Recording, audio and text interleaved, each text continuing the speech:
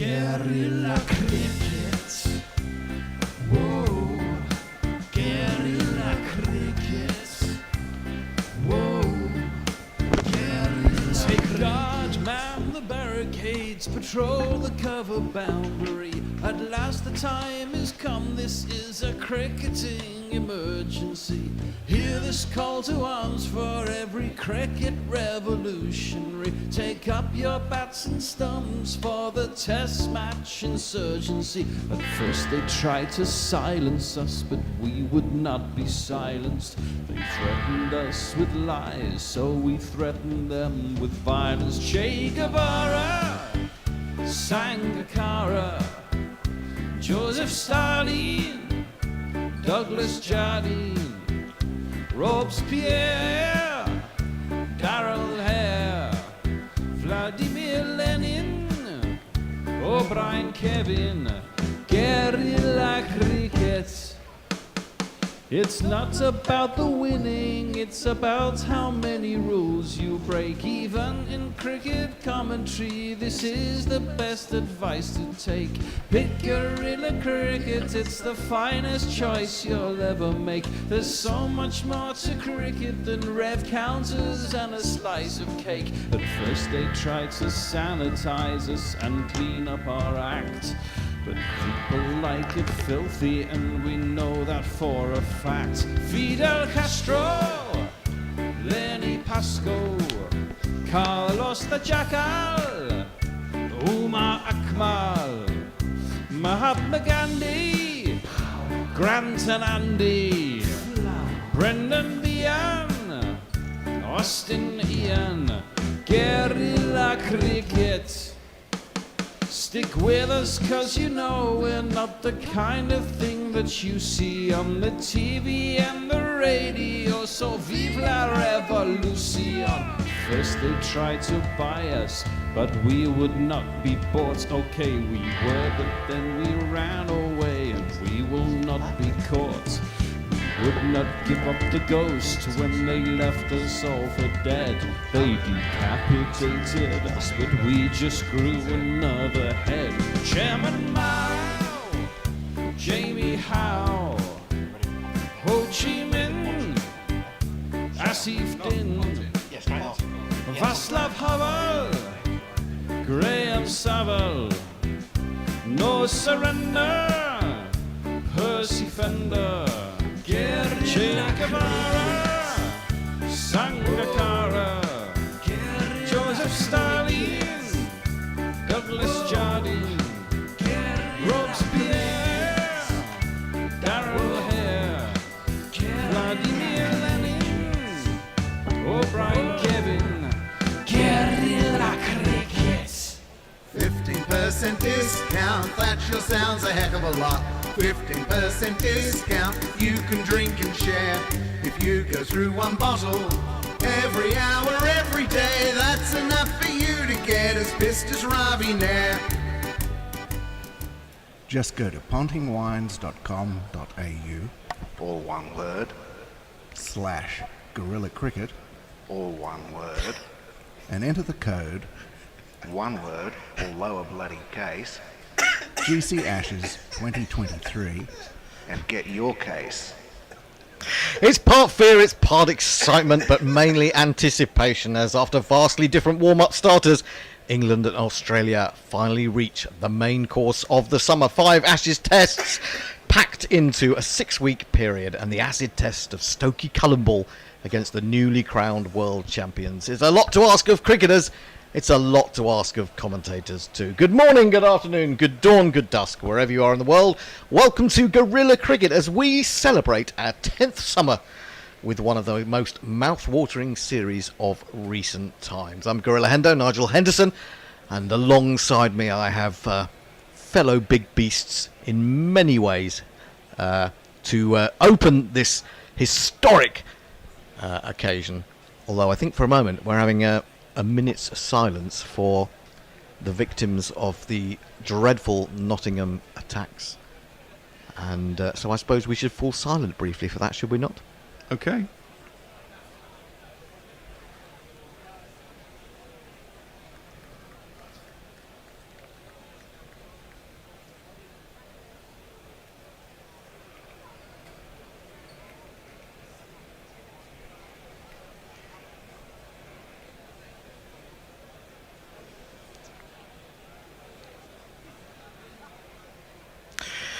That was a minute. Well, it wasn't quite a minute's silence from us, but it was a minute's silence in memory of those victims of the Nottingham attacks. Well, as I said, the big beasts of guerrilla cricket are here. Alongside me on my right is the bear. That was the bear chortling and coughing and hacking. You could hear as we played that jingle, which of course is noting that we are being. We partnered with Ricky Ponting Wines for this series, and some very lovely. Drinks there are to be had. As you will see if you're watching us on YouTube, you can see the glasses are ready, the bottle is ready. Now, wouldn't you say, Tony, that the Ashes is the pinnacle of cricket? It's almost like you prepared that. Almost as if I did. Well, yes, indeed. And the wine... Indians may not agree. The wine that we're going to drink today is called the Pinnacle because it honours the most famous of all cricket battles. It's a McLaren Vale Shiraz.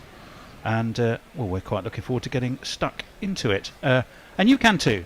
We will tell you as the day progresses how.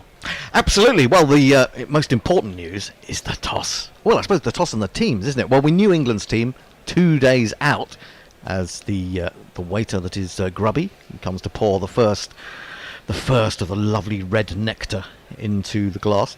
We knew the England team. No surprise there. Ben Duckett, Zach Crawley, Ollie Pope, Joe Root, Harry Brook, Ben Stokes, Johnny Bairstow, Moeen Ali, Ollie Robinson, Stuart Broad and Jimmy Anderson. For Australia, all the talk was whether Hazelwood would come back in for Boland, but he hasn't. He's come in for Mitchell Starc. The Australia team reads Usman Khawaja, David Warner, Marnus Labuschagne, Steve Smith, Travis Head, Cameron Green, Alex Carey, Patrick Cummins, the captain, Nathan Lyon, Josh Hazelwood and Scott Boland. And the news is that England have won the toss and will bat. Thank you, Skivvy. I've just been handed my first glass of wine of the morning, and I'm sure that'll be very nice. So England are batting, massive roar at Edgbaston. We're told by Gary Naylor, who's there when that was announced. But it means we're right into Stokey Cullenborn from the off, are we not, Bear? We are indeed, and this is going to be I can't imagine that Crawley will last very long, but it's what happens after that.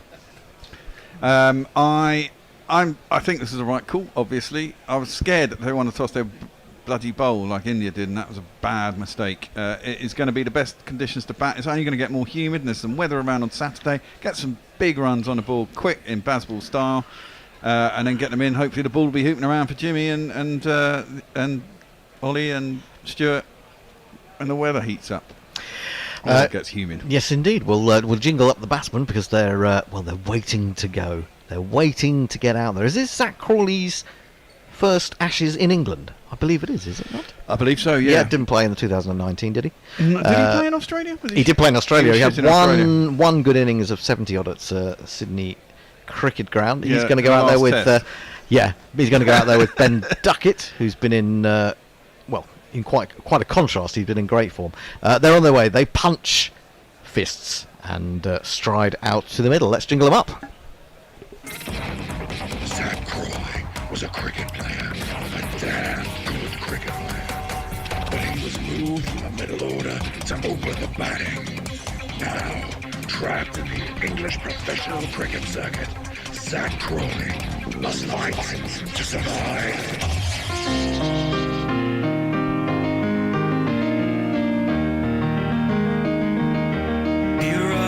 Smile, and he's going places. He's looking good now. He's in with the aces. He was up at Stowe School playing T20. He might play for England, but he'll still be Ben Duckett to me.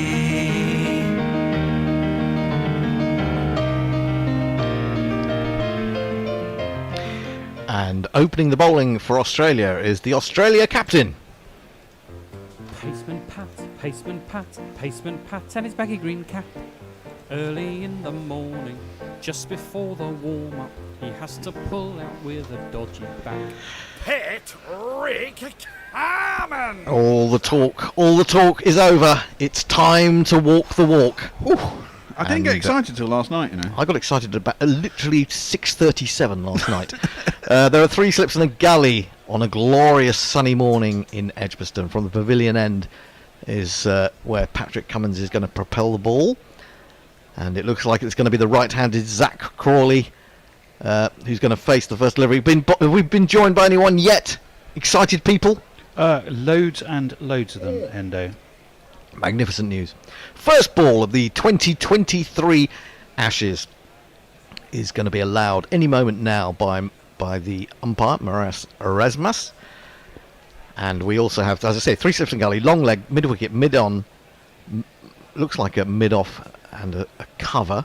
And in comes Patrick Cummins, bowls to Crawley, smashes it. He's absolutely creamed it. There's no one out there. There's someone at backward point, but that has gone for 4. What a statement that is from Zach Crawley. Out next ball.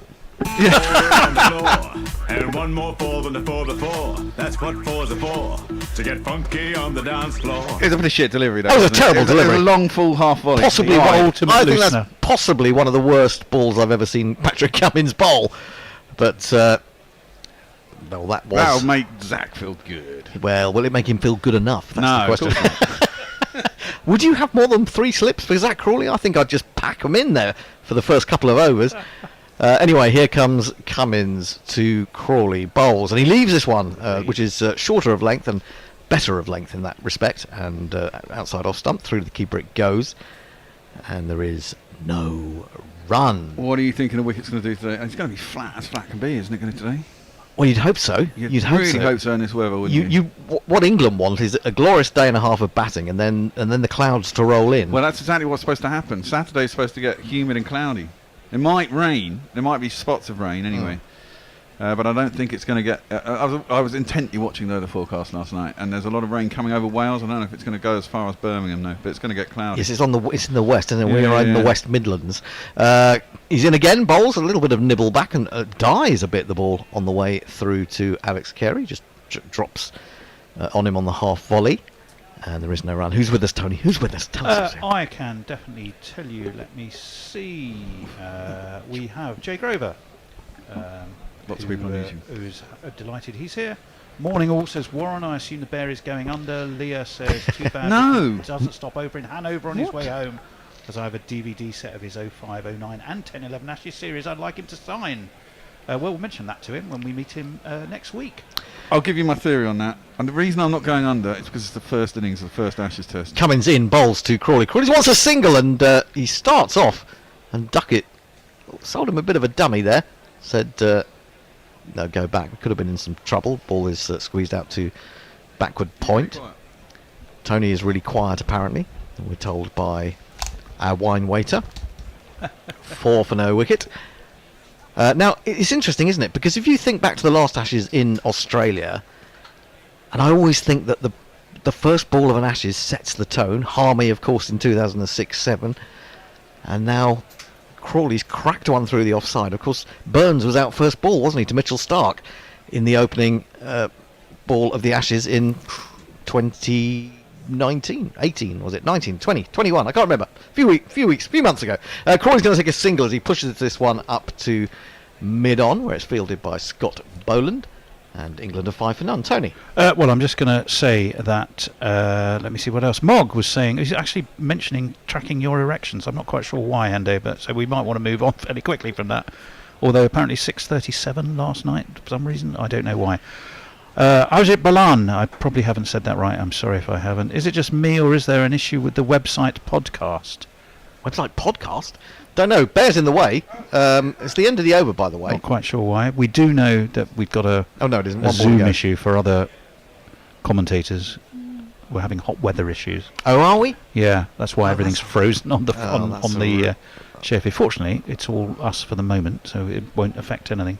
Well, so it doesn't affect... I should say, of course, that we are doing this in association with White Line Wireless, our friends from Australia. Oh, indeed. Well, they start off as friends. Whether they will be after the first day, who knows? Cummins in onto the legs of Duckett. Duckett clips, but straight to mid-wicket. Travis Head, with the extraordinary moustache, does the fielding. I can't believe Travis Head has gone up to number 3 in the official rankings of Test players, but he has been in good form. Who's joined us on Twitter? Jay Grover says, Zach always feels good because his Dar owns fucking Kent. Yes, he may well do, I suspect. I can tell you equally, there's loads of people over on YouTube. Dar Azizi, good morning to you. Stephen Kelk, Suter Who. Oh my word, it's just going on forever here. Where do I start? Harun Sharif. Daniel Keevy, hello. Don Diego, hello. Rich Turner Music, hello. Paul Coffey, hi to you. Pour coffee. Yeah. Good Alan idea. Turfmore. Ricky Ponting Wines, he says, but yeah, it does add lol. I can tell you they're very tasty. We're certainly enjoying the Shiraz. This is superb. Jeff Perkins, you aren't starting with the first session. Thought about that and decided to go with the Pinnacle, Jeff. It being the Pinnacle and all, and the first day of the Ashes. But yes, we did think about that one, I can tell you. Nick Vickers, come on, England. Whom else? Scott Harrison, nervous, didn't sleep. Oh, sorry to hear. Sorry to hear that, Scott. That hopefully will keep you awake through the day. Christopher Hansen, good morning from Copenhagen. Hello, Christopher. Delighted you're with us. Michael Bedford. Is that blind Pew in the middle? I think that's you, Hendo, in your John Lennon glasses. Oh, you're Andy Warhol. I think they're much more Andy Warhol than... Well, they work as glasses, and so I just kind of forget that. Do you they're have the on. black spot there, if you're blind? Hazelwood to start. Bowling to Crawley, and Crawley whips that away past square leg. That's another glorious shot. This is a glorious 9 that Crawley has already scored. England are 9 for none. It's me, and she. It's me, and she. Well, Duckett has faced 1 ball, hasn't scored. Crawley has faced 6 balls and has hit 2 4s and a single. But if you bowl it there, then he might do quite well. Crawley, of course, Hazelwood coming back in without any real cricket action because of his injury. It's only red ball cricket action. He's in again to Crawley. That's a much better line for Zach Crawley. Defends it, thinks about the single. The man that, when I say extra cover, he's sort of covering ground between extra cover and mid-off, trying to stop any of those drives, however straight or wide they may go. Far be it from me to belittle the great Zach, because they were glorious shots. But 5 of that 9 have come from what, frankly, were definitely looseners. Yes. You mean 8 from that 9? Of well, yeah, that's probably true. But Josh Hazelwood, love him. You've got to love anyone whose middle name is Reginald. I'm all for more Reginalds in cricket, please. Is your middle name Reginald, by any chance? Funny enough, it is, yes. 3 slips in the gully. Hazelwood in, left alone by Zach Crawley. Didn't have a flash at that one. Good length delivery. And it goes through the keeper. No sign of any movement off this track, which is very straw coloured at the moment. And Crawley goes down the wicket to have a little prod. Don't forget, of course, that not only are we promoting Ricky Ponting's wines today, we are also running all series. In fact, we are running the GPL, the Gorilla Prediction League, and well, this could be a fascinating day to do it, couldn't it? 46 quid in there at the moment. Go to gorillacricket.com, find competition across the top, and then you will get instructions how to enter. You could say it's 2 slips in the gully, isn't it? A very fine gully. There's a space between the second slip and that man.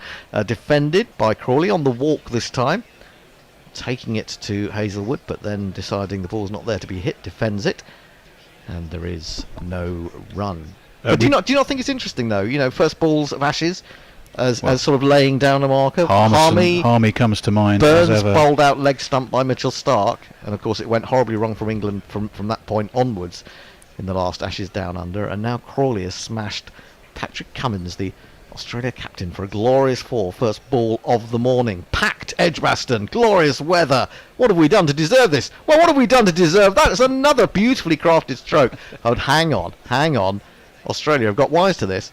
They put a man out at deep backward point. He runs round, and it's only a single. So they're cutting off Crawley's only shot.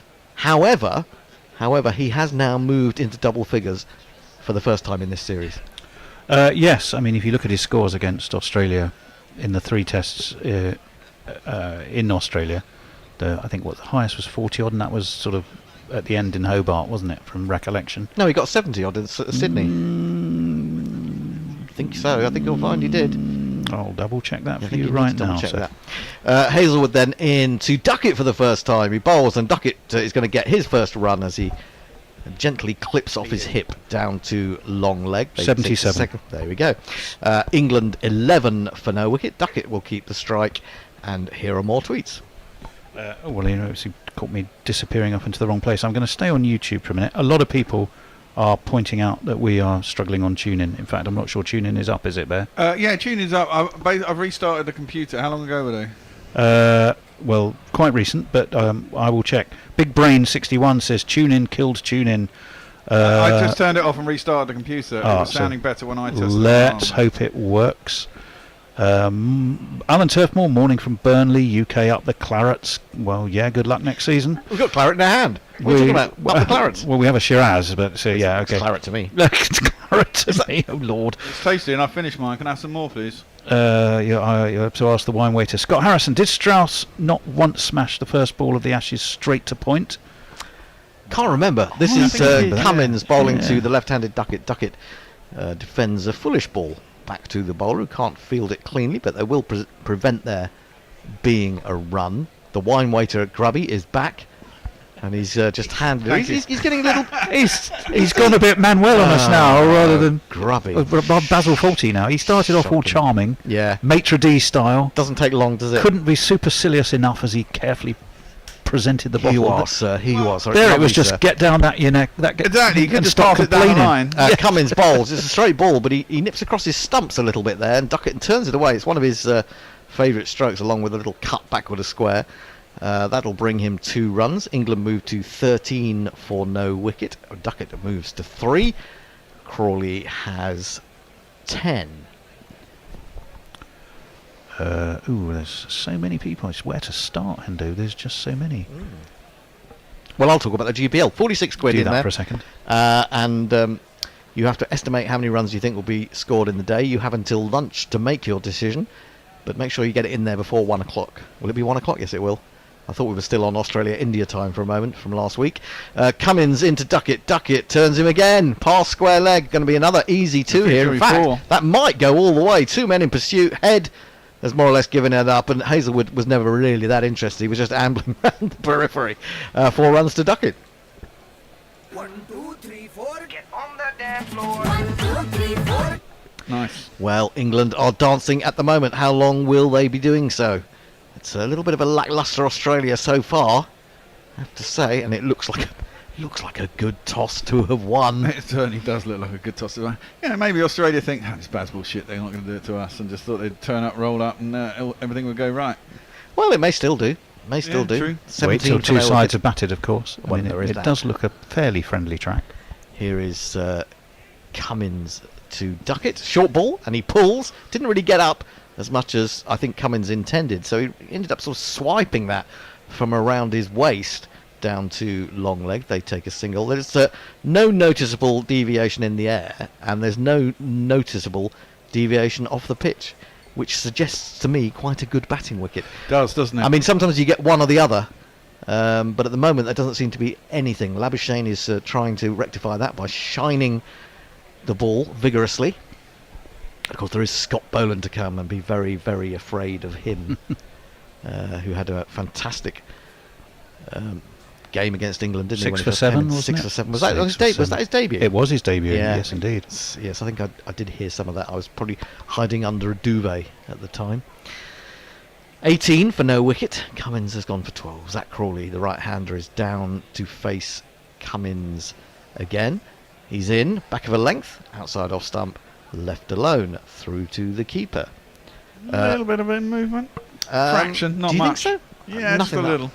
Maybe it's just the angle of the camera, but it seemed to just duck in a bit. Well, I haven't seen anything so far. But then maybe the bear's eyes are better than mine. Don't think so. Well, you are a few years younger. I am a few years younger. I need new glasses. Yeah, well, I'm looking through dark glasses, as people have pointed out. Through a glass darkly, in fact. Indeed. Are they prescription lenses? No. No. In comes Cummins again. Bowls to Crawley. Crawley tries to turn this, gets tangled up. Ball drops out into the offside. Cummins follows through to pick it up. It's the end of the 3rd over of the morning, and England are 18 for no wicket. Tony. To it to woo. Wines for 11s. Is that wise? Enjoy the series, yes. No. Well, thank you for to it to woo. And delighted to hear from you. Hi to Hombre Nuevo, t-shirt designer, artist, and gorilla fan supreme, patron, and stalwart of the GPL. Indeed, which is open. 46 quid. Yep. Started. Yeah, the more of you, as I say every time, the more of you that take part, the bigger the pot becomes. Smooty's here, ready for action with his gorilla mug, which he sent us a picture of with him there. So hi, Brilliant. Smooty, Brilliant. great to see you. And I'm in trouble with Jay Grover. This series is only, 15 minutes old. Nice. And I'm already in trouble for not reading all of Jay's tweets. Well, I want to say to Jay, there's some absolutely fabulous. Some of these new designs look absolutely fabulous on shower curtains. They look brilliant on shower curtains. Fucking amazing. I on put one shower up the other curtains. night. The Jimmy one is now my shower curtain. Exactly. That one. In fact, I Folks MIA looks really good. Missing in action, folks without his head, basically. That's a brilliant one. There's You'll Be Stoked. And then there's, of course, the Jimmy greatest of all time. There's the Brookings. Chirping. There's Harry Brook one as well. Yep. Australians are brooking it. Go and have a look at our merchandise on GorillaCricket.com and find merchandise across the top. Hazelwood into Duckett. Duckett pushes into the onside. Crawley is keen to come, but Duckett says no again. And Crawley and Duckett have a little chat with each other as if to suggest that one did not quite hear the other. But there was no real danger. They made their decision quickly enough in the end. We're just seeing Ben Stokes in his bucket hat. Have we got any? Apparently, Redbubble, which is our merchandise store, They do they're bucket doing hats. bucket hats. Yeah, so all our designs are on bucket hats. So there you go. If you want a bucket hat, you can get a gorilla bucket hat. A gorilla bucket That hat would be with, very with cool. Jimmy on the front. Full and driven, but straight to mid-wicket. And there is no run. 18 for no wicket. All these things, it's almost impossible to keep up with the number of good things we do for you, apart from commentary. We suggest fine wines. We offer you the GPL, in which you could win lots and lots of money. We offer you some of the greatest designs in cricket T-shirt history. What more? And of course, Patreon. You could become a patron. Patreon.com/Gorilla Cricket. If you love what we do, why not pledge an amount to us each month? In comes Hazelwood. Outside the stump, but he's almost played on. He's played the Vatican slice. Well done, Ben Duckett. Get one of those in early, and it's 4 runs. 22 for no wicket. He was probably worried that he was going to hear the death rattle after playing at that one. Oh, could so easily have gone back onto his off stump. Maybe it's going to be Ben Duckett's day. She wasn't as close as it looked from front on. We're seeing about 18 different angles. I'd say it's close enough. Close enough, close enough. But no cigar for Australia. 2 slips in the gully. They've already gone on the defensive. Has he edged that one? I think he has. Duckett has gone. And Stokey Cullen ball has lost its first victim in the Ashes. England are 22 for 1. He may not have played on, but he has edged behind. Well taken by Carey. And the fanatics are up and applauding. The crowd says, the crowd says, the crowd says you're out. That's very disappointing. I don't think the ball did anything much, did it? Not really. No, he it's was just trying to trying to force guide it. it down to backward point. And he's got a little edge through. It's a bit of a one-day shot. And that is the area that you would think that Ben Duckett would have trouble with. He's rather gently shaking his head as he goes off. And is passed by Ollie Pope going in the other direction. Ollie Pope, for whom and when Ollie Pope last captained. Well, you've got school? You've got the experience of Stuart Broad and Jimmy, of course, to call upon, amongst others. Suppose you have. GC Radio Naked Fun Pornbot. Are you tracking length, girth, number, and duration? I'm not quite sure Certainly. what that relates to. I'm going to finish Jay's tweet so I don't get in more trouble. Oh, that's a fine way to start the fucking series, Tony. Not reading my tweets. This might be a long series. If you do not celebrate death, you cannot celebrate life. Well, 2 very specific deaths. Okay, fair enough. Jersey Oak, no fast bowler, piss poor test spinner, iron gloves wicketkeeper. We're doomed. Who's that from? That's Jersey Oak. Had to be Jersey. Bear, apparently tune-in is okay, but the website feed is not. And it's just going in and out, and it's not Well, then just... go tune in. Lots of people are telling us that. There's nothing I can do about it. It's to do with servers and shit, you know. It's the fucking internet. Are we going to jingle up the new batsman? Maybe let him face his first ball.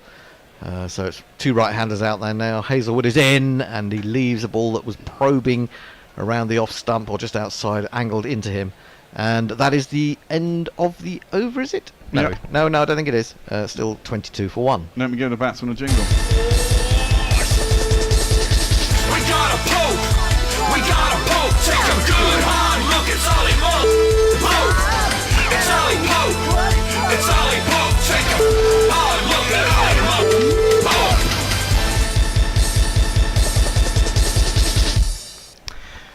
seeing Duckett go again. It didn't do a great deal of No, ball, it maybe didn't. a little bit of nibble, maybe mainly the angle, driven by Pope. They are on the defensive already, though, Australia. 2 slips in a gully, and now they've brought a mid-off in for Ollie Pope, so they're trying to cut off shots that these particular batsmen like, and that is the end of the over, 22 for 1. Farong, greetings all. I hope everyone is well. If those of you who are supporting the other, if those of you who are supporting the other mob, the Ashes, no other series comes close to it. Cheers. Matsell does say, looks like TuneIn isn't playing, not on Alexa nor website. Watching you on YouTube instead. Big Vern, all right, lads. I'm copping some heat from the filth at the minute, and need you to lay low for a while. If anyone asks, I've been here all day and you never seen nothing. Righto, Big Vern. Your secret is safe with us. And all the other people listening to us. And everyone else listening. Django, morning chaps, listening while walking to Tesco's to enhance their future turnover and profit, sporting an old OD t-shirt. I do like the new England bucket hats. Yeah, the entirely gorilla sure. ones. Get the gorilla ones. Get a gorilla one instead. Cummins to Crawley. Crawley onto the back foot, turns it into the onside. Easy single. All picked up. There's quite a big gap there. The man, the only fielder really, is at mid-wicket. And, well, you know that Australia weren't supposed to be bothered with Stokey Cullen ball, as we're calling it. They do seem to have made plans for it, let's put it that way. And you wouldn't expect anything less, really. So I would suggest that they are trying to cut off the run supply as much as they can from a very early point, because 2 slips in a gully is very defensive at this stage of the game, I would say.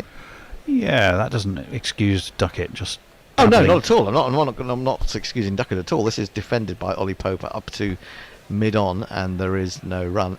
But what you don't want from a Stokey Cullen ball perspective is England giving wickets away in that way. A ball that really didn't necessarily deserve a wicket gets one. Well, I think he'll definitely feel he's missed out. I think so, yeah. He'll be trying to put it behind him, but at the same time, he will be kicking himself because it seemed just quite innocuous. Yep. And not at the stumps. And he didn't need to play. I think that the Vatican slice before it had sort of discobobbed him a bit. Could be. Cummins in, bowls to Pope. He's going to get underway as he forces through square leg. There's a deep square leg, a long leg, a deep backward point. So already 3 men on the boundary for Ollie Pope. But of course, we have to remember about Ben Duckett. He's the man who leaves the least number of balls in Test cricket. So he wasn't going to leave that one, was he? No, well, that's true. He's yes. only left 8 balls in his career. Well, he had at that point. I think there might be a few more since we have. grabbed that stat. Well, I'm going to keep saying that anyway, so that there was a point against Ireland at which he had only left something like 8 balls in his career. Yeah, his new career since he came back, not his first career. Not his first. Don't forget, there was Bangladesh and 2016 and 17 was a long time ago. Cummins to Crawley. Crawley wants another single as he comes forward to that, steers it off a thick inside edge into the onside, and they take a single. England move to 25 for 1. If you're just joining us, where have you been? How dare you miss the first ball of an Ashes series? I'll be expecting all sorts of reasons as to why you weren't here. We will be checking up on you. Do you need a note? I do need a You note. need to bring a note. I need a note. You're going to be absent. Or if you've been absent for the early knockings. Anyway, Pope settles down, waits for the Aussie captain to bowl. He's in, and Pope is across his stumps and tucking away into open space on the other side, and they're going to come back for 2. That's very cleverly played. People, thinking on their feet a little bit here, England, and the crowd appreciating it. Pope moves to 3, England to 27 for 1. Into the 5th over of the morning, or almost completed the 5th over of the morning. Cummins none for 17 at the moment. So just seeing that there's a diagram of the fielding setup that we were describing to you. In comes Cummins again, bowls to Pope. Pope is right forward, bat and pad close together. You will not see a better example of the forward defensive than that. It's the end of the over. 5 overs bowled, England 27-1. Tony. Jay Gray was getting jump scared by the bear's head, which is infinitely superior than getting jump scared by the bear's arse. Apparently, still scary mind. Matt Searle. I've never watched on YouTube before, but as I loaded it, my name is scrolled across the bottom of the screen. Is that some kind of omen? Well, you go. Can I just tell people that if you go to patreon.com/Gorilla Cricket and are generous enough to give us $10 a month or more, your name will be added to that scroll. Oh, yes. So people will see you and you'll be famous around the world. Leah very quickly saying, man, I love Sehwag. Just look at him playing his shots. Doesn't even seem to be hindered by the Crawley mask he's obviously wearing. Oh, I would sneak Virender Sehwag into a Crawley mask if I could. Definitely. Hazelwood to start his third over of the morning. He's into Crawley. Crawley's down the wicket and then works it very skillfully indeed out to deep square. Thought about a second, but I think one is all they're going to take. England moved to 28 for 1. Now, of course, we did do our Gorilla predictions earlier in the week, and if you go to our timeline, look back, or even go to our website and look down the news features, you'll find that we've opened the Smaximum, which is another free, well, it's not a freebie, it's what you get if you become a Patreon. It's a weekly newsletter. We've opened it up to everyone so they can see what the kind of thing that we do. It's moderately amusing, not as funny as we think it is, but possibly quite funny. Oh, I chortle at it. I chortle too. The ones I don't write as well. Onto the front foot comes Ollie Pope, looking in good fettle, and defended into the offside. There is no run, so Hazelwood, brought back into the side, already has another wicket to his name in Test cricket. What a fabulous bowler he has been over the years. They just keep churning them out, Australia, don't they? Yeah, they do. Churning out good, accurate, medium fast bowlers. Here is Hazelwood again, running in, bowls to Pope. Pope thought about the drive, left it alone, through to Carey it goes. There is no run. Can I just say hi to Peter Ward, who said, morning Gorillas, from listening to you from sunny Dundee. Tuning is fine for me, convalescing after an operation. Hope to be released today. What, from hospital or Dundee? But either way, Peter, we hope you get well. We hope you get well soon. Website feed is still cutting in and out. Yeah, okay, that was Messrs. Leah Welsh. You must be obeyed. Commander-in-Chief brackets home demands it. He has to do it. I'm not quite sure what. Here is Hazelwood again into Pope, brings it back. So there is a little bit of movement there. He's managed to get that one to go. And defended solidly by the Surrey man up to mid-on. Talking of Surrey, what an amazing victory that was this week, chasing 501 to win. Dom Sibley, wasn't that the slowest ever champion I think it was the second slowest, I thought it was. But the last one was like about the 1920s or 1930s. He's something. not getting back in England side. He's not going to get back in the England side, but I actually have to say, I think it was an amazing innings, not just from his sort of, ability to stay out there in the heat, because it's been very hot in England the last few days. But also, there were 3 centuries in that innings. I'll come back to that in a minute. Hazelwood is into Pope, brings one back, but he plays it with the movement into the onside. Plenty of space there for a single. They'll run through for that. What was amazing is that he batted for about 10 or 11 hours for his 140 not out. Ben Foakes played a normal innings of about 124, I think, off 211 balls. And then Jamie Smith smashed 114 off 77 balls. Yes. So shows it can be done. You had almost every kind of century that you could possibly have. I think it was Grubby on our little WhatsApp group said, in a world that's zigging, Dom Sibley is clearly zagging. Yes. Yes, indeed. Hazelwood into Crawley. Crawley, well, he played a little bit across that, I thought. If he hadn't got bat on it, he might have been in trouble, but he does. And it's Travis Head at deep mid-wicket, so just a single. So they can just see how Australia are biting into England's gains, or normal gains here. 30 for 1. Warren says the GPL page or PayPal is Flintoft, apparently. There. For fuck's sakes. Everything's there to trial you this morning, isn't it? Yes. That's the way it goes. Matthew Cullen, good morning, Gorillas. I am ashamed to be late to this most glorious of days. Was Crawley's first shot as good as the live updates made it sound? It was a glorious shot, but it was let's say kindly, a gentle-ish loosener. But they're there to be hit, and he hit it beautifully out through extra cover. Colin Suter, the pitch looks so flat, makes Pakistan look like the Grand Canyon. Abith Balan, I'm terribly sorry. I've had 3 goes at trying your name, and I'm not quite sure I've got it right. I'll keep practicing. If England can score at over 4 runs per over against Boland, they will whitewash the Aussies. Otherwise, it will be the Australian edition all over again. Cummins to Crawley, and Crawley's hit on the pad as he comes forward. He's thinking about a leg by, Inside edge. but I don't think Pope was interested. Could have been a bit of an inside edge. There was no appeal. Who was that saying about the GPL? The GPL's open because people have entered. So maybe it's just a fault at their own end. Can you double check on their GPL? If you can't get tickets, PayPal can be really tricky in some places. Let us know if you want how many tickets you want, and your email address or your username or something, and I can go on the back end and add them manually if you donate the money through the normal process. Okay, there you go. All things will be sorted out by the bear. Cummins in, he's found the edge, drops short of slip. Steve Smith, and I think I detected a sort of loosening of the hands there by Crawley to help it drop in front of the slip. So maybe say that was a skillful piece of batting. And if he could do that with everyone that he edges, make sure that he doesn't carry, then he's got more of a chance of being a very effective cricketer. Just hints that the ball is beginning to just move a little bit now. And we've said that a lot, haven't we, about England.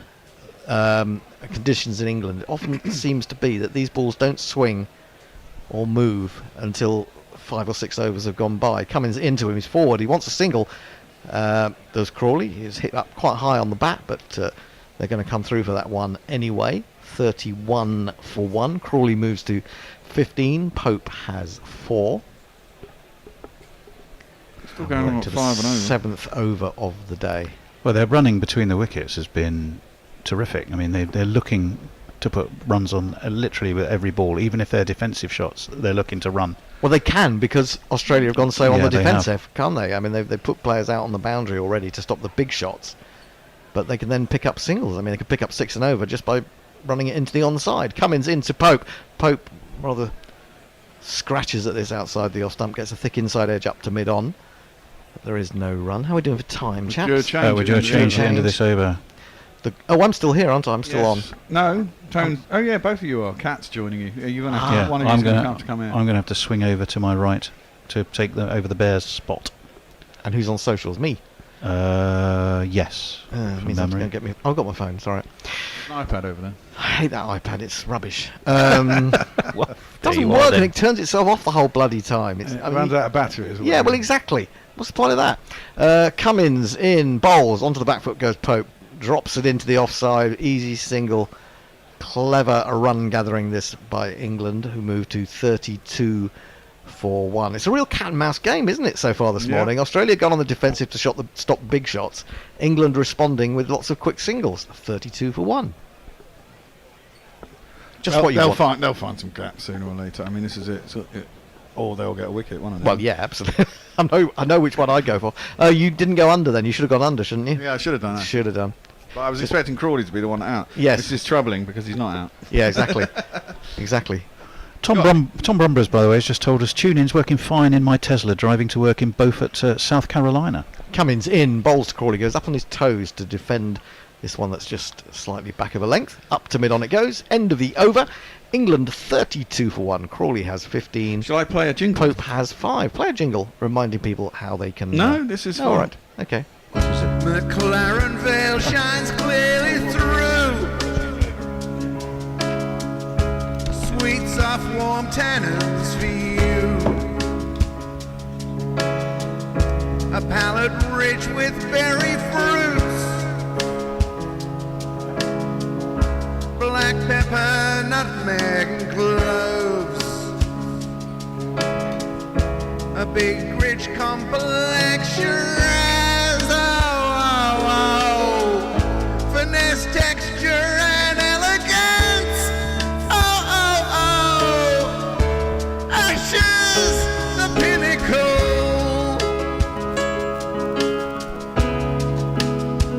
He gave no quarter. Indeed, celebrating the pinnacle. Hazelwood is in.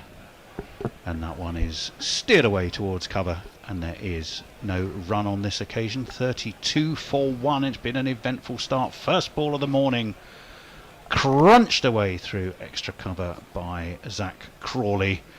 It wasn't the best ball Cummings will bowl this series, I would venture, but we've already lost Ben Duckett. I hope it is. Already lost Ben Duckett. A Vatican slice, one ball, possibly discombobulated in the next ball, slanted across him by the wily Hazelwood, and Duckett chased it an edge to slip. So 32 for 1. 2 slips are down. That's a fuller ball and left by Ollie Pope through to Carey. It goes. No run, but this over rate nonetheless, as England, Hendo, have been, well, first of all, most importantly, Say hello to Australia. I should say hello to Kat. How rude. Hey there, hi guys. Hello. With the Australian accent. Are you as excited as we are? Yes, it's so exciting. It's incredible. Listening to Jerusalem, sort of drifting through the stands. It was just wonderful. Fantastic. And you'll be happy enough, I would imagine, with an early wicket. Well, I'm happy Hazelwood was selected, or we would be still no wickets down, right? I don't know. We might have found a way to get out to Stark. You reckon? Dave Wood's funky predictions, by the way, your next tweet, Hendo, as this one's worked away by Pope straight to mid-wicket. The unmistakably mustachioed Travis Head dives to his left, and there is no run. It's 18 minutes ago, I'm afraid. Oh lordy! And it has a great picture above it of someone in a Ashes t-shirt. Sure. Played that nicely, didn't he, Kat? Did Pope? He was moving. He wanted to be taking the single before he'd even hit that one, and it wasn't quite on, but good to see them wandering around and warming up their legs. About England. This one's wide of the off stump, and that was a fairly positive leave by Pope as he watched it through. He must think he's at the Oval, because this track does seem to have sort of Ovalesque characteristics, I think, in terms of maybe a tad more bounce. There's definitely a little bit of lift there, and we've seen a bit more movement, Kat, than in the first half hour. All of a sudden, 7 or 8 mostly overs from in. Cummins, I think, rather than Hazelwood. Hazelwood's still pretty much straight down the seam, I think. Well, no, that is very true. What's the run rate? However, I think, look, I don't want to put the moz on Crawley, and he's not on strike anyway, but Pope looks more comfortable than Crawley. Hazelwood in, slightly short. It's cut away past where third man would be, and it's 4 of the Queen's finest. I beg your pardon, the King's finest. 4 for Ollie Pope. Yeah, Dave Wood's been in touch with some look mate funky Ashes predictions. He's going to say look mate all day, I think. Dave Wood was promising that on our Discord channel this morning. First Hendo rant, day 2, 14:23. Better go under 48 times. Marcus to be sectioned under the Mental Health Act 4 days into the third test. You mean Marnus, Labuschagne? Ollie Robinson to become first player to be hanged for treason mid-series. Hazelwood in again. Those 2 slips go down, and it's just nudged off his toes. But some speed in this outfield as well, because that's he hardly seemed to touch that. He just guided it past square leg, and he's going to get 2 for it, is Ollie Pope. So good example of letting the ball do the work. David Warner it was, I think, who went barrelling after that. We were all wondering, was it going to be the morning where Broad and Warner came head to head? Not Travis on this occasion. But no, not today. England won the toss. Ben Stokes didn't hesitate. We all thought, would he? Could he? He won't he? And he didn't. And he didn't. Let me catch up with the tweets. Matt Searle's got a lovely traditional attire for the first day of the Ashes. Nearly picked my GC Bigger World Cup one, but didn't want to match the commentary team. I haven't got one of those on. I've just got an ordinary polo shirt on. But he's got a lovely picture of Richie Benaud, who has to be the biggest iconic commentary figure of all time, as far as I'm concerned. Certainly as far as cricket is concerned. That's it, we're doomed, says Steve Kellett. Great bit of commentators cursing from Hendo the ball before. That was talking about getting Ben Duckett out. The collapse is on, says Josie Oak, who might have written the previous tweet. All out for 127 mid-afternoon. Tom Brumbers says, tune's working fine on my Tesla. We've done that one, strangely enough. No, I jumped in. I am working on headlines for the tabloids. Cummings castrates Bazball. Bazball's teabag, baggy green. Pope excommunicates Australia, etc., etc. That's GC Radio Naked Fun Porn Bot. And we have the first change of bowling of the morning. Completed 38 for 1. And it's going to be this fellow into the attack to bowl his first Ashes ball in England. Here comes Scotty bowling. And it's full and it's driven by Crawley, but this time with 2 slips in place. There's a pretty short cover and there's a short and fine mid-off, and it went straight to the latter of those. So they clearly have a plan to work Crawley's off stump, and Scotty Boland Cat is the man to do it, right? You don't have to be a cricketing genius though to do that, do you, Cat? Really, to work Zach Crawley's off stump. I mean, I think everyone who comes up against him probably has that approach. Ways to get to Crawley: work his off stump or down the M23. In comes Boland, defended by the town in West Sussex, away into the offside. Out to mid-off, no run. And well, he middled that one, but I think I've seen Crawley, edged it just in front of slip a couple of overs ago, and then there were a couple more that he edged out into the onside, or they were streaky little edges. He certainly wasn't middling it as much, so I think Boland has his eyes on an edge here from Crawley. By the way, Kat, we're drinking Pinnacle, the McLaren Vale Shiraz this morning from the Ponting collection. Wonderful. So cheers to you on that, and we're delighted cheers. you're with us. This one That's defended. Early. It is. Yeah, it's never too early. It's 12 o'clock somewhere. Worked away into the leg side. No run on this occasion. 38 it's okay. for It's 1. 8:30 p.m. 8:40 p.m. in there Melbourne. you are. Just Well, there working you on are Melbourne then. time. We're working There you on are Aussie then. time, aren't we? That's We what are. we're doing. We are. Yeah. 38 for 1 still. 15 for Zach Crawley, who got off the mark this morning in spectacular style. Duckett the man to go, though. He was caught behind of the bowling of Hazelwood for just 12. Wouldn't call it a working over. It was a 2-card trick, really. The inside edge that he could have chopped onto his stumps, immediately followed by fencing away outside of the off stump. This one's wide and driven again. Crawley likes it wide. Is there a man out there? There is. Is he going to get to it? He is. Is it Travis Head? It is. And they'll take 2. You're never going to miss Travis Head, Cat, are you? I mean, it's the classic Aussie walrus moustache he's sporting there. He's quite distinctive there. Yeah, certainly. It's a Mitchell Johnson style handlebar, I think. It is. You know, he reminds me of, and maybe I'm not sure, Cat, whether you'll know about this. Know this person. I don't know if you're a jazz fan, but he reminds me a bit of Chick Corea. Oh yes, he does, doesn't he? Do you see? Get the Chick Frank Corea Zappa. look? Frank Zappa had a moustache like that for a large part of his career from memory. 40 for 1. Edgbaston absolutely packed. Sunny days, blue sky. Oh, and that's a little bit inside edgy. I think that's be kind to Crawley. He was tidily in behind it. He's replaying the shot and he's twiddling his bat. What do you think, Kat? I mean, this field placing by Australia, having the man back at deep backward point or just a sort of deep point, cutting off the 4s, but if England can still pick up 2s, I mean, they'll be reasonably happy with that. Or are they basing it on the fact that England will get frustrated by that, do you think? I think it's deliberate. I think they're wanting England to hit out a little bit. You never know. That might be tempting Crawley and something might go in the air. So And that one is strategy. past the outside edge from Boland, and that one just did enough as it pitched and just moved a shade past the outside edge. Let me catch up with some tweets. Frong says, is this type of field allowed during Power Play 1?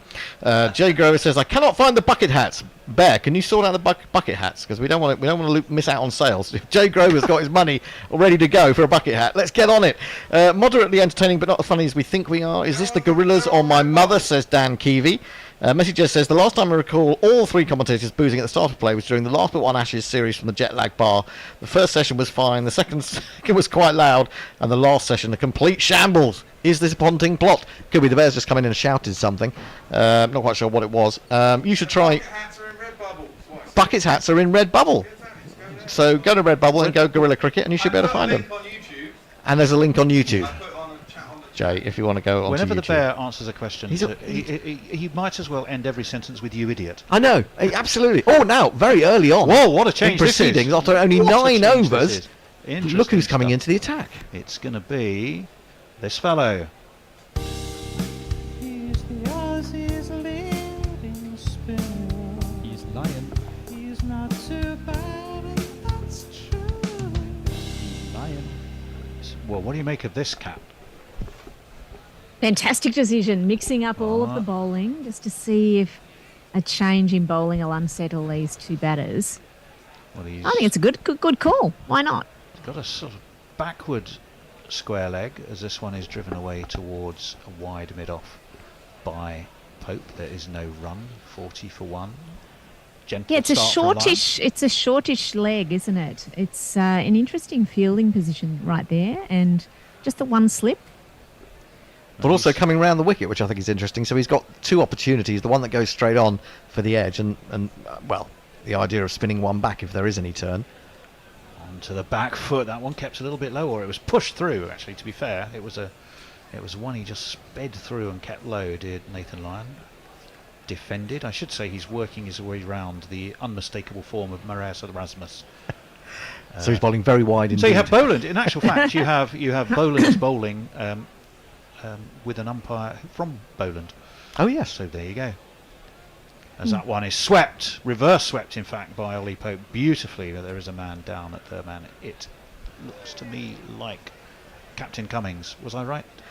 I can't believe Captain Cummings would be well, right down there. It seems an odd place.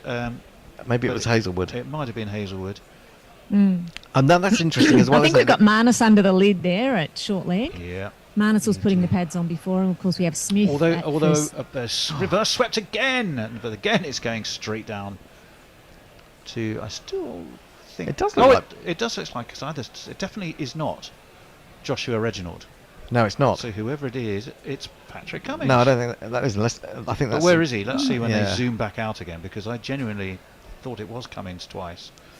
First time I thought, well, that's a bit, because I thought, that's a very odd place for a captain to field. Doesn't make sense to me. Are we getting a trifecta of reverse sweeps here? Lyon, well, no, we're not. This one, he's more conventional. Dab. Backward of square. They take a single this time. So constantly, England's approach is to not let bowlers settle. They always want to keep that scoreboard ticking, Cat, don't they? Putting the pressure on. I mean, even the wicket. He scored 12 from 10, so he was pushing it as well. Both openers really pushing it. In and they've comes settled Lyon down a again. little bit now. Down the track comes Crawley. That's beautifully driven away, wide of mid-off. It's sort of somewhere between mid-off and extra. It's a gorgeous drive, and Zach Crawley will move on to the power of 4.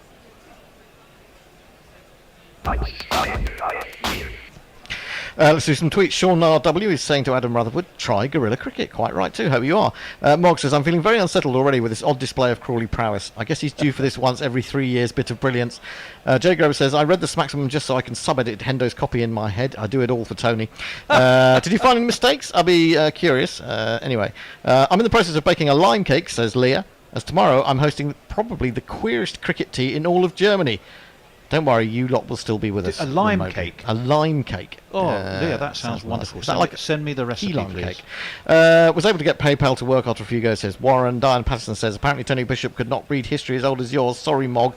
Not sure what that was about. What? Muttley's with us. He says, if Crawley has only left 8 balls in his career, no, if he had, is that a testament to the bowling's face, not including many, if any, wise? No, that wasn't Crawley. That was Ben Duckett, who is now departed. It was indeed. Zach Crawley is definitely still there, as is Scott Boland, who is going to be right arm over with 3 slips in place, and that's defended again, but it's defended with purpose, I think, because it will get him a run away towards mid-wicket. Ollie Pope will bring the aforementioned Crawley back on to strike. The thing about Crawley's Cat is every ball he faces, you never quite know if it's the glorious flowing drive or the inside edge chopped onto his stumps. Because there's always that, when he's doing that expansive drive, almost James Vince-like, there's quite often that gap, from a technical perspective, isn't there? Yeah, it's just because he's quite tall and he's got more space. There is that drive. Pads. There is the man down there, though. There's Travis with his bristly moustache that we were talking about earlier. Unmistakable. It feels like England are finding the gaps just beautifully. I mean, it's not a particularly defensive field, but and when you look at the field in zoom out, all the conventional positions are covered, but they're still finding the gaps and getting it through to the deep. I think Australia are just keen to prevent England getting away at a rush and preventing boundaries. I think this is I slightly disagree with you, Kat. I think it is a little bit defensive, but I think it's it's deliberately done so. I don't think they've been forced into it. It's a plan, I think. They're trying to frustrate England is the plan. 2-3 skips down the track by Pope, who's looking not just to come onto the front foot, against Boland, but to skip down the wicket to him. Didn't get him any runs though, because he, in the end, kind of really just nudged it away into the offside, but the intent was absolutely there. And I think we have seen, Kat, so far, this sort of, in a sense then, the clash of philosophies. Yes. England are sticking to theirs, and Australia are going, well, you want to try that, we're just going to frustrate you. Do you think Australia want to keep the run rate, below 6 and over? Because that's, Oh, yeah. that's all they're managing Well, to I do. think at they the want to moment. frustrate England. In comes Boland. That's dabbed away down towards, backward point. They'll take a single. They thought about 2 for a brief moment, and I'm pretty sure Ollie Pope looked back over his shoulder and said, no, Zach, stay where you are. We have other listeners in Perth as well as messages. We'll be on later. Kieran Campbell says, tune in working perfectly here, much to the disappointment of my Australian family. No image of Cat. Are you going to do this weird forgetfulness of visuals again this test? Oh, that's me. No, that's me. Please don't. More are listening on YouTube than usual. Yes, absolutely. There's a real community on YouTube. Well, probably a lot of people migrated morning. there. It's a one-person Zoom, isn't So it? many places you can Hello, listen and watch everyone on us. YouTube. Kat, you've She just can't be done- seen, but she's saying hello. Well, no, she can be seen. She can now. be seen now. Great. Boland in, driven Hello. by Crawley, beautifully away through extra cover. Travis Head's not going to get that, and 4 more it is. What a fabulous shot! 1, 2, 3, 4. Get on the dance floor. 1, 2, 3, 4. Yeah, I mean that's a really good shot. It was on the up, and what made it better, I think, Kat, was interestingly enough, Alex Carey has now come to stand up to the stumps. Yeah, that's a great position to Boland. I think that's a good idea for him to come up to the stumps as well. Maybe Crawley was stepping out of his crease as well. But he still played a wonderful shot on the up there. He is still stood up. There are 2 slips and a kind of a first, a second, and probably a sort of a 4th slip. Because they do know that the expansive drive is possibly likely to push the ball wider from Crawley. Boland in, Fuller driven again. This time it will go straight to Travis Head, who is there to frustrate England's aggressive intent on that cover boundary. Just a single on this occasion. Endo. Yeah, PJ Mead says, hello Gorillas, I'm a tad late joining and I mistuck it going. My nephew works at Edgbaston, so he's probably having a rather good day today. Track looks like it has some good bounce and that bodes well. Hooray, says Jay Grover. Hooray to Cat. I still can't see Tony's t-shirt though. It's got something about, what's it say on it? I think it says something like, eat, sleep, cricket, repeat. Okay. Which about sums up our next month and a half. It does really. It's a very, very good point. Never met the man, but in cricketing terms, Boland gives me the fear, says Jay, who is tweeting endlessly. So I've got all of his tweets in. This reminds me, this is the first Ashes test since Shane Warne died. That's absolutely right, Leah. It is. I never thought I'd say I'd miss him in the commentary box. Yeah, I mean, exactly. I'm sure that Sky will have mentioned that this morning. Nathan Lyon going to continue, not surprisingly. If I can find him, we've lost him. He went for 7 in his first over. Let's hope Round the he can wicket improve he on that. comes, and that slightly bounces a little bit more perhaps than Crawley was expecting, but he was tall enough to get on top of it. Is Todd Murphy in the squad, Kat? I think he is, isn't he? Yeah. In the squad, yep. Yep. Do you think he will get a look in at some point? I guess it depends Nah. on whether no. Oh, well, no. No, I'm with Depends you on on that one. injuries. Well, I'm But glad no. you took the time to debate that point. That's fantastic. 55 for 1. Yeah. The 50, of course, up for England. I should have mentioned that. Seems to be so much going on, and not all of it the cricket at the moment, I've got to be honest. We could have loaned England, Todd Murphy. They need an extra spin. that would have been interesting, wouldn't it? That's driven, on-driven, past Lyon's dive. It's going to be fielded down there at long leg by, who is that? Is that Marnus? It's definitely not Steve Smith. I think it who was we're seeing. Kawaja down there. Oh, is it? Marnus Is is he? under the lid. It was Usman Khawaja down there, thank you. We're in the 12th over, 56 for 1. Crawley 29 off 33, not quite a runner ball, but he's putting his marker down for the way he's going to play. So too's Ollie Pope, 15 off 25 for him. There's still that sort of leg gully, almost short leg gully, would you call that? Not That just one's leg gully. swept. And down towards long leg, they'll get another single. Bring Crawley back onto strike. Pope has moved on to 16. Yeah, it is your leg gully, but it seems quite just 2 or 3 paces in from perhaps where I might normally expect to see a leg gully, but I suppose you're facing a slower bowler. Forward comes Crawley. going to get runs there because those Australian fielders are riding the boundaries. They're giving England the easy ones and twos. I suppose on a hot day you can only keep running ones and twos every single ball before it might start to tell a bit cat no matter how fit you are. Well, speaking of a hot day, these England batters don't have any sunscreen on. They're already looking quite pink. So this could be the undoing of them. It gets pretty uncomfortable once you get Forward burnt. comes Pope as dust away into the onside. You just for a second there sounded like somebody's mum. You haven't got your sunscreen on. I mean, you are somebody's mum. I mean, I know that you are. Yeah, that's right. But Get some sunscreen on. But the concern, I think it's Pope was mainly fabulous. that I'm worried about. Well, and Ben Stokes then I would imagine by similar measure. Crawley's got sunscreen on, I'm pretty sure, because he's Yeah. so fair. But Pope, he's burning already. Forward. I say, that's got through everything.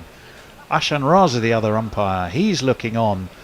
I would love to have Surely he another played that look into at his off stump. Well, yes, he seemed to play it down onto his toes. No, I thought he played it into his thigh. Let's But have a there's look. some spin there. There is some spin. Does turn. He plays it onto his thigh. Alex Carey, who's standing up, he closes his legs in a manner of a good nun, and A good blue nun. Somehow, no, we're not. We're talking quality wine this morning, Andy. That's Don't true. think you'd put blue nun into that category.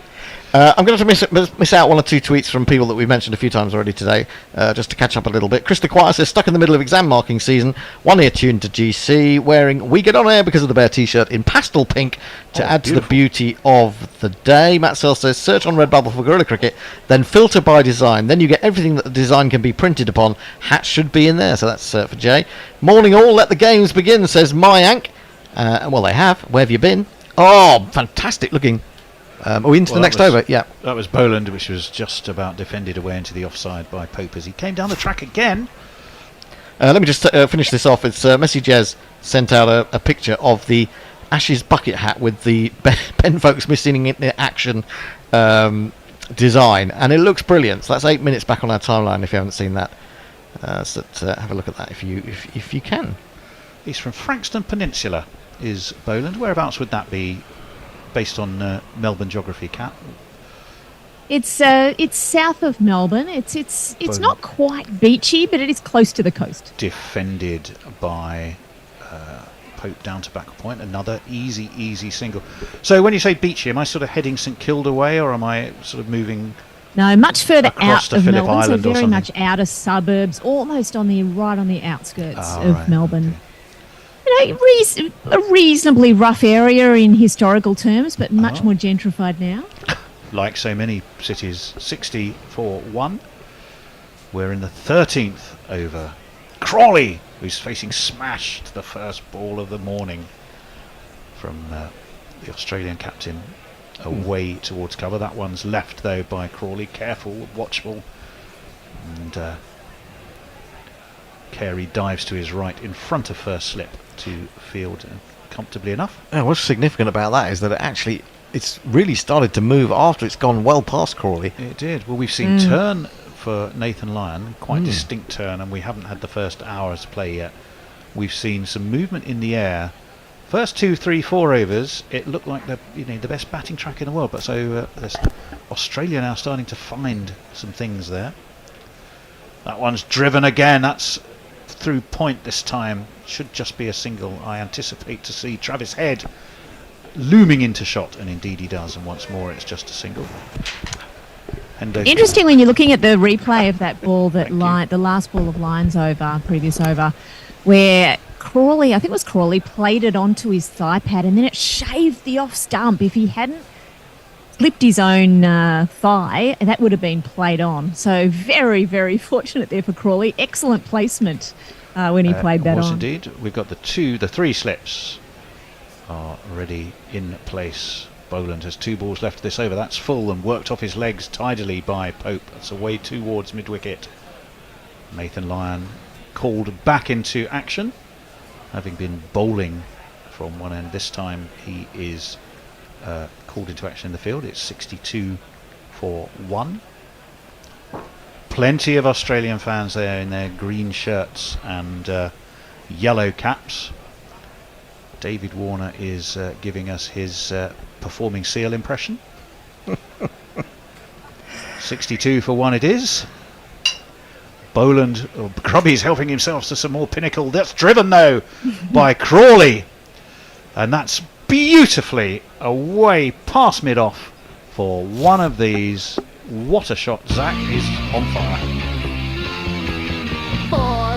That'll be drinks when It's the end of the over. Let me just say very quickly, Yes. we are being sponsored by Ponting Wines. We are celebrating today the Pinnacle, the McLaren Vale Shiraz. So we're all tucking into that. And you can get a 15% discount on orders from their quality range, and there are so many more we'll be learning. We'll be drinking Mowbray Boy tomorrow, which is a splendid Pinot Noir. Well, we should point out to people you can do that, but you can get some of that wine by going to our website. Just go to GorillaCricket.com and it's on the front page. Indeed, pontingwines.com.au, Gorilla Cricket. Remember though to use the code GCAshes2023. That's pontingwines.com.au/Gorilla Cricket. GC Ashes 2023. Just some And I final- think we're due a change. We are due yeah, a change. so I Grubby's, will, Grubby's coming in. I'll wave goodbye. Hello, Messi Jez. And Messi I'll say see you later. Jez for the first time in this series. Let me do some tweets, Messi, and then I'll leave you to be. Do we feel Australia's pusillanimity, very difficult word to say, thus far might be because of, get it quietly, will like this, fear of the Baz. It's fear of the Baz! Oh, look, mate, says Dave Wood. Point of order, James Vince has never been wise. Citation required. Jay Grover says, I dislike the triumphalist aggression of the bucket hat designs. Any way I can get Moeen Amla ones. Father's Day is coming up also. Yes, Bear, as they well know, I am an idiot. Right, Q Hendo, no more tweets until lunch then, thou dost. And do you think that the Aussies have gone a bit defensive too early? Says Ollie Jones Allen. And they've obviously thought about it. And at the moment, because the pitch seems quite good for batting, I think England have probably made the better start in that regard as Grubby comes on to take over ball by ball. Grubby. Morning, everyone. G'day, Grubby. Do you need to let Russell in? I think I just have. Oh, right, sorry. Yeah, well, it was mooted that since you and I are on together, it should be Grubby, Messy and Filthy, but I don't think Russell fits the bill quite. Hello, Russell. How are you? And filthy. Well, I don't know about anyone else, but I can't really hear it, Russell. You're very, very quiet there, my friend. I don't know why. Anyway, it's good to see you in your lovely brickwork room. What a great start it's been. I'm excited. Messers, are you excited? Oh, I've been excited all day, yeah. And nervous and anticipatory, if that's a word. Yeah, I'll give you that one. It's been great, and we were talking about first balls, famous first balls of series. We had the Harmison one, and one or two others. I don't think that the Slater slapping Phil de Freitas for 4 in 1994 was mentioned. That was definitely... No. It's funny, isn't it? It's only one ball, but so often it has been the precursor to something quite momentous happening. Slater went on to score a magnificent 170 odd that day, and as usually happened in the 90s, Australia absolutely cleaned England up. That first ball in Brisbane that Stark took out. Whose leg stump did he take out? Burns. I can't remember. Burns. That set the tone for the whole series too, didn't it? Then there was Strauss getting out early to Hilton House. I don't think it was the first ball, but it was definitely in the first over. Second or third, maybe. Anyway, the score is 66 for 1. We've only had 13 overs, once again falling behind the over rate. I'll be banging on about that through the summer. Me and Gaz, no doubt, will be. But England signalling their intent by scoring 66 for 1, so that's 5 and over at the moment. I've predicted 500 runs in the day. That's just about on course, I'd say. 66 for 1. The man to go was Ben Duckett, removed by Josh Hazlewood, who's in this Australian side ahead of Mitchell Stark, who I think unsurprisingly was dropped. I think it was the most logical thing to do, and they indeed did it, so I wasn't surprised at all. Nor I. Right, we're going to start after drinks. It's Lyon continuing. He's round the wicket to the right-handed Pope, who squats down in defence here, and it's fielded by the man at leg gully. There's also a slip in place. It's David Warner, who's got a few words to say for himself. As per, Lyon is into his third over. He's gone for 11 so far. It's amazing how quickly they bring spinners on. Yes, in modern cricket, isn't it? I remember Warden used to get like 2 overs before lunch. Yeah, well, that was the sort of the usual thing to do, wasn't it? Pope is on the front foot here and playing it to long on. He comes through for an easy single. Good, we can hear you much better now, Russell. So welcome officially. Thank you. Slight working out some of the mix desk. With making sure Zoom picks up the right microphone. You have one of your faders down, probably. Lyon round the wicket again. And this is defended into the leg side by Crawley, who has looked largely quite impressive, I think. He had that one close shave against Lyon, didn't he, where he edged it into his pad and it nearly cannoned into his stumps. But apart from that, he's looked solid. And he was the author of the latest first ball of the series, a sort of iconic moment, if you will, as he crashed it to the boundary. This one is reversed, swept by the tall England opener, where it's fielded down at third man by Hazelwood, and they're through for another single. Score moves on to 68 for 1. If they put on 450 today, you'll say that was symptomatic of the entire contest. But well, I've predicted 500, which sounds fairly outlandish, but I don't think anything's outlandish with this England team. Australia already reacting with their field placements, I would say. This is defended by Pope into the leg side. There's no run. Really interesting to see. And I think Hendo mentioned it before that it's not reactive by Australia as such. Although after that first ball was hit for 4, we saw a sweeper on the deep cover point boundary fairly soon in the first or second over, which is unusual for a Test match as well. This is whipped by Pope with a strong bottom hand. Very busy batsman is Pope, and he's going to get another single here as he moves on to 21, and the score to 69 for 1 after 14. Messers, what you got? Okay, Ollie Jones-Allen says, do you think the Aussies have gone a bit defensive too early? I think they're covering their bits. Jolly Ollie says, good morning from Washington DC, Gorillas. I'm sipping coffee and enjoying cricket. What a way to start a Friday. Warren says, is Cat suggesting the immolation of the Pope? Oh, surely not. And Mog says, note, Mowbray is pronounced Mo, as in what you do with grass, Bray. The noise of donkey mates. That Tasmanian in me has suffered too many mispronunciation to let this stand. Like Tony Mowbray, who used to play for Ipswich. There you go. And Mog also said, Grubby is looking svelte, Messi is looking avuncular, Russ is looking beheadphoned. And Pope is down the wicket to Scott Boland, who's starting a new over, and driving it through cover point for a single. They think about a second on the misfield. I think it's Travis Head in the field there. A man whose moustache I'm trying to emulate. If you're anyone looking on the visuals, here I am. You're getting there. You're definitely getting there. Yeah, I need more manliness in me, I think, to grow it quite as thick as that. There's an actor, a comedy actor called Mike Wozniak, British comedy actor, who has appeared in things like Man Down with Greg Davis, and he has a beautiful and really thick moustache that I would love to be able to do, but I don't think I've got enough testosterone in me. Boland bowls a short delivery that Crawley thinks about playing and doesn't. He's left a good number of deliveries. I mean, Duckett famously, or quite famously at least, he's left something like 8% of all his deliveries in Test cricket, which is extraordinary for an opener. Crawley, by comparison, is far more cautious, although he has his own violent method either side of those leaves. Yeah, he's definitely moving on at a decent pace at the moment too. 36 off 47. He's almost the slower of the the group at the moment. So. Yeah. Do you catch up, Zach?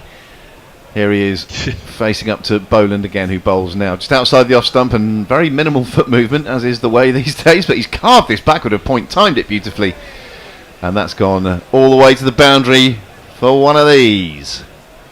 1, 2, 3, 4. Yeah, he's moved Adam on to Parker says, I'm sat in a boozer in Norway. I can guarantee I'm about the only person in the town listening. Well, spread the word. Who's that, Messers? Adam Parker is his name. Well, come on, Adam. Get with the programme, son. Get us some listeners. Get us some Oslo listeners. There wasn't much to that ball, was it? It sort of almost sat up. It's pretty up and down, isn't it, at the moment? I was praying we'd win the toss and bat, and Ben Stokes did the right thing. But of course, his normal method these days, regardless of pitches, we'll have a bowl and we'll chase down whatever in the fourth innings. But I'm very glad he's broken ranks with that particular strategic approach. Here comes Boland in to bowl to Crawley. A couple of split slips. He's played and missed at that one. That one took off a little bit from a length, and he was advancing down the pitch and looking to whack it over mid-on, I think. But maybe just a little nibble off the pitch. There's not been much movement, if any. Yeah, just a little, just held its line a bit, and Crawley's rather playing across it. And Crawley takes that above his shoulder. So, but again, in that first over, shot. In that it is an average shot. But they always look average when you miss. It's fine when they. Well, yeah, but also when you turn your wrists around the outside of the ball, that sort of stump that's moving away, you tend to look a bit. Yeah, but you don't know. Says, no. You don't notice as much when they middle them. This one far more judicious, just defended in rather classical fashion back to the bowler. Yeah, sorry, Russell, carry on. There's not a hint of green in the pitch, though, is it? That's the thing that really stands out for me. They were saying there was a little bit of green about 9 o'clock this morning, but it's 25, 26 degrees at the moment. We had beautiful weather at the moment in England. It's just gorgeous. Step outside your house like into a hot bath, breathe in all the smog, and it's delightful. 74 for 1 is the score, with 1 ball left of the 15th over to be bowled now by Scott Boland, who's into the crease. A full delivery, and it's driven by Crawley with not much timing through mid-wicket. He's going to pick up another single, keep the strike. He moves to 41, the score to 75 for 1, exactly 5 and over. And who is entering the Ashes conversation? Well, just talking about the pitch, I noticed a tweet on another channel, somebody describing this pitch as having as much life as a wet Monday night in Bournemouth, which I rather liked. Chris the Choir says, I love that Ponting Wine's contact address is Douglas Gully Road. Clear misspelling there. Shame free delivery is only available in Australia. You're getting 15% off, mate. I mean, God, people always find a reason, don't they, to moan about things. We're bringing you pearls here, to quote Al Pacino. Absolutely. Mayank, always the optimist with weather, says Sunday looks like a washout based on the current forecast. Day 5 will have some thunderstorms as of now, so England will need to keep scoring quickly to make up for a potential shortened game. Lyon starts a new over around the wicket to Crawley, a full delivery, which Crawley drives with a free swing of his arms, but again doesn't time it particularly well, and it's fielded by tumbling Lyon, who is back to his mark now to resume round the wicket to the right-handed tall England opener, who's back in his crease and whipping it through square leg for a single. I've got the wine that we're tasting today in the studio, the Pinnacle Shiraz, Ponting's own label from McLaren Vale. This is the stuff that you can get discounted on the website by using the code GC Ashes 2023. And I'll read you what it says in just a moment. There was an edge that was... As Lyon is in and bowls a full ball that Pope whips through mid-wicket. Head does the fielding and they're through for a single. So yes, we're seeing a replay. Messes, go for it. Oh, sorry. Well, I saw a replay of was it Crawley getting an edge and nobody actually appealed. Was that in Boland's over? Yeah. It's very small on the hot spot, on the ultra edge. I very clear though. Obviously inaudible. Crawley using his feet to Lyon, and once more whipping it through mid-wicket for another single. So yeah, because he turned his wrists, it's almost hit the back of the bat, almost like off the sticker. So it's just nicking the there. It's a very unusual way of getting an edge. It's an absolute feather, that's for sure. And clearly it was inaudible. Otherwise, Australia would have been up for that, I assume, and they weren't. So that's what I reckon happened. A rather ugly-looking sweep here from Pope, chopping down on it like a lumberjack who's had an argument with his wife about that week's housekeeping or something. And they're through for a single.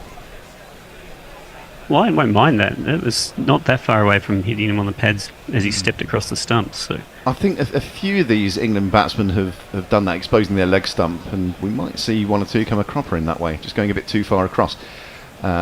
More classical shot here. Crawley using his feet and then just defending it up to mid-off. There's no run. It's the end of that over, 79 for 1. An interesting stat in relation to Nathan Lyon, by the way. Unlike Warne, he's had more first innings wickets than second innings wickets by quite a margin, whereas Warne had a few more in the second innings than the first. So Farong says Well, not impressed so far with what's on offer during the first hour. A 5-day ODI with both teams having the opportunity to bat twice. Not on. Off to buy a bottle of rum. Oh, stop whining for him. Jesus, people are never satisfied, are they? I mean, it's like England fans have never had it so good. We've got a team, the most fearless team in Test match history, playing some of the most exciting cricket you've ever seen, winning 11 out of 13, and then you got people. I mean, look, I would have picked Folkes as well, but the people constantly banging on about it. Just let the team get on with it and enjoy the ride. Right, we've got a change of bowling here, which I'll jingle up in a moment. Now I've had that little rant. It is the Australian captain back into the attack, and the first ball is full outside Pope's off stump and pushed into the covers for no run. Let's give him his due jingle when I can find it. Where is he? There he is. Paceman Pat, and his baggy green cap. Early in the morning, just before the warm-up, he has to pull out with a dodgy back. Patrick Cummins! It's a delight to be on with both you fellas from Australia, by the way. But notice how I've been abandoned in the studio. Notice how the three of them were here together this morning, and now they're all fucked off and left me. This one is tucked into the leg side by Pope, and he's going to come through for a single. The score moves on to 80 for 1. And which part of Australia are you in, Russ? I'm sorry, I missed that. Which part of Australia are you in? I'm in Melbourne, so in the Box of Dreams that we've set up for the Wellline Wireless studio. Marvellous. Oh yes, that's right. Yeah, I'm just checking to see if I can see your equipment and whether it's slightly more high tech than what we are surrounded with here in Sydenham. We've subtly hidden it to the side here. Well, you're sounding good now, so it's great. 2 slips and a fourth slip perhaps, as Crawley is back in his crease, looking to force it either through the offside or through the leg side, but just contenting himself with padding it back to mid on, and there's no run. Crawley's got 43 from 50, Pope's 25 from 39, and looking busy as he ever does. And the score is 80 for 1. And we're all, as we keep saying, pretty excited. I know when you keep saying these things, like people go, stop telling me you're excited. I will be able to notice if you're excited by your actions, but we are genuinely excited. Cummins. It's a nervous anticipation for the moment. Yeah, a little bit of nerves as well. Good nerves though. Steered backward of square on the leg side. A bit of a misfield there, which allows the England batsman to come back for 2. A bit too enthusiastic to get the throw in. Yeah. And getting some good bit of bird there from the famous Edgbaston patrons. Oh, as Tony surely not kindly comes in and tops me up. Thank you so much. Thank you. Forward comes Crawley to a full delivery outside the off stump and drives it through extra cover. Just the one this time. He timed that fairly well, but there's a man out there. And what do you make of those early field changes, or that plan to sort of cut up some of the bigger shots early on? Both of you, I'd like to hear your views as Australian inhabitants. I think it's justifiable given that there's not a lot in the pitch.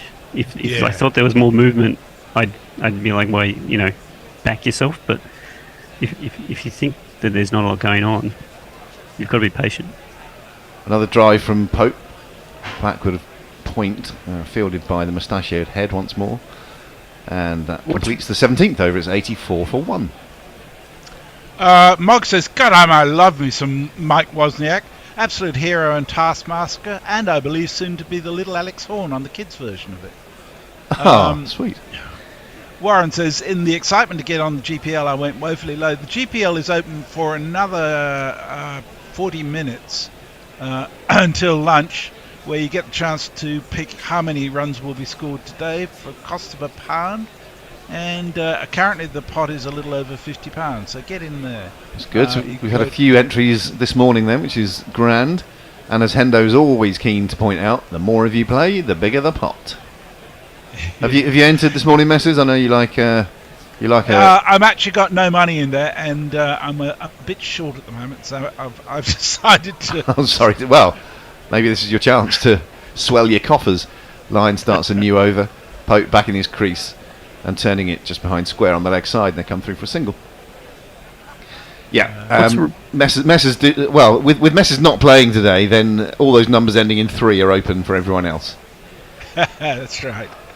And the pod is currently at £54. There's quite a few entries in. It's a lovely round of drinks for a Friday, isn't it? 16 entries so far. Crawley comes down the pitch and times this one beautifully through wide mid-wicket. It's fielded by the man running round from mid-on. And what's really noticeable is that England is constantly coming down the pitch and just getting that leg side shot in, which is giving them those 1s and 2s and turning the strike over. And Australia, every time they go anywhere wide, they're really, trying to drive it through the offside as well. So Australia's really struggling to stop the runs at all at the moment. That's true. Reaching forward this time is Crawley, and once more playing it into a little gap on the leg side, square of the wicket. And he has completed his 49th run of this innings off just 54 balls. He's got a lovely grin on his face. He always looks like a goofy kid to me. There's always a kid at any kids' cricket training who just loves the game, delighted to be there. Perhaps not the brightest in the class, but that's what Zach reminds me of, and I love him for that. Back goes Pope into his crease and defends it to cover point, and there's no run. First glass broken. We've had the first glass breakage, everyone. It was always going to happen with wine in the building. Hendo's just come in and reported it to me as if I'm the wine breakage counter. I'll just note that down in my spreadsheet, and we'll have a full report at the end of this series. A beautiful shot this from Pope as he dances down the pitch and just plants it straight at the wicket, just on the offside, and that runs into the boundary rope for one of these.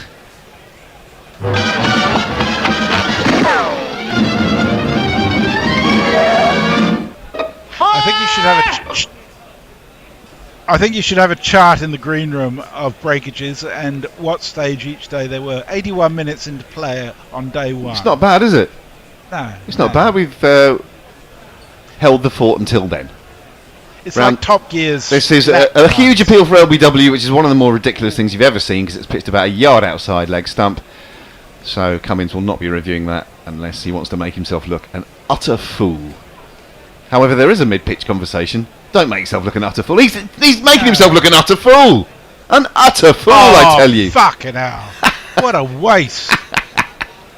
What a It shows a little bit of desperation coming very early for Australia, doesn't it? That was definitely In. Was that definitely In. I don't know. I do. It was definitely not out. Well, it shows that the wicketkeeper is not keeping his eye Oh on God! where And now I'm going to look. Now I'm going to look at the absolute fool because that probably has pitched on leg stump. They probably had. Oh, I tell you what. He's actually playing back a little bit. He isn't on his toes. At least we've got the best third umpire in the world in Chris Gaffney. I don't like seeing Chris Gaffney out in the middle as one of the main umpires because I did pitch in line, so I look an utter fool, and it is going to be out. So do I. Whoa. Oh, hang on. No, it's out. Yeah. It's out. Yep, that's out. Right, well, hands up. Sometimes you just got to put your hands up and say, I was absolutely wrong. I was completely wrong. I was with you, Grubby. I definitely had it pitching outside leg. I abused everybody. I apologise. And Pope has gone. He would have been eyeing up a big score today. He loves batting on flat tracks, and that's definitely one of these. And unfortunately for him, he's gone.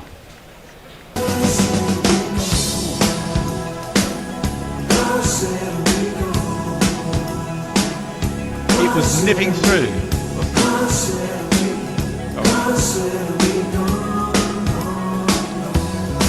So I confidently called that pitched about a yard outside leg, and middle and leg. It's close. It's I was wrong. I'm the one who looks an utter fool. Pat Cummins doesn't. He rightly reviews it, and it was hitting 4/5 of the way up leg stump. So And great Pope, really for Australia.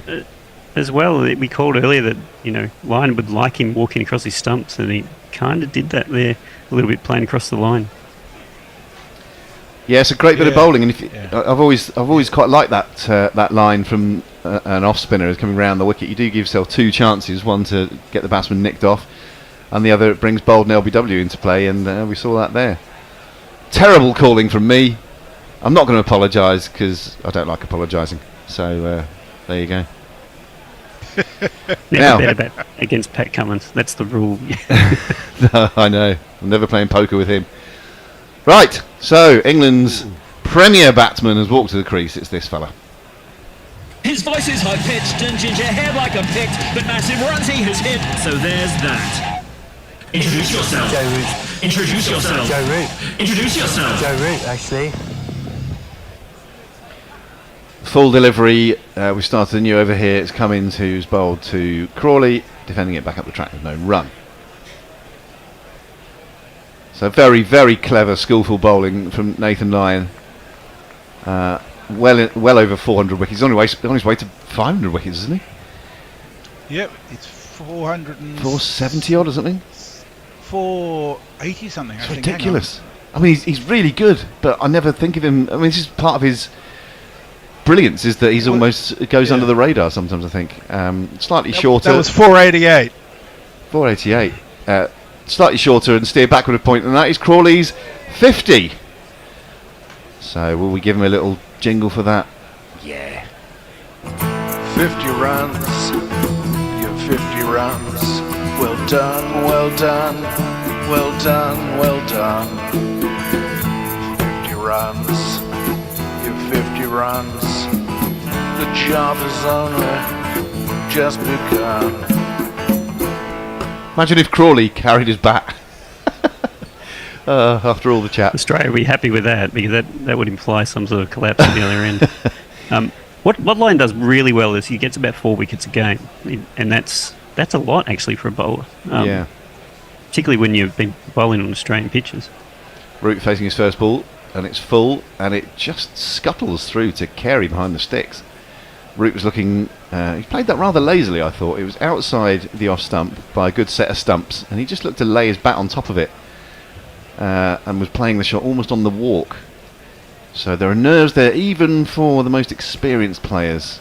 And it went through it well, ankle height, bounced again before it got to Carey. So maybe just a suggestion of variation in bounce on this first morning of this incredibly enthralling Ashes contest. Cummins in again, threatening to shape away that delivery, and Root leaves alone. 93 for 2.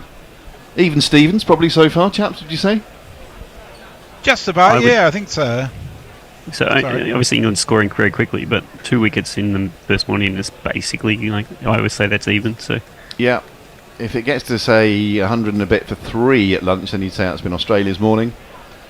If it's the same but for 2, very much still in the balance. What we can say, the sun is shining, and it's all before us, everyone. Here Indeed. comes Cummins bowling now, just short of a length, and Root plays it to a cover point, and there's no run. I definitely get the impression this pitch is going to do a little bit for spinners. Yeah. Later in this game, which your thoughts, Grubby, on England. Obviously, they don't have their preferred spinner in the game. Well, it's going to be. I think these sides are actually very well matched. If you look at the batting lineups and the seam bowling lineups, I think the area where Australia clearly have an edge is in the spin department, and you'd probably say that even if Leach were playing, God love him. Now there's a definite advantage, I would say. This is that very Joe Root shot of just running it down to wide third and getting himself off the mark. Look, I want to be optimistic and confident and get on the old ride with England and not be worried like so many other fans are. But I do think that's where Australia have a definite edge in the spin department. So you're right. I mean he's already extracted not an extravagant turn, but enough turn on the first morning of the Test match to think that he's going to be a factor in this game and beyond. So fascinating to see how that sort of unfolds, really. Australia may regret not picking Murphy, to be honest. Oh, yeah. Well, it's a bit really soon to call that. Yeah. The little bespectacled fella. He was so good to watch in India. It was different pitches, but Dave Wood says, "Look, mate. Oh, I should say, Dave forewarned us that because it's an Ashes series, he's going to preface all his tweets with, look, mate. Do you think Ponding treads grapes visualising Gary Pratt throwing down his stumps as motivation?" Another change of bowling here. perhaps because the new batter is in, it's defended back to said new bowler, who is... I'm afraid of Josh Hazelwood. I'm afraid when he bowls. I'm afraid of Josh Hazelwood. I'm afraid. I think I'd be quite afraid if I met Josh Hazelwood. He's a unit, isn't he? You should see him on the telly, but you know if you were standing next to him at the bar, he'd tower over you, and he's quite broad-shouldered. Put it this way, if he ordered a beer before you and you were there before him, you probably wouldn't say anything. This is defended back to him by Joe Root. There's no run. I always think he was a very gentle fast bowler. Yeah? I always kind of wish that he was a little bit angrier. Yeah, I think it's important to be angry as a fast bowler. I think if you're not, then you're missing a trick. You're losing a percentage point. What's the line? We've got to change in a second. After this over, should we change? Bear's going to do the necessary. He's slipped into the chair next to me. I think I'm going to be moving to socials. Hazelwood bowls outside the off stump. Again, it's dabbed behind square on the offside by Root. Comes through for another single. He moves on to 2. And the score to Before we do that, wow. We've got I should 59 pounds. 59? Yeah, in the GPL. And I think there's a space there. The top pick at the moment is 371 runs. Way under. Yeah, because, I mean, currently they're going 5 and over. Now, even if England doesn't bat all day, if only 80 overs are bowled, that's 400 at 5 and over. You've got to go 400 plus, everyone. Yeah. Hazelwood pounding into the crease now. 2 slips and a 4th slip. And a rare leave. Well, he's left a few, Crawley. Certainly more than his departed partner, Duckett. And score remains 95 for 2. We're in the 20th over here. Sun is out both here in Sydenham and there in Birmingham, Edgbaston. Packed crowd, shirt sleeve order. Kat was on earlier, and she's coming on in a second. I'm going to have to quiz her because she said quite clearly the England batsmen aren't wearing any sunscreen, and I wonder how she could infer that from this distance. Just assume English people don't wear sunscreen. That's why they nab lobsters when they get to Australia. Clipped to long leg by Crawley for a single. Slip, slap, slop is one of the best advertising campaigns there's ever been. Yeah, it's true. Probably I just thousands want of to lives. squeeze one tweet in. Yeah, go for it. Nuevo. He says, on the M25 on our way to the motherland, and very happy to hear that my Jimmy T-shirt has arrived ready for its debut at Edgbaston tomorrow. Omri Nuevo's designed some more T-shirts for us, and one of them is a Jimmy Anderson one, which is fantastic, and I'll put the link out to that on our Twitter feed when I get off air. Another lead from Reed. That completes the 20th over. 96 for 2 is the score. We're having a little change up here in the com box.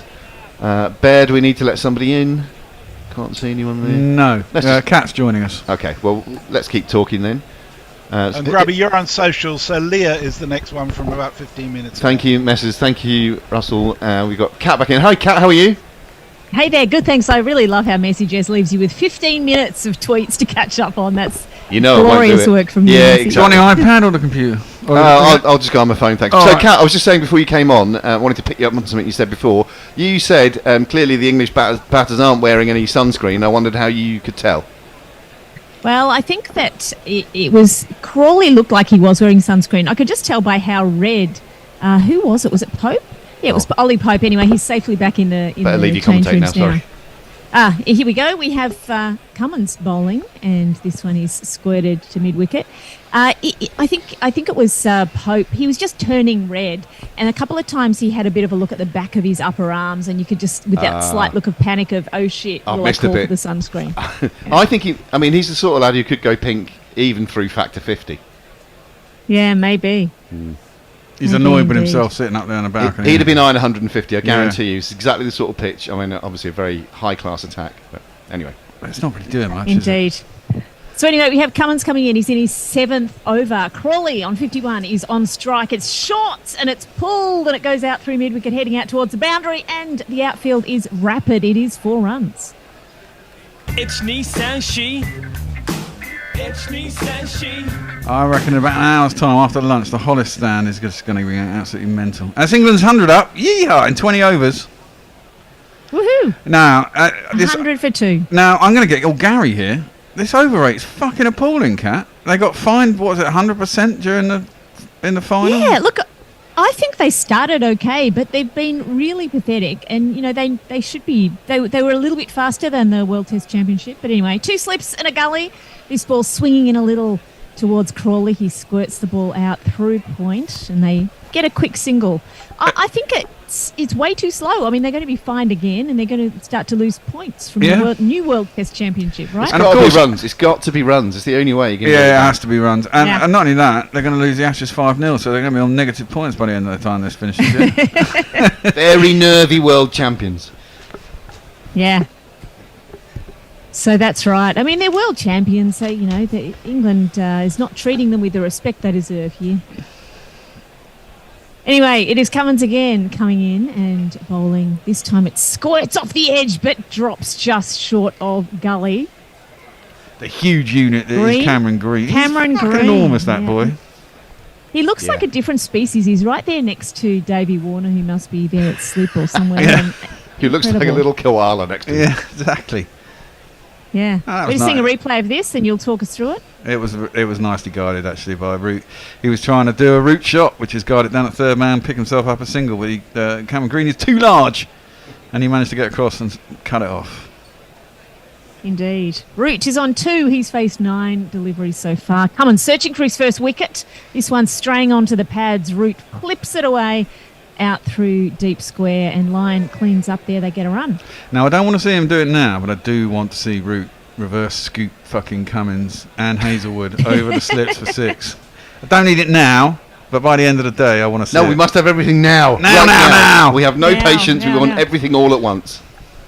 Root has been practicing that in the nets. We've been hearing a lot about how Root does most of the shots he practices are the reverse sweeps, the reverse scoops, the all sorts. Well, this is the thing. If it's one of your shots, so if you get out to it, you get out to it. But it is one of your shots that you practiced.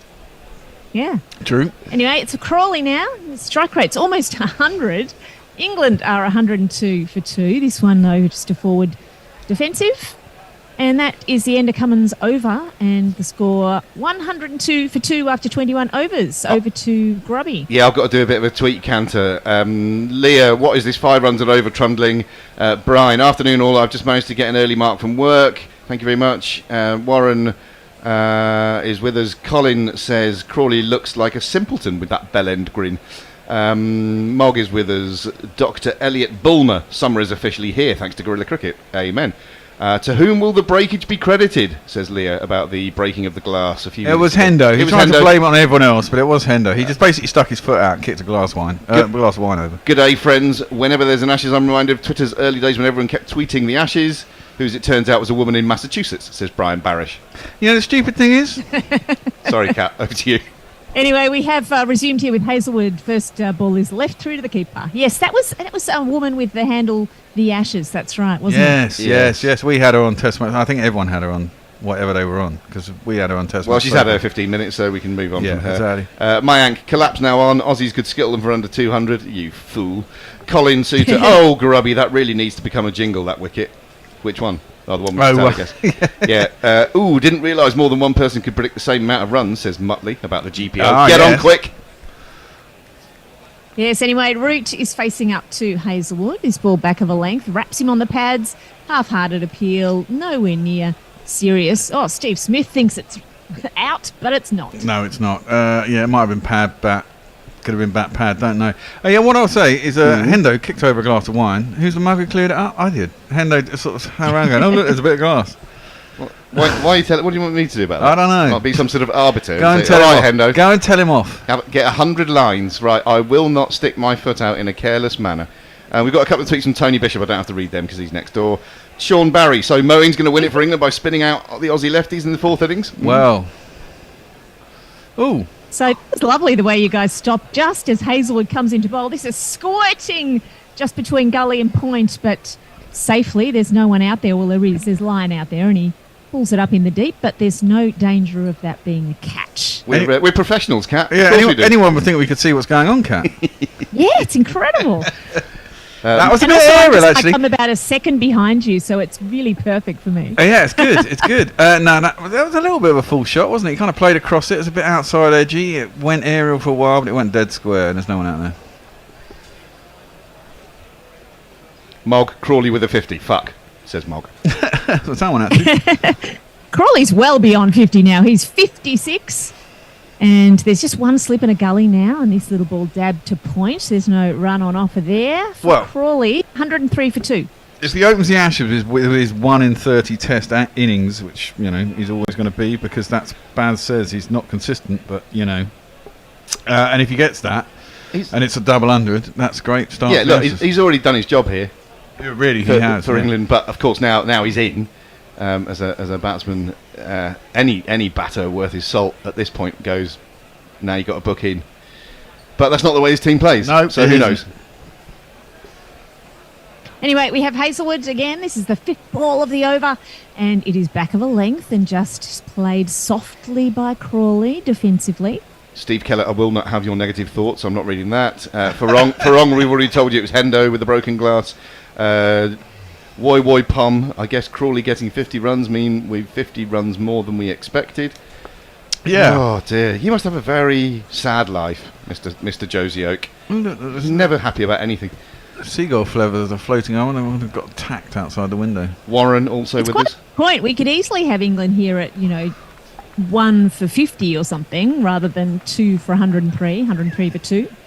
Is this next ball again played with a very straight bat by Crawley defensively, and Hazelwood cleans up in his follow-through, end of the over. 103 for 2. Dan Keevy says, to the point that I made apparently, Dale Steyn is the nicest bloke in the world. But you put a cricket ball in his hands and he turns into a rather angry chap. Leah says, Hazelwood is only 6 centimetres taller than me. I wouldn't call that towering. Well, he looks like a towering presence to me. You're obviously a very tall individual, Leah, and fair play to you for that. Farong misjudged the line, perhaps, just on line with leg stump. Yes, I've already fessed up to that many times. It was a terrible call for me. I thought it had pitched about a yard outside leg. But, no one's perfect. I certainly am not. Not many GPL entries ending in 3. Clearly Messi Jess hasn't done his entries yet, says Matt Searle. Well, you got 18 minutes. You can take them now, Matt. Woy Pom, wait until the T5 competitions are launched. The 1 beer innings competitions. Katie says, hi, Kat. Lovely to hear you again. That's Hello, Katie. Our lovely friend Katie, friend of the show. Contributor to the show, indeed. Integral part of the show, I would say. Leah says, yeah, but Pope's a ginger, any sun, regardless of sunscreen, it's basically near dark for him. Red Pope in the morning, Bairstow take warning, says Warren. Boss, yeah, that's very good. Boland is back on. This ball is cutting in to Root, but it's well past his bat and cleaned up there by the keeper. I'm glad you thought that was good. I had no idea what that gibberish meant, but maybe it meant something to someone. It was a wonderful pun. Sure. I was going to say, no matter what, the thing is, even if, yeah, you're right, in the old days, England might have gone to lunch at 71 for 2, and you'd say, maybe in Australia, but even with 2 down, but if they get to, say, 120, you'd say England's still kind of ahead. Oh, definitely. 2 slips in a gully. This next one is awkwardly played by Root, but he does get some bat on it. It dribbles down into the pitch. Boland is in his 5th over, and his figure's none for 23. Woy Pom with more negative thoughts. Only 4 minutes ago this, Woy. How can you get so far behind in tweets with such a slow over rate? I think you've caught up. You're doing a massive job he here. chides. Well, yeah, 4 minutes ago, so screw you, man. That's good. Captains and assorted players need to be banned for engaging in slow over rate, says Mog. Good point. We'd be banning every cap. They have no captains left. This next one is short and wide, and Root says thank you very much, but he doesn't get all of it. It's not going to get all the way to the boundary. In fact, it's gone out through the point area, cover point, and they've run a couple. Root's on 6. So what do we think the fine in runs should be per over lost per day? 5 or 10? 20. 20? That'd be 5 overs, would be 100 runs. Yep. That's nonsense. That would stop it, wouldn't it? Maybe it's the daily, whatever the daily over rate is, rounded up. So if you're by going a true spinner, we'd have 3 spinners selected for every match. Anyway, Boland is coming in. He's bowling to Root.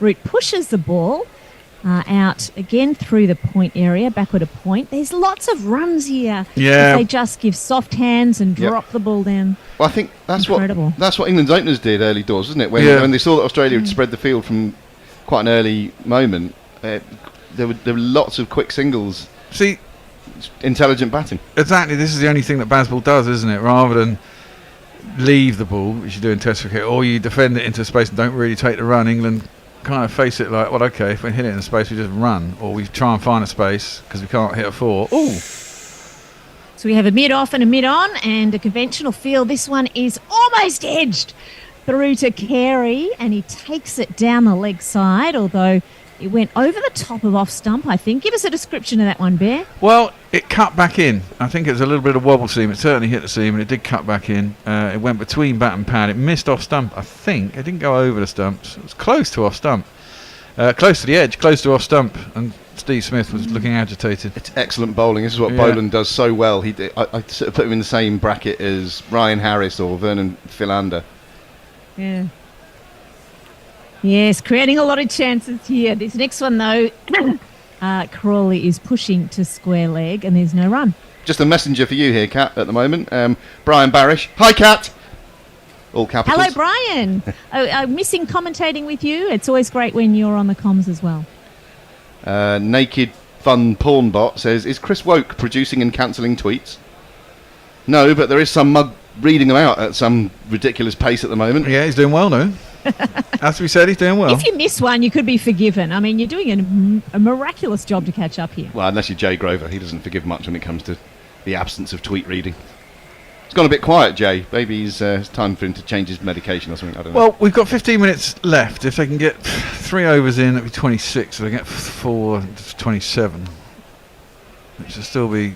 I mean, it's better than it was looking at the end of the first hour, but...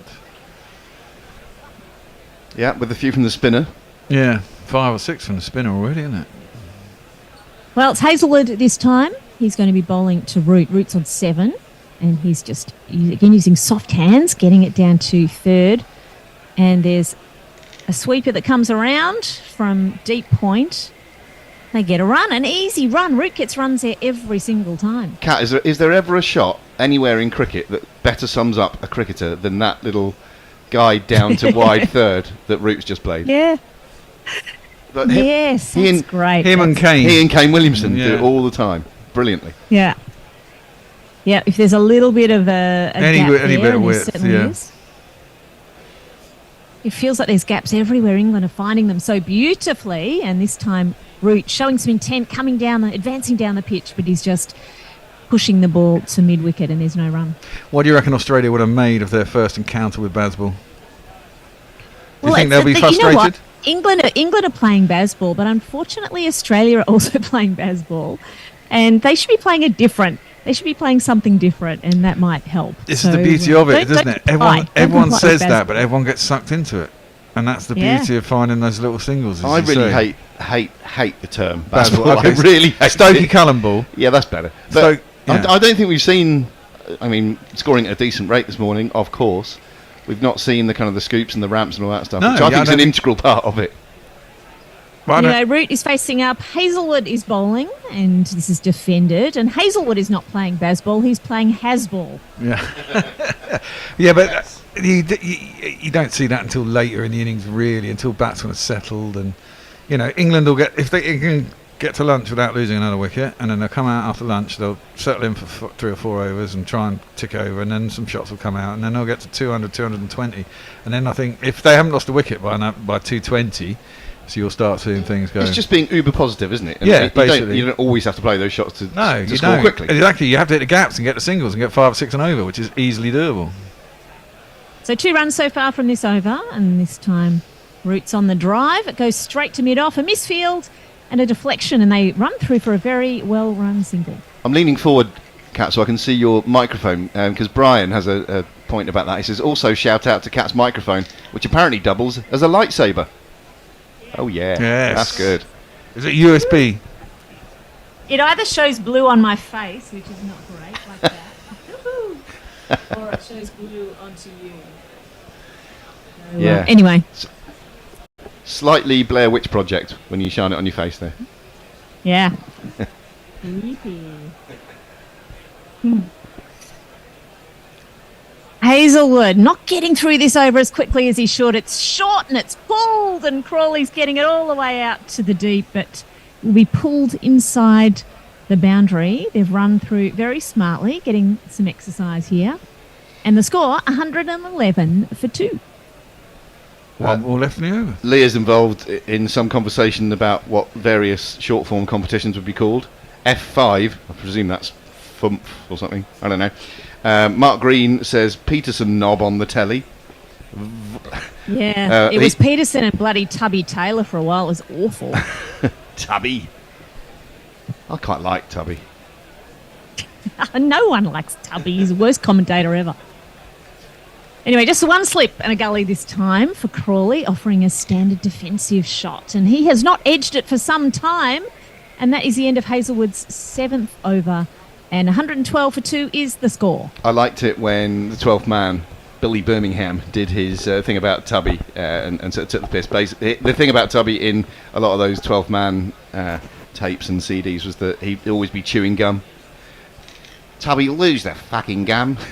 They're having their little workout, which always amused me. Anyway, back to Mark Green's note. So he's talking about Peterson knob, and then he tries to create a portmanteau of the words Vaughan and the word racist. I don't know why he'd be doing that. Voicist on the radio. Sound turned off. You on. Meaning us. Nice. Nice one, Greenie. Is anyone listening to Keep it locked. Is anyone listening from the website, and has it chilled out yet? Or Don't is know. it still bad? Tweet us and let us know. If you're listening from the website. If you can't, then go tune in, because it seems to be working fine. Scotty Boland is going to resume here. He's bowling to Root. We've had 24 overs so far. Not quite enough, leading into lunch. This one over the wicket and back of a length and through to the keeper. Anyone of a nervous disposition, don't listen to this tweet. It's from Muttley, and it says, I'm trying to do much needed housework while I listen. Rough going. It's that hot, I've sweated myself into a eunuch. Oh, dear. That's tragic. Don't want to be Certainly doing is that. for the eunuch. Yes. Jeez. That's into whom he sweated himself. Oh. That's back to the cricket. He set an image in my head there, Grubby. That's.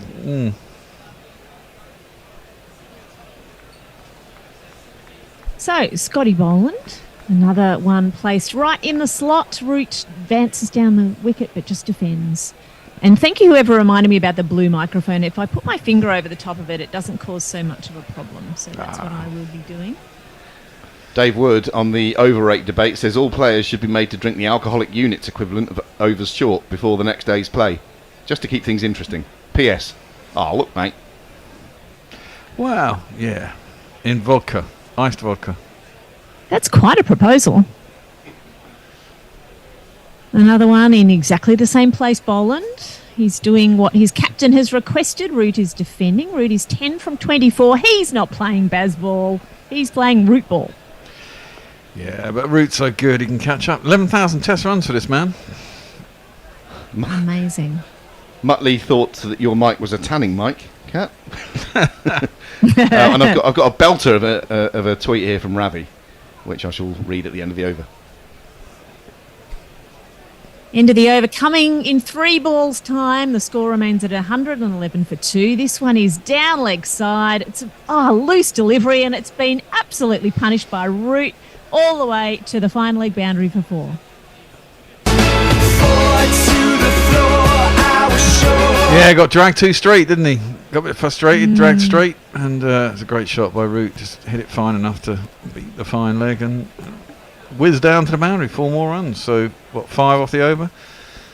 Spectacular work from Root. I mean, he just defends the beautiful line and length, and just one loose ball, and Root knows exactly what to do with it. Just absolutely beautiful batting. Anyway, Boland is in again, and Root dancing down the pitch a little bit and putting it in his second favourite place, backward a point, for a single. Yeah, I think you said it well there, Bear, that he had dragged the line straighter. Yeah, because he's a great bowler, Boland. I think I'm a really big fan of his, and he's quite metronomic. He puts it in that area. Sometimes it hits the seam and does a bit, but he was getting no change out of that. So he thought, I'm just going to bring the stumps into play or whatever. A little bit down leg side, boom, 4 runs. Great batting from Root. Indeed, indeed.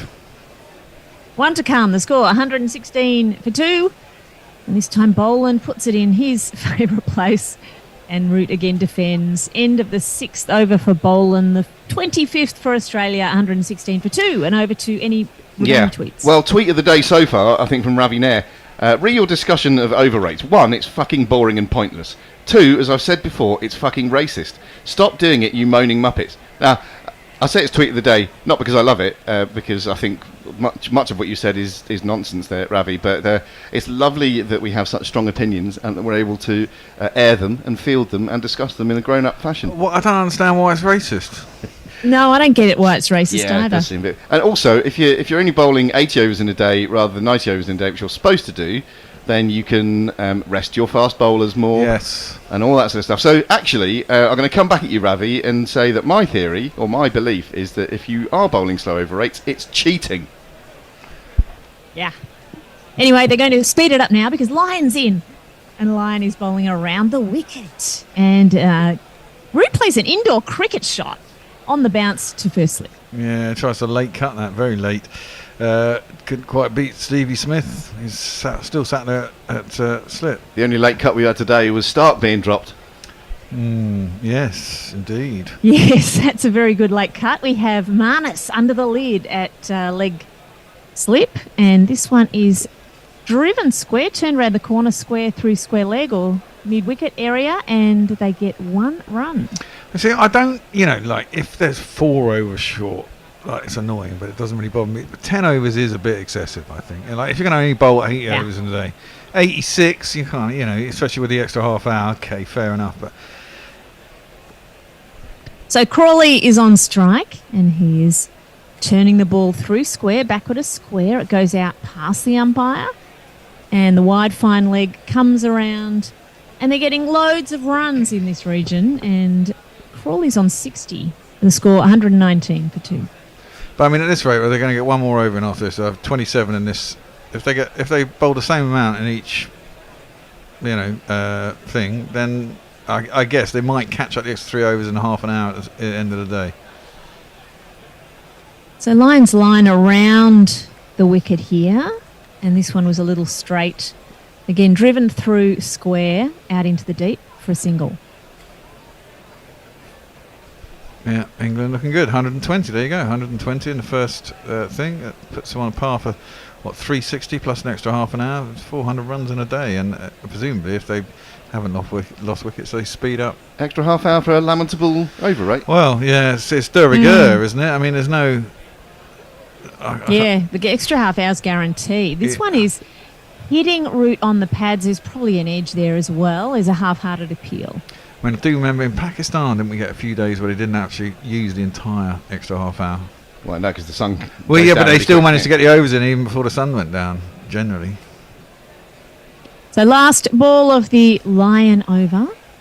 And this one's a little bit flatter and turned through square again for a single. Leah is bemoaning the cruel joke by the nature of time that McCullum couldn't coach Sri Lanka when Dilshan was playing. Can you imagine that glorious carnage, says Leah. Brian Barish says this series could use Ian Botham storming out of the comms box like he did in the 4th or 5th test last time out. The thing about Botham, his wine's not very good, is it? Ricky Ponting's wine is wonderful, absolutely marvellous. And we are drinking the Pinnacle Shiraz today. Pinnacle Shiraz. It's a very lovely nice drop. There are some notes that Tony did, but I think he's gone, and he knows I don't prepare, so I don't even know what it say. But it's very tasty, is what I will say. And if you go to the link that's on our homepage, and you put in the code GC Ashes 2023, I believe, when it's on the homepage, we'll tell you get discount 15%. For everything over 3 bottles, you get a fully discount, and if you're in Australia, you get free delivery. Exactly. Woohoo! And it's very tasty wine. And we're doing it all. We're doing it all series. So expect some Blotto gorillas throughout this 25 days. So Boland is back on. He bowls shorts, and this one's whipped away through square. And they're going to get at least one, maybe 2 runs here. The last 3 overs have gone for 5 runs apiece. So the runs are coming freely here. Well, they're nearly going at 5 and over. I mean, they've had 26 overs and they've gone 123. So they're marginally short of 25, 5 and over. And this is early in the day. Look, he's just bringing loads and loads of wine for us. Excellent. That's tomorrow's wine. We've got Mowbray Boy tomorrow, but today's the Pinnacle. What's the wine bottle target? Do we have a target here for number of wine bottles in the day? 3 a This day. next one is Fuller from Boland and driven to Mid-On, where it's fielded smartly. What's your target? I think we've got 3 bottles a day Uh-huh. between the people in the studio, which And generally it is must 3 be or 4. drunk, right? You can't leave it. It must be drunk. It must be drunk. And I'm in for longer tomorrow. I'm without the car, so Yes, excellent. watch out. Woohoo! Yeah, Grubby's on it tomorrow. Expecting to be completely blotto by lunch. I think it's very civilised. Unfortunately, in the Exactly, yeah. White Line Wireless studio, we only have beer usually. So we'll That's we'll fine. I mean, I find spots. have to say I'm a beer drinker myself, but free booze is free booze. 2 slips and a gully, but this one's straying onto the pads and it's whipped away through mid-wicket, out into the deep where Line cleans up another run. Muttley's telling me to be careful because Leah might be getting me to say something rude in German. Plus ça change. Listening from the website, TuneIn and Radio Garden has not been good. Still not great TBH, says Brian. So still some technical issues, but obviously some people can... Don't worry about it. Mog says Tubby isn't the worst commentator. That would be Mark, laziest prick in the world war. Yeah. Correct. He doesn't make wine. Too lazy. Crawley's on 61. This I don't one's think- a little I don't think that hit anything, did through. it? I think that Was went. it? Has it missed? Has it hit? Has Murray not given it? He's not given it. I Oh, don't- Steve Smith's No giving it one's there. given it. How can you not give They'll that, be sending mate? that upstairs. I Steve Smith think has that an missed edge. everything by quite a while. Quite a way. Yeah, I think it's everything too.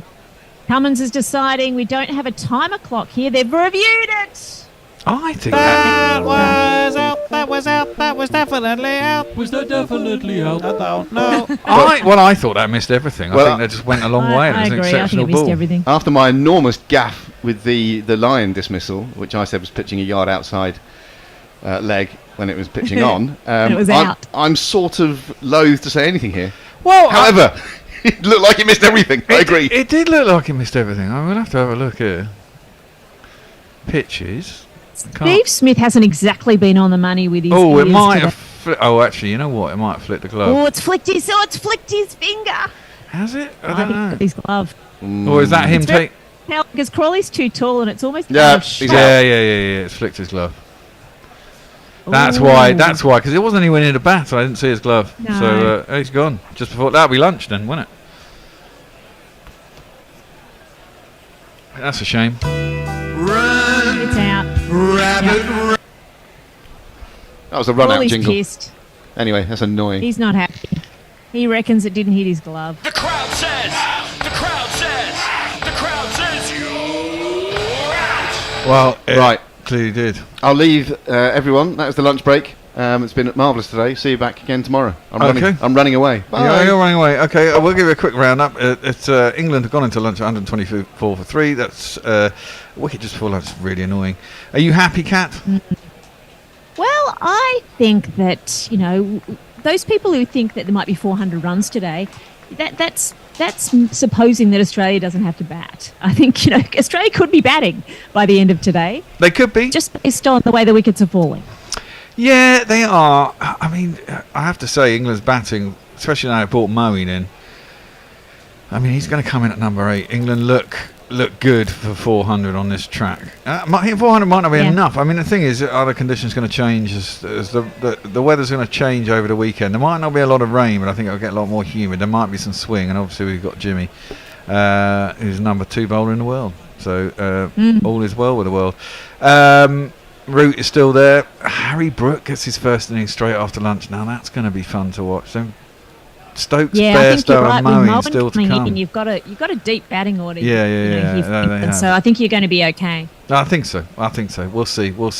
Bowling, Cummins, none for 32 off 7. Hazelwood, 1 for 27 off 7. Boland, 1 for 34 off 6.4. And Nathan Lyon, 1 for 31 off 6. That takes us through to lunch. Now, there's so many people on YouTube who are all just going off because lunch is on. But if you're staying on YouTube, you know what you're going to get. You're going to get...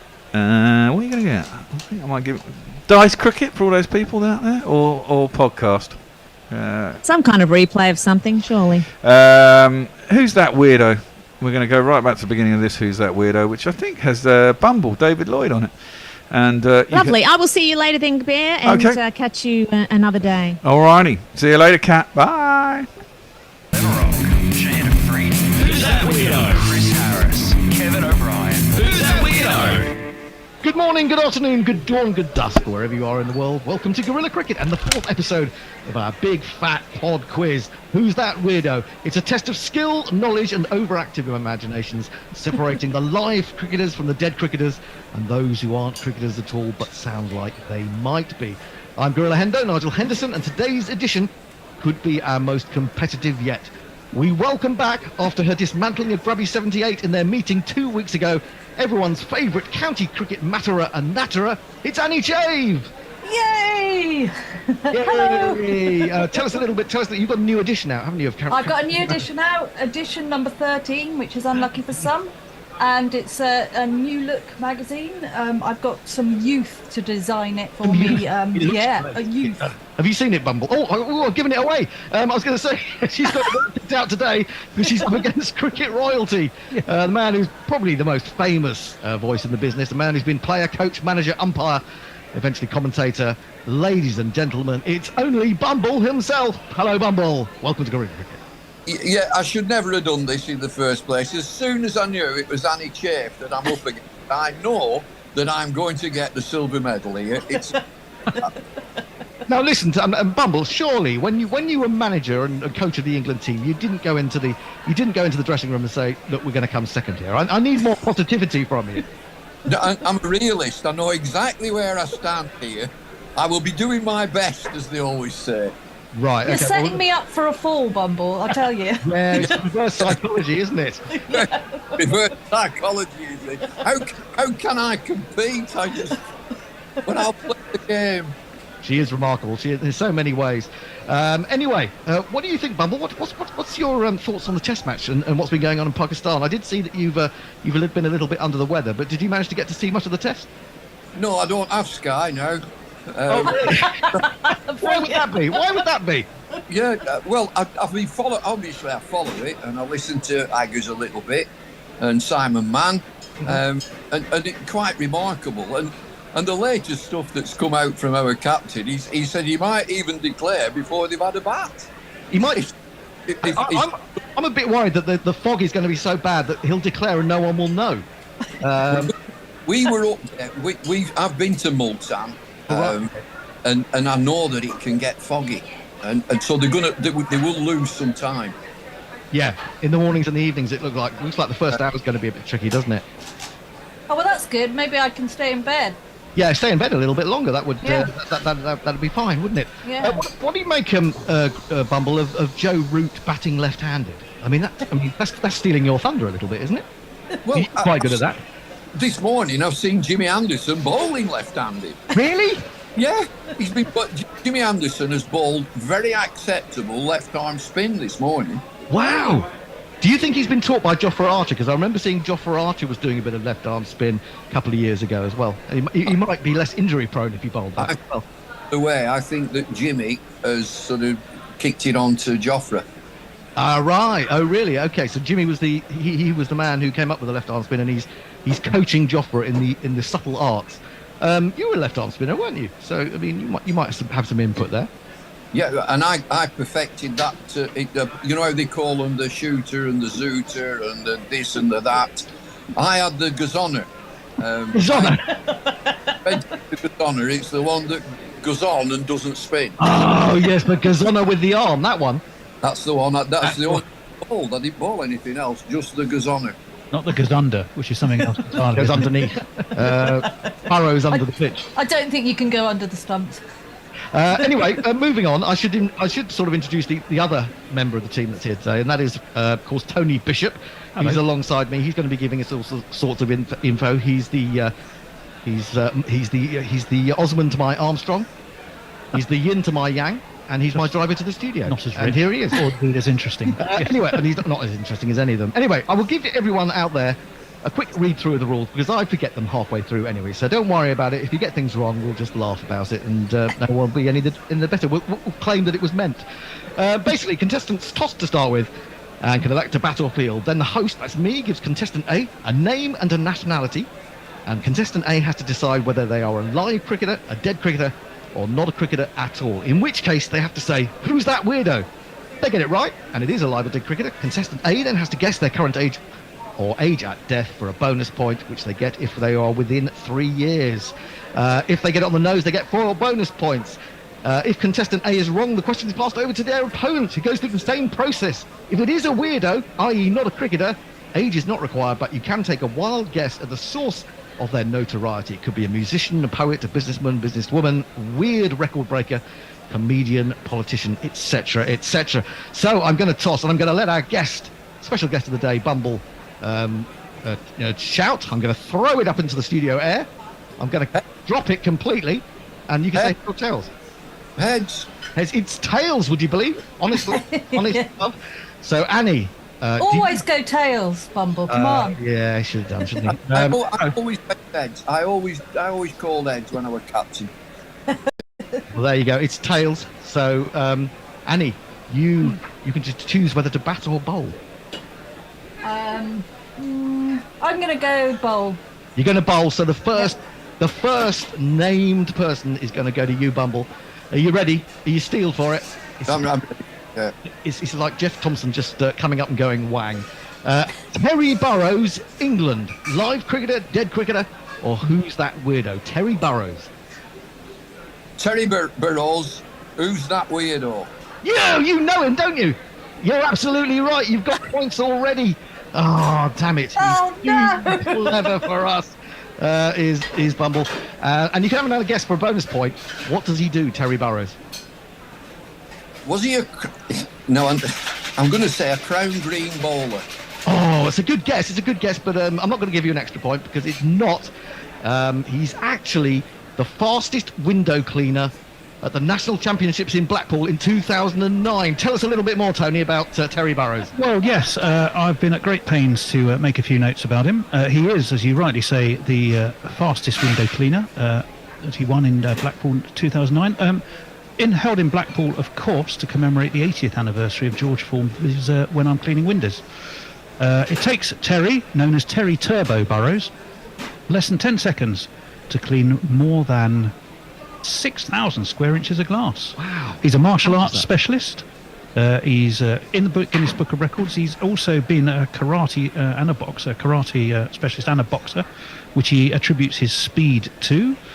He's been on a show with Usain Bolt, where he once said a couple of years ago on the television show, I met the fastest man and I'm the fastest hands. We could rob a bank together. Hey. Interesting thought. He's still going strong. He's 66 years old. He's from Romford. You can check out his website, which is www.fastestwindowcleaner.com. And he issues you a challenge. Can you beat me? Come and have a go if you're squeegee enough. Does he do it well, though? I mean, I could clean a window that quickly. Could you? Well, surely anyone could. I think we're couldn't going they? But just wipe it off then.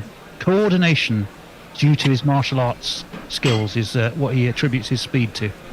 Well, there you go. Bumble is in the lead. He's 2-0 up. We move to Annie for the second name. Now, this is an interesting one. Oh, sorry. Go on. Go on, Bumble. If he's from Blackpool, I know Blackpool, you need to be a boxer and a karate expert.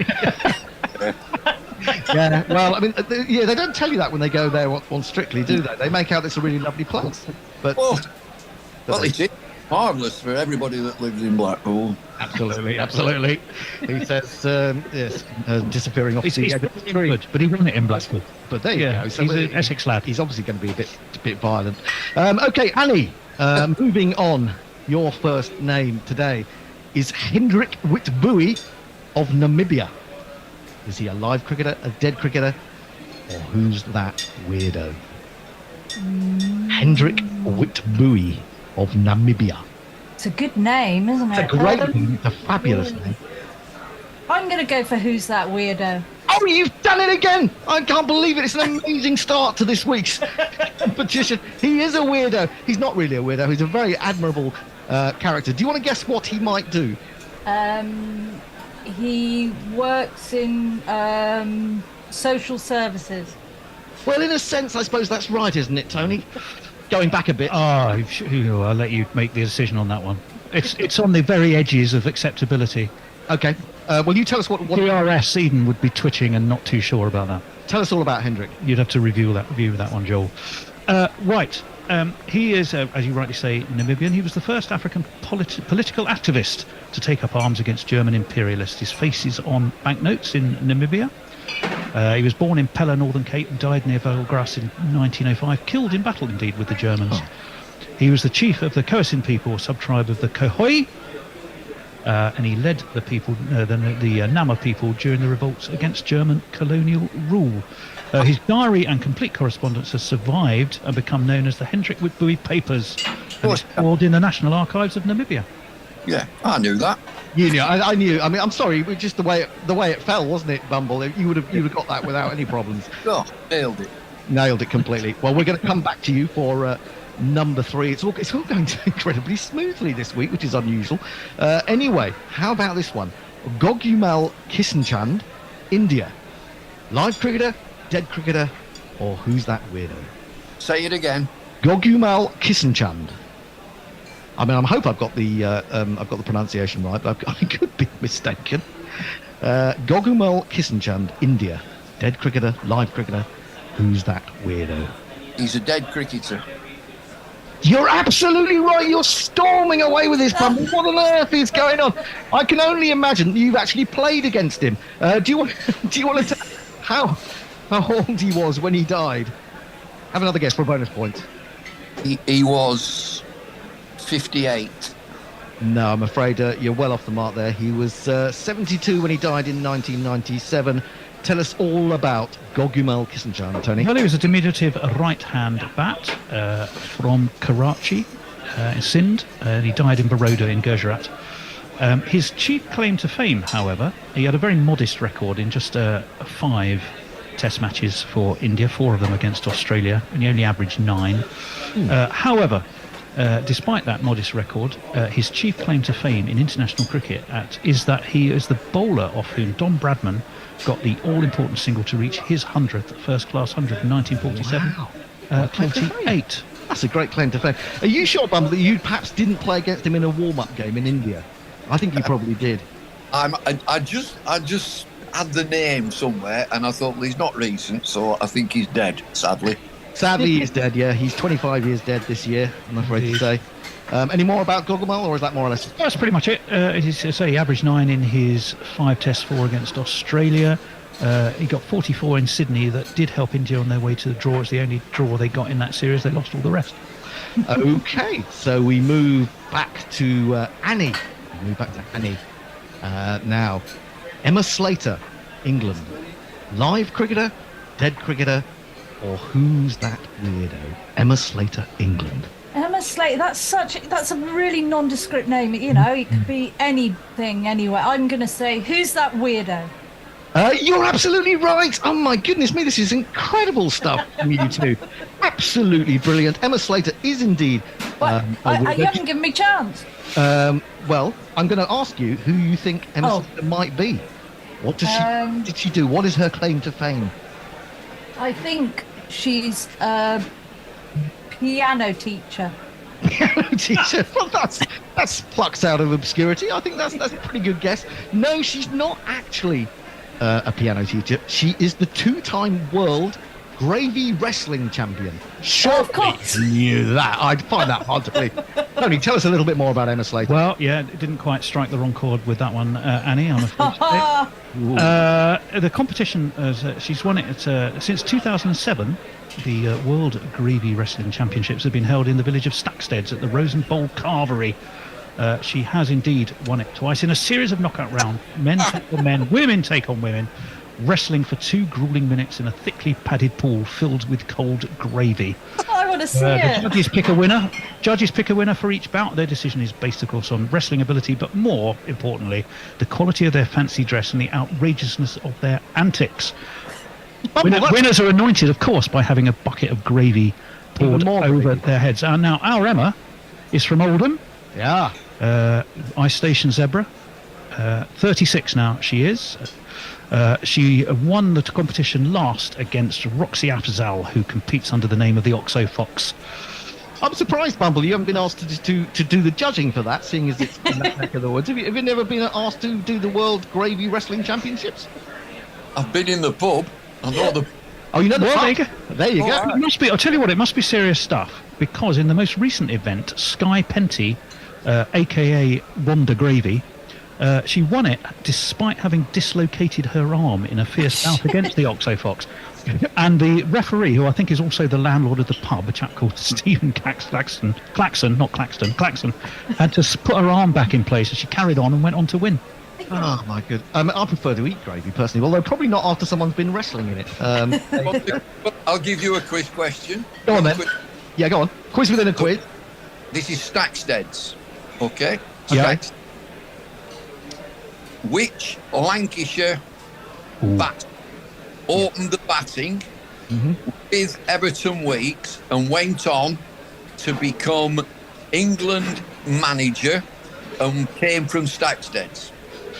Ooh, a Lancastrian. Ooh, I'll put that over to you because you're a lot older than me, Tony. Well, thank you for that. 3 or 4 years older than me. Lancashire. Do you know what? I don't know. If we're talking about that age group, Worrell Weeks, Walcott, etc. Don't know. I don't know the answer. You've got me. Tell us. You're going to have to tell us. Who was it? Bob Bennett. Bob Bennett. Oh, okay. Right. Okay. I was. We talked about Bob Barber last week, weren't we? In something or other. No, we were likening him to Liam Livingstone. That's right. That's right. Bob Barber, indeed. Right. So the scores on the doors at the moment are Bumble 4, Annie 4. It couldn't be tighter. It's almost as exciting as our Melbourne standoff last week. But we move on, and we move on now to Bumble, and we ask him, Brett Geeves, Australia, live cricketer, dead cricketer. Who's that weirdo? Brett Geeves. G-E-V-E-S. E-E-V-E-S. Jeeves. Or Jeeves even. Yeah, it could be Jeeves, couldn't it? Yeah.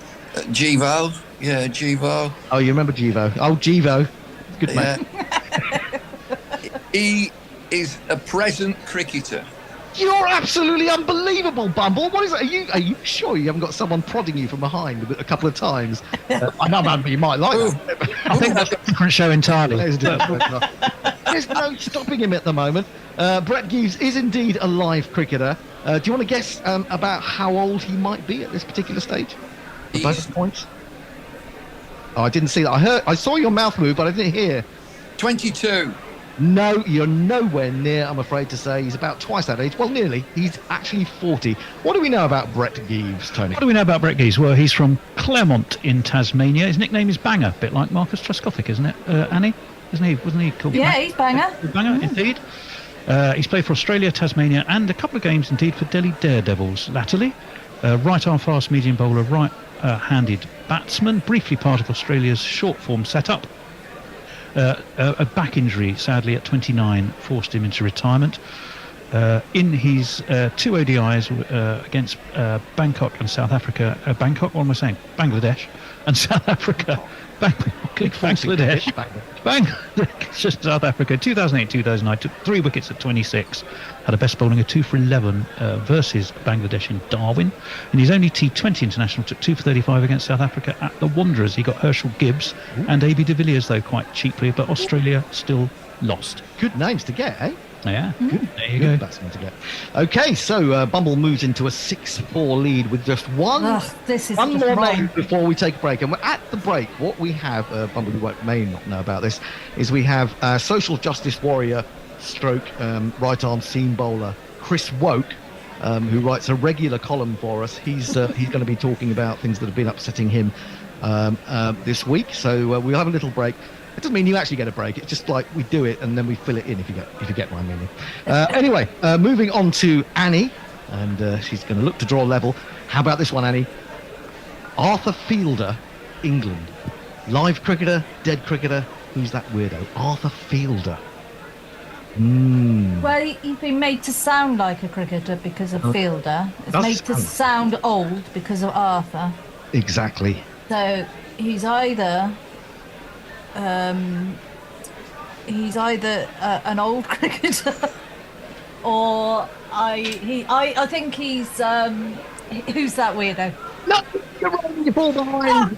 Into the interval we go with Bumble in the lead.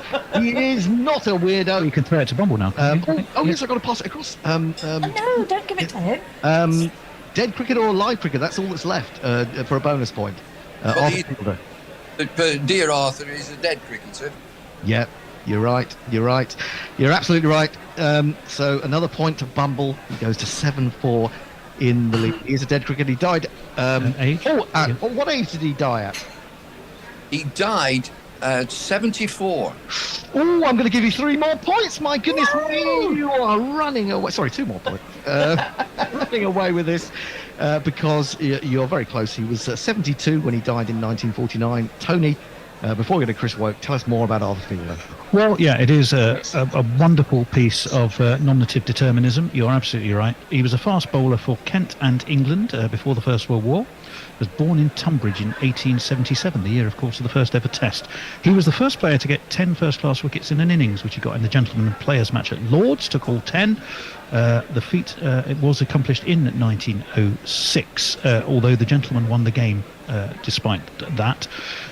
In his first-class matches that season, he took 186 wickets at 20 apiece and did much towards enabling Kent for the first time to carry off the championship. He had 2 tours of Australia for England under Bellum Warner in 1907 and then Arthur Jones. And he did pretty well on that second tour. 6 for 82 and 3 for 88 at the SCG, 2 for 77 and 1 for 74 at the MCG, 4 for 80 at Adelaide, 4 for 54 and 4 for 91 at the MCG again. In all, he got Victor Trumper and Monty Noble 3 times each in that series, although Australia still won it. Monty Noble, 3-1. Trumper, legendary names. And Bumble knew him, obviously. Bumble, he's you can't put Arthur Fielder past Bumble. I was glad that you got that one, Annie, because I think he would have sopped that up. As it is, we go into the break as Chris Woke comes out of the pub in Solihull to say a few words, and with the score at 8-4, Bumble is leading. We shall now hear from Chris Woke. Just a little theme tune before we go there. Craig Matthews, Alan Knott. Who's that weirdo? Nigel Tinner, Neil McKenzie. Who's that weirdo? Wayne Leverock, Shane Freed. Who's that weirdo? Chris Harris, Kevin O'Brien. Who's that weirdo? Sorry I'm late. Yeah, a bloody train strike. Those red union layabout benefit fraud bastards. Right, when does this stuff get switched on? What? We're rolling? Don't you dare broadcast any of that shit. I've a reputation to uphold. Bowling seam up, knocking prejudice down. The phone went the other day. It was the editor of the Smaximum. You filed your copy yet, Wokey? Typical oppressive capitalist. Not even a polite hello to soften the blow of the latest unreasonable request. Unfortunately, Smack's Ed is just the tip of the iceberg. It's a well-known fact that social justice cricket correspondents are scandalously overworked these days. Look at me.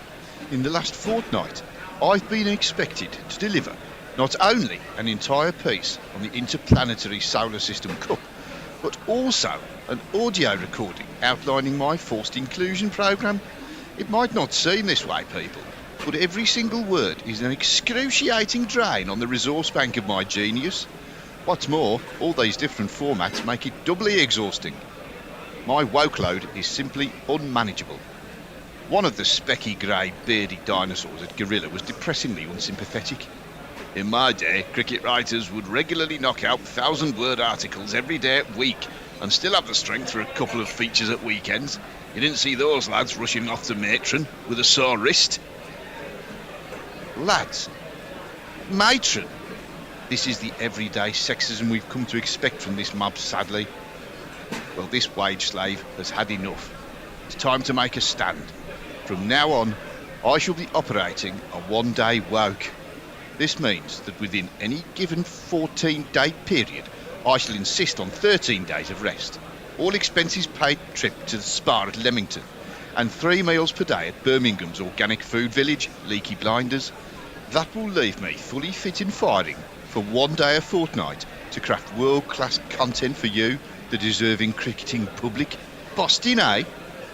This sort of action is the only way to get employers to sit up and take notice.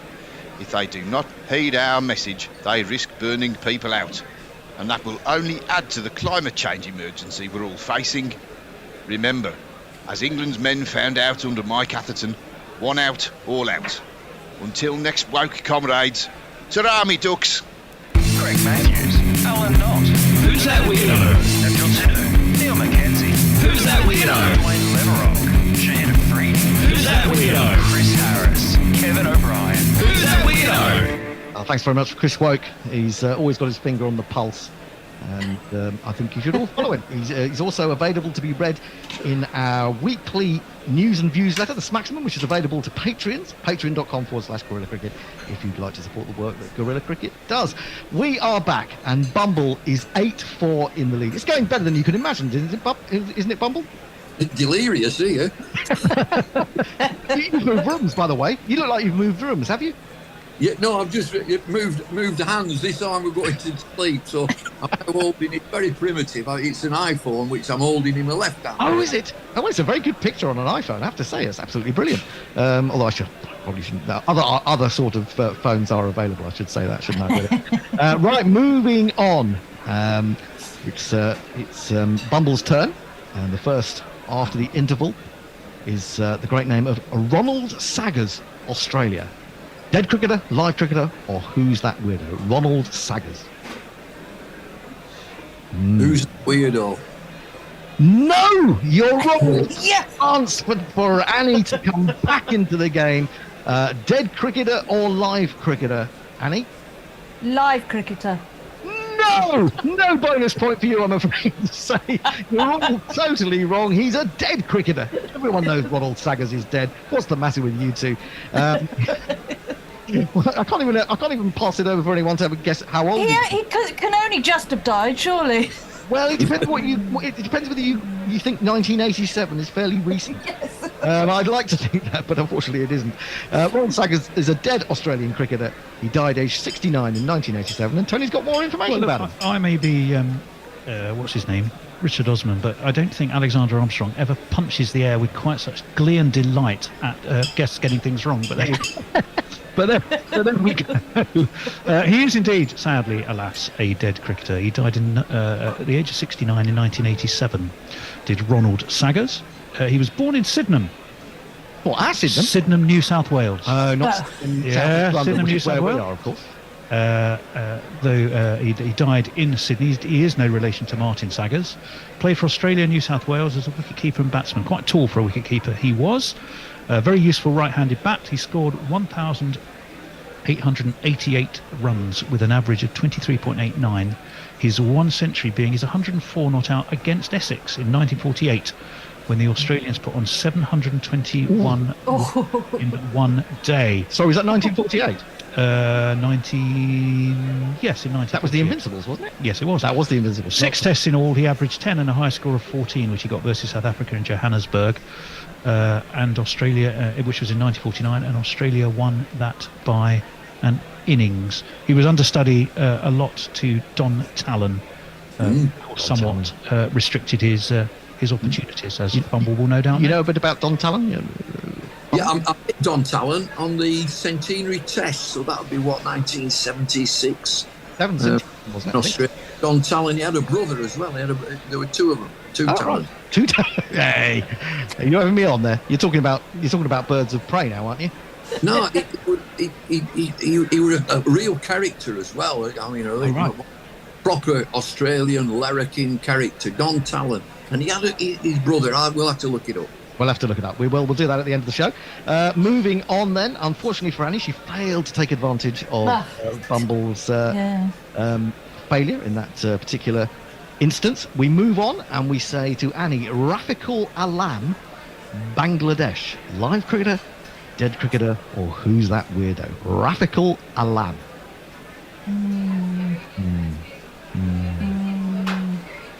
Have you got all your county cricket matters above your head? I have. Alphabetical order. Yeah. No, they're in issue order. They all start with C, don't they? They all start with C. There's a lot of C's. Yes, there are indeed. Radical Alam. Bangladesh. Right, well, we haven't had one of these for a while, so I'm going to go, who's that weirdo? Absolutely wrong. I Send just it over. haven't got it this time. No, well, to be honest, Grubby was just terrible. It wasn't that you were that great. Radical Alam, live cricketer or dead cricketer? Bumble? He's very much alive. He is. You're absolutely right. And how old do you think he is? He is 27. No, he's nowhere near 27. He is alive, but he's actually 65. Rafiqul Alam of Bangladesh. The way you said with such confidence, I thought you actually knew him and you'd played against him for a moment. Oh, that's a lamb. Oh, that's a lamb. Nice try.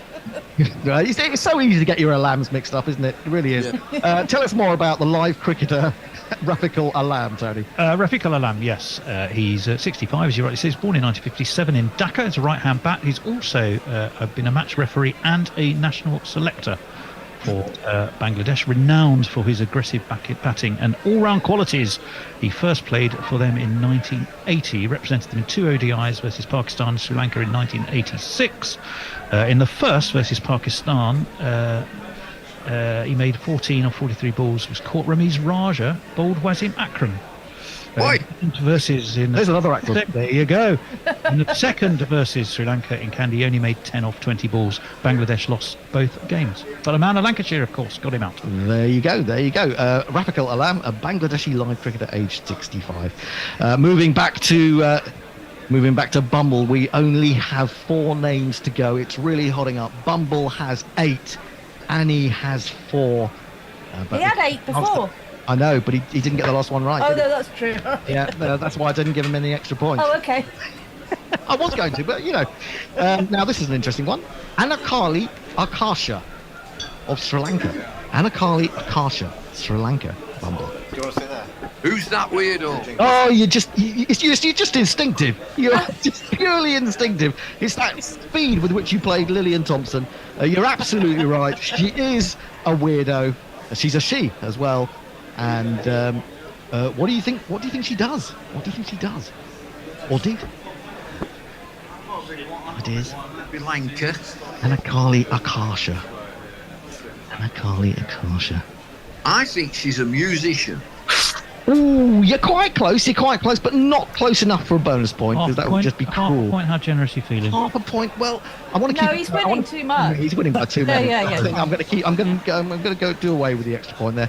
Akali Akasha is an actress and former Miss Sri Lanka, is that right? That is absolutely right. She's born in 1987. She is that, film actress, model. Welcome back. If you want to hear the rest of that Who's That Weirdo, you'll have to go to our podcast or listen another lunchtime. Although if we put it on at the beginning of every lunchtime, it'll probably end at exactly the same point, so you'll be no better off. So go to our podcasts on the website, gorillacricket.com, and find it and see who ultimately came out on top in that incredible battle between Bumble and Annie Chave. The news from Edgbaston is that the lunch break is winding to a close, with England on 124 for 3. So more runs than you would expect from an England team, or an old England team.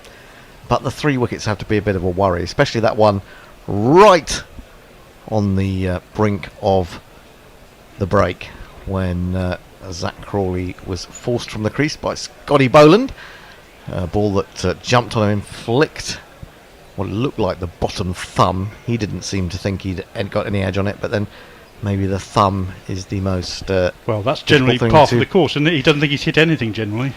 Well, yeah, I suppose that's true. He's yes. I mean, it's to be fair, he middles it or he misses it, doesn't he? Really, that's the Zach Crawley way. It was a good knock though, 61. It was a good ball that got him. Less happy will be Ben Duckett and Ollie Pope. Ollie Pope just clipped round a straight one from Nathan Lyon from round the wicket, and he was going well and was very frustrated to get out at that point.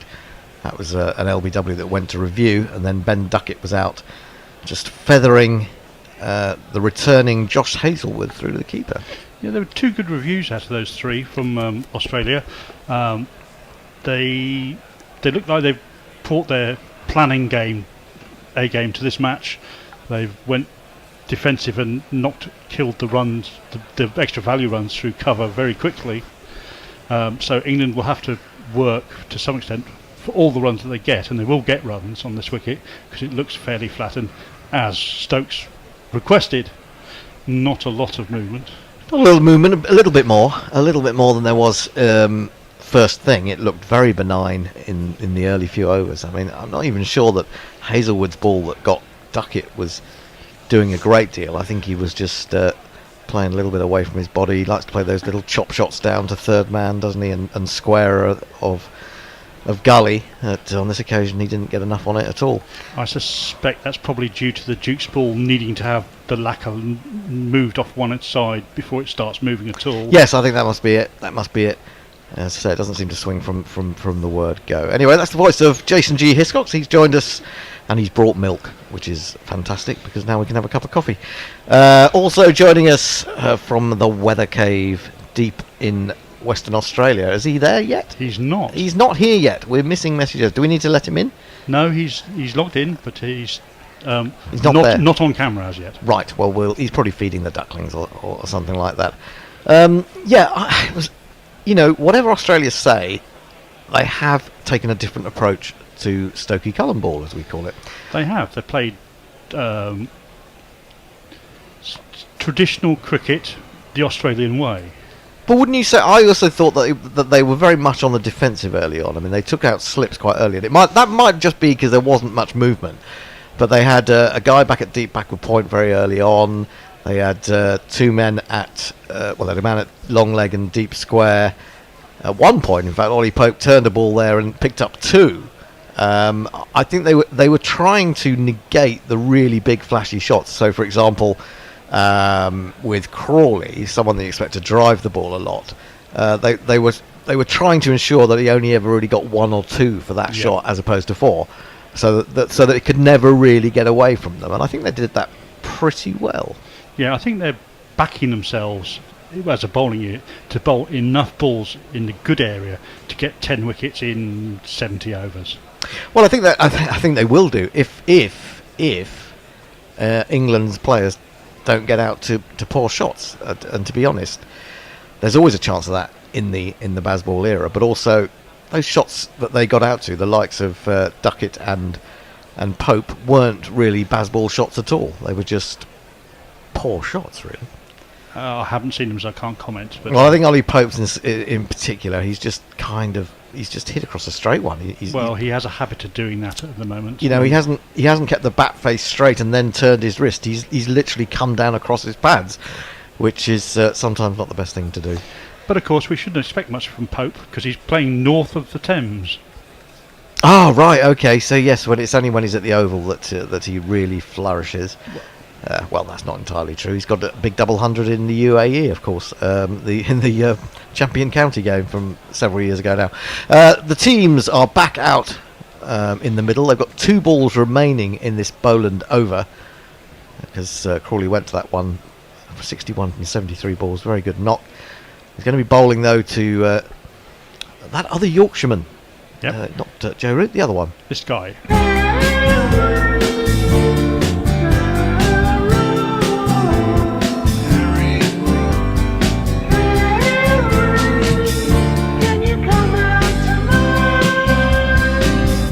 I thought he was very confident in his press conference the other night. I thought he sort of batted away the questions with a little bit of a smile on his face. Boland then, 2 slips and then gully, or maybe 3 slips, and he's going to get a run first ball as he waits for this one, steers it to the left of cover, and so he is away. England 125 for 3. Very much a Joe Root get off the mark straight away shot that. Just dabbed it into the offside and scampered away. Well, I think he's learnt quite a bit from Joe Root, hasn't he? We're just looking at that wicket that was the one that Australia took just before lunch. You just felt, didn't you? You just felt, oh, Crawley's done so well. It looked so good, generally speaking. Did climb a bit. It did. It was a good ball. Boland in, full to Root, who tried to drive, but was leaning back a little bit there, if anything. Wasn't leaning into the ball, I don't think. He seems a little bit uncomfortable with his technique today. Maybe that's because he hasn't played enough cricket. But that's another argument. Root has 20. Brook has 1. England 125 for 3. Now, Messi Jez, we were hoping to have on socials, but he doesn't seem to have arrived. Maybe he's misread the rotor, in which case we need to call for the bear. Or Steve, even. Someone needs to come and do socials while... Oh, he's right, he's back, he's back! There he is! There's a distant voice from the weather cave. I have myself down for the next session. Well, oh, you know what it is. Tony's probably sort of added you in, because he miscalculated on with the Gary factor today. Forgot that Gary was... actually at the ground. At the ground, yes. So Jason was on now. Oh, right. I must be looking at an earlier version of the rotor. Sorry. Probably, yeah. I mean, the trouble is you get so many rotors from Tony, it's hard to know which one's which. Nathan Lyon will continue 1 for 31. Here's his jingle. Speaking of Gary's, if I can just find it, there it is. Well, after this ball, shall we? Oh no. Defended the first ball, staying around the wicket. As he's bowled all morning, 6 overs before this one, 1 for 31. That stat that was quoted this morning really surprised me. I'm just looking at this field. He's got a man already out at long on. He's got a deep mid-wicket, I think, as well. So he's already trying to cut off those shots that Harry Brook likes. He's going to steer this, though, all the way along the ground. Travis Head out at deep mid-wicket, and they'll take a single. Brook moves to 2. It's a fascinating matchup. Well, these two contest of philosophies and designs, because Brook, if he's got any sense at all, will just say, all right, I'm going to take the singles, get myself bedded in for 15-20 runs, and then I'll see what I can do. Yeah, absolutely. Don't really want to see him taking on the long on right now, but maybe that's because I'm a lily-livered Englishman. That's an appeal for LBW, and that can't be far away. He's played the reverse sweep, has Root. I mean, why would you play reverse sweep first or second ball you've received after lunch? I think they're gonna go for that one, and I think he's in trouble here, Root. No, doesn't appear so. So maybe it pitched outside leg. Well, it'd be interesting to see what that comes up on. We're going to see it again. Is it pitching outside leg? Maybe it is just pitching outside leg, and then it's not going to hit. No, it's turned. It's going down the leg side. Keeper gave that one away a little bit, didn't he? But I don't really want to see Root playing that shot yet. Lyon in, he's forward, and that's better. Defends it. I'm more comfortable with that. The little defensive shot to mid wicket. See, it's pitched way outside leg stump, hasn't it? Unlike Ollie Pope's one, and it would miss by some distance. Look at Alex Carey. He's way down the leg side when that hits. Lyon again. There's a man at short leg gully, hoping for someone to just clip it into his hands, but this is clipped through the infield out to Travis Head. He's been kept busy today in these deeper positions. Take another single. Root moves to 21. Brook has 2. We're only in the 28th over. 127 for 3. And it's a crucial hour after lunch, I think, really. So it's about England batting through without losing a wicket, I would say. I just wonder how much chirp he's going to get from the Holly stand if he's in front of it. Well, yes, there'll be a bit of that. Lyon in, bowls to Brook, and Brook defends. Carey, for some unknown reason, was getting a little bit excited behind the stumps. I'm not sure why. It's hit off the full face of the bat. It's the end of the over. 3 runs from it. Lyon 1 for 33. England 127 for 3. Messi. Who's on? It's me. Oh, sorry. It's not you. You're just summarising Messi. Yeah. On YouTube. Well, that's all right. Don Diego de Silipans talking about the rotor, saying, "Poor Tony. I bet trying to do the rotors is like herding cats." Well, you're not wrong there. It's more difficult than it used to be because we have to accommodate a lot of people in different parts of the world for only short periods sometimes. So that does complicate things a little bit. And Pokey Bumfinger says, "Don't think the Thames effect extends to Birmingham." Talking about Pope. What's the major river in Birmingham? Or is there one? It's the Grand Union Canal, isn't it? There's a lot of canals, aren't there? Yeah. There's no river as such. I suppose it's a long way inland, isn't it? Could be a very, really big river. Oh, the umpire's doctoring the ball. Well, they're not happy with the ball. What's he doing with it? Is he just trying to? Is there a little bit of loose seam that he needs to snip off? Maybe that could be it. Yeah. Looking at the wickets, Duckett will be really annoyed with the way he got out. It started quite confidently. Pope, in particular, There, horrible shot, hitting all across it. Umpire gave it not out, but on review it was given, and then Boland just before lunch. As we are live again, would you believe? I thought we weren't. And this one is left alone by Root. Now we're going to see the wicket. So it's all well and good that Sky keep us up to date with what's going on out there. An hour ago, and almost missing a live ball. Boland 1 for 35. I mean, he's knocked it. His economy rate's been knocked, hasn't it? Because I mean, I think he's something going at something like 2.2 in Test cricket in general. Yeah. But and wickets. He's still bowled beautifully, I think. Yeah, still bowled well. Got a bit out of this pitch where maybe some others haven't.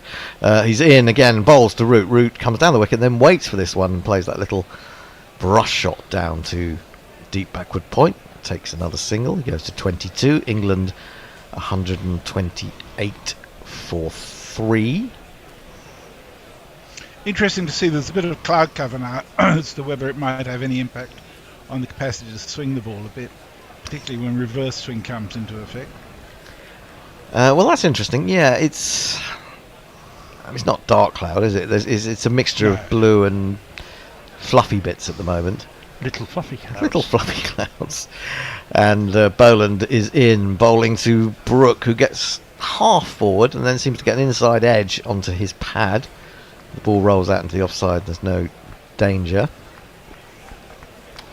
Boland's going to bowl that length on that line all day long, just hoping for people to nibble at it, because it is just threatening the off stump, but it's going just over the top, I think. Well, there seem to be so many Australian bowlers like that these days, don't there? I mean, like, you go back to Glenn McGrath, who was the best of all, then people like Stuart Clark, Ryan Harris. I saw someone, was it Grubby, saying that Boland reminded him a little bit of Ryan Harris. And I think that's absolutely right.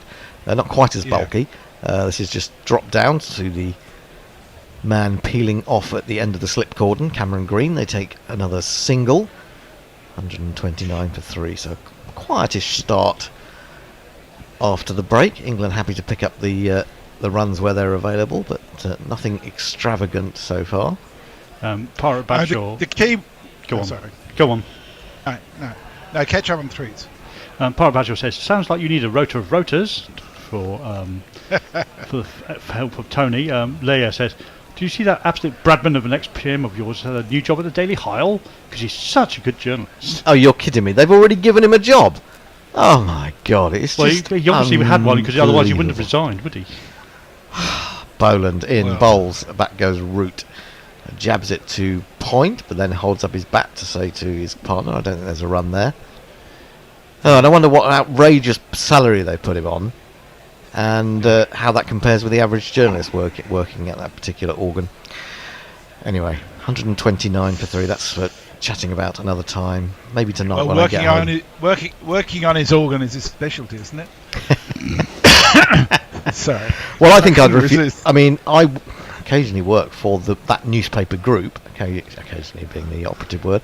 Boland in, bowls, always beaten Root on the outside edge, although it's died, didn't it? Skittled through to the keeper, more or less on the ground. Anyway, it's the end of the over, 129 for 3. I'd refuse to sub his copy personally, but then I'd be sacked, so he would get me the sack basically.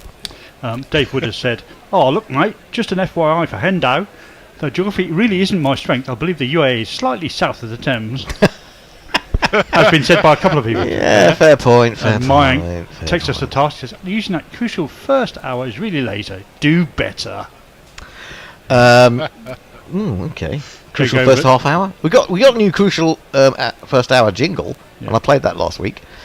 And Jago says, when Jason made the T signal, I assumed he were a Jewish mobster retired to Miami and ordering somebody else's death.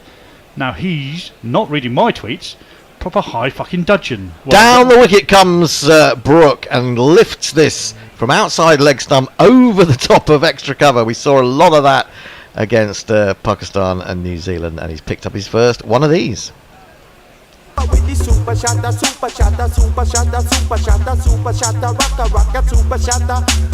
what's the odds of Nathan Lyon trying to bowl one down the leg side and get him stumped off a wide? If he starts doing that, interesting. That might he knows enough, doesn't he, Lyon, to do something like that? He is. He's at the height of his powers, I think. In he comes again. Onto the back foot goes Brook. A little bit of turn. Has been one or two balls from Lion that have hinted at turn. That's a lovely shot though. It's a great use of the feet, and then gets it over the top of extra cover. Lion again in. He goes back to that one. Oh, now he's edged that. But he may be going to get, well, I was going to say 4 runs. Man's just come into view. There is a guy at deep backward point who's got round to third man. They get back for 2. Brook moves to 9 off 9. England 135 for 3. Wasn't that far away from Smith at slip, was it? That went really quickly. It did go very quickly. And Yeah. very low. That was a heck of a catch. But the Aussies have been in tremendous catching forms in the World Test Championship. Oh, they put down a couple though as well. Lion in again, bowls to Brook down the leg side. He flicks that past the slightly backward short leg. Looking for a second, he won't get it. Travis Head runs round from deep mid wicket. England move to 136 for 3. Brook into double figures now, 10 from 10. Root 22 from 41. And for Root, even, they have a long leg, a deep square, and a long on for Root, of all people. Interesting. Well, I mean, it may be they think he's going to try and hit Lion out of the attack. What? Root? Onto the back foot he goes, and he just eases this down to third man. I mean, an orthodox third man is not normally a position you associate with an off-break bowler. It may be that, of course, because he's bowling round the wicket, has got that slight angle, that he's worried about a thick edge flying down there. Well, it's not just that, it's the fact that he reverse sweeps so often. And he reverse sweeps, yes, very good point. So just the 2 close fielders, slip and the backward short leg. Lion into Brook. Brook goes back, takes that on the pad, and they're going to run through for a single. I'm not even sure that he played much of a shot at that in the end, but the umpire's happy with it. Signals leg by. He'll keep the strike, 138 for 3. Muttley says he's treated himself to some pipe baccy and beer samplers. I found a new hobgoblin and sends us a picture of that. Well Excellent. done. Has he said woof today to us? I'm sure he must have done. Must have done. Mog sends a surprise face, talking about conversation with Linux Lee. Ross McD says, evening from Gorillas. England clearly not looking to slow down against the Aussies. Good. Getting an early psychological advantage is so important. Brook to demonstrate that firsthand, hopefully. Yeah, I feel this sort of slight anxiety in the pit of my stomach. Well, it's interesting that you compared that shot to the sort of shots he was playing in Pakistan. Because to a certain extent, this pitch is not dissimilar to the Pakistani pitches. It's pretty bloody dead. And it may well be that sort of approach is the most successful one. He's down the wicket, Brook, to Boland, and tries to crunch this, but he didn't really get to the pitch of it. It's hard to get to the pitch of a ball bowled by a quick bowler when he's bowling slightly back of a length. So he's sort of half stopped by the bowler. Well, one more of those, and Kerry will be up to the wicket straight away, I think. Well, he was early this morning, and at one point when Crawley was doing it. But he soon gave up on that idea. So 2 slips and a fine gully, I would say. Or a first slip, a second slip, and a fourth slip. No third slip. Well, maybe they're just a little bit close together than Well, second Green's and third big would enough be. to cover third and fourth. Oh, that's true. He's taken a couple of brilliant catches in there, hasn't he? One-handed, although one was slightly controversial. Turned into the onside. Brook suggests that the ball just jumped on him a little bit. I don't think England would be unhappy to see maybe the pitch doing that if they can stay at the crease long enough. And this is the thing about Stokey Cullen ball, is that sometimes crease occupation is exactly what you need. It's not always about getting runs as fast as you can, because it gives the chance for the pitch or the conditions to change a little bit, doesn't it? And if the forecast is for sort of more cloudier conditions tomorrow, England really want to be able to put Australia's top batsman in against that sort of condition. Dabbed down to third man. They're going to get one. Who's chasing that? Labuschagne, who is just constant action the whole time. He could have just left that for the man coming in off the fence, but he decided he's going to race after that, get the throw in as quickly as he could. They take the single. Brook goes to 11. It's definitely clouding up, but it still seems quite bright. Well, the Met Office is suggesting it might rain, 40 to 50% chance from 11 to 12 tomorrow. Oh, really? Oh, that'd be really annoying. Really interesting first session. Yeah. Well, it may mean that the first session is completely washed out, which would mean it wasn't a very interesting first session. Well, yeah, depends. 139 for 3. 139 for 3 is the score. And we're halfway through the 31st over. So the run rate dropped a little bit, and it's Boland continuing. He's in his 9th over now. He's bowling to Root. Root goes back, and then again that seemed to just jump on him a little bit, but he controlled it well, past the outstretched hand of even Cameron Green, and he hurries back for a second to third man, who had to make some ground to his left. You're more experienced. Sorry. Yeah, go on. You're more experienced than I, obviously, Hender.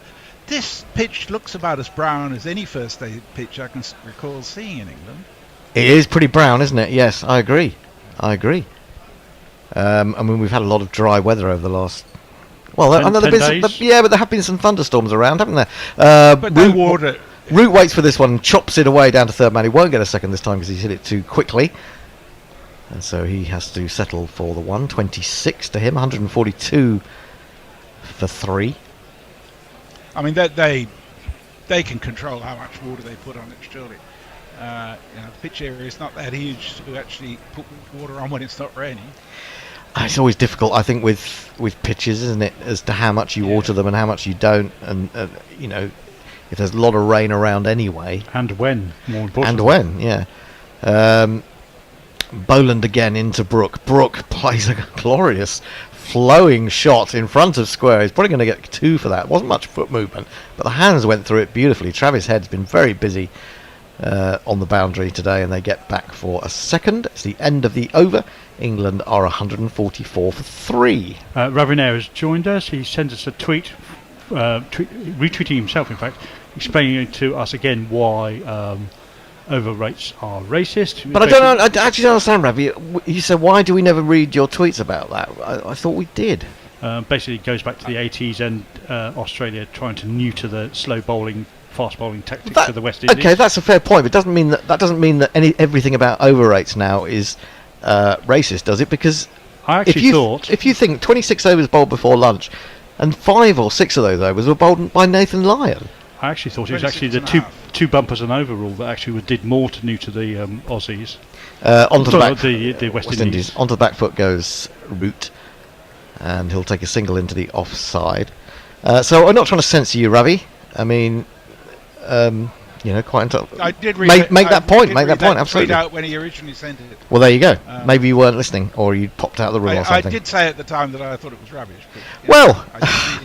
Unless you're giving it some context, at least come back and giving it context. Lyon into Brook. Brook goes back, making room for himself outside the leg stump, forces straight to extra cover. Cameron Green fields, and there is no run. Brook does look so much like Kevin Peterson in the way he bats. And though I never really loved Peterson as a batsman, certainly in his early days when he struggled to play a lot of fluent off drives. He played a lot into the onside at one point. They're going to get a single now as this is driven to Cummins at mid-off, who had to dive to stop that running away from 4, and then he has to get up quickly and prevent them from getting anything more than the single. But, he's using that sort of Virat Kohli approach where the bottom hand forces the ball to give it a little bit extra oomph. Lyon 1 for 43, and Root now down to face him, staying around the wicket, down the leg side, and quite sensibly Root just lets that come off his pad. He was aware that there's a man just behind square, short, and he doesn't want to play a silly shot into his hands, so he just let that one rap against him. And Lyon is in again. Sun's still shining brightly. Goes back to this one. He can play it straighter, but there is a mid-wicket. And there is no run. 146 for 3, as we see an older generation explaining some of the intricacies to the younger generation, which is brilliant to see. He actually looks quite engaged in the game, the youngster, for a change. Out comes a reverse sweep from Root, and he's played it well. He's certainly going to get 2 runs for that. That'll be all, as Josh Hazlewood has had to race round from third man. Root moves to 29 at the end of that over. England 148 for 3. And we have a new old listener who's now just got Twitter. Welcome, Jolly Ollie. He's been with us since 2020. Oh, great. Great to hear from you. Muttley's come back and said he did say woof right at the beginning of play, but I think that tweet got missed. He's had no sleep. He's checked his bank account in. His back pay from deep time working pensions has gone in. Over a year of mental anguish has finally at an end. Well, I'm really pleased to hear that because I mean I've seen you on Facebook talking about your experiences, and it's just horrible. Jay Grover says, "Oh, that's IT. You saw how your organisation collapsed like a house of cards after I didn't tweet for an hour. You will rue it.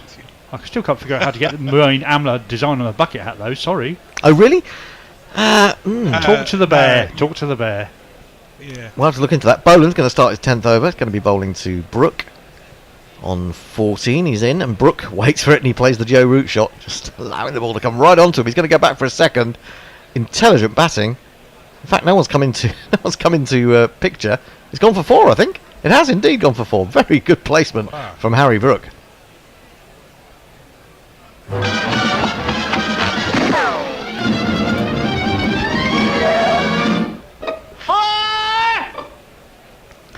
Yeah, lovely shot. Just waited for it so late and then opened the face, ran it down. And you don't have to hit sixes over the top of long off or long on when you can play as exquisitely as that. It's the timing on that glide, though. How does he time it? Boland in again, he plays the same shot. Maybe not quite so effectively. Travis Head is running around, he's going to get there. He's fallen against the boundary sponge, he's managed to get up. And they'll only get through for 2, so he has saved a couple of runs there. Brook will move to 20. Do we know what the black armbands are for? Yes, it's for the Nottingham... Oh, of course it is, yes. Nottingham tragedy. Head sort of rolled all the way. He rolled a couple of times along the boundary sponge, then had to step back inside, picked it up with his right hand. But did a good job. It certainly isn't 4 runs. Erasmus was waiting for a sort of confirmation of that, but gives him a thumbs up. So well played. Saw someone on County Cricket Matters really criticising Erasmus for failing to give that decision against Crawley right before lunch. I thought it was a very tiny thumb edge. Down the wicket, smashed! Oh wow, that's gone flat. It's going to be 2 or 3 bounces, and it's going to be 4 runs. Where is it? That's the one. That went like a tracer bullet. Well, this is quite entertaining, isn't it? Running down the wicket to Scotty Boland. Scotty Boland has probably never seen anything like this. How is he going to adapt? In fact, he takes a step back and then runs down the wicket. Yes, a launch, doesn't he? And launched. I mean, there is a certain amount of risk there, but at the moment he's playing it well. I just don't want him to throw it away. Would be a real pity. But they're still coming in Australia. This wicket is so flat that he won't be afraid of a bouncer because there's just not enough in it for someone like Boland. And there was a bouncer, and he's going to be caught, is he? No, just short of. Well, there you go, Messi. You nearly did the commentator's curse. It was a short ball. He cutted it. It had risen quite high. Travis Head was coming in from backward point, and well, I'm not 100% sure that he quite got there, but we'd have to see that again. But no, I think he dropped that. I think that was fully outstretched, though. I mean, right it was at the edge of his horrible way to get out. Really horrible way. But good bowling, clever bowling. Trying something different, and he has shelled that. Yeah. Oh, he nearly had it at the second attempt. Oh. Slid along his outstretched fingers, Wow. and then his. That's just escaped me. He'll feel upset about that. It's a technique. He couldn't get his elbows extended, so they did jar when he hit the deck. Would have been a really good catch, to be honest. Yeah. Anyway, that's down the leg side as Root takes strike, and Carey moves to his left to take that. But I think you've got to say, full marks to Scotty Boland for trying something different. A bouncer that was quite wide outside the off stump surprised him. He played the shot anyway, the cut shot, couldn't control it. I don't know, maybe if he'd just been a little bit quicker off the mark there, Travis Head. Maybe he didn't pick it up initially. Now we're down to 2 slips, who are sort of spread across a 3-slip area. And Boland is coming in to complete the over again. Bowls to Root. Oh, that moved! Oh, and that's just dropped short of the man at second slip. That was a good ball. Lovely leg cutter from Boland. It's the end of the over. He's got figures of 1 for 54 from 10. England, after 33 overs, are 159 for 3. Let's play a jingle. And let's, of course, when you get back on, talk about wine. Yep. We have... are we changing over? We are, I think. Although I don't see Russ in the green room. So I'll stay here very briefly until he does turn up. He is in here. He's appeared. Okay. So what was the last tweet, Jace? Well,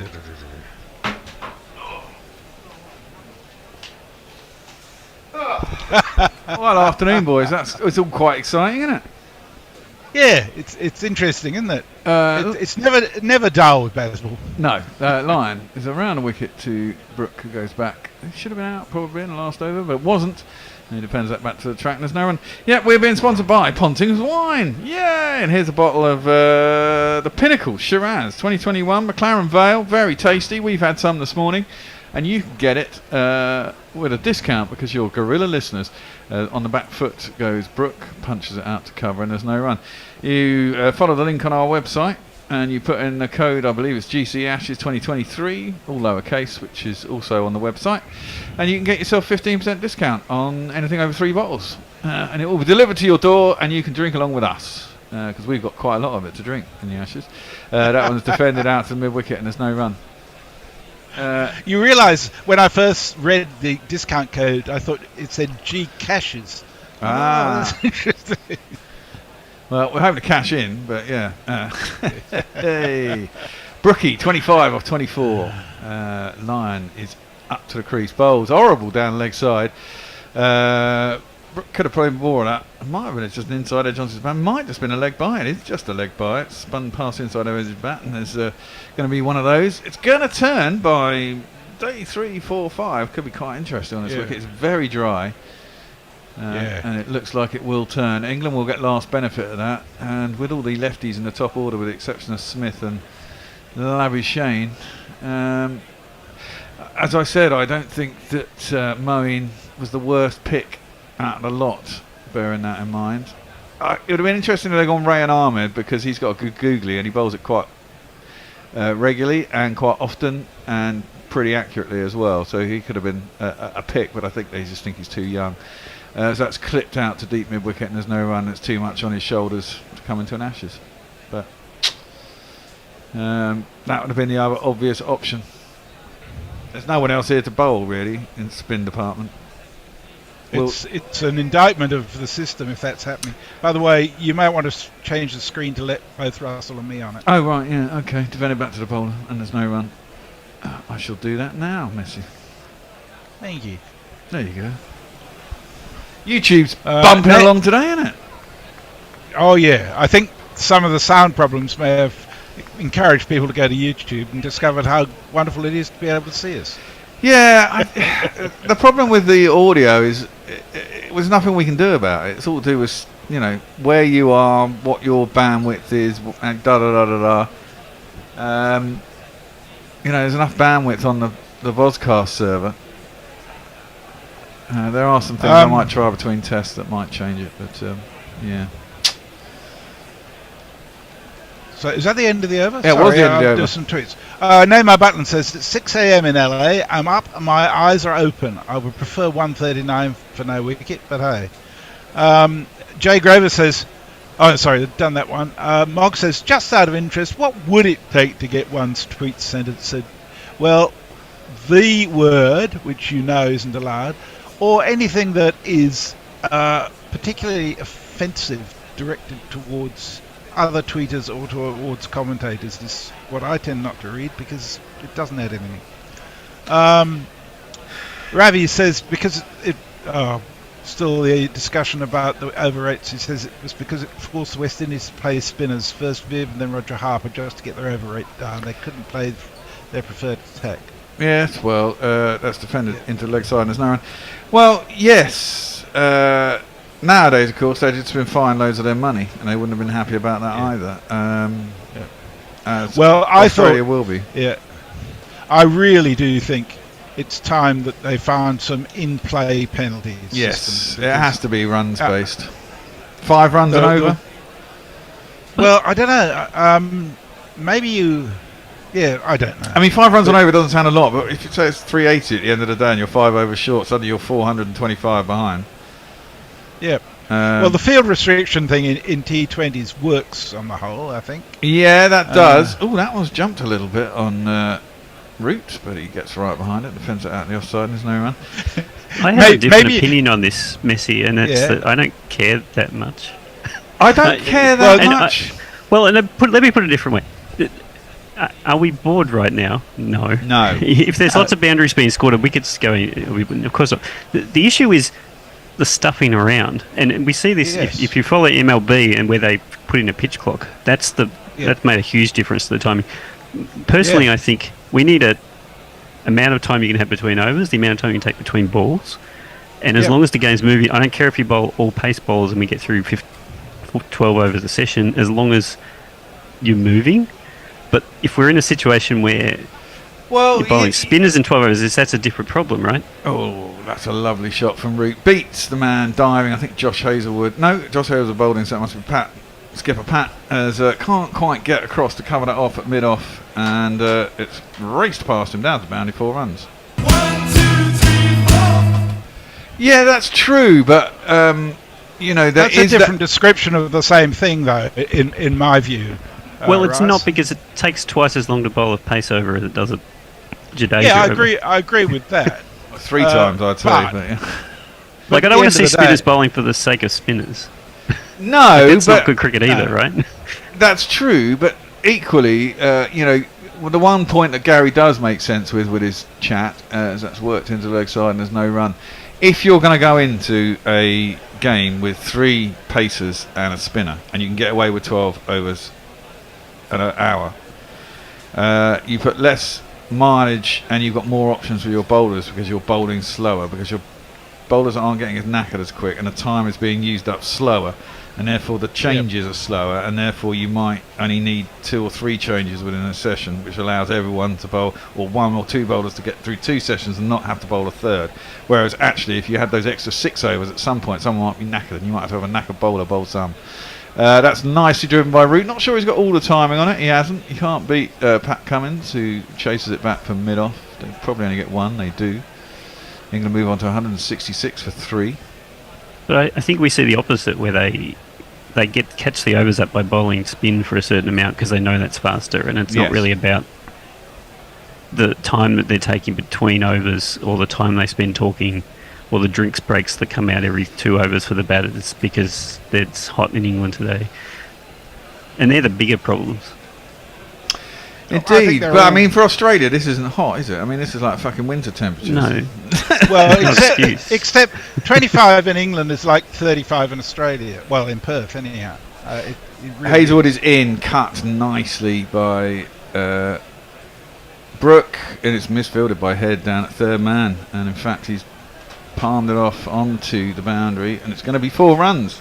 4 on the floor, and 1 more 4 than the 4 before. That's what 4s are for, to get funky on the dance floor. I think the lubrication is starting to work in the stands. How's it going in the green room? Well, at the end of this over, when you're doing some tweets, I'm about to reach over and get that wine glass that's just off to my left, so I can put some of this rather full bottle of Pinnacle Ponting's wine into one, and that'll be my drink for now. I was going to, not do much this afternoon in terms of drinking, but fuck it, I've got a bottle of wine and a wine glass, and why not? So 170, and they've been out for what, 40 minutes, so they've put on 50 runs in 40 minutes. Ross McDean says early doors, but I think Brooke is going to be the finest middle order batsman we've had in a very long time. Certainly looking that way. Proficient and destructive in equal measure. Well, his partnership is already 46 off 50 deliveries. Lyon is coming over the wicket, wow, to Root, and that turns into his pads, and he just clips that sweetly down to deep mid-wicket, and he'll get himself a single. I mean, the one thing about winning the toss, Batting, okay, couple of failures. Duckett slashed at one, got on edge, and Pope misjudged one. But I mean, other than that, everyone seems to have got in. It'd have done them the world of good. The pitch is flat as a pancake generally. If everyone just chips in, gets a few runs, I think England will want 400 on the board by the end of the day if they're carrying on. And these, you know, a couple of big partnerships would be nice. If this one was a biggie, that would be great. So that's punched by Brooke out towards cover, and they'll get themselves a single. Two, in fact, sorry. I did think Crawley was very much like he was against Ireland. He played some glorious shots, but he also looked very insecure a number of times. And of course, he should have been out for that one he edged when he was 30. I still don't think he's got a sufficiently disciplined approach to be able to do it. Well, someone would have thought so. That was a horrible ball. Line's gone back round the wicket, sorry. It sort of died a little bit, turned past Harry Brooks' legs. He tried to swat it down, missed it. He had it almost, didn't he, Head, that catch? It just sort of bobbled into his finger's edge, and then when his hand's at the ground, it just nudged it out. Clipped square. They think about two, but it's not two. There's a deep square leg down there. I'm trying to work out how. Sorry, Messi. Well, I was just going to say I'm trying to work out how, but I know he dropped it because of that stupid fucking moustache. Well. Sorry, Russ. Go on. He's having one of those days where every ball comes to you and you fumble all of them. Yeah. There's a lot going down there. Well, I would love to know what's going on in the Australian heads. That's attempted sweep by Joe Root. Surprised it wasn't an appeal, but he was miles outside off stump. His bat was no near it. I think it went off the pad and was caught by Piggy Smith. I think one of the things that scoring quickly does is it makes it. You can't afford. You have to think quickly. Like you don't have a session to think about what you might want to do next. No, it's moving. That was defended back to the bowler, and there is no one. And that's what discombobulates sides. And that's where I think they didn't. I thought they would come out and they thought England would just be the same old England and collapse in a heap and shit because we're so damn good with our bowling. And it's not really worked out that way. So they're going to have to think. It'll be interesting to see what they're thinking in the dressing room. Over to you, Messi, whilst I grab a glass. Jay Grover says, I love Ravi like a brother, but that is some Bobbins extrapolation. There was certainly some pearl clutching about any colonials bowling fast at England. I don't think it applies today, though. Obvious point, but the West Indies was slow as fuck in their pomp, and who wouldn't be? I love watching them when I were a bear. Dave Wood says, look, mate, will the bear have completely morphed into Bill Oddie by the end of the series? That's an interesting thought, actually, but you could be spot on.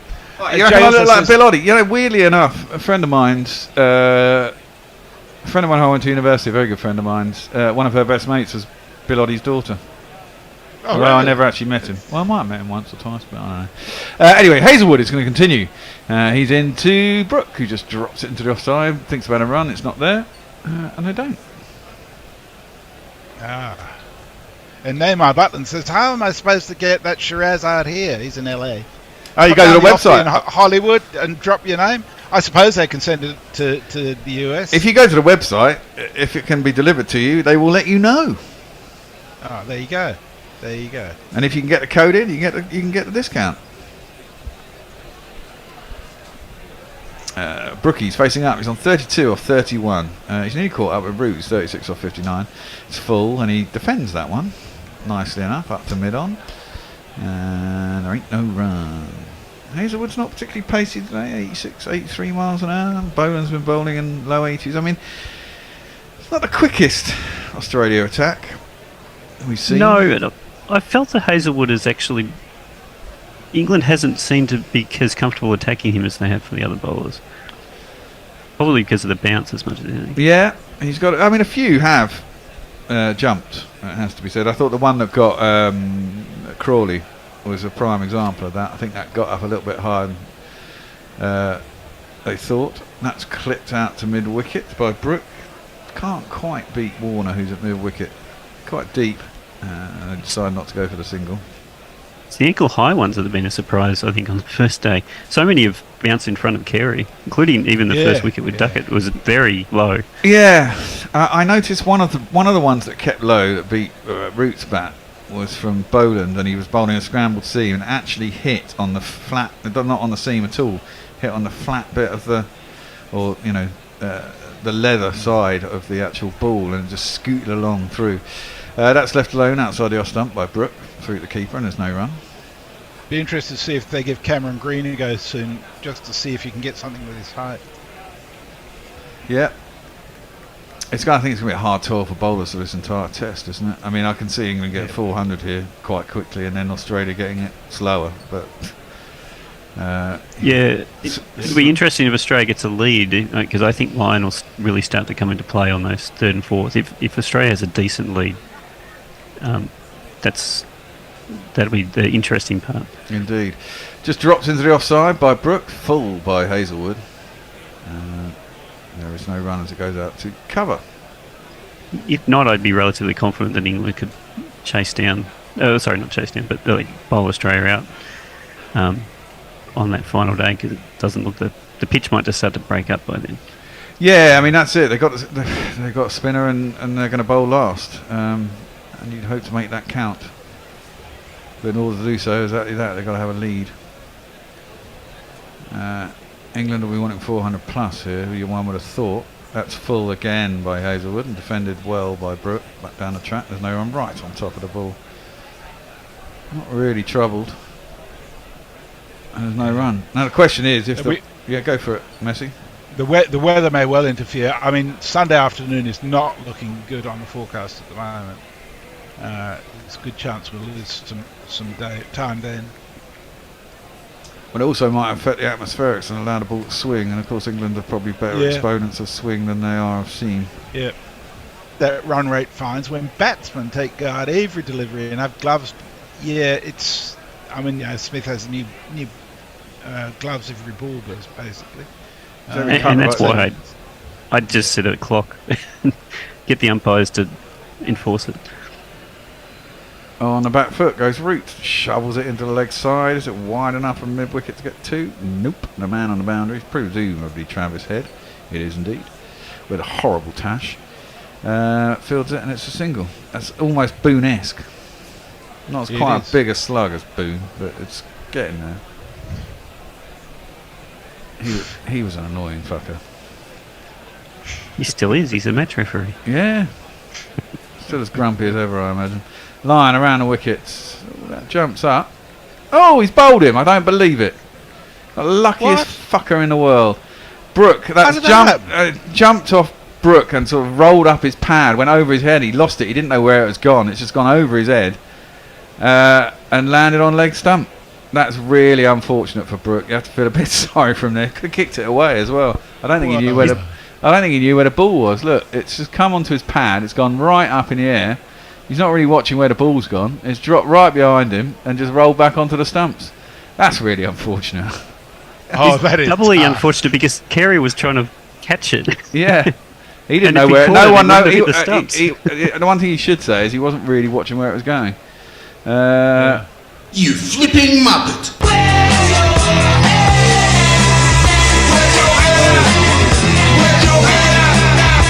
I suppose everybody's due for one of those once in a while. Yeah. Because, so often you think, how did that not hit the stumps? But, gee.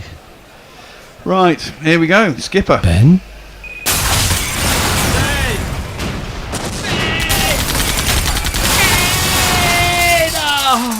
Ben Stokes.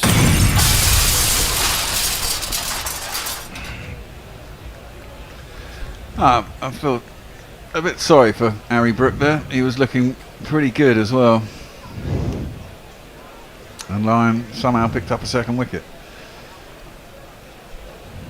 And he had been, despite the fact that he'd attacked, he'd actually been pretty circumspect about the right balls to attack. So that one he's just trying to pad away.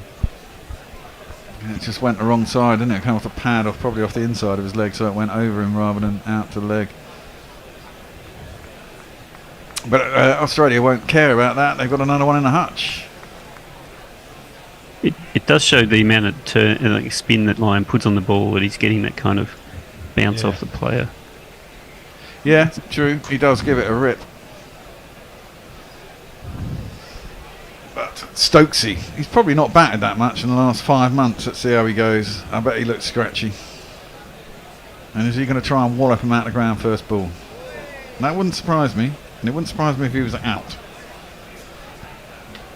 But we shall see. I'm saying second ball. Second ball? Okay. Not out, just, trying to wallop. Lyon comes in, first ball to the skipper. He gets right behind it, defends it out into the offside. There ain't no run.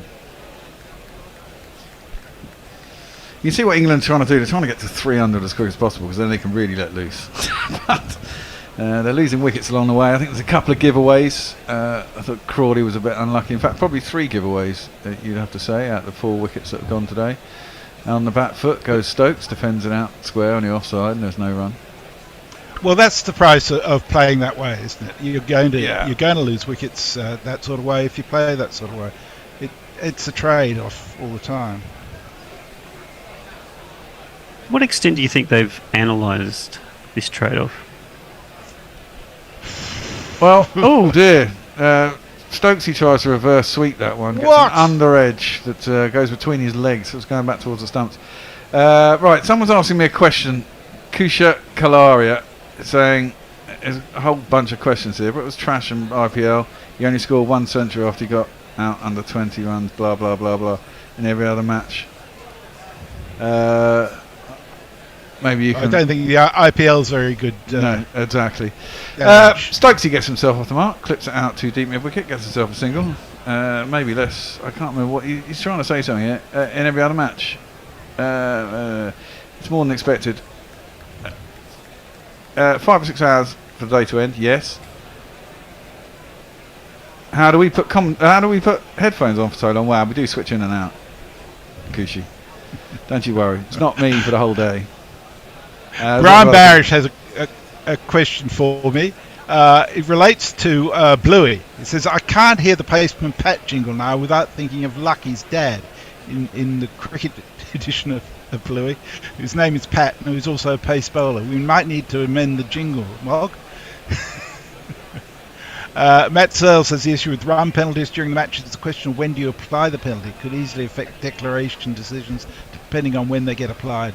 Match fees isn't a deterrent, but not sure what would be. I do think actually the World Chess Championship points are more of a deterrent than fines, especially given Australia's history of missing out on the final last time because of that. Very true, very true. But you can cushion yourself against that by scoring more points, can't you?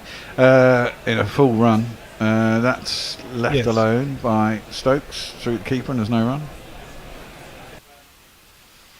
It is a tricky one because you'd have to imply a fine at the end of the innings maximum. I mean, you couldn't say, so England get, I don't know, 350 and declare an hour after tea on day 2.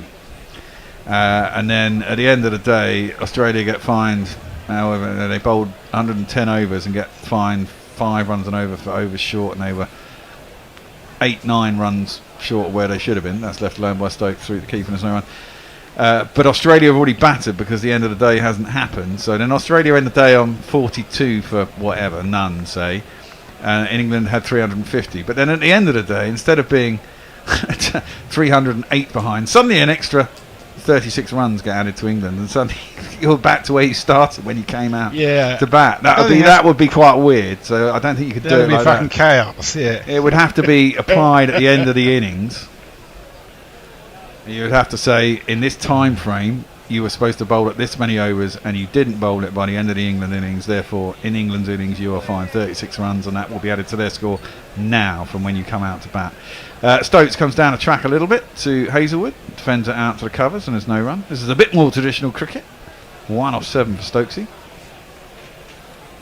I do think they want to consolidate a little bit here. They don't want to throw it away. They've got a good start. Ball's nearly 40 overs old. They've got 40 overs to make hay with an older ball on a flat pitch. Really don't want to be throwing it away. Well, yeah, you'd have to say on this pitch anything under 400 is a bit of a failure when you're chosen the bat on it. It certainly looks that way at the moment, doesn't it? Yeah. Hazelwood Although, did you read the stats, man? Oh, Fishstat, has he edged it? He must have edged it. Yeah, he has. Stokes is gone. Oh, there you go. There's one thrown away. God. See, he's wasted those 6 dot balls. He should have tried to slog them because he would have made more runs. He's going to review it, I think. I don't think he is. Oh, he is. Oh. No, he doesn't think he hit it. He didn't hear it. He didn't hear anything. So, but surely Australia did, because they all did that. If they all appealed and managed to convince the batsman, that'd be quite interesting. It's a review. It couldn't have been anything else, though, surely. I was in. Was it I was knuckleball? in. I was definitely in. Were you definitely in? I don't know. Oh, it looks close to the bat to me. Yeah. And they've all gone up straight away, surely. That must be out. Yeah. Oh, no. It's not one of those fake appeals. No, it doesn't look like it.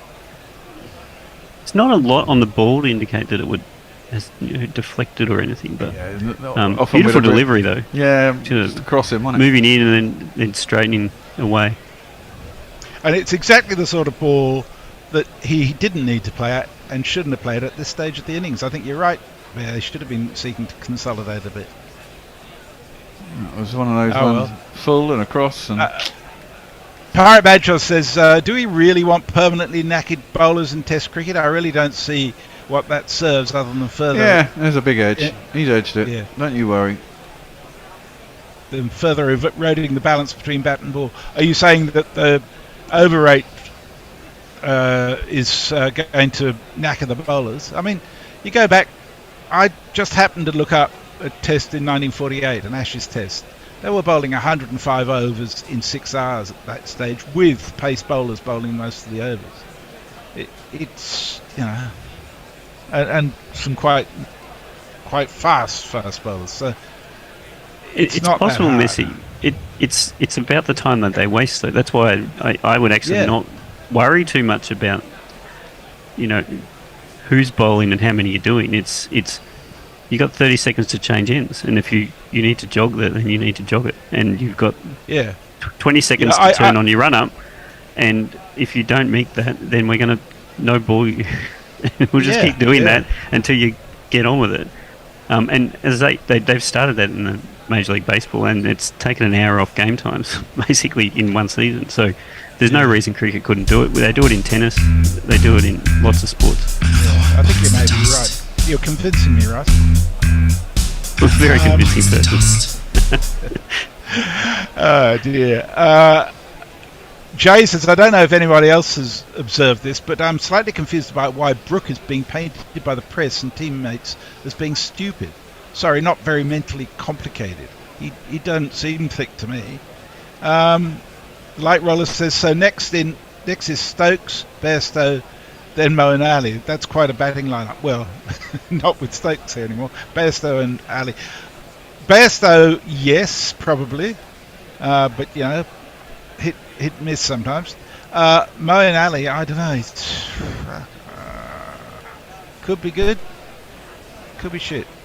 There's not a lot after that either. Yeah. Jay Grover says, news just in, Bear naked star jumps in Bill Oddie's bird bind. Yeah, exactly. And the light roller says, come on, Bear, don't be Bill Oddie stupid. Wine is just coloured vinegar as far as I'm concerned, says Mog. But didn't stop you doing some great jingles for it, though, Mog. Indeed. Well, here we go. This man's back in the side. And England started off so well, and it's all going so wrong. This man's batting. I am the big shot.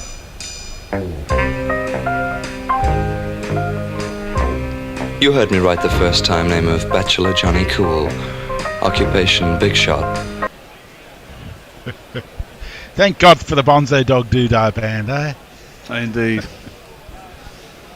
Yeah, it was a good ball by Hazelwood. It was a tempter, wasn't it? It was thrown up wide and full against Stokes. He's only been there for 7 balls, and his eyes probably lit up. He thought, I'm going to smash that to the boundary, and that can happen when you come to the crease and you're new. You don't quite get it. It puts a lot of pressure on Bairstow now, I think. Yeah. Well, they just Yeah, got to it's a big play the way difference they're going to play. Coming in 176 for 5 as opposed to 276 for 5. Yeah, which it could have quite easily been. And all because Harry Pook got one of those ones that won't happen very often in his career. We're going to have a change at the end of this over, aren't we? Steve is going to come in, Jason's going to come in. Oh, it's going to be a 3-man crew in the studio. Lovely. Leah says she thinks Boone was one of the more sympathetic Aussies in the Forged in Fire documentary by Cricket Australia.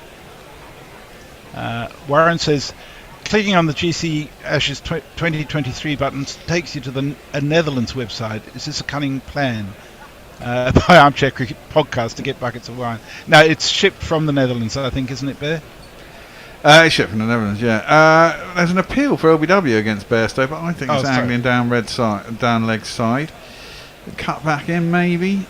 They are going to review. I actually thought it was high. Do you think it was? I don't think it was that high. I think he angled it in from wide of the crease, and I think it was at best clipping leg stump. Umpire didn't give it out though. I mean, if this is out, then suddenly the whole complexion of the game has changed massively in the space of 10 minutes.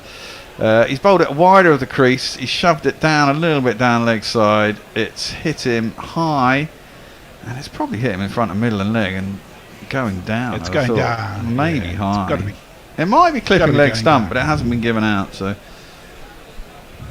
we're going to have a look now. The angle is across. It's hit him in front and middle actually. Ooh, but it's missing. So it's all go here. We've had England a review and lost because Stokes thought he didn't hear anything when he drove at one, and Piggy Smith has convinced Hazelwood that he should review one that's high and going over the top of leg stump. It wasn't a bad review though. All things, No, I don't think it was actually. Not the worst, but Australia have lost a review, England have lost a review, and it all still remains on 176 for 5. You can sit in because they won't be able to see you anyway. Yeah.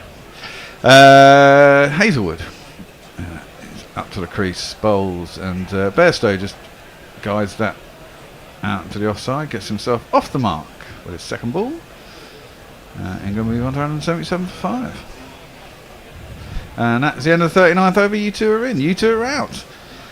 Jason Farong is the next tweet 11 minutes ago. Farong, 11 minutes ago, is the next tweet. I may well. You two just get in your seats and I will attempt to read some tweets while you are getting in. That's quite a lot of tweets ago, isn't it? Farong, 11 minutes ago. Says, my prediction of days to be rain affected during the Ashes series was 13 days consecutive. Consider we are talking about weather during the English summer. Good, another wicket. It's time to get angry. To get the angry man out cheaply.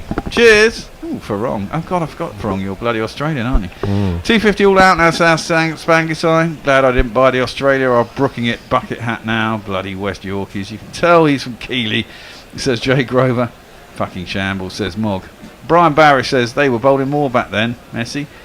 But that's before we realised that more stress applied to bowlers' arms yielded more long-term issues down the road. It's why baseball pitchers are only throwing 75 to 100 a game.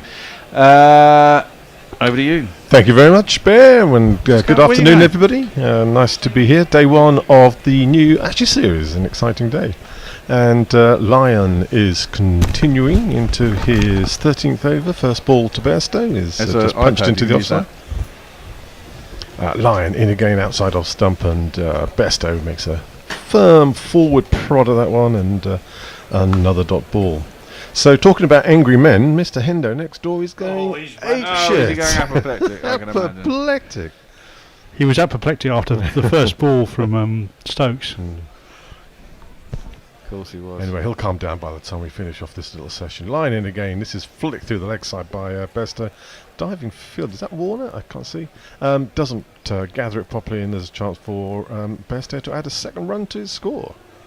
England on to 178 for 5 in their 40th over. They're keeping the run rate going anyway. They seem to be going through the overs quite fast as well, is it? No, not really. No? No. We've had, 3 hours and they bowled 40 overs. 30, yeah, okay. So ignore that last one. That one keeps a little bit low on Joe Root. He jabs it out into the leg side. Keeps his wicket intact, and no chance of a run. Root's Done a typical route sort of innings, moved quite gracefully onto 37 from 61 balls. Lyon double wicket taker so far. Extraordinary dismissal of Brook, but anyway. In again, outside leg stump, and just punches through the mid-wicket area by Root. To a deep square leg, who just ambles in from the boundary and throws it back in again. So Bairstow very nearly out first ball. Ball jagged back into him. The Aussies decided to review it, but it was just going over the top of leg stump, so good call by the umpire. Lyon in again, outside leg stump again just clipped away. Square on the leg side. The Aussie fielder just ambles in head, is it? Yes, ambles in to collect. And they add another on. That's the end of the 40th over. England 180 for 5. Any messages? Oh, just a few. Did we do Alexander Sutcliffe? Just tuning in from a train somewhere between Freeborg and Bern to hear the bear say, something's gone wrong, followed by a bit of bonzo chat. What a time to be alive. Oh, yeah. Matt Searle says, that's the way we play, etc., etc. We'll keep playing like this, etc., etc. Add more wickets to the score, etc., etc. Pressure on Johnny. Indeed. And let me just finish off. Motley says, that's it, all over. Wow. A bit like Hendo. Yes, I think we're wondering whether Hendo will ever calm down before he gets back on air again. Anyway, Stokes is back in the pavilion, supping away at some juice to keep him... I can't see through the smoke of bears. It'll go soon. Puffy thing. But yes, if he doesn't calm down, you're in for a treat next time he's on air, I think. Hazelwood in to continue his 13th over. This is just jabbed down by Bairstow, and they come through for a sharply taken single. Kawaja Fields inspecting the ball. They've had one inspection of the ball, the Australian fielders, and they were sort of dismissed by the umpire and told to carry on. No ball change occurred. But why would you need to? They're going so well with it at the moment. That was before they took the 2 wickets, though. Yeah, but you've got to say, I mean, the wickets have been gifted, haven't they? They have a bit, yeah. With the exception of, I'd say, Crawley, who got one that seemed to jump a little bit on him, was a bit unlucky. Snared it, yeah. Hazelwood in again. Root sort of moves across outside off stump and just clips it through the mid-wicket area. That is going to beat the fielders and hit the boundary rope. Nice, 4 runs. 1 2 ka 4 4 2 ka 1. My name is Lakhan. My name is Lakhan. Lovely shot. We're rather reliant on the Yorkshire boys here, Bairstow and Root, to put together something to get England up north of 400. Really, I would have thought on this track from the look of it. Yeah, well, you need a Root innings, don't you? Really, and everyone to bat around him from here, and you can still get a decent score. But the important thing is to try and not throw it away. There isn't any demons in the wicket. Hazelwood in again. This one's arrowing in on the leg stump and beautifully clipped away by Root through mid-wicket area. Lyon gallops round, gathers it in, and they added 2 more runs to the score. Yep, there's going to be a lot of responsibility on Bairstow to dig in and support Root as best he can, and also Moeen, because Moeen's recent performances haven't been particularly great in an England shirt. No, but I mean, you've got a good memory. Well, his last performance was a fucking long time ago, wasn't it? Baz, as we've all heard, Baz isn't really. Don't worry about it. We're not expecting anything of you. Yeah, which is we do now. Interesting selection. Yeah. Don't expect you to bowl well. Don't expect you to bat well, but you're in the side. Hazelwood in. This is outside off stump, and Root presents the full face of the bat and prods it back down towards mid-off area. Pat Cummings, the Australian captain, field. It starts. I mean, giving the ball a bit of attention. And the fact is, it doesn't really matter where the runs come from. You just got to get the score, because by batting first, you're trying to put pressure on the Australians. They're halfway to pretty much to where they want to be, and somehow the next 5 wickets, of which only 3 are proper batsmen, have got to get them through to a proper score. Yeah, to the other 200 runs. You need a big one. I need a daddy from Root and some help from everyone else. Hazelwood in again off stump. It jumps a little bit at Root, and he just plays it back down the track, back to Pat Cummings at mid-off. We see Cameron Green doing some warming up exercises, so one imagines he's coming on soon, if not the next over. Yeah, he's going to enforce with some shorter length balls, I think. And the other thing is, it's quite a hot day. This is it, isn't it? England want to get them into the 3rd session, but after tea, you get an hour after tea, and the bowlers have had to bowl all day. Then should be quite tired, and it should be quite nice to bat if they're still there. Hazelwood in again, and Roots advanced down the track and just prods us back. The bowler fields it. No chance for anything. That is the end of the 41st over. England 187 for 5. Farong says, batters fiddling with their box, taking gloves on and off every other ball, spectators wearing a red shirt and other misdemeanours waste a considerable amount of time. This needs to be taken into consideration, but is a tricky one to determine the penalty. We've been talking about over rates and fines thereafter, I think. PJ Mead says, hello guys, I just wanted to let you know how highly I rate you, Johnny Bairstow, Big Shot Jingle. I've got that track on a Bonzo album from 1969-ish. Frong also says it was a bizarre dismissal and sent us a series of photos about how Harry Brook got out. And Mog says, in fact, I did send in another one. I think it's talking about a particular jingle. It has a hurdy-gurdy on it. Oh. Well, I'll look forward to hearing that at some point. Indeed. Well, as we expected, Cameron Green is coming on to bowl. We shall have a jingle for him. He sounds here is his jingle. Like this. We are the Cameron Green Appreciation Society. God save Mitchell Marsh's brand of all-round variety. We are the Cameron Green Preservation Society. His injuries cause all of us excessive anxiety. Well, you're not missing any action on the pitch because Root is asking for windows to be closed. There's another thing to lose time with. Yes, behind the bowler's arm. That's right. Anyone remember the infamous Dickie Bird one at Manchester? When he was pointing at the guy saying, it's you, it's you. Anyway, Green ambles in, and as predicted by Jason to my left, a short ball. And Besser just ducks underneath it and I think lets it go through to carry the wicketkeeper. I think the world could have predicted that his first ball would be a loosener to loosen his back halfway down the wicket. Well, this will be interesting, isn't it? I think Johnny was expecting that as well, wasn't he? Is Johnny going to take it on and try and splatter it into the stands? Which he's very, very good at doing, actually. I have to Yes, say. he is. But the last time he did it was at Trent Bridge, which is quite short into that corner. Yeah, we're going a long way back, though. Yeah, it's certainly an ambling run, isn't it? This is punched and coming sort of joggles around with the ball. Anyway, into the offside. It does give Bairstow and Root the chance to jog through for another single. England move up to 188 for 5, fast approaching 200. I remember that car park. That's a massive sort of concourse. Yeah, it is. I remember that. One of the best lunches at the World Cup was at the Edgbaston. I did say it's a ground that I wanted to go and revisit because I haven't been there for like 30 odd years. It's completely changed since I've been there. And I think the only thing that's lasted, I think, is the Holly stand, which is probably not a good thing. Anyway, Green has delivered his third ball of the over, and Root has just jabbed it back down. Root's waving at the pavilion, quite animated. I presume he wants a drink or something, but anyway, something's going on. Bairstow's prowling at the moment. He's getting into the zone after that first ball shock, frightener. Green, it's a lolloping, lovely shot by Root. Straight to the man at cover. No chance of a run. Really missed out there. Looked gorgeous, apart from the fact he hit the fielder. Straight at the fielder, either side of him with 4 runs.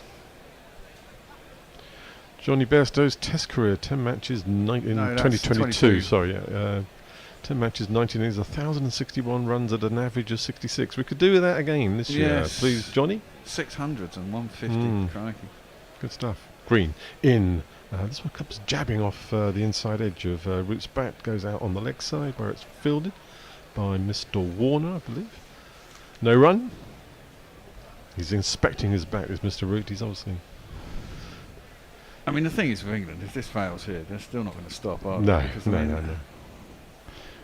Well, they don't have a plan B, do they? No, they don't have a plan B. I know it's going to upset Hendro, but there's no point. You come into the series with this idea, you got to see it through, really. And it's kept you in good stead so far. This time outside off stump, and Root drives this on the offside a little bit more squarish, but again the fielder is able to just jog around from cover, cut it off with no chance of a run. End of the 42nd over. Jason. Dave Wood says, not surprisingly, "Oh, look, mate, with that motivation to talk to Mo, you may as well have picked me." And going forward, Jay Grover says, "Oh, F, I completely forgot about Cameron Green." No, well, yes, I think we all have to some extent, given he'd not been introduced in 40-odd overs. Brian Barrow says, "Nice," talking to Mog about jingles, I think. I can't remember. You have sent one with a hurdy-gurdy, but which one is it, Mark? You'll have to remind me. Well, who is it and what's it called? Because I'm sure I've loaded it up and I'll have to go and find it. You sure it's an Australian player? I can't remember. I do remember there is one with a hurdy-gurdy on, because we've had this conversation several times. I can't remember what it is, though. We have a change of bowling. Change of bowling as well. Pat Cummings, the captain, is coming back on. Skipper is coming back on, and he sounds like this. Paceman Pat, and his baggy green cap. Early in the morning, just before the warm-up, he has to pull out with a dodgy back. Patrick Carman! Nice timing, short outside off stump, and Bairstow cuts this away down to the boundary. Head comes galloping round, cuts it off, restricts it. Oh, throws it back to the bowler's end, and Cummings wasn't even looking at it. So I think it's all right. Just the single added to the score. That would have been quite unfortunate if they collected Cummins. After his drop catch and letting the fall go, and then knocking his captain out with the cricket ball. I'm not going to bag on him for dropping that catch. That wasn't an easy catch, and he got very close to actually catching it. Yeah. But he dropped it. It didn't really cost him that much either, did it? No, in the end. 10 runs, maybe. Cummings back in. This is back of a length and just clipped off his hip by Joe Root, down to fine leg. Fielded just restricts them to the 1 run. Cummings so far 0 for 34. Just watching Travis Head again. Look, he's got it, and then no, it's just jumped out of his grasping fingers. What a shame. Yeah. Well, he obviously got a bit of a stick from the Hollies and raises his cap. Good man. Well, I think as an Aussie, he can dish it, but he can also take it generally. Cummings in the outside off some. This one's actually sort of gone as a bit of a leg break, that one, away from Bairstow. He shaped to cut it and then realised that the ball wasn't there and pulled out of the shot, kept his hands below. The ball's gone through to Carey, the keeper. A bit back into that one from Cummings. Yeah. Certainly seems to go through a bit quicker. Just about to make the point. I mean, the ball's gone a bit dead, so they've gone back to the back over length, bang it into the deck bowlers of Cummins and Green to see if they can get something to happen. Yep. Hopefully it won't.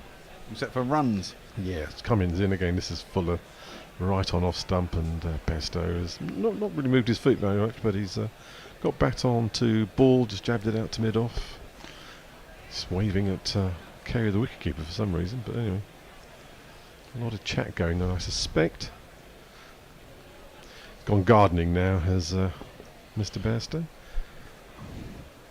So you're just trying to make the point to the umpire that he's bowling it quite short by walking an extra 3 or 4 yards down the wicket. Although that last ball was actually much fuller of length. Anyway, beautiful blue sky, sunny day in Birmingham today. Cummins in again. This one's again back of a length and outside off stump, and Best is able to sort of get up on his toes, ride it, push it into the leg side. No run. Getting tucked up a little bit. I mean, that's not going to hit the stumps. All these are going over the top of middle, but they are angled into him, and he's not being able to get his bat around on it, and he's being tucked up quite neatly by Cummins there. Good bowling. Good experienced bowler Cummins now. Well, yeah, England's run rate's come down to around about. Oh no, it's still over 4, isn't it? It's not sort quite of 5. human levels at the moment. Cummings to complete the over. This one's Fuller, and again, Bairstow's tried to drive this and has not got the middle of the bat anywhere near. That's come off the inside edge, down the leg side, and that's the end of Cummings' 8th over. 0 for 34, England 190 for 5. Jason, I haven't got any tweets. Right. Can you look at YouTube, because I can't get it over here? There's loads of them. So, Suter, who's on there? 115 wickets to be number 1 of all time. I presume that's Jimmy Anderson. No, that's the best off spinner, I think. Oh, really? He's got. Are they talking about Line having 480 odd wickets? Maybe. I don't know. So I mean, Kumble was next spinner up the line at 608, I think. Okay. And then you've got Muralitharan and Warney right at the top. Yeah. Yep. It's basically Suter Who and Alan Turfmore having a conversation. We'll leave them to it then, shall Yes. we? Yep. Right, Cameron Green is going to continue with his second over. The man mountain that is Cameron Green. Yeah, he's a big boy, isn't he? Moves well though. He's a fantastic gully fielder. I'm not surprised. It's hard to get through gully and second slip and third slip with him there. He's got a large wingspan. Joe Root, 45 so far. Oh, this is outside of stump. He's driven at that top edged over third slip and gone for one of these. 1, 2, 3, 4.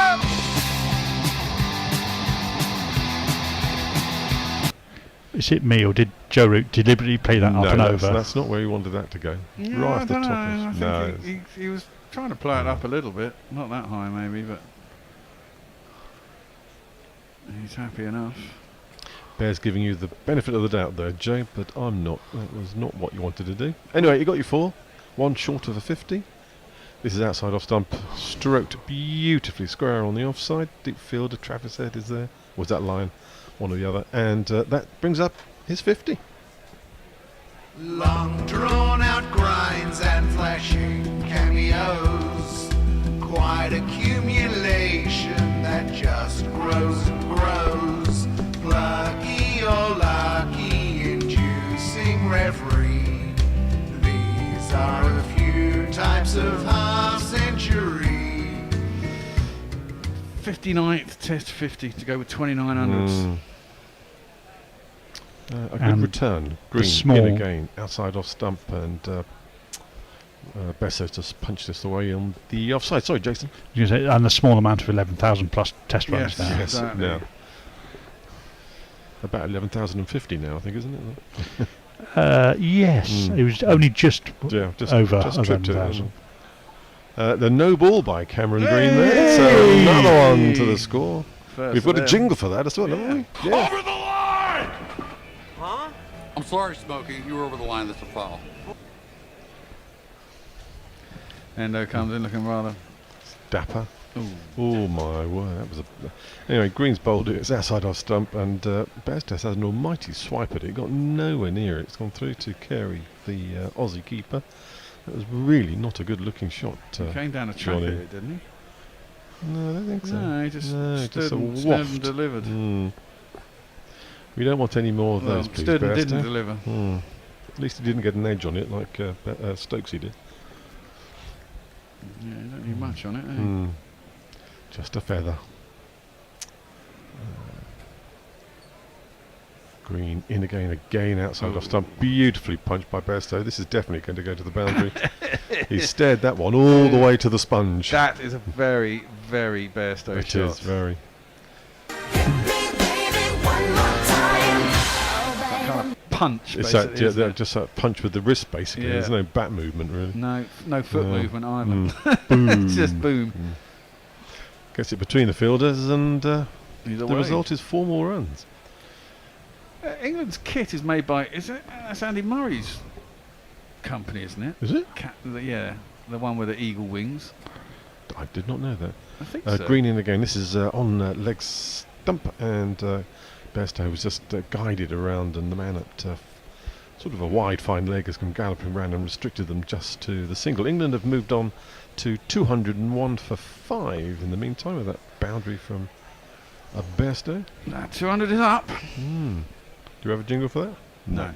Good. We have jingles for Everything. 100 partnerships, 150 partnerships, but not just the 200 up, you know. That's nowhere in a test match, really, is it? No, absolutely not. Not memorable, really. Green in again. Root just tries to guide this away, sort of behind square and the offside, but the man at Gully is quick to that one, gallops round, and they wait and watch and decide no chance of a run. I mean, 200 up, and we still got, what, an hour and 40 minutes, basically, till The tea. tea.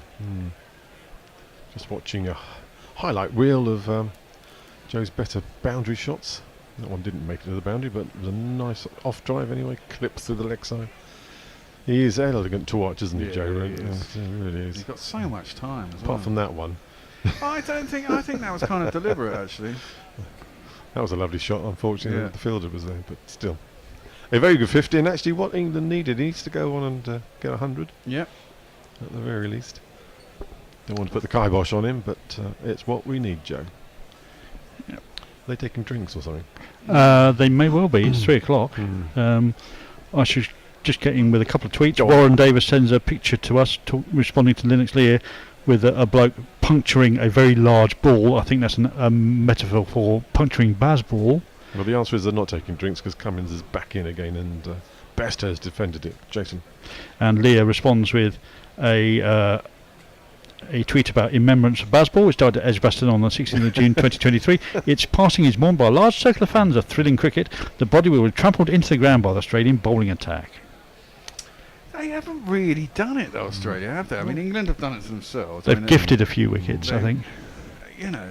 The Australians don't mind about that. No, they don't, and that's the problem, really. I mean, the thing is, the wicket isn't offering them much assistance. Cummins charging in again. This one is again sort of errors, but they're getting a little bit of movement off the pitch. But again, inside edge of Besto's bat onto his pad, and no chance of a run. Well, you can't think that Smith and Labuschagne will gift wickets to England.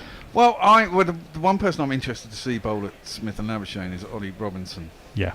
Because he offers a point of difference. It's not the pace, but it's the angle and the height and the length and the that he length bowls at. and the lift. Yeah.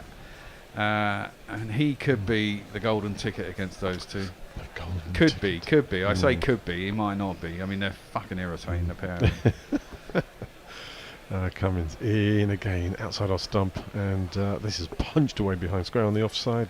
Travis Head is patrolling the area. The ball just dribbles into his hands, and they add 1 to the scoring and move on to 202 for 5.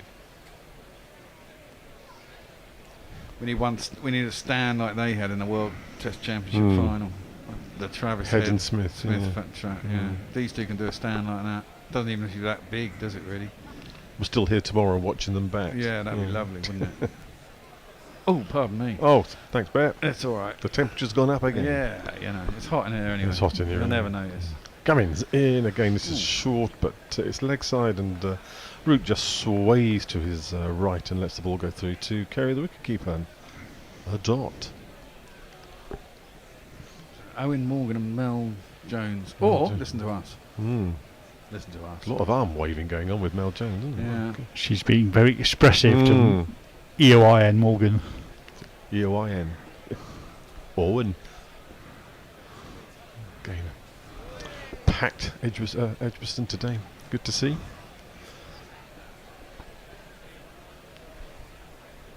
Cummins is in again, right arm over. This is played by Root outside off stump, but he's played it down, and actually then ball's ended up dribbling past his stump and is fielded by the slip fielder Steve Smith, and didn't even reach Caring. Good news for England, it didn't hit his stumps for it. No. Well, Steve Smith with his puppy boy enthusiasm was up to it before Kerry could even get a sniff.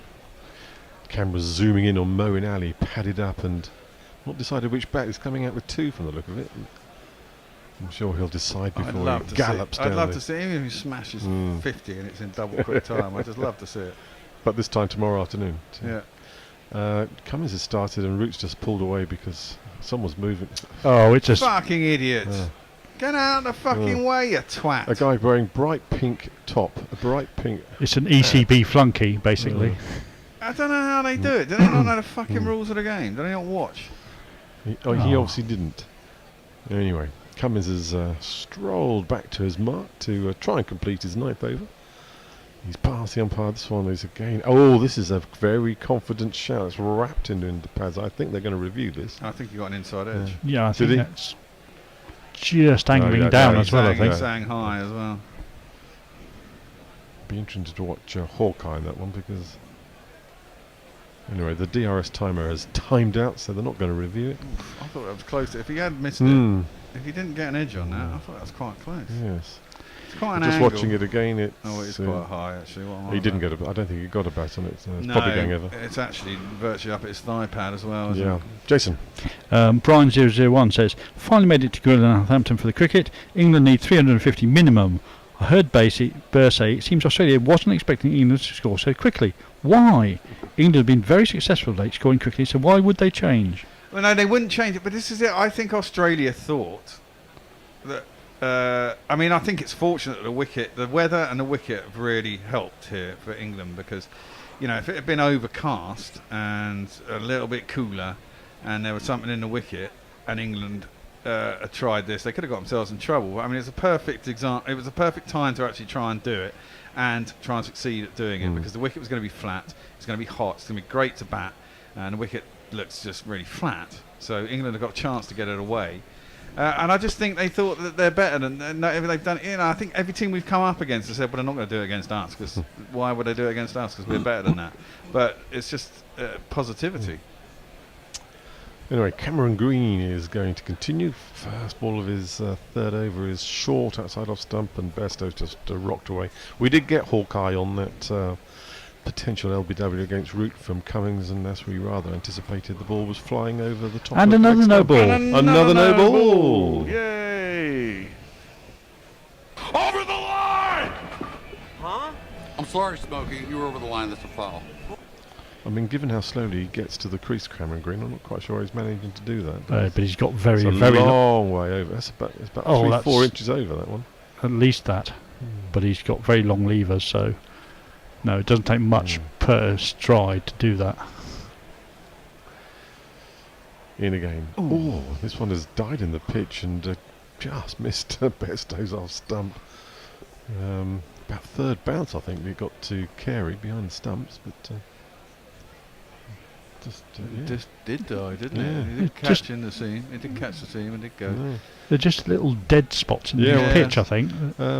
What's his name? Joss Hazelwood had one like that, didn't he? But just kept really low en route. But At the end of this day, we're going to have a switcheroo. Hendo is going to come in, Messers and Adit Sutresna. Sutrasina. Again, this one's going down leg stump, rattles into Bairstow's pads. Ball ends up at mid wicket. No chance of a run.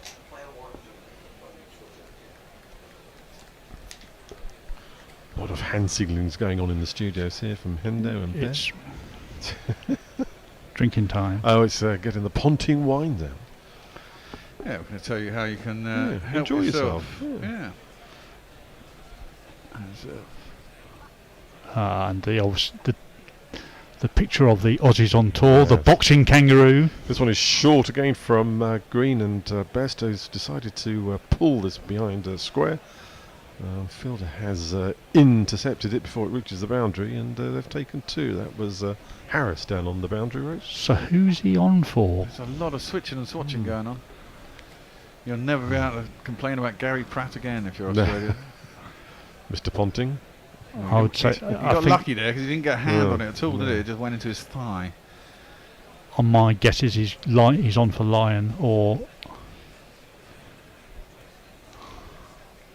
Yeah, we'll try and find out. Anyway, Green in again. This is again short outside off stump, and Bairstow's just helped himself by cutting this away really quite violently down to third man for another boundary.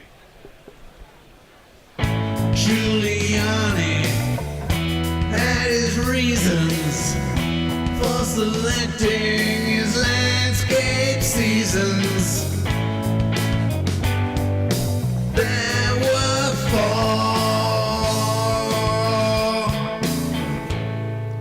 Got it away a bit uppish, that one. But I was going to say, whereas we thought Roots was more controlled, that one was definitely not particularly controlled. Green in again. This one is right on off stump, and Bairstow gives it the respect it deserves and just jabs it into the offside defensively. Yeah, he knew no one was down there though. Yeah. So he was quite happy to lift it. Yeah. Gully was quite narrow as well, wasn't it? So I wasn't ever in the game on that shot. Anyway, thudded into the sponge with a nice rap. Add 4 to the scoring. They'd have moved on to 209 for 5. Green coming in to complete his third over.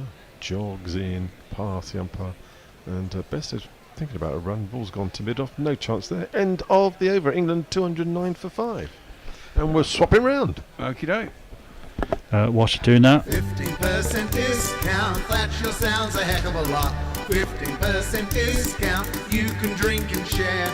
If you go through one bottle every hour, every day, that's enough for you to get as pissed as Ravi Nair. Just go to pontingwines.com.au/Gorilla Cricket, All one word. and enter the code One word or lower bloody case. GC Ashes 2023 and get your case. Yeah, we're drinking Ricky Ponting's wine, which he's kindly supplied to us, and he'll supply it to you for 15% off if you go to our website, gorillacricket.com, and you'll see him on the front page and all the things you need to do. Cummins continues into Root, who comes across his stumps and defends into the onside. There is no run. Now, people were traducing me for being really angry out there in the kitchen about what's gone on since lunch. Well, you got to say, Brooke was incredibly unlucky. But Stokes, not happy with that shot at all. In fact, if you look at it from side on, you'll see he's leaning back. And I wonder how much has that got to do with the fact that he hasn't batted this season. He's had those two really short games short innings in the IPL and nothing since then. I think that's being a little bit complacent, thinking he can go out and take on world-class bowlers. Across his stumps again comes Root, and he turns this down to long leg. Boland is there. They'll take a single, and we welcome Adit. Hello, Adit. Hello. How you Hi. doing? Thank you. Welcome along. I just wanted to say, we had a stat from our dedicated team of statisticians saying that based on historic data, the average test batter would leave the delivery that dismissed Ben Stokes 78% of the time and would be dismissed just under 2% of the time. I think you're absolutely right. It was an awful shot. Really didn't need to be played at all. And in fact, England have lost 3 wickets to shots that needn't have been played. Next door's Cats just arrived. Come in, said hello. Cummins in, bowls to Bairstow, who tries to drive on the up, but doesn't really time the ball. And it's interesting as well that no, go ahead. It's only Bairstow's 4th bat since he was injured after the last summer. Is that right? Sorry, say that he again. didn't bat against Ireland. It's only his 4th bat since the last English summer when he got injured, because he didn't bat against Ireland, did he? No, he didn't bat. He didn't bowl. He did nothing. He captained. I think he may have taken a catch. And then he did his leg in again, taking a catch, which was quite a simple one as well. Cummins continues into his 10th over now, slipping a gully. He's in, bowls to Bairstow. Bairstow covers up in defence. Ball bounces back along the pitch towards mid-on, and there is no run. So I think you could say that 3 England batsmen were culpable in their dismissals today. 2, one got a really good ball. Funnily enough, that was Zach Crawley, and it was a rather freak dismissal of Harry Brook, and a real shame because he was looking in absolutely brilliant form, and you could imagine that England would be 250 for 4, 250 for 3 now if that hadn't happened. But they're 210 for 5, and there's another full ball driven strongly, firmly by Johnny Bairstow, but straight up to mid-off where Hazelwood fields. There is no run.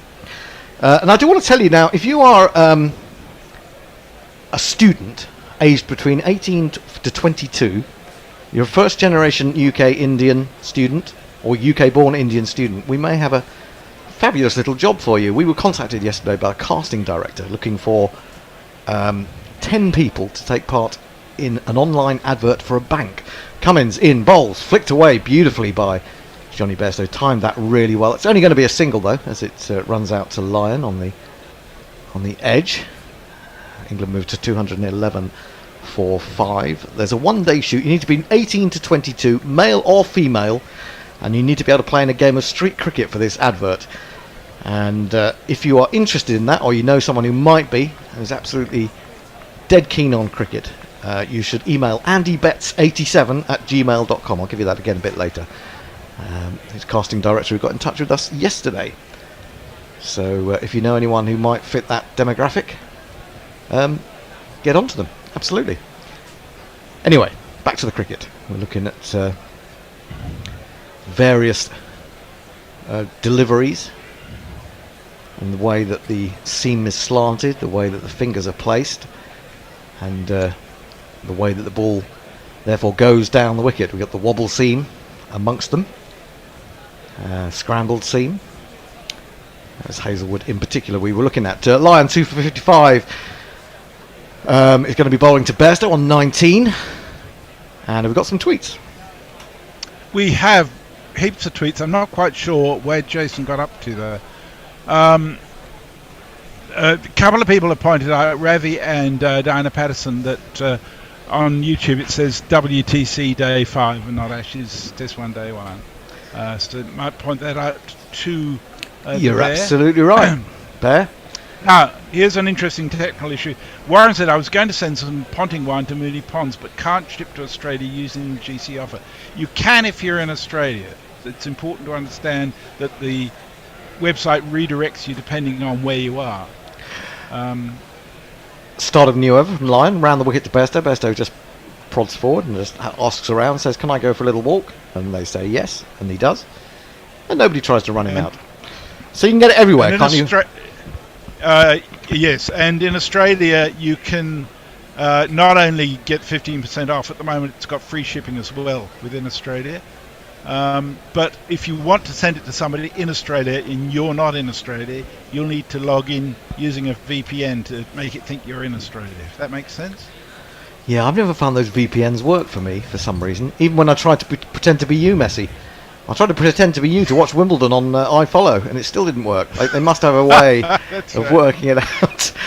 Lyon in, bowls swept by Bairstow. Didn't really get all of that. Rather toe-ended it, I think.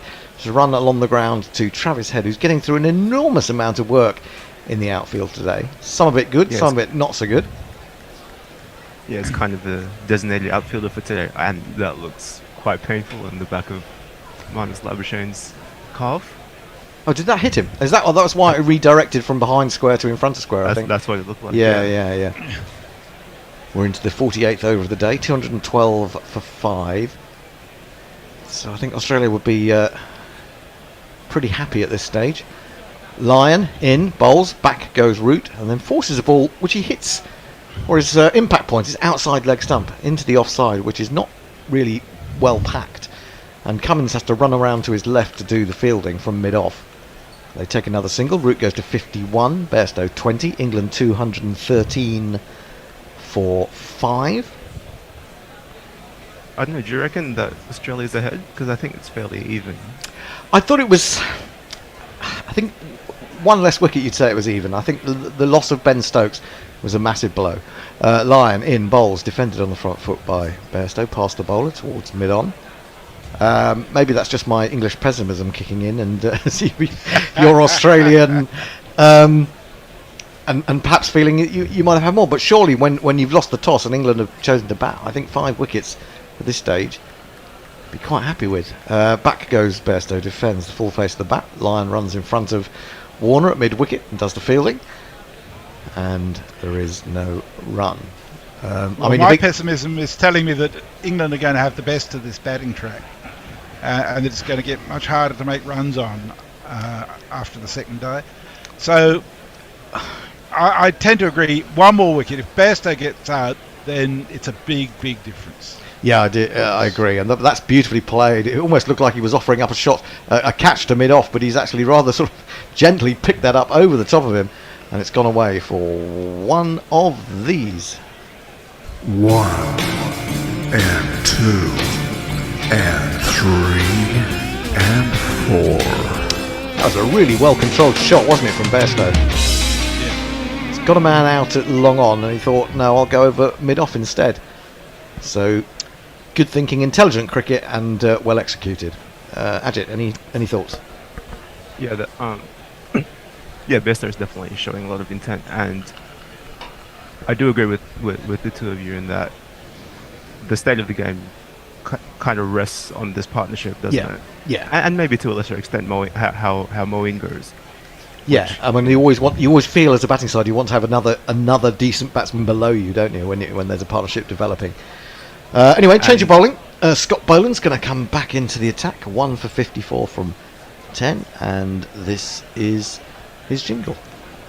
Boland, Boland, Boland. Here comes Scotty Boland. Boland, Boland, Boland, Boland. And again, relatively defensive field from Australia. A slip and a gully, fairly fine gully. And there'll be some boundary riders. And a ring on the offside, a ring of some sort. Anyway, let's have a little look. As Root faces up to the first delivery. Comes inside that and then just sort of chips it a little bit into the onside. It was aerial for a moment, but fell well short of the man at mid-wicket. And there is no run. What you were saying, Messi, yes, absolutely. But England, this is part of where I disagree with the out-and-out attacking mode of Bazball, is that England need to bat a day and a half. And then get Australia in when we think the conditions won't be quite as good for batting. Boland into Root. He's chipped that in the air again. It was nicely timed.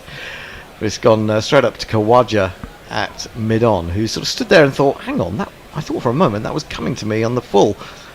But it didn't. I just sensed that Root is maybe just falling over a little bit. So he's off stump there. Yes? In this exact scenario of 217 for 5, half ball, nearly a tee, would you prefer to have Ben Stokes batting? Well, yes and no. Boland in, bowls to Root, who defends up to mid-on. Well, I think the thing is that, well, from my point of view, I would have found somebody else to open. Whether you're going to open with Stokes, whether you're going to say to Root, go and open. I would have said Zach Crawley should go on the basis of what's gone before, and that you could then keep Bairstow, have Bairstow and Folkes in the team, and you wouldn't impose the extra burden of wicket keeping on Bairstow. So I would have looked at it a slightly different way. Boland into Root, lets it come onto him, drops it down, but really well grabbed by Cameron Green. Scrambled to his right, stuck out one of those incredibly long hands and pulled it in. I also have a theory on why Folkes keeps getting dropped and Crawley keeps getting Oh, do you? selected. Well, let's have it. Is it a long one? Or should we wait to the end of the over? Or No, it's that Crawley plays golf and Folkes doesn't. Yes. I think well, it's interesting you should say that, because I have a friend coming in tomorrow who knows someone who used to play golf with him. This is flicked down the onside. He's got that very fine indeed as Root, and he's picked up one of these. You ask where I live, here's the address I give, the phone. So we'll hear more stories about Zach Crawley's golfing tomorrow. Something to look forward to. But yeah, I do. That's right. So many cricketers like golf, don't they? I've never been a great fan of golf. I find it outrageously frustrating. Boland in, bowls to Root. Root defends. He wants a single. He'll get it square on the offside. Plenty of room there. He moves to 56. England to TT2 for 5, and it's the end of the over. Messi. I was just looking up Ben Folkes' county figures. He's scored 400 runs at 50, an average of 50 so far this year. Well, he scored 124 in that incredible chase by Surrey of 501 against Kent in the second innings. So I don't know what else he has to do. He could almost get in as a batter anyhow. Well, striking at 50, that's way too slow. True. Pirate Badger says, isn't it bad planning on the behalf of the ECB if the ground staff are wearing colours offensive to sensitive batters? The idea of sensitive batters is one I like. Ravi Nair shows that he has a good sense of humour. He says, I love that Ponting Wines jingle. First time I've ever been mentioned in one. Yeah. Yes, well there you are. Your fame. You've gone down in history, Ravi. It's just a pity we didn't have YouTube in those days. Lyon will continue. 14 overs, 2 for 61. He's bowling to Root. Root goes back, forces past the man at short leg, but there is a square leg. I think it's David Warner. And there is no run. How are we doing? Jay Grover's volunteering. He said, I lived in India when I was 18. I use a bank and I like cricket. Ponce de Leon is my Yeah, I did think about recommending you, and then I realised you were probably a lot more than 22. There's a big appeal for LBW. I think that was turning away down the leg side. Cummins is always very quick to come in, and come in, as you say, and have a chat with Lion. That looked like it pitched way outside leg. Well, I thought so. And I thought it was turning down the leg side. No, hang on. He went to signal and then didn't. So I think he was just playing with the umpire there, which I don't like. That annoys me a bit. Lion is very reasonable about his appeals, unlike some bowlers, and knows when there's a chance and there's not. It's not pitching outside, but it's missing. Yeah, it's missing. And you think you see where the gloves, that Carey had his gloves by that point. He was expecting it to come down the leg side. Lion in. He's brought out the reverse sweep. He's played it very square. And Hazelwood is struggling to get round there. And I don't think he has. Well, he seems to have stopped it. But whether he actually touched the boundary board is of some dispute. We're going to have a look at that again. There's a few England fans in the Holly stand who are already signalling the 4. I thought that went, but I'm not 100% sure. We're going to have to wait and see. Really good. I mean, incredibly big stride that Root gets in there to play that shot. When you see it from the side on, fantastic. I'd have a hernia if I did that. And he might have got away with that actually, Hazelwood, because he's no. He's not been given his fault. No, he's gone for another reverse sweep, and he's given out. LBW. That is. Oh my word! Absolutely Root plumb. has to go. Great bowling. Tried Great to play bowling. it He again, pitched it up more. and England are 226 for 6, and that is an absolute disaster for England. It's almost as if they think they can hit every ball. They're reviewing for 4. They're reviewing. Unless he got a bottom edge on it. Oh, he might have got a big glove on that, surely. That looks a bit like it's gone down from Oh the glove. yeah, it's off his glove. Yeah. Is it off his glove? If it isn't, it's out. But if it is, then he's just about survived. I'm going to have a look at it from side on. Again, he gets that massive stride in. Can we pick up the bottom of the glove there? It looks like there's a bit of glove on there, but we're going to have to see ultra edge, I think. Yeah. It changes direction when it hits the glove. I thought it did, but hard to tell. Oh, here we go. Yes, it's hit the glove. It's hit the glove. So, very close one for Joe Root there. It was given out straight away, and you can't blame the umpire for that, not picking up the glove so close to the ground. Lion again into Root. He plays another reverse sweep, and he plays it finer this time, and much better. And he picks up, would you believe it, staving off another rant from me. One of these. 1, 2, buckle my shoe. 3, 4, shut the door. Very good shot. So he played 3 reverses in a row, which have brought him 8 runs. It is best ball. One of them could have brought about his downfall. But that shows you these sort of little margins, doesn't it? There's no slip now. There's a man gone at sort of deep gully for that shot, I presume. And this time Root just comes forward and plays it to mid-wicket. There is no run. It's the end of the 50th over. England are 230 for 5. Messi.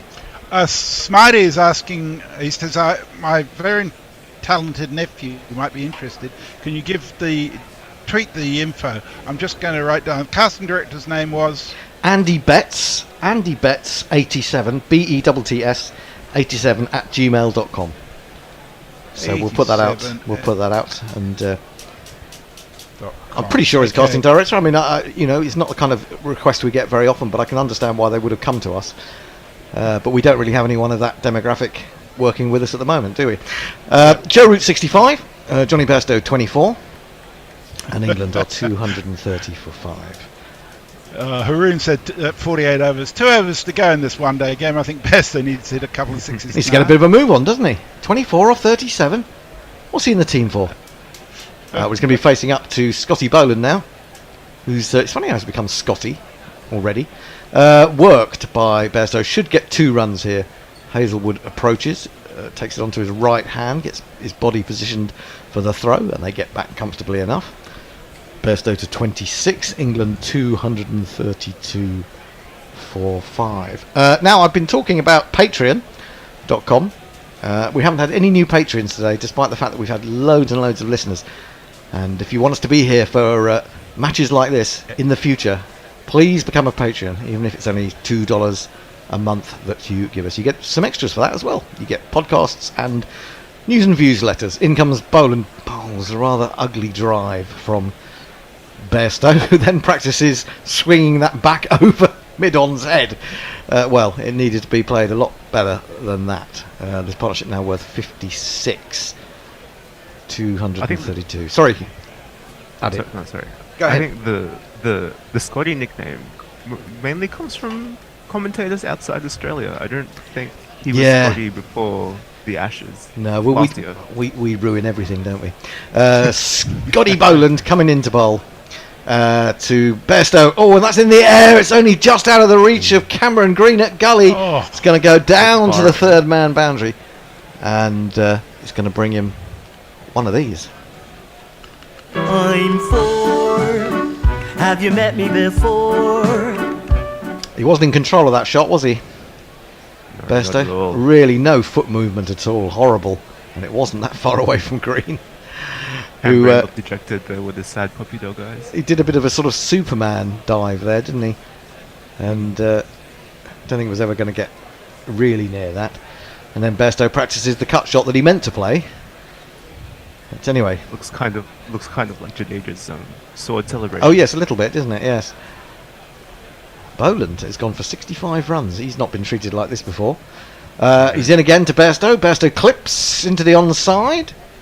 Past mid-wicket. That's Warner. Lyon is out there. They should get back for a second quite comfortably. They do. Throw into the middle of the pitch, really. Kerry had to come a long way to grab that.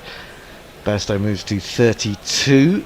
England to 238 for 5. Now, England, I don't want to... I better touch wood, hadn't I? I think we can get up to 300 and they're still only 5 down. Then they feel in a much more confident position. I said at lunchtime, 124 for 3 at lunch. I suspected 280 all out from that point. But it really depended on... No, I think that's way too That's such a Hendo thing. It is. But, you know, I think that losing that wicket just before lunch and the fact that when England started to get going again, the rather lucky wicket, as this one turns Bairstow round a little bit, leading edge towards extra cover. I think that sort of dismissal of Harry Brook, who was looking so good, and you were beginning to think, yes, this is really working. Australia are looking a little bit ragged. And then they got that break. And then for Stokes to go so quickly after that. I think that's the other thing. I mean, surely if Stokes is out there, the Australians... You know, they are more worried. If the longer Stokes is out there, the more worried they are of him, surely. Terms of Headingley. Yeah, exactly. Boland in, Bowles defended by Bairstow. And that is the end of his 12th over. He's got 1 for 67. England are 238 for 5. We've got probably one more over of Lyon before tea. Maybe two I can tell you Gary Naylor predicted at lunchtime a tea time score of 248 for 5, so it looks like he's not going to be far off. Nostradamus, Gaddy. Yeah. Now, Matt Searle points out there's a problem on the YouTube score thing. It shows, for example, Boland 1 for 5 when it should be 1 for 25 or 35, whatever it is, and Lyon 1 for 6. I suspect that's a feed that we can't control, but it may just be a layout thing, so worth mentioning to Bear. Jay Grover says, folks went to state school. Crawley's Dar owns Kent. That's Private right. education conspiracy. This theory breaks down on cursory examination, but it feels righteous. Could be well. Could well be it. Lyon into Root, who goes back to this one. Defends it to the man at backward short leg. I'm just trying to work out what he's done with his other close fielder. His slipper's gone. Presuming he's now got a man about 15 or 20 yards away, almost like a deep gully. We can't see, though, as Root comes forward, plays it up to mid-on, or mid-wicket, rather, Green field. So Green is not in that area anymore, so it'd be interesting to see what we've got behind square on the offside for Root. These two have already put on 62 at 5 and over, which is amazing. Back goes Root. Shorter ball, but defends it into the ground and all the way back to the bowler. There is no run. I guess my question about would you rather folks be out there is more about would you rather the England batters play in a more attacking way or in a more circumspect way. Lion in, bowls to Root. Root plays that firmly off the back foot. Nice shot. He'll certainly get one. That'll be all. Travis Head doing the fielding at deep mid wicket. Well, I think it's a little bit misleading to say that Ben Stokes is some sort of grinder. He's played some really good innings in the last year and a half. You mean? Sorry, did I say Ben Stokes? Ben Folkes. Yeah. Is some sort of grinder. He's really played some very good innings for England. Yes. He was there when they got off to that win against New Zealand at Lords last year, was it? And he was there with Root. What's the matter? Oh, $10 Patreon. Thank you, that man or woman. Peter. Peter Eisentrout. Eisentrout, thank you very much for becoming a $10 patron. That means you go on the Roll of Honour on our YouTube feed. Lion in again, bowls, and Bairstow is forward in defence. Root is on his favourite number. He's on 66, Bairstow 32. 239 for 5. 1 ball and 1 minute to go till tea, so I'm not sure that we're going to get another one in. I reckon they might. They might do. It depends if my computer's got the right time on it. In comes Lion. Bowls to Bairstow, goes back, turns this behind square, will jog a very simple single, and will keep the strike either for the next over, which will come now, or after tea. We're just going to wait and see. From an England perspective, I think they'd rather get off and have tea, because they don't want to lose another wicket just before the break. And in fact, that is tea. And England... Was that Nathan Lyon who took off the bails? Was that Bairstow who did it himself? He made the decision for the umpire. Well done, Johnny. 240 for 5, so 116 for 2 in that session, after 124 for 3 in the first session. I still think Australia are a little bit ahead, but you two Australians may disagree. Well, I think in the circumstances that if it was going to be this sort of pitch the whole match, I think Australia could be well pleased that they've taken 5 wickets on a flat track on a day when they lost to toss. But, as I say, looking forward in the game, I think they're going to need to keep England down to no more than 350 if they're going to be in with a good chance. It's going to be a crucial final session. Yeah, yes. It's going to be fun. It's going to be fun. Okay, straight after the break, I'm going to be back on, apparently. Apparently, I'm on with myself. According to the rotors, it's Hendo, Bear, and Hendo, which will be fun. I'll try and do at least 2 roles. Thanks to Adit. Is Adit, are you on again later? Yes. Yes, you are. Okay, you're on a couple of sessions after the break. Okay, the bowling figures. Cummins none for 37, Hazelwood 2 for 44, Boland 1 for 67. He's gone up 5.58, Boland. 2 for 71 for Nathan Lyon, 4.44 his economy rate. Green has bowled just the 3 overs, none for 19. Thought they were going to try a little short pitched ball attack at Johnny Bairstow for a while, but they seem to lose interest in that quite quickly. Anyway, what are we playing, Bear, for tea time? We're going back to the end of Who's That Widow. It's David Lloyd, Bumble, against County Cricket Matters and Gorilla, Annie Chave. And politician.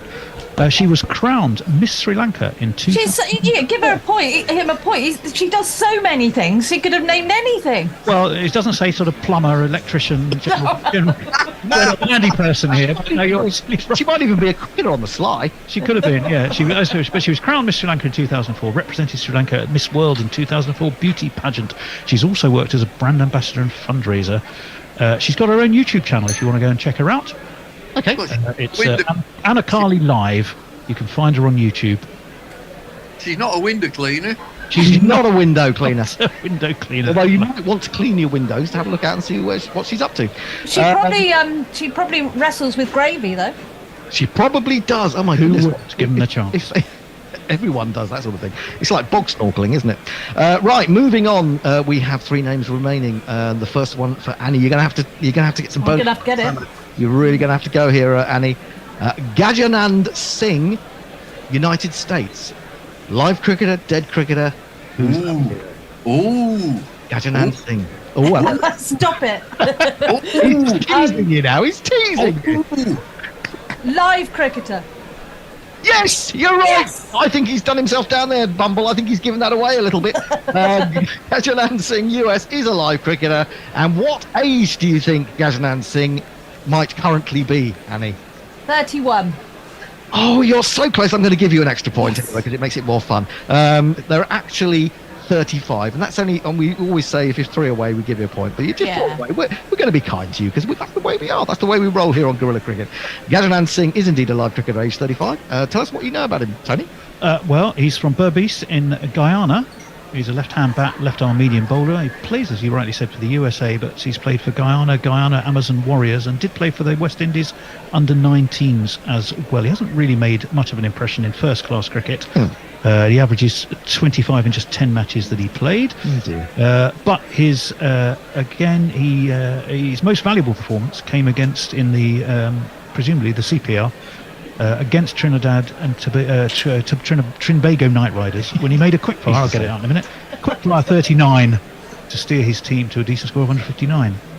There you go, Gajanand Singh. That's all you need to know about Gajanand Singh. He may make a comeback. And of course, there's going to be Major League Cricket, isn't there, in the US fairly soon. So we'll see how whether he gets a gig in that. Back to Bumble, who's trying all the mind tricks that he knows, that are honed after years and years in the top echelons of the game. I'm going to turn to you, Bumble, with you leading 11-7, the final round of names. Glennis Page, New Zealand. Live cricketer, dead cricketer, who's that weirdo? Can I just before we do that, can I just go through the rules again? It's there right at the beginning that if you get the age and you're within 3... Yeah. You did. I thought you did. Yeah. So I've actually sort of stretched those rules because there is a term and condition that says the host is allowed to update during the match, basically. With a VAT. Just put a bit. VAT on the VAR. Not VAR. Fold again. Gajanand Singh that was. So Glennis Page, New Zealand, live cricketer, dead cricketer. Who's that weirdo? Glennis Page, just a nice name, Glennis Page. A lovely name, it really is. I know the New Zealand cricketers. I've met quite a number of retired cricketers. Ooh. Oh, this is tense. Oh, I'm almost dropping dead with excitement. Go on. Who's weirdo? You're wrong. You went the wrong way, Bumble. You threw it around in your head, but you didn't get the right answer from deep in the brain. Glennis Page, is she a dead cricketer or a live cricketer? Annie, this is important. A bonus point for you on the line. Dead cricketer or live cricketer? Oh, Glennis Page, New Zealand. Glennis, you know, Bumble knows some of the old retired ones. You know some Glennises. You know, but maybe not a really old one. I don't know how far back, but I'm going to go for dead. You're absolutely right. You've got a bonus point. Well done, Annie. You're coming up on the stand side. She died, I can tell you, a while ago. And for an extra bonus point, how old do you think she was when she died? It was really sad. She was only 49. I think I said she was only 14 for a moment, which would have been really tragic. She wasn't only 49. She was 72 when she. Well, it was still really sad. Yeah, it was really sad. Yeah. She got this mortal coil in 2012. And Tony's got some news and information about her. Well, I can tell you, she was born in 1940 in Auckland. She played for Auckland women and New Zealand women. Very useful slow left armour. Played just 2 ODIs. She made her debut against Trinidad and Tobago women in the 1973 Women's World Cup, which of course was played in the UK. That game was played in Clarence Park in St Albans. Really? Which, as Bumble I'm sure will immediately tell you, is where St Albans City in the National League South play, because I've been and watched Watford there many times in pre-season friendlies. And it was also New Zealand, that first game was also New Zealand women's inaugural ODI. She made 5 with the bat, but took a very impressive 6 for 20. Wow. Rolling the Trinidad and Tobago women for just 61 all out to win handsomely. They all went off. They won the cup that year, of course, the World Cup, under the captaincy of Enid Bakewell. They got a century, but it was the captaincy of Rachel Hayhoe Flint. They won the cup, I think, at Edgbaston, and they all went off to meet Edward Heath, the Prime Minister. Oh dear. She still does, Glennis, she still holds the best bowling figures by a player on debut in a women's ODI, and is the only bowler to take a 6-wicket haul on a women's ODI debut. There you go, Glennis Page. She's very much not a weirdo. She's a dead cricketer.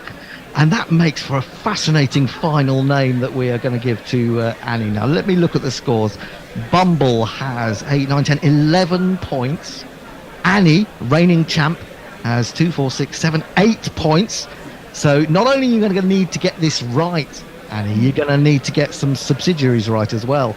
So this is absolutely crucial for you. And if I do, it'll be a tie. And if you do it, because super over. We'll have to find another name. I don't think we've made contingency plans for that. I have got a couple of spare names. I've got a couple of spare names, so it goes that far. Well, I almost feel like trying to fix it for that, but I won't. Anyway, the final name of today's Who's That Weirdo is Warwick Turner, Australia.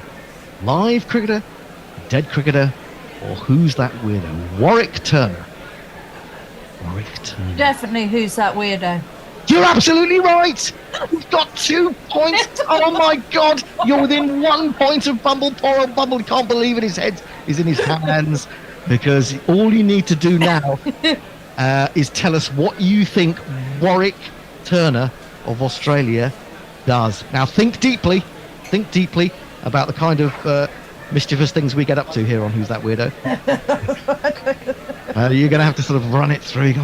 So it's going to be something really obscure, basically. I couldn't possibly comment. I can hear the sledging from Bumble at this very moment, trying to mess with your mind. Oh, yeah. What do you think? What do you think Warwick Turner did or does? Pornography. Oh, well, in a sense, pornography, because he's involved with food porn. I think you have to say food porn, because he is. Actually, I should send this over to Bumble, shouldn't I? Because you got that wrong. Bumble, do you want to have a guess about who Warwick Turner is? He's in food.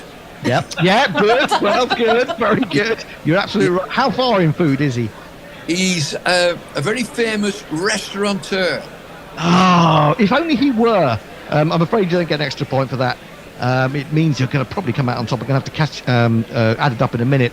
But Tony, tell us what Warwick Turner did or does. I absolutely can tell you that. His main claim to fame was achieved in 2011 when he captured the World Black Pudding Championship title in Ramsbottom in Lancashire. He was, however, the second ever Australian winner. Jim Riley had been the first in 2001. Around 700 contestants compete to dislodge the highest number of Yorkshire puddings from a specially designed plinth on a 20-foot ledge by throwing 3 black puddings. And those are, in fact, supplied by Chadwick's of Bury. Yeah, that's right. I'm sorry, it does sound like... Do you know Chadwick's of Bury? You know Chadwick's of Bury? Yeah, definitely. It is one of the best markets in the world. It is. Oh, right. Excellent.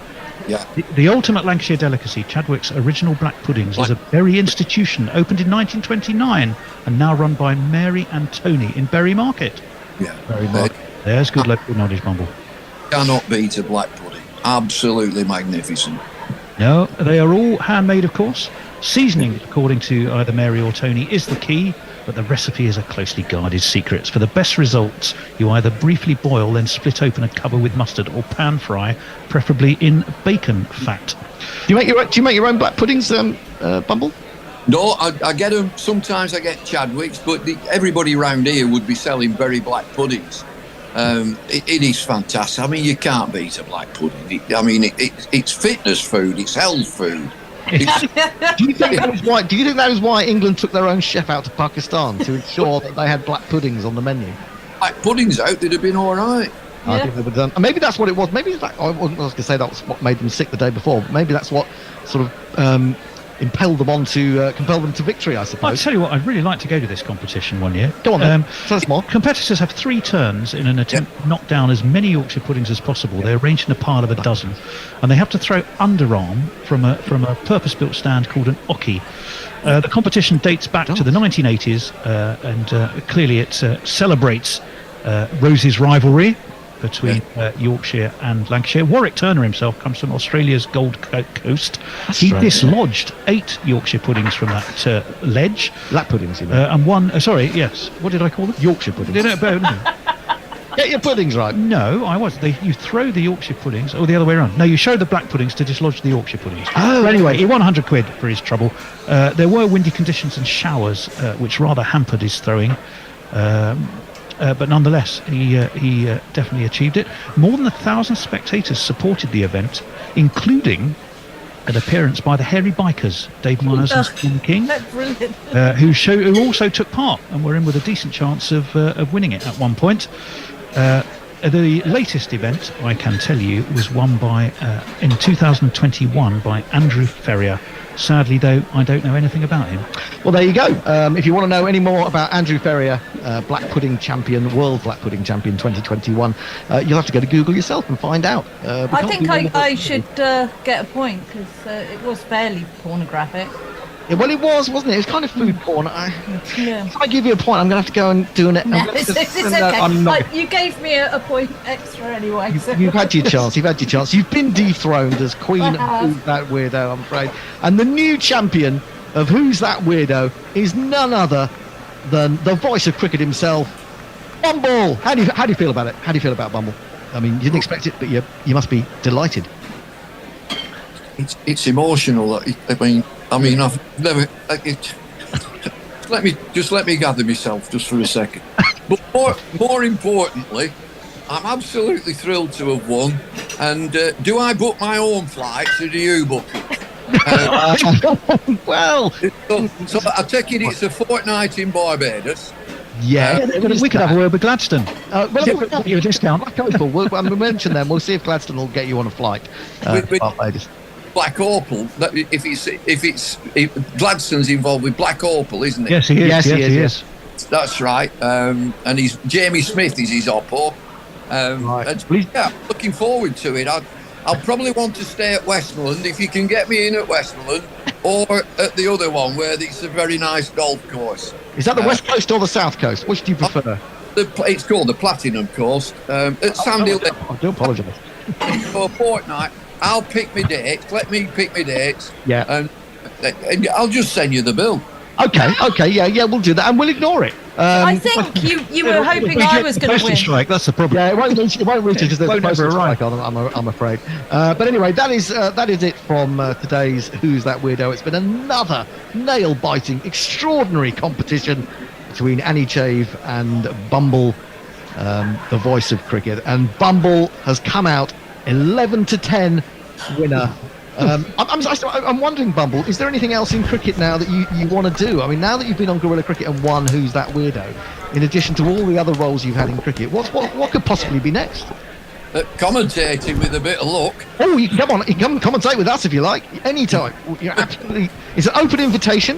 You can bring your own beer, and a black pudding if you like. Well, I brew my own beer for a start. Oh, do you?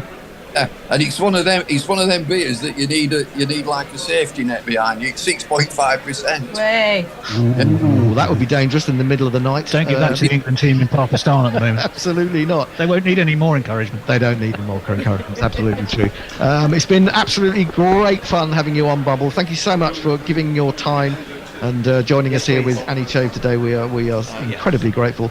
And absolutely seriously, we'd open. You know, we don't pay very well, as you know. You can get a pastry and a beer, but if you ever want to join us on Guerrilla Cricket, you are so welcome. I can't even say how welcome you are. So thank you so much for being a good sport and joining us today. Thanks, Bumble. I've loved it. It's been terrific. Thank you. Thank you so much. Cheers. Bad luck. Cheers. Done. Bye. Cheers now. Bye bye. Cheers. Craig Matthews, Alan Knott. Who's that weirdo? Nigel Siddo, Neil Mackenzie. Who's that weirdo? Wayne Leverock, Shannon Freed. Who's that weirdo? Chris Harris, Kevin O'Brien. Who's that weirdo? Who's that weirdo? Number 5. We haven't got around to number 6, as we've had a bit of a lengthy break before coming back into action. At the beginning of this summer with the Ireland Test and then of course the World Test Championship, and now the Ashes are underway, well and truly underway. England at the tea break are 240 for 5. I'm Gorilla Hendo, Nigel Henderson. I'm joined by the Hoff Bear on my right, and standing in for me, because I was supposed to be on 2 things today, is Steve Jones on my left. It is my pleasure, Hendo. Step into my shoes. I don't think you'd get into my shoes. You've got very no big chance. feet. Yeah. I've got quite size big 12. feet. Size 12. Oh, I'm size 10. Oh right. No. So the answer is no. No, not quite. Well, you know, I think Australia are slightly in the ascendancy here. Slightly ahead, I agree. What does the bear think? Do you? I think it's pretty even. I think England can quite quickly get ahead as long as they don't lose another. If they get another 50 runs without losing a wicket, England are in the lead. Can you pass me the iPad? Unplug it and just pass it over. If they get another, how many runs? Another 50 runs without losing a wicket. And they get to 300 for 5. I think England are in the ascendancy. I think it's quite even Stevens. At the I think moment. 300 for 5, yes, you'd say, even though England have only got one recognised batsman to come after this. It's really crucial that these two stay together for as long as possible, I think. So we think that the weather conditions are not going to be quite so good for batting by mid-afternoon tomorrow. Have you seen the forecast? No, I'm going on what Messi Jez was saying. Oh, right. To be honest. Messi tells us everything. Messi, from his weather cave in Western Australia, knows what's happening all around the world. Good. If a buffer... Does he watch that balloon boat bit which does that? It goes around the world with the temperatures all over. Oh, yeah. Is that the one? That's probably what it is. But he knows if a butterfly flaps its wings in Peru that there's going to be a storm at Edgbaston. So the players coming out to the middle, Joe Root and Johnny Bairstow, Yorkshiremen both, and quite nicely, Root is on 66 and Bairstow is on 33. Men out today, Zach Crawley for 61, Duckett for 12, Pope for 31, Harry Brook, very unfortunately, for 32, is looking exceptionally good. Ben Stokes, not so good, out, caught behind for 1. Shall we jingle up the protagonists? Protagonists, indeed. I am the big shot.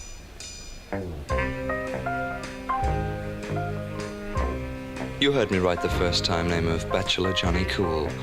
Occupation, big shot. His voice is high-pitched and ginger hair like a pict, but massive runs he has hit, so there's that. Introduce yourself. Joe Root. Introduce yourself. Joe Root. Introduce yourself. Joe Root, actually. It is indeed, and opening the bowling after the break, looks like it's still going to be Scott Boland. Boland, Boland, Boland, here comes Scotty Boland. Boland, Boland, Boland, Boland. He's got a wicket, but he's gone an economy rate that he will never have experienced before in Test cricket. He's in, bowls, and he almost chops on Johnny Bairstow, advancing down the wicket, but he's Vatican sliced it all the way down fine for 4 runs. It's a very good shot for the English. Very handy shot. 4 on the floor, and 1 more 4 than the 4 before. That's what 4's are for, to get funky on the dance floor. Is that based on a song, or has that just been made up? I don't know. I like it. It's more. It sounds like every bloody disco song, doesn't it? Exactly. I don't know if Something wrong with disco? What's wrong Yeah, with disco? oh yeah. Don't get me on that, for Christ's sake. Morg is a man of many voices, and therefore it could be that he has made it up. But it's a good jingle. I did It's like a great that. jingle. I've not heard it, Great. but is it a new one? Yeah, it was sent in a week or two ago. Well done, Mog. It's a brilliant one. We Well decided done. we were a little bit short of... well, we weren't short of jingles, it's just that we're playing a lot of them a lot of times. Driven, but mistimed by Johnny, straight up to mid-off where Cummins fields. Bairstow's moved on to 37. You don't think that's a side effect of Bazball, the fact that just hitting so many falls, that we just have to keep playing all yeah, these jingles so it much kind of more is. than we ever did? And then someone sent in like 50 of them, didn't they? in a Oh yeah, have we got any of those across? Because some of them are quite good actually. No, We I've need to get got a lot of them. They're all in the back. It's just finding another. You know, we've got 3 carts full of boundaries. Already, Finding the energy to do it. We've got virtually 64 jingles already. Boland bowls, driven on the up by Johnny. There is a man back at square cover, Travis Head. Now, it's a shame that Travis Head's not opening because he's had to do a lot of work today, hasn't he? Yeah. Must be a little bit tired. Put down a very difficult chance off Harry Brook and gave away a boundary when he was sliding to stop one, which he should have stopped. That went away for 4 as well. But otherwise, he's been excellent. But he has been a busy boy, though. But he's been very, very busy, and I think that's part of the. You do have it's partly as a result of the way that Australia have set their field. Yeah. You know, he's been out there. But you do have those days in the field, don't you? Where Oh, it yes. doesn't matter where you go. It just follows you, yeah. Root advances down the wicket, but decides to leave that one. It's too wide of the off stump. He's on 66 off 98. Bairstow 38 off 48. England 245 for 5. We should have a look at the GPL and get some interest from the GPL. See what scores were predicted earlier on. 2 slips, a backward point. Sorry, slip and a gully, backward point, deep point, extra cover, mid off, mid on. I think there's also a deep square leg and long leg for Boland, who is in, and he's going to play the little reverse. He's played the reverse scoop, and it's gone all the way. He doesn't bring it out very often, but when he brings it out, he doesn't often get it wrong. Oh, my word. That is an absolute... And it's caught in the crowd. Well done, sir. What a shot that is from Joe Root. You just expect it to come. And that's the first 6 of the day. But, I mean, the skill in this shot is absolutely phenomenal. Because that ball's about a yard outside off stump as well. So But it's the not timing you have to get on that. And you're basically playing it left-handed, aren't you, by that point? Extraordinary shot from Root. And the bear had nipped out to answer his phone, so he didn't get a 6 jingle. Well, I'm going to play we can do it now. We can play it now. I turned the phone off and it rang me immediately back. He's down the wicket to the next ball and sensibly just decides to follow up with a single into the offside. England moved to, well, past 250 with that 6. 252 for 5 now. Root's gone to 73. Bairstow is 38. And that's a shot straight out of Root's own brain, isn't it? I don't think we ever saw that shot played until he produced it last summer. That's extraordinary timing. And actually, when you turn around Actually, this to is being a better shot of it, isn't it? but when you turn into almost being a left-hander, to still get the sort of Well, you kind of let it backlift. ramp, don't you, basically? You're kind of following it and just giving it a little bit of extra. Extraordinary shot. But you've really got to catch up with the ball, that's the thing. Yeah, didn't he play? Who's it? He played against somebody. Was it New Zealand or was it Ireland? New in the Zealand first he innings? played New it. Zealand, and he got caught, didn't he? Because Yeah. they anticipated what he was doing and they called him a slip. But you're not going to catch that one a slip because it's gone that far over their heads. Ah, brilliant. Rooty's gone to 73, 252 for 5. Still got 37 overs to get through today.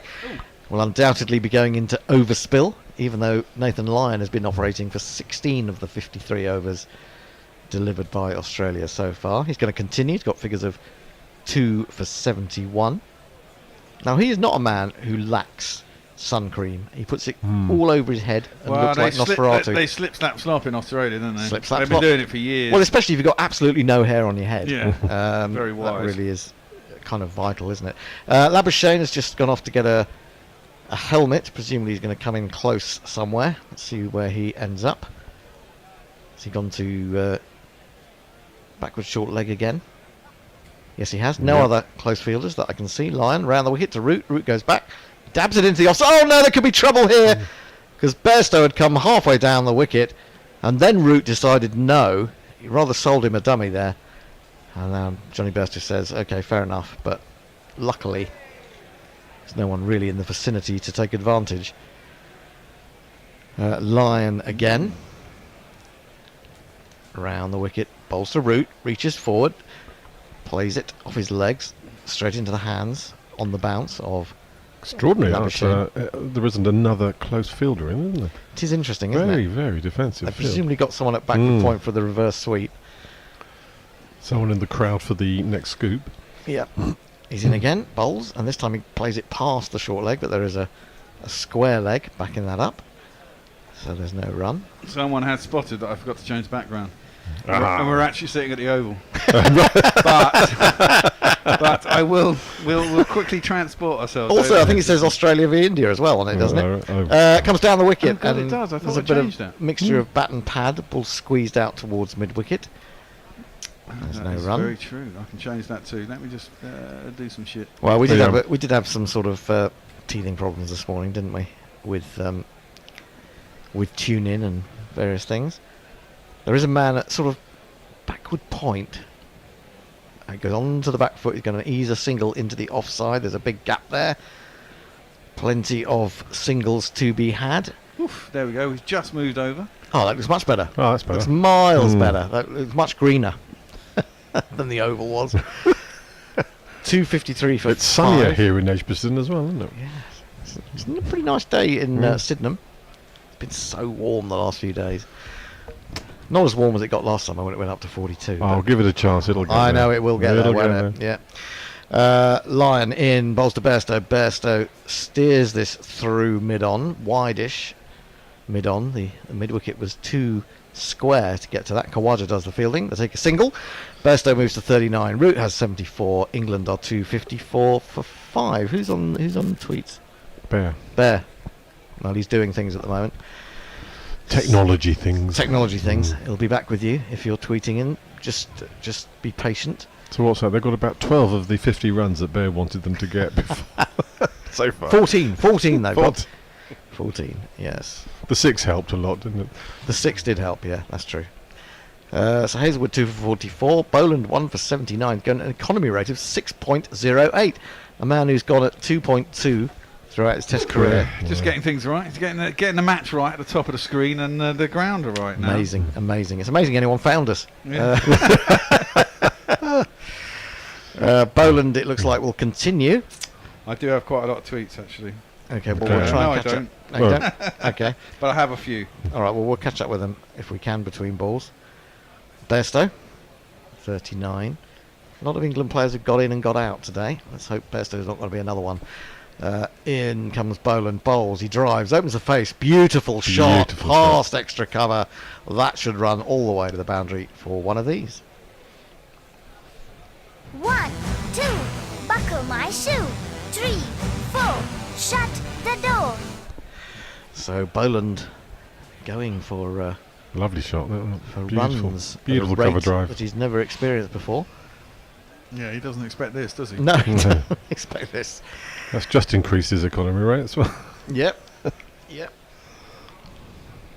England trying to regain the initiative here. 258 Bairstow in the for 40s, 5. delivering what we wanted him to do. Boland in, bowls, and he drives that. Wow, he smashed that.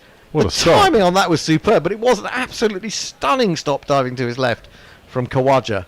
Nonchalant as well. It really was. That. That deserved 4, though. That was such a good shot. Sweetly timed, wasn't it? Oh, the timing on that was phenomenal, really.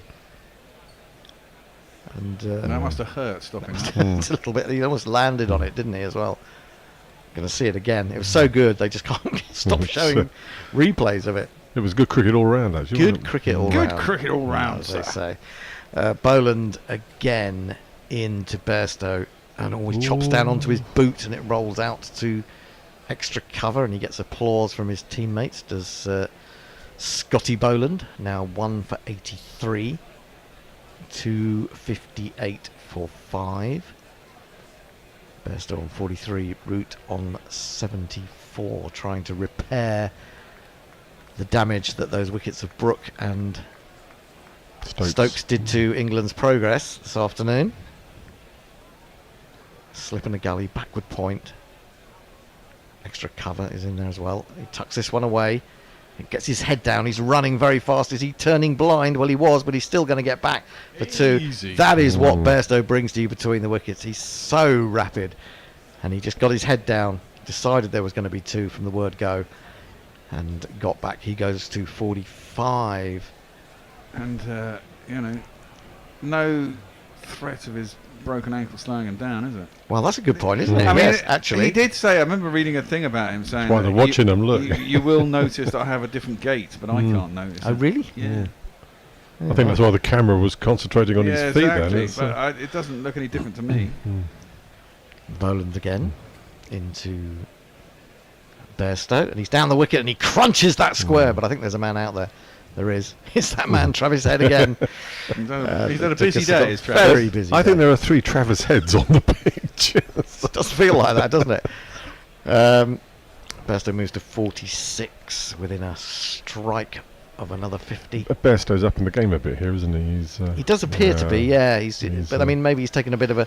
Well, I mean, Root hitting that 6 was fantastic as well. Exactly. I mean, they've gone out and they said, right, straight off the tee, we're going to put them on the back foot, and they have done. The question is not to lose a wicket whilst putting them on the back foot. Well, yes, that's the difficulty, isn't it? Boland into Root. Root defends. Ball angled into his legs up to mid-on. That is the end of the 55th over of the day. England are 261 for 5. Tweets. Well, Leah says, oh, come on, be a bit more ambitious in your wishes for the consequences of the butterfly's flapping of its wings. Something like all Aussie players pulling all the hamstrings. Or something in that ballpark. Yes. Sorry, yeah, you're absolutely right. Messenger says, weather update. The Met Office has now removed the threat of rain for tomorrow, though it's expected to be 23 degrees and cloudy all day. Could be good for England's bowlers. For Sunday and Monday, a 40 to 60% chance of rain is forecast for sessions 2 and 3. Yeah, and also possible thunder. I mean, it is getting quite humid, and they do say it's building up, coming in from the west. It's basically going to float over Wales, so it might get as far as Edgbaston, or it might not. Have we got a humidity index for tomorrow? That would be interesting. I don't at the moment, but I can probably find Is it. Birmingham planning to move to Wales then? No, never. Leah says, but I don't want to be patient, and you can't tell me anything because I'm 40 and you are not my mum. What? I don't know. What's that all about? Telling him to be patient. Who? Leah. Naked Pumball, what says the Bear Master's teleportation? Click here. Yeah, I teleported us from the Oval to Edgbaston. Yeah. Yeah, I didn't feel a thing. Didn't feel a thing. It's great. And without using a TARDIS. Yeah, That's pretty absolutely. good, though. Incredible. Lyon continues into his 18th over, bowling to Johnny Bairstow. Bairstow props forward, defends into the offside. Lyon trots across, does the fielding himself, and there is no run. Johnny Bairstow chewing on his gum. Lyon doesn't often go 4 and over either, does he? No. He's supposed to be there. 4.5. He's supposed to be offering control, but he's not really. But he has got two important wickets. Lyon in bowls, played past the man at short square leg. They'll take another easy single, and guess who came in to field that? That's Travis Head number 2. Yeah. That one. They've got one on either side. Yeah, there's a third one down at Long On, and they rotate to give him a rest every once in a while. There's only 3 Travis Heads. There's a song about that. There must There's be. only 3 Travis Heads. Did you ever see that programme about the 3 boys who were triplets, who all ended up at the same university, but they were all what's the word? Tickled away into the onside. They won't get a single here. They were tickled away.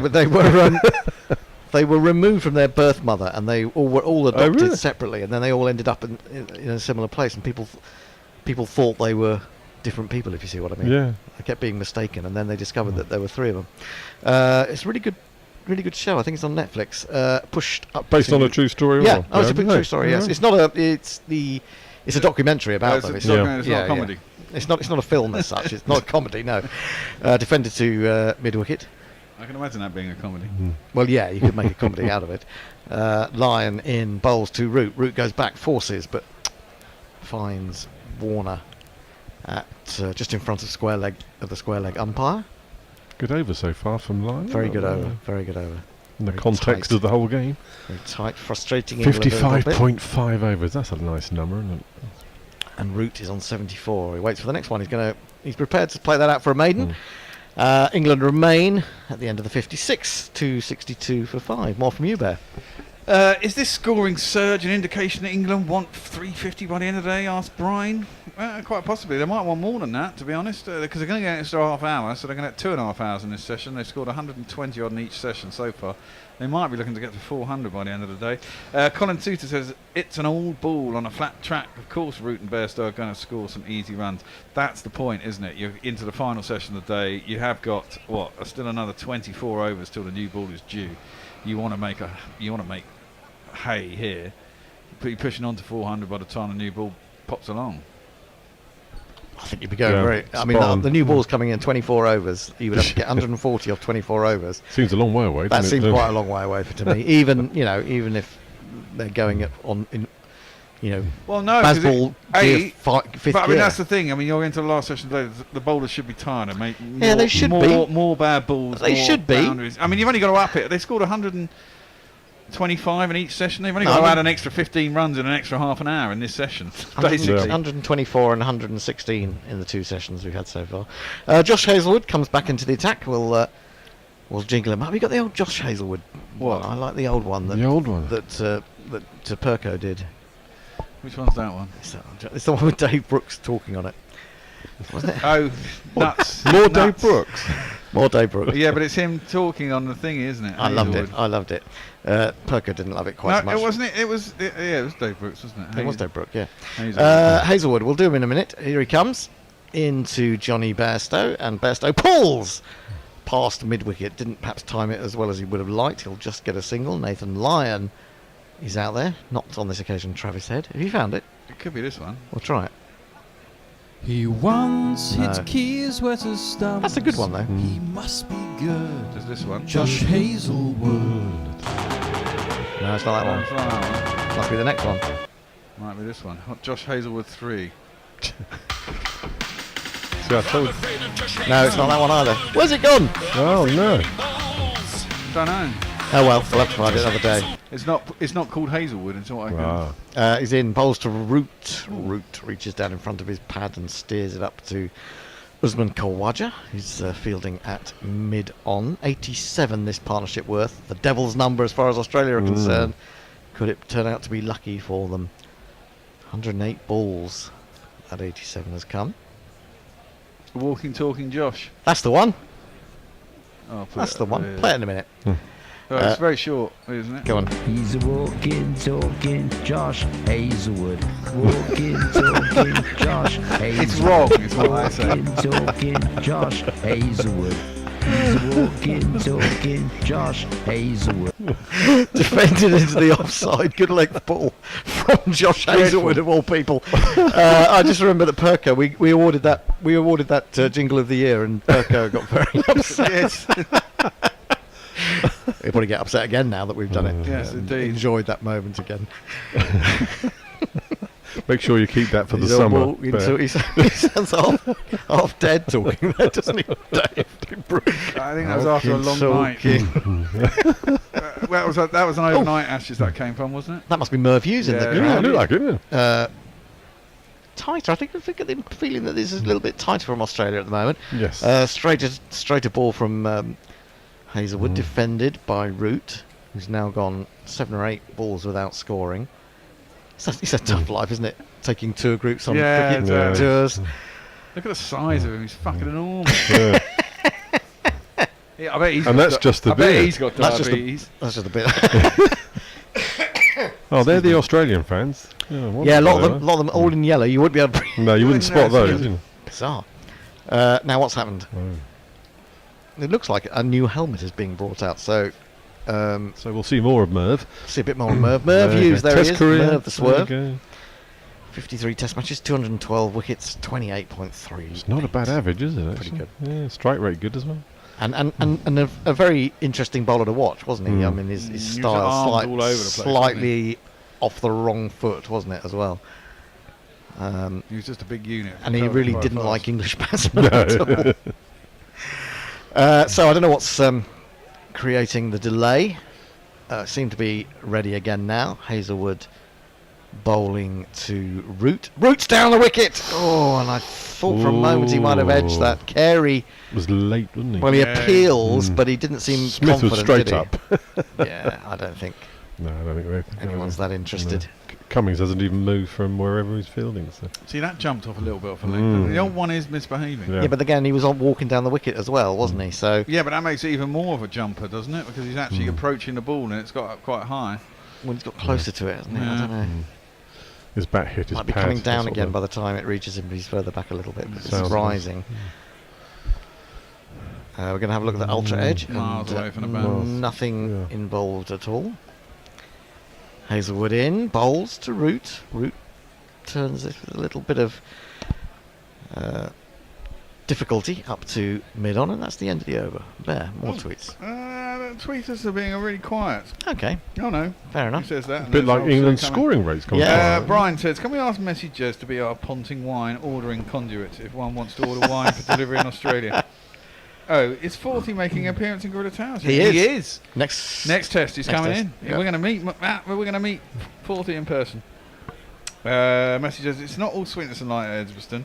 He's retweeted Allison. He says, I'm interested in the fact that drunken, loutish behaviour in English grandstands has been viewed indulgently or celebrated, while similar behaviour elsewhere has been criticised. As a spectator, it's very unpleasant.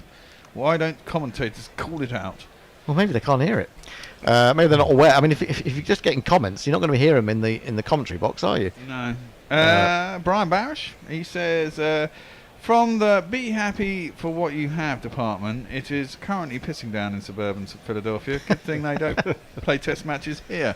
Played off his legs by Johnny Best. He's going to have to hurry a little bit there. As he's quick. Gone down. It's got him 50 runs. 50 runs for Johnny Best. 50 runs. Yay. Continued where he left off when he broke his ankle. 24th Test 50 in 91 matches to go along with his 1200s. Don't stop just 'cause you got to 50. Don't stop, treat it as a start. You can use this to get a better score. The first 50's done, the first 50's done. Ooh,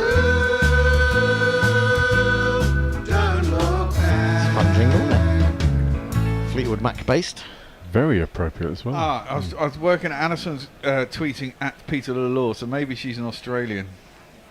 In which case, I doubt you're having much fun at Edgbaston. Well, yeah, I mean, you know, people get drunk, people behave badly. It's Fucking funny. Australians complain about people getting drunk. And On to the back foot goes. Bairstow punches to Warner at mid wicket. There is no run. Punches to Warner or punches Warner at mid wicket. That'd be more fun. You know, people let down their hair. They're not always the best behaved. You know, it just happens. Sport brings it out. Plays the sweep shot. Does Johnny Bairstow? Where's that gone? For 4. It's gone for 4. My goodness, he got there quickly. Yeah. Didn't even see that speeding across the ground, but it is indeed 4 more.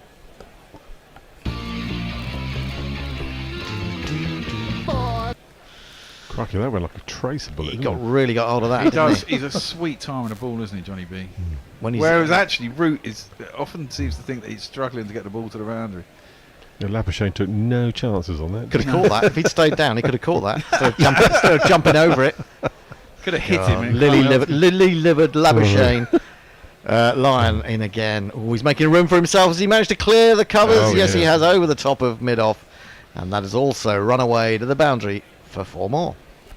4 on the floor, and 1 more 4 than the 4 before. That's what 4's are for, to get funky on the dance floor. I like that jingle as well. Yeah. That was the one we said we liked earlier, wasn't it? Yeah. I think it was. Now will come my favourite 4 jingle. I won't say it all the time, you play it, but I do like that jingle. I do. Some just get you going, don't they, some of these jingles? Some of them are, you think, oh God, not that again. The ones we recorded in Southwold by now, some of those are getting a bit old, aren't they? The old the rapping one. Oh God. Pushing the boundary or whatever it was. Back goes little Johnny Bairstow, and he tucks it to mid-wicket, and little David Warner dives away to his right. He sat in the corner. Well, we can only hope. Sat in the corner of the dressing room, wondering why he's not got any more runs. Why Broad's got him out yet again. 10 runs from this over. Lyon again. Into Bairstow. Bairstow goes for the sweep again. Oh, it's hit Labuschagne. Yes. Oh, it could be trouble here. No. No. They're just scaring me. It was Warner was threatening to throw the ball down at the non-striker's end, and I thought maybe that Joe Root had been committed to the run. But well done, Labuschagne, get in the way of that. Saved probably another 4 runs. That was a catch again. It was a catch. It was a catch. Hit him on the inside, didn't he? When he turned around, so hit him on the Achilles. If that, I mean, actually, he's lucky, because if that hit him on the ankle bone, Yeah, that that might have cracked it. Anyway, that's the end of the over. Would I be upset about that? 273 for 5. I've got a tear in my eye over here in the corner. Hazelwood will continue, 12 overs, 2 for 45. He was preferred to Mitchell Stark this morning. We thought it was a straight run-off between him and Scott Boland, but it turned out to be Mitchell Stark who was the unlucky one. Maybe Mitchell Stark was a little bit expensive at the Oval against India last week. Yeah, you can imagine if it had bowled like that, it would have been quite expensive here. Ravi says, for what it's worth, the Vatican slice is obviously a slice of baked lemon cheesecake devised in the 13th century when the papacy was still based in France. It's like Proust's Madeleine. Root plays the first ball of a new over. Good as square. I like the idea of baked lemon cheesecake. I do like a lemon cheesecake, Yes, to say. Gonna say. Oh, God. Mayank says, update from Philadelphia. The rain is now thunderstorms and hail. In June? How many people have we got in Philadelphia? Well, we've got Mayank At least and 2. Brian. Yeah, at least two. That's early morning there, Maybe isn't more. it? Well, mid-morning. Mid-morning, yeah. Well, Leah says exactly this. Are you saying that it's always sunny in Philadelphia? Lied to me about the local Philly climate. Root onto the back foot, just lays this one down to third man. They'll take an easy single. Just a little break in that period when Root just couldn't score. Maybe 8 or 9 balls, but he's finally moved on to 75. How are we doing for time? Is it any time for a change? We got 3 minutes. 3 minutes. I'm on B by B after this, so I next shall up, stay here. Yeah, well, no, you have to come over. Well, no, actually, you have to move over one chair.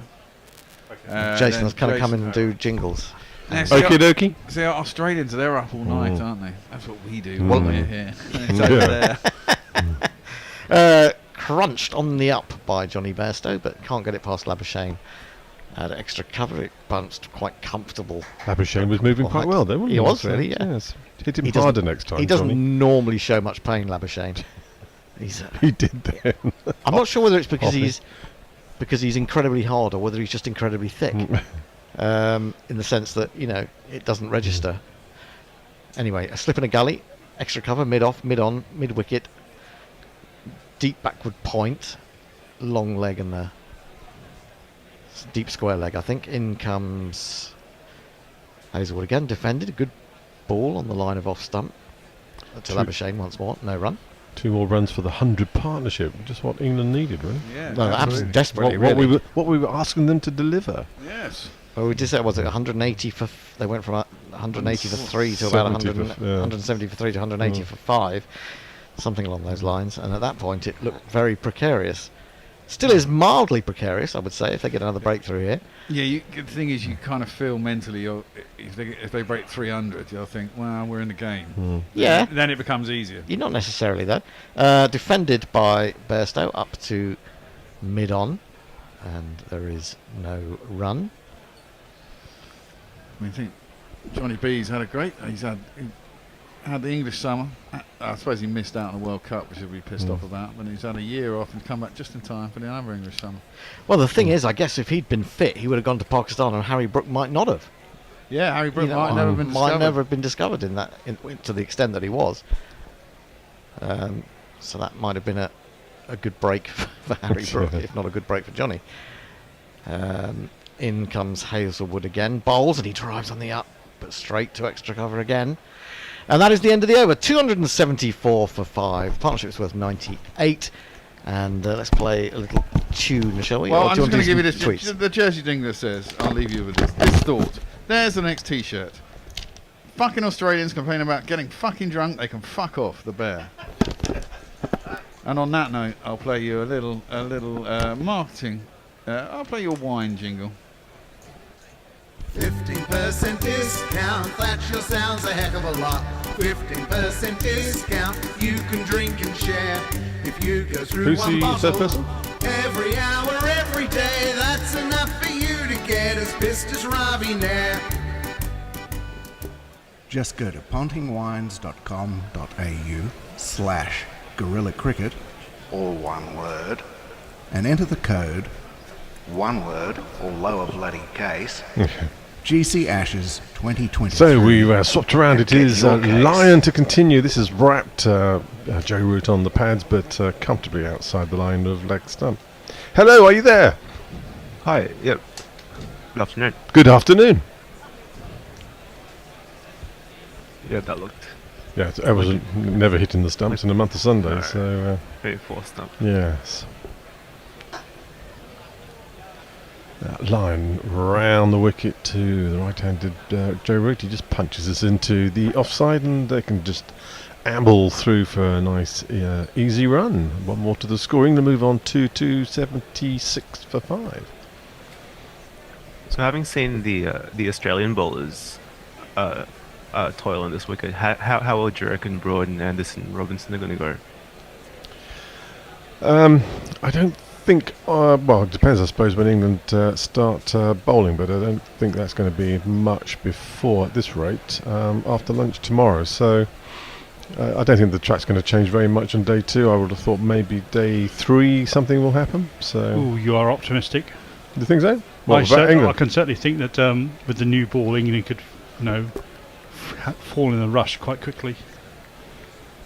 That's your half glass empty route, though, isn't it? It is, Jason? yes. Yeah, right. This Okay. is my long-term England supporter pessimism Yes. standing there.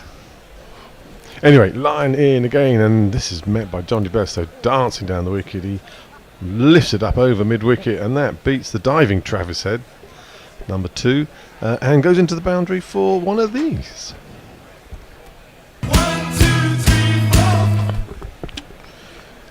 Nope, not 5, just 4. Just 4.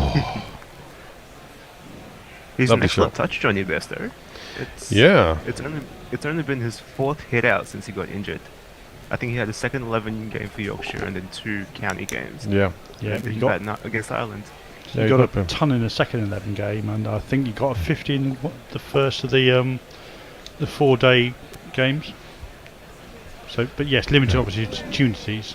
Lion in again. This one's sort of harrowing in on middle stump, but it's just punched away, and mid-off can just jog round and field it. That's one more run.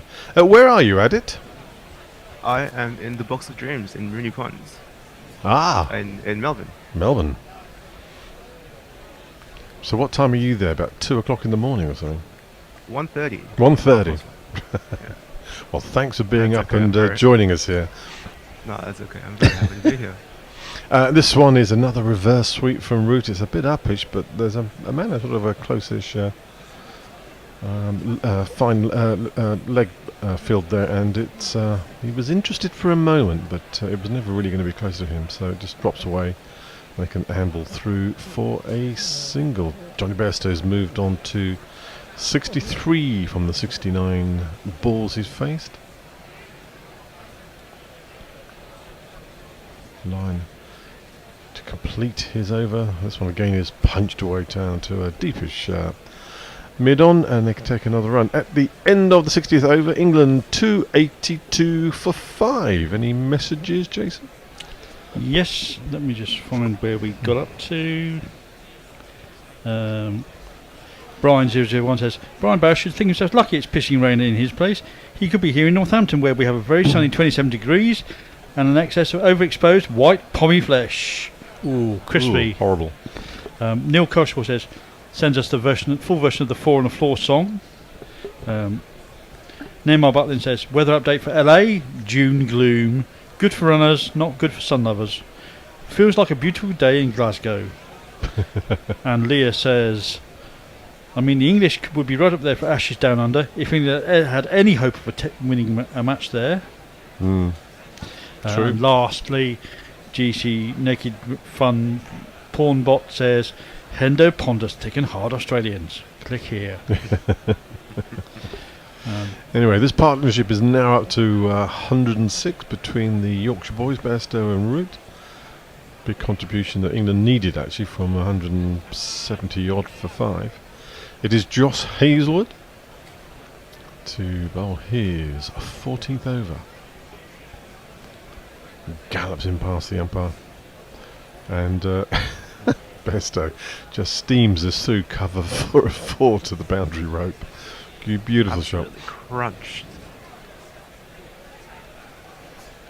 That went like a tracer bullet. He's certainly in full-on attack mode now. Yeah. I mean, that was flayed to the boundary. Did you say crunched at it? That's about right, wasn't it? Yes. That's an ample description of the shot. Welcome to your new over, Josh. He's in again. And he's edged this, and Kerry has put this down. Really should have taken that. Are they going to get 2 for this? But that was Probably. a bit missed opportunity. I thought that was a tough Yeah, chance. they're taking 2. Probably should have taken that, but Yeah. Well, I think he'd had a better chance if he went with both hands. I mean, he Hmm. was high and to his right, but I think he does much better if he goes with both hands at that. Hit his thumb. It never got close to his hand, actually. So, yeah, it's poor keeping could that. have gotten both hands to that. So Bairstow gets a life. Not sure if he's earned it, but he probably has earned a bit of luck with the amount of runs and speed at which he's been scoring. Hazelwood in again. This one is arrowing in on leg stump, and Bairstow just guides it into the leg side. No chance of a run. So a let off for Johnny Bairstow there as he moved on to 70.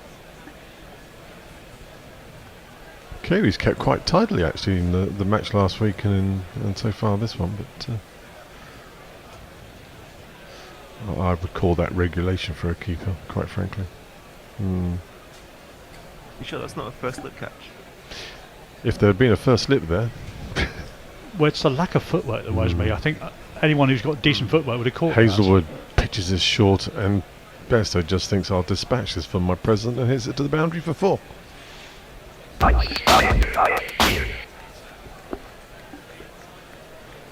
Beautifully controlled shot from Bairstow. He's moved Gallop to 74 off the 74 balls he's faced. very much in danger at the moment of overtaking Root and getting to his ton well ahead of him at the moment. I think that was probably always on anyway, wasn't it? If he got in.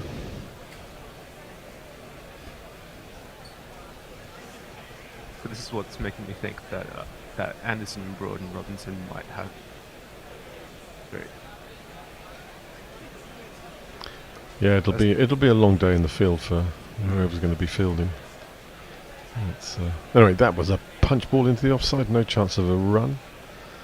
At least it's a dot ball for Hazelwood's stats.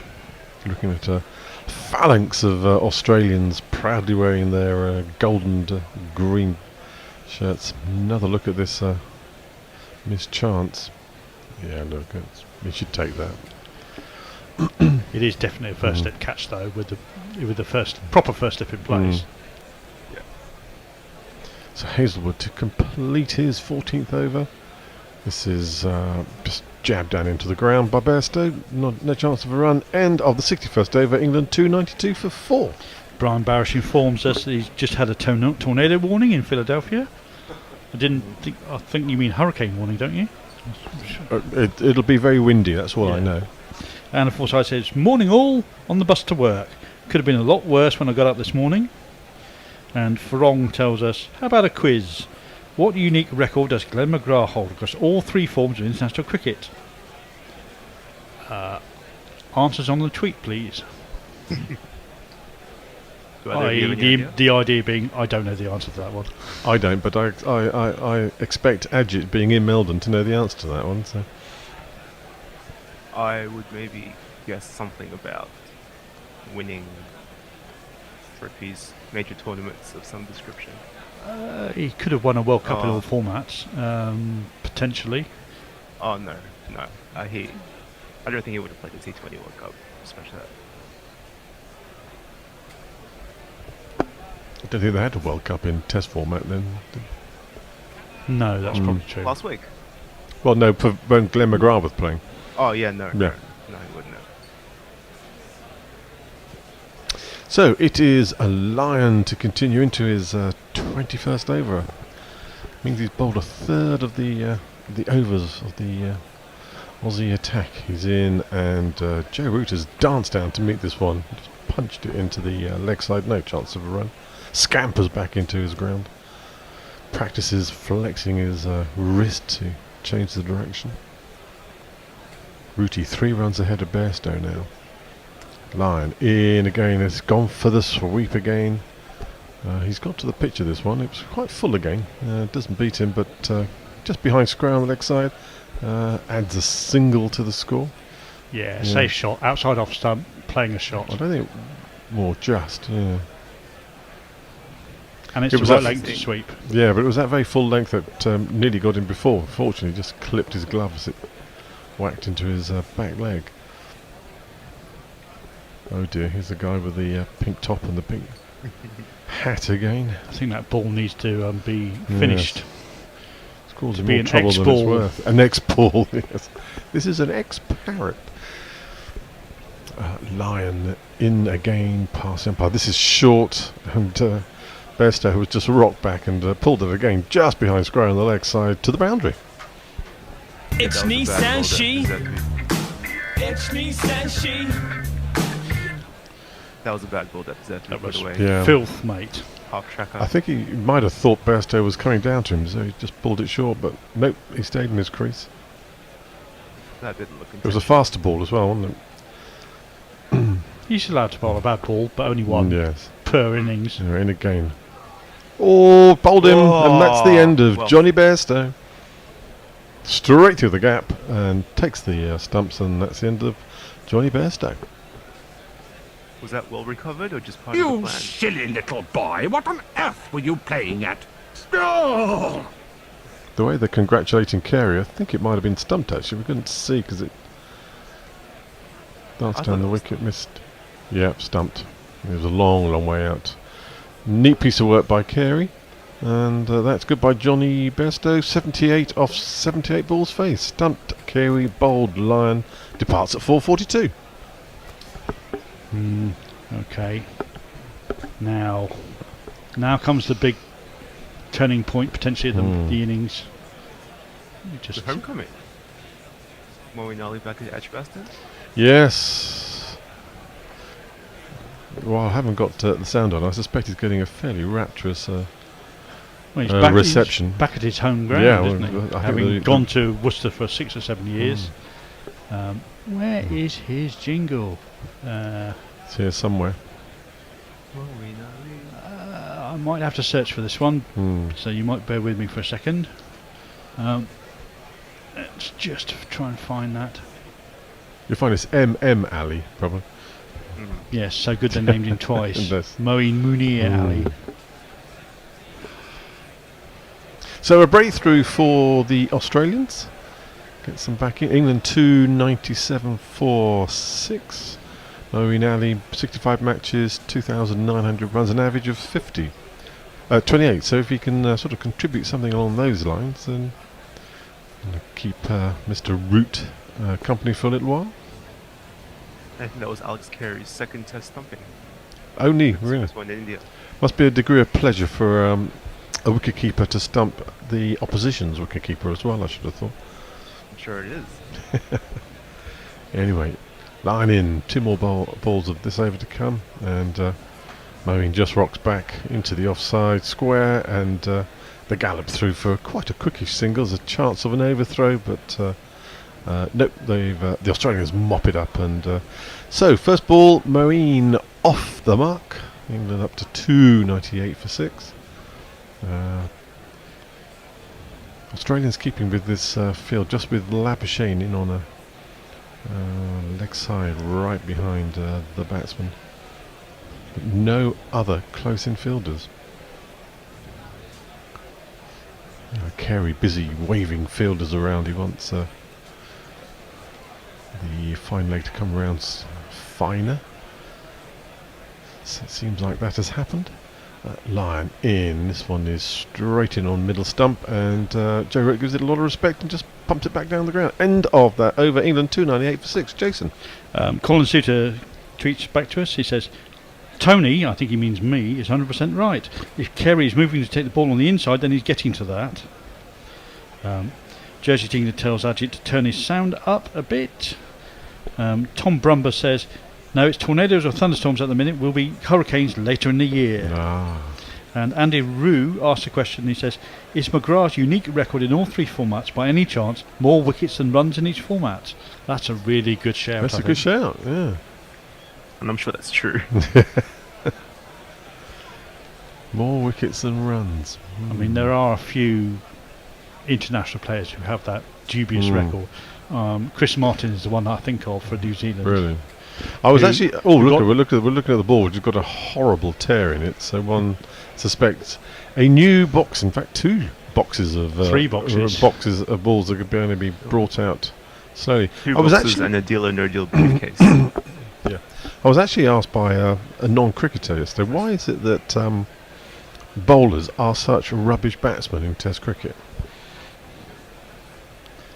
That's a good question, because not all of them are. It's only like half of them are, because half of them well, in the old days they were. Yeah, the number 8s used to be real rabbits, but now actually 8 and 9s are usually quite good, and it's really only the number 11 who's a complete rabbit.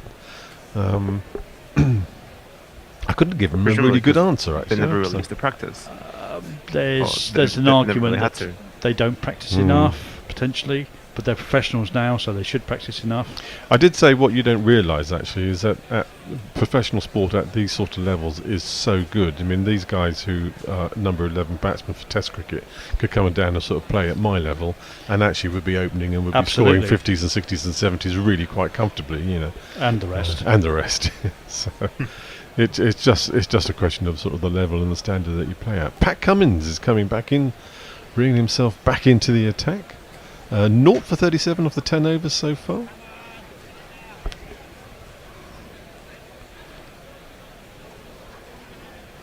Did you find the Moeen Ali one, or you gave up? I didn't. It's not in the cart, and I can't find it on the search. And his baggy green cap. Anyway, Early Paceman Pat is in, just before bowling to the new batsman, Moeen Ali. This is right in at the body, and not really a chance to do anything. So squeezed him up a little bit there, Moeen. And, anyway, I know what the jingle is. It's the Moeen Jolene jingle. Jolene, that one. That one. I was going to guess "Come on, Eileen." Moeen, Come on, Moeen. That would be a good one. I'm not sure we had that one. You can start offering to write some jingles for us. It's all very well having the ideas. It's persuading the jinglers to actually commit them. Just write them yourself. Anyway, Cummins in again. This one is firmly and uppishly back towards Pat Cummins, and he dives away. And I think he had a chance to take that. I don't know whether he actually got his hand to it, but there was certainly a chance given there. Very uppish on the return from Moeen. And he looked disappointed enough. Fingertips. It actually was never in his hand, but I think if he extends his hand, he gets maybe. Flesh on that. Yeah, but it was never actually in his hand, so I would not call that a chance. But he would have liked to have grabbed it. So a little bit of a let off for Moeen there. Only the third ball he's faced. Cummins in again. Again, it's sort of short of a length. Curls him up a little bit. Ball ends up literally about 2 yards from the stumps, but fielders well enough set back that they're able to come through for a run. Ali moves on to 2. England 299 for 6, just short of the 300 mark. That's really good running by Root, because he's seen Moeen's a little bit disconcerted already, and he decided, I'll get down there, I'll take a few balls for you whilst you calm down a bit. Yeah, Cummins has bowled well to the left-handed Moeen there. Good stuff. So we've got. Going to give you the feel, but the camera's has changed. Close up of Mr. Root as he waits for Cummins. He walks down the track, clips it towards mid-wicket. There's no chance of a run. I think it's Kawaja has come galloping in there to field it. Joe Root's observing his back. Back looked like he got a bit of an inside edge. Mel Jones and Ricky Ponting commentating for Sky at the moment. Are these two joined at the hip? Because every time we cut to them, they're both on at the same time. Well, no, it was Mel Jones and Owen Morgan last time we cut to them, so I think they have cut the umbilical cord. Joe Root, we can see his guard. He's about a foot outside the crease at the moment as Cummins gallops in outside off stump, and Root does the old Root guide down towards third man, wide of the man at gully, so it's an easy single. There's a big round of applause. The Edgbaston crowd getting to their feet to applaud the 300 for England in the 63rd over. Little view of Baz looking quite relaxed there. Yeah, he's very almost horizontal. So the first 100 in 122 balls, the second in 141 balls, and the third in 116. I think that's what you might call a bit of an acceleration, don't you? Yeah, that corresponds with a nice assertive innings by Rooty. Bairstow. Best. Cummins in again. It's a fuller ball this time to Moeen, who really nice full swing of the bat. Nice off drive straight to the man at cover, and it's a dot ball to end that over. Cummings 11 overs, 0 for 39. England spot on 300 for 6. Jason. I'm going to look at YouTube very briefly. Don Diego City Pan says, "Oh hell yeah, we are going better," and Johnny's 70 plus is a big part of that. He also says, he just says, "Bazball baby." George McPherson says, England, fingers crossed that Root can get a century, but ideally need Ali to stay out in the field for as long as possible. That's probably a bit of an understatement. Pokey Bumfinger says 300 nonsensical runs are just as good from 3 sessions. I happen to argue that Bazball is a bubble that will inevitably burst, but that's not today.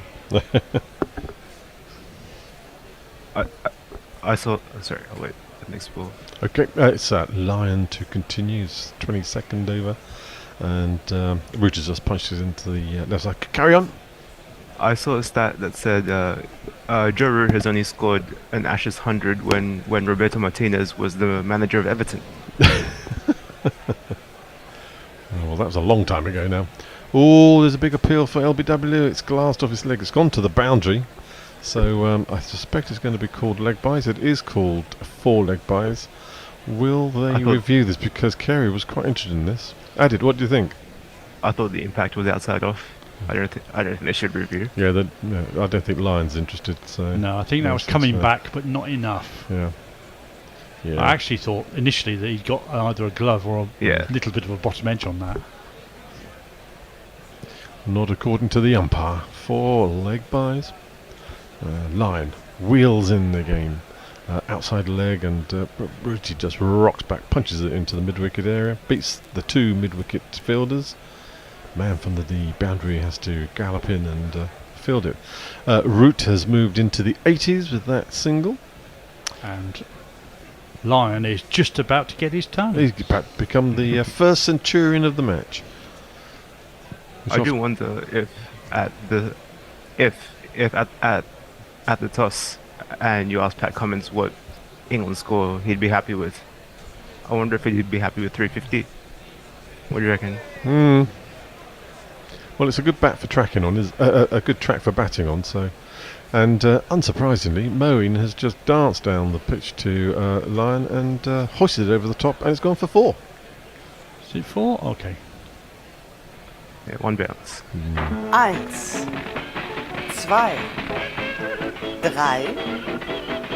4. 4. There's a nice full swing of the bat, and Moeen straight away sort of looking far more comfortable against Lion than he was against Cummins. So he'll enjoy this, I think. Lion in again, and this is much more respectful. Punched into the offside, doesn't really go anywhere. Dribbles along the floor. Man at cover point is able to just stroll in and field it. No chance of a run.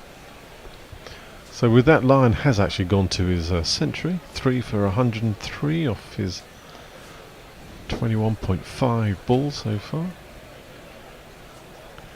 Wheels in, and again forward defensive prod into the offside through the cover field, and adds another single. Moeen rocks onto a 7. England 310 for 6. Excuse me, I was trying to destroy the studio. Brian says England are doing really well. 375 runs should be easily reached and will pose a big problem for Australia. Australia will need at least 500 runs to make the game any competition. And Ferron gives us the answer to the question he posed earlier. Was?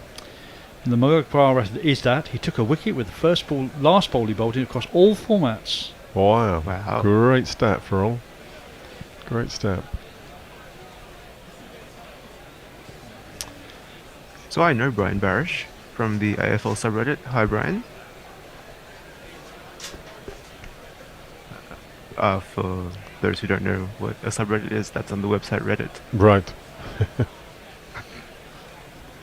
And for the Cummins to continue. This one is fairly full, and Moeen just no foot movement, just swings the bat down onto it, punches it into the leg side. Fielded comfortably, no chance of a run. Yeah, you'd hope this game is set up now for Moeen to go in there and take advantage of a flagging Australian attack. We're watching Nathan Lyon practicing his forward defensive from the look of it. So. Well, he would be the night watchman, wouldn't he? Or Wood Hazel would be. No, that's Lyon's job. Cummins in again, and outside off stump, and smeared to the boundary by Moeen Ali. A typical Moeen shot. With the super shatter, super shatter, super shatter, super shatter, super shatter, rocka, super shatter. Yeah, very much in the style of Moeen. Not a lot of footwork, but just strong base and just bang through the ball with his hands. All hands and eye coordination, that one. At the risk of talking about over rates again, at the rate that Australia's bowling at. Cummins in again. This is right on middle stump, and Moeen is able to just jab it away. Carry on, Edit. It might not look like Australia might reach the new ball by the end of today. Yes. Yep. How long have we got? We've got an hour. 1 hour and a half. An hour and a half. They're bowling at 13 overs an hour, basically, at the moment, which is the level at which they would get fined quite severely. And docked points, probably. Yep. I can see them playing the whole summer, not getting paid. And there was a point I was going to make it, but I'll remember it in a minute. Cummins in again. This is short, and Moeen just rocks back, pulls it For one of the second maximum of the game, nonchalant flick over square leg for one of these.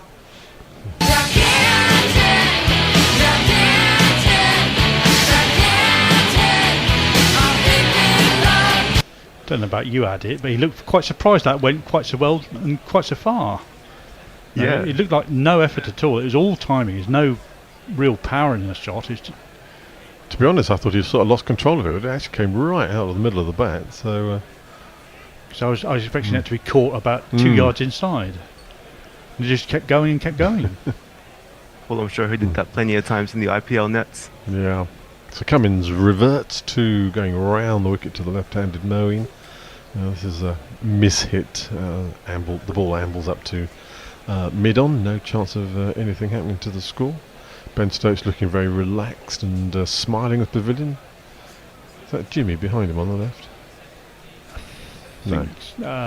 Someone with the tash. Don't think it's Jimmy. Moeen's making a sort of a natural Moeen contribution here, really, isn't he? Cummins in again, round the wicket again. Moeen doesn't really hit this properly, hits it more on the outside of the bat. Then the inside, Cummins fields off his own bowling. End of the 65th over, England have advanced to 3-24-6. Jason. Mayank says, a true World Test Championship cycle would be when all 8 teams play each other home and away in a 5-test series.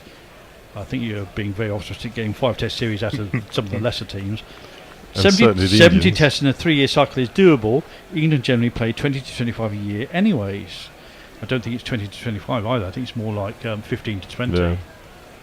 And extremely optimistic to expect India and Pakistan to play 5 tests anyway. With anybody other than Australia and England. Yeah, exactly. Oh. Yeah. I mean, India versus Pakistan is what yeah, I mean. and themselves, well, that's not been played for 10 years unless it's at a neutral venue. So Lyon is going to continue bowling to Root, currently 80, not out. Lyon in, bowling round the wicket. This is sort of close on leg stump, but Root has sort of stepped away to leg and punched it into the cover region quite slowly. Cummins has run round, fielded it, add a single to the score. Just going back to this very quickly, I'm really enjoying this pinnacle. Yes. Mr. Ponting, thank you very much. I'm going to have some more when I finish my session, so I've got a little bit longer to go, sadly. So yeah, you may recharge my glass when you take a break, Jason, if you want. I'm not sure there's much left in that bottle, but there are several bottles behind the TV over which there. we can see from our viewpoint. So line in again, and again, Ali has played a defensive shot at it. It's wandered out into the offside, and they've had a chance to come through for a single. So another single to the score. Ali has moved on to 18 off the 15 balls he's faced. Sorry, Jason. And you can take advantage of the very nice offer that Ponting Wines have given to us. Just go to their website, log in, use the code GC Ashes 2023, and you'll get a 15% discount. Line in again. Roots just push this into the offside field, and Cummins jogs around for mid-off to field it. Just watching a replay of the 6 that Moeen hit off Cummins in the previous over. It actually cleared the boundary by a long way, good couple of yards. There was a fielder there actually, but I don't think he was actually really close to it. But yeah, anyway. No, it was never in the game. Is that Erasmus signaling? It is Erasmus. Yeah. Moeen is asking the Australians to wait while he looks around, looks at what field changes they've implemented. Lyon in. This one is on off stump. Defended and pushed into the offside square towards cover point. No chance of a run. England run rate 4.93. Mark Taylor and Owen Morgan, the commentators at the moment, go, right, I would laugh about something. God alone knows what. But Lyon starts, but stops because Moeen's not ready. And that run rate is 6.1 in the last 10 overs. Lyon in again, and this time he's danced down the wicket, he's missed the ball, and he's been stumped by Carey for the second one of the match.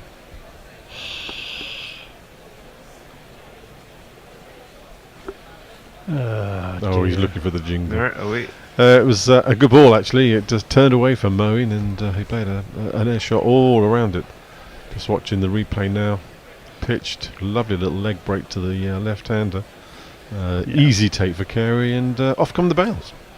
And this is, I think, slightly appropriate for this. Yeah. You flipping muppet!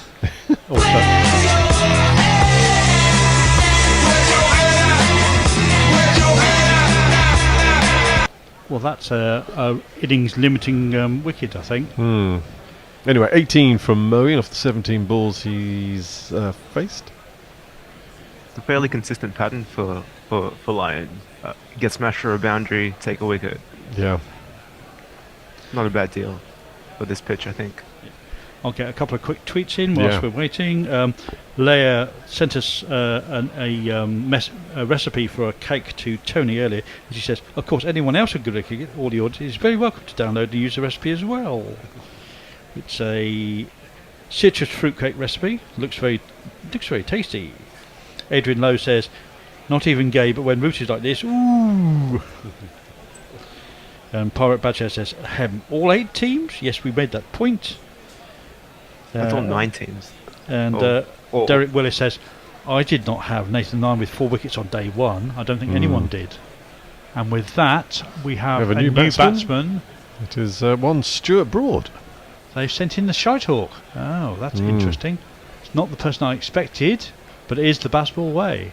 And his jingle goes a bit like this.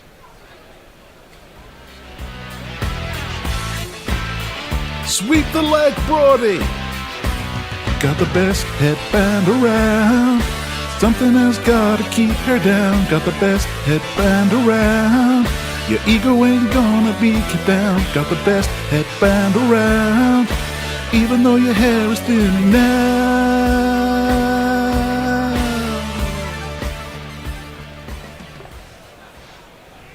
Are we due a change at the end of this over? I think we are. Yep. Yes. Line in again, and forward defensive is a big shout from the Australians for an LBW, I presume, but I must admit I thought he hit it more with bat than pad. They've got 10 seconds left on their DRS review. I don't think they're going to do it, no. And they're walking away. End of that over, England 3:23.47. Where are our new... Hello. Hi, Messrs. Hi, Messrs. I'm still waiting for someone to walk through the door, but in the meantime, Farong says, hey England, this is an old format of an ODI, 60 overs, we're throwing away wickets. Yes, okay. We're just keeping it warm for you. You're doing ball by ball, I believe, actually, yeah. The Messrs. Hi there, Messrs. How you doing? I'm very well, thank you, Steve. What do you think you're of... doing a summary tomorrow night with me, aren't you? Is it tomorrow night? No, it's tonight, wasn't it? Oh no, yeah, no. No, 16th. 17th. No, I'm not on the 17th. Oh, so you want to do it tonight? Well, if you want me to, yeah. Yeah, happy to. I'll ask Cole if you can do it tomorrow night. That's great. I'll send you the link. Okay. Hey, well, it's interesting, isn't it? I think that was a pathetic piece of work by Ali, to be honest. That's what Hendo's having a fit about next door. We're having arguments. As Root goes on a back foot, just knocks it up to mid off, and they saunter through for a quick single. Hendo's. That's what I expected of him. To be honest. Well, he's like, I can kind of see the value of the runs on the board. I'd like 400 on the board for England. But he's got a point. He's basically saying that we could have got this score tomorrow. In an extra 40 overs and used up more time and given Australia less time to win the game, but I just don't think that's the way England want to play it. And there's no guarantee that if you gave us 40 overs extra that we'd be able to stay there for those 40 overs. I mean, England are quite good at getting out. Oh, talented. They don't have a lot. Talented. They don't have a lot of patience. They do play some poor shots. And I think they think their best route to getting a score is getting there as quick as possible, which I kind of agree. Well, it's fun to watch, isn't it? It's fun to watch. You see, I could hear that. No, it's not, said Hendo next door, lying out on the sofa having a fit. Who's that? That's Cummins. He's around the wicket to Broady, who defends it up to mid-off and there's no run. I'm surprised that Broad's We come out. Hendos have got to stick together. Yeah, well, I know. You and Hendo are made for each other, messes. Oh, curmudgeons, you mean? Yeah. I mean, in any decent score, ideally, Root still gets on to go to 100 and people bat around with him and you get up to near 400. Well, Moeen Ali was dropped from the Test team, didn't play any red ball cricket and got recalled. 18 is a good score in those circumstances. Indeed. I'd like him to get. I said to Hendo, if he gets 34, I'll be happy. That's clipped out to mid wicket and there's no run. He didn't. He got half of his that. test average is about 29, isn't it? So I said if you contribute that, then you can't really argue. Well, so. exactly, and then he's got to contribute with the ball as well. But I did enjoy the 6. Yes, the 6 is great. The 4 was quite nice too. You know. So we need a Stuart Broad innings here now. This would be fun. Yeah. There's no such thing, is there? Well, sometimes he can be really obstinate, can't he? Yeah, sometimes he can get. Yeah. Well, he has. Oh, there you go. He starts dancing. That's not a good sign. He did dance a little bit and then play it miles away from his body, pushing it towards cover. He got an inside edge. It went to mid wicket. And there's no. Shitehawk, somebody called him last game. Shitehawk. Well, he's not Nighthawk today. Ollie Pope, he was one who was a bit unlucky, but he played across the straight one. That happens as well. Steve Smith's looking concentrated. You know, Nathan Lyon's a good bowler. He is. He will say he beat both of them in the flight. Cummins is into the hip of Broad, who works it around the corner towards long leg. He wants one. He says no to Root to come back to the second. Good call. He was going to be run out if he'd gone. Good throw. 325 for 7, England. And yeah, even if they don't get to 400, 380, up there around abouts there. Well, it's runs on the board, isn't it? Yeah, it's runs on the board, batting first on a pitch that probably, if the heat holds up, will deteriorate, and you may get the better atmospherics tomorrow. Cummins is in, and there we go. It's the reverse scoop. It's gone all the way. 6. Oh, Rooty. He scored a 6 over the slips. Off Patty Cummins. Jesus Christ. That must have really upset you as a fast bowler, especially when you're number 3 in the world. It's a fantastic shot, though. He turns around so quickly, and he just lets it run off the face of the bat and just scoops it around the corner, giving it that extra little bit of pace. Now they're going to put in Are they going to put in fly slip? A fly slip. He has been caught a fly slip in the last 6 months. I'm pretty sure he got caught once in New Zealand at fly slip. Is that right? That rings a bell. I think we talked about it earlier, didn't we? That's what we decided. Yeah, he did. Yeah, that's right. At a crucial moment too. 36 fours and 3 sixes. You got any messages, Messers, while they're in between? Yes, overs? indeed. Sorry. So I pointed out to Farong, who was talking about England playing 20 to 25 tests a year. They're playing 8 this year and 16 next year. Yeah, and there was one. It was only that year in COVID where we played 21 or something. That's the most we played in a year. I mean, that was an awful lot. I don't think you can play 20, 25 tests in a year. It was only bloody sport on TV, wasn't it? The lovely Steve Busfield is with us. G'day, Steve. All right, Steve. Australia are going to score 500 plus on this Edgbaston road. For all the exhilaration of baseball, England ought to be disappointed with this effort on the first day. I think you should come over here, Steve, and hold hands with Hendo next door, and lament and lament together, because basically that's his point. Well, yeah, anything under 400 is an abject failure, and they need at least 450. Defender back down the track. There's no one. I will say this: no one knows what's going to happen to Australia until they actually get out in the fucking field. Oh, true. Into bat, you mean? Yes. They're in the field. Oh, I mean, yeah, that's what I meant. I'm right now over starting Ash's broad bingo. I'm going to big. He's going to smash 26 and get caught on the boundary. With What if he comical drop, but not drop? Well, okay. If Broad gets 26 and Root equals him for that period of time, that's another 52. That gets us up to 383 with 2 wickets left. And Ollie Robinson. But he gets 15. Broad and Root getting equals run out him. for 8. Run out for 8. Send in your predictions. Well, if Yeah. you put money on a Send in run your out, predictions. if you put money on a run out, you get about 10 or 12 to 1, I reckon, Messi. Yeah, I haven't got any money left in my betting account for some reason. Keep getting it wrong, Messi. Should follow the bear. Have you got the GPL stats, Messi?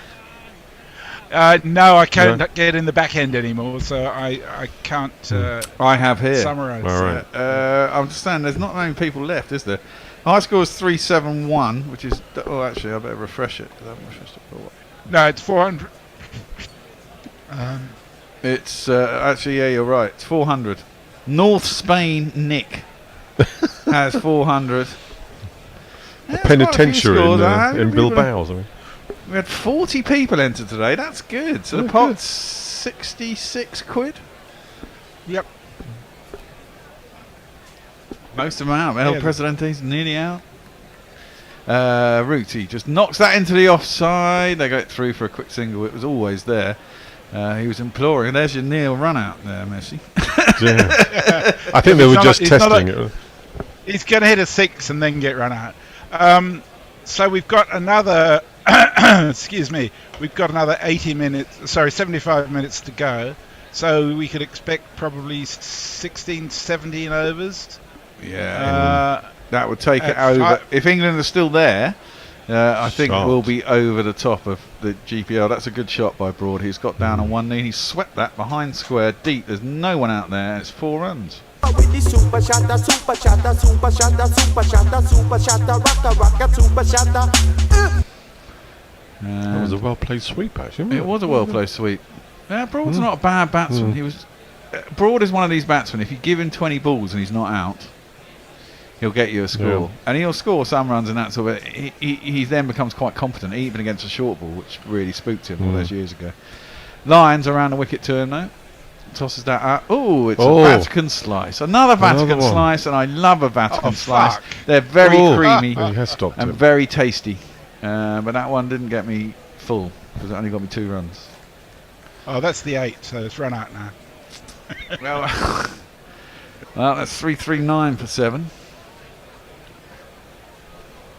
Just checking. Ooh. No, that's fair. He's miles away from them. There's Boland around there. See, Boland's had it his own way, has he? I'm sure Australia thought. I mean, England have given wickets away, but I mean, I thought their bowlers. They probably thought their bowlers would be much more effective against this. On this track. Well, yeah, but that's the thing. I mean, that's the funny thing, isn't it? Whilst they would expect it, exactly that. England have got a bit lucky here because all the talk would have been about Australia's bowling attack, but this wicket kind of neuters it a little bit, and England get the chance to bat first. And as I was saying earlier in the day, cricket is such a mental game. In the first innings of the Ashes, where they've got a chance to bat, and they've had a look at this Australia bowling unit, they go, "Oh, it's not as bad as we think," because look, it just adds a layer of mental defence, I think, going forward. Whereas if it had been a rainy one and Australia won the top bowl first, and even if we were playing Bazball, skittled us for 120 or something, that's the first strike in the series, you know. That one's cut back and hit the top of I think it's the box. Well, it's just under the box, so I think it's on the inside of the back thigh, and I don't think there's a lot of protection there, so that probably hurt a little bit. Root's on 90. It was England a 339 for 7. Broad is on the projected 8 for Messers. It's dangerous time here. Yeah, Very absolutely. dangerous time. Derek Willis says, I didn't have Nathan Lyon with 4 wickets on day 1. No. Well, as I said earlier, Nathan Lyon has more first innings wickets than second innings. Yeah, and he's been handed a fair few of these as well. You know. Oh, yeah. The Brookie one was especially. But that's what I was saying about Leach before he got injured, wasn't he, against Ireland? You know, he got 3 wickets in that first innings against Ireland when he really shouldn't have done. You know. Root clips that sweetly. There's nobody, literally no one in the ring on the leg side to Joe Root. That's just like, give me runs.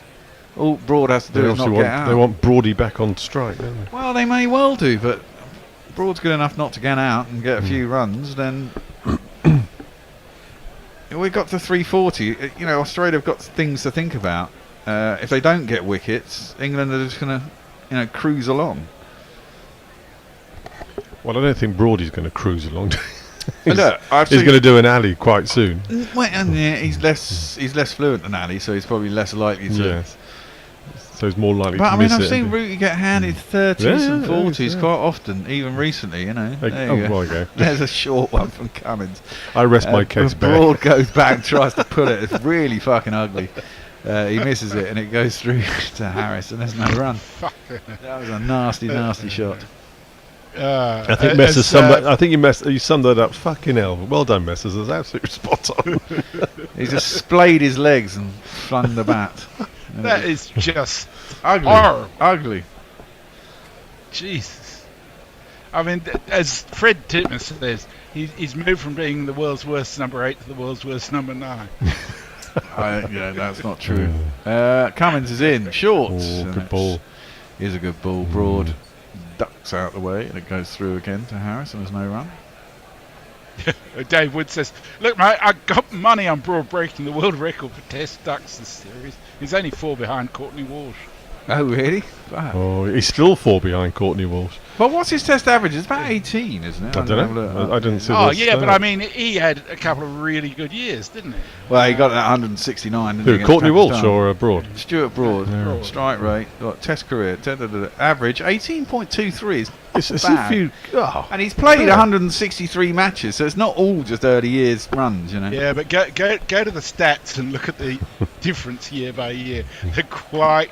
Well, yeah, I mean, he did. I mean, Yeah, for the when he got hit by Van Aaron in the face, that's nicely defended by Broad. It was accurate and in his stumps, but he managed to just poke it out in the offside square, out to the man on the boundary, got himself a single. That man Nathan Lyon, Yes. galloping.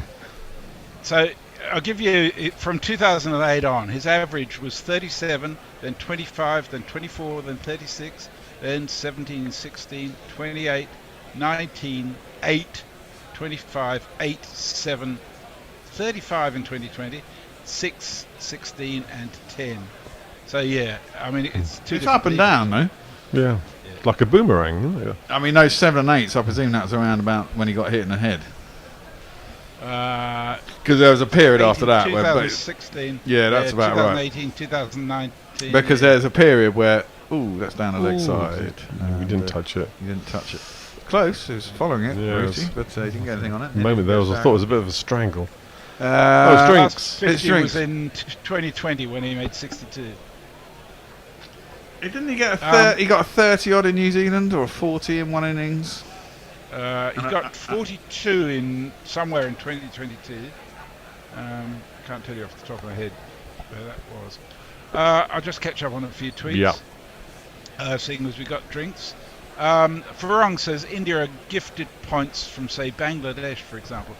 Every nation team needs to play each other for it to be a more balanced championship. Would mean a 3-year cycle due to Team Tata needing Furphy. Tata ball. Yeah, it's not going to Australia. happen.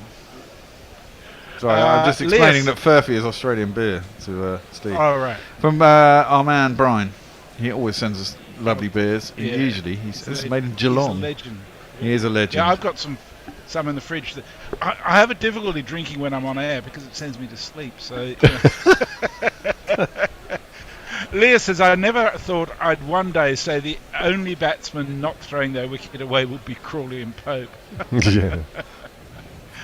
Umbre Nuevo says, shit, Messi, I forgot Root has the knack for running his friends out. Yeah, that certainly has happened, isn't it?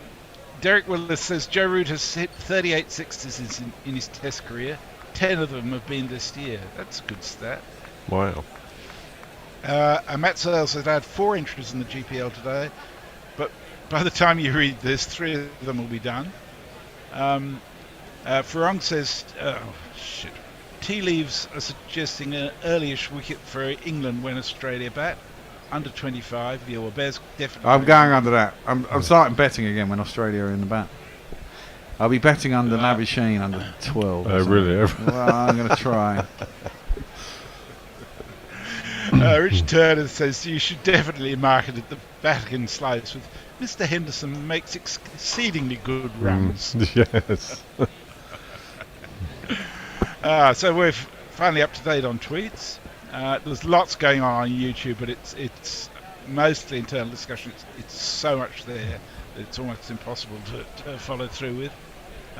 But if you don't have the desire to do Patreon, you can always make a one-off donation through the $sign on YouTube. Yeah, you can do that, or you can go to the website and donate via PayPal. Or I was going to hold up a bottle of wine. Well, you could buy some wine if you really want to. We are. I can give you a glass, half-empty glass. Well, yes, we're teaming up with Ricky Ponting and his wine people for the Ashes, and there's a promotion with those guys. You go to our website, top of the page tells you all about it, and click through. If you want to buy lots of wine, you get with GC Ashes 2023, you get 15% discount, which is always really handy. Yes. Today we're doing the Pinnacle wine, but we've drunk a lot of it. It's quite good. The Pinnacle Shiraz. Yeah, yes, Pinnacle very Shiraz. nice, very nice. Yeah, it's very nice. Right, we're going to get back to the cricket now. It's a good incentive to get more people into the studio. Well, exactly. All this free wine. I mean, I think Tony is our wine connoisseur, really, and I think he's quite excited at the fact that we don't all drink as much wine as him. And there might be a few bottles left over as well. Broad in, just defends it into the offside. He's slow to get off the mark, but Root can see the single straight away. And he'll be upset I'm here. There'll be a single. What? He'll be upset I'm here then. Yeah, well, you two can do it together. I don't mind a glass of wine. I just prefer beer. Beer, fair enough. It fills me up too much, beer, unfortunately. So. I'm not a young man like you anymore. Well, so. I'm not so young. and I've got a bit of a beer gut, but... well, I have a wine region as well, my good man. Okay. So. You've got a wine vat down there. Around the corner, around the wicket is Nathan Lyon. It's reverse swept by Rooty down to what would be backward point. Boland is fielding. Hasn't bowled for a while. They've got a fielder down there, and he's playing that shot. He normally plays it when there isn't someone down there. Well, he tries to get it finer, doesn't he? But it doesn't really matter. As long as he hits it, he gets 1 or 4, basically.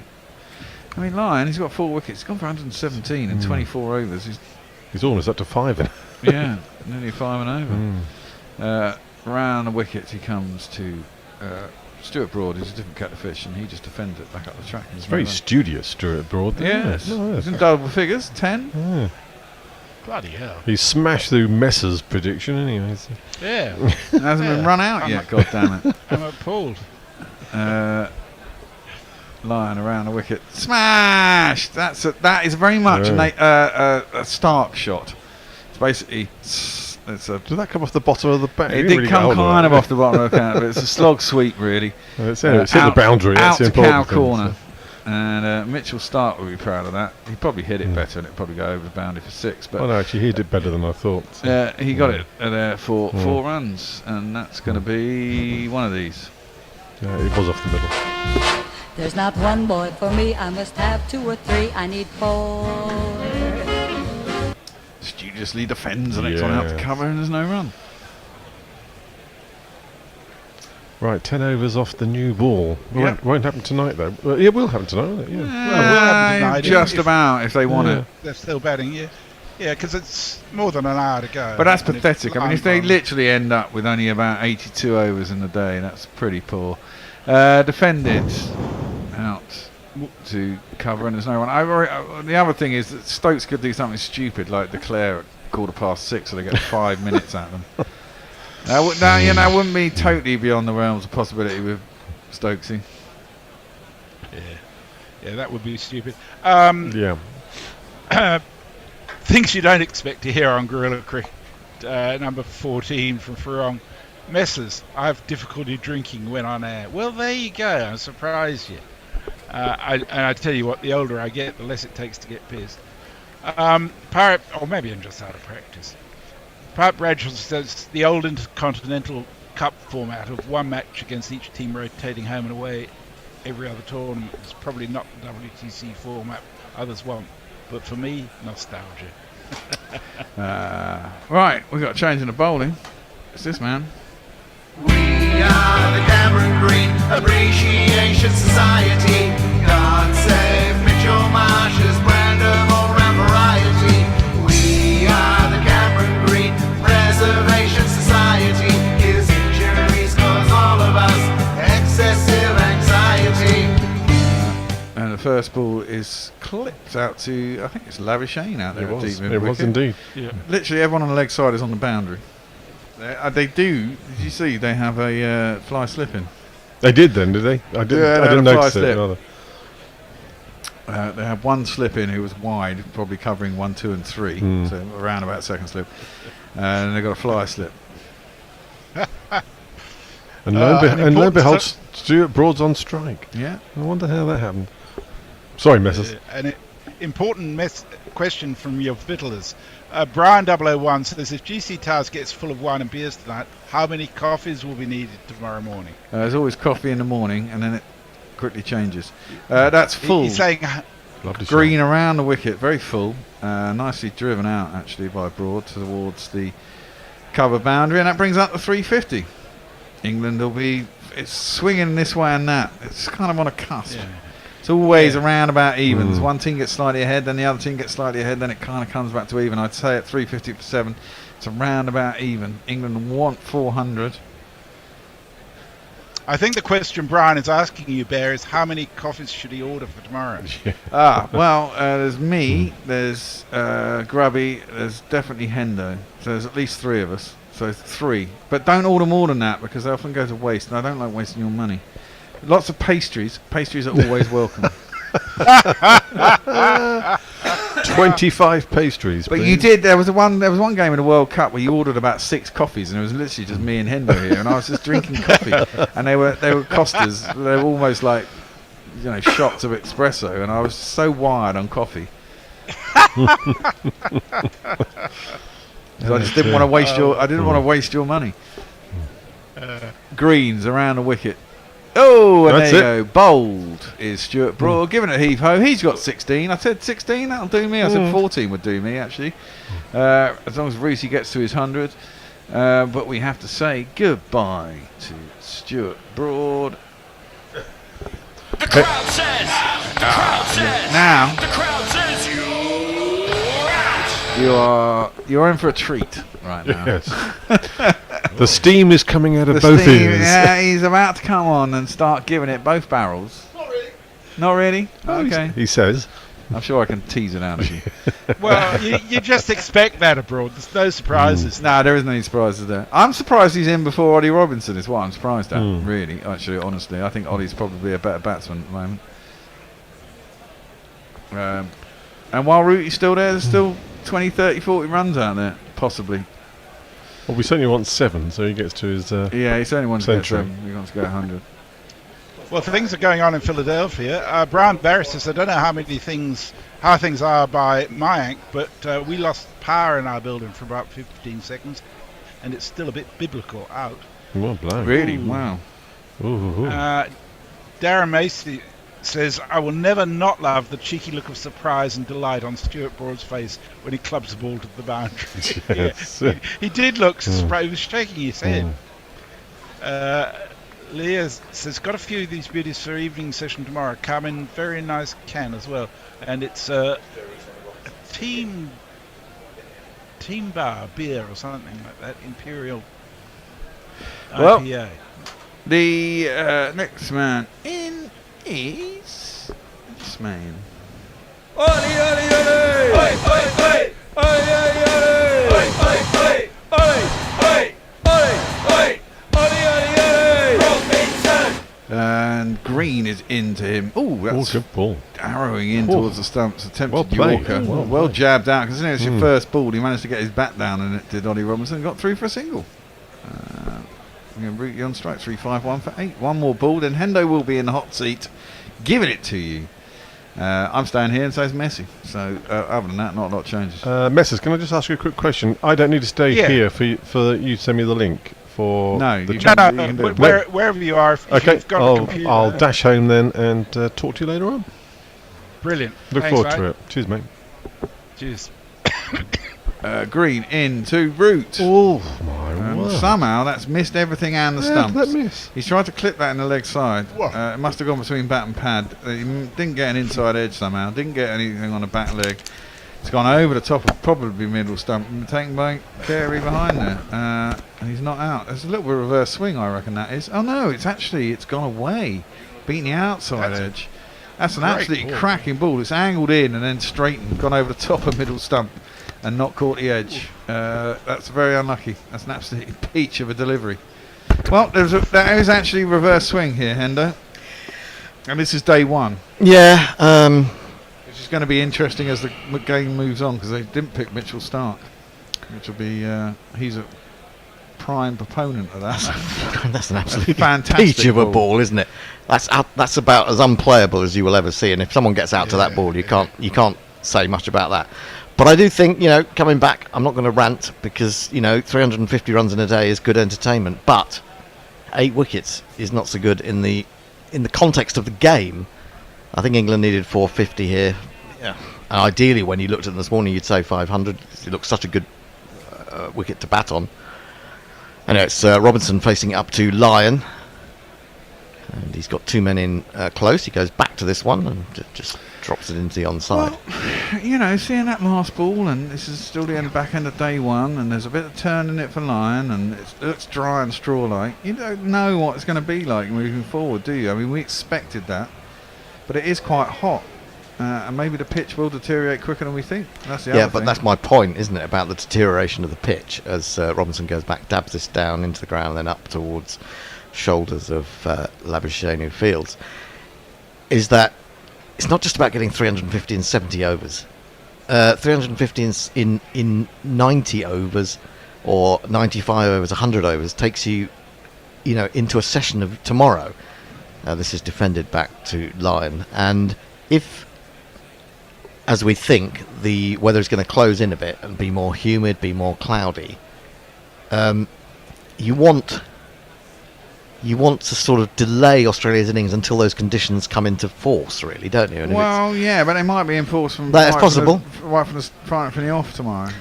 Reverse sweep, horrible shot from Robinson. Comes off the pad, is taken by Smith. Safe as houses, then. Well, I mean, come on, number 10 playing reverse sweeps. He's only just come to the wicket. And I mean, and now look at who's the most successful batsman out there today.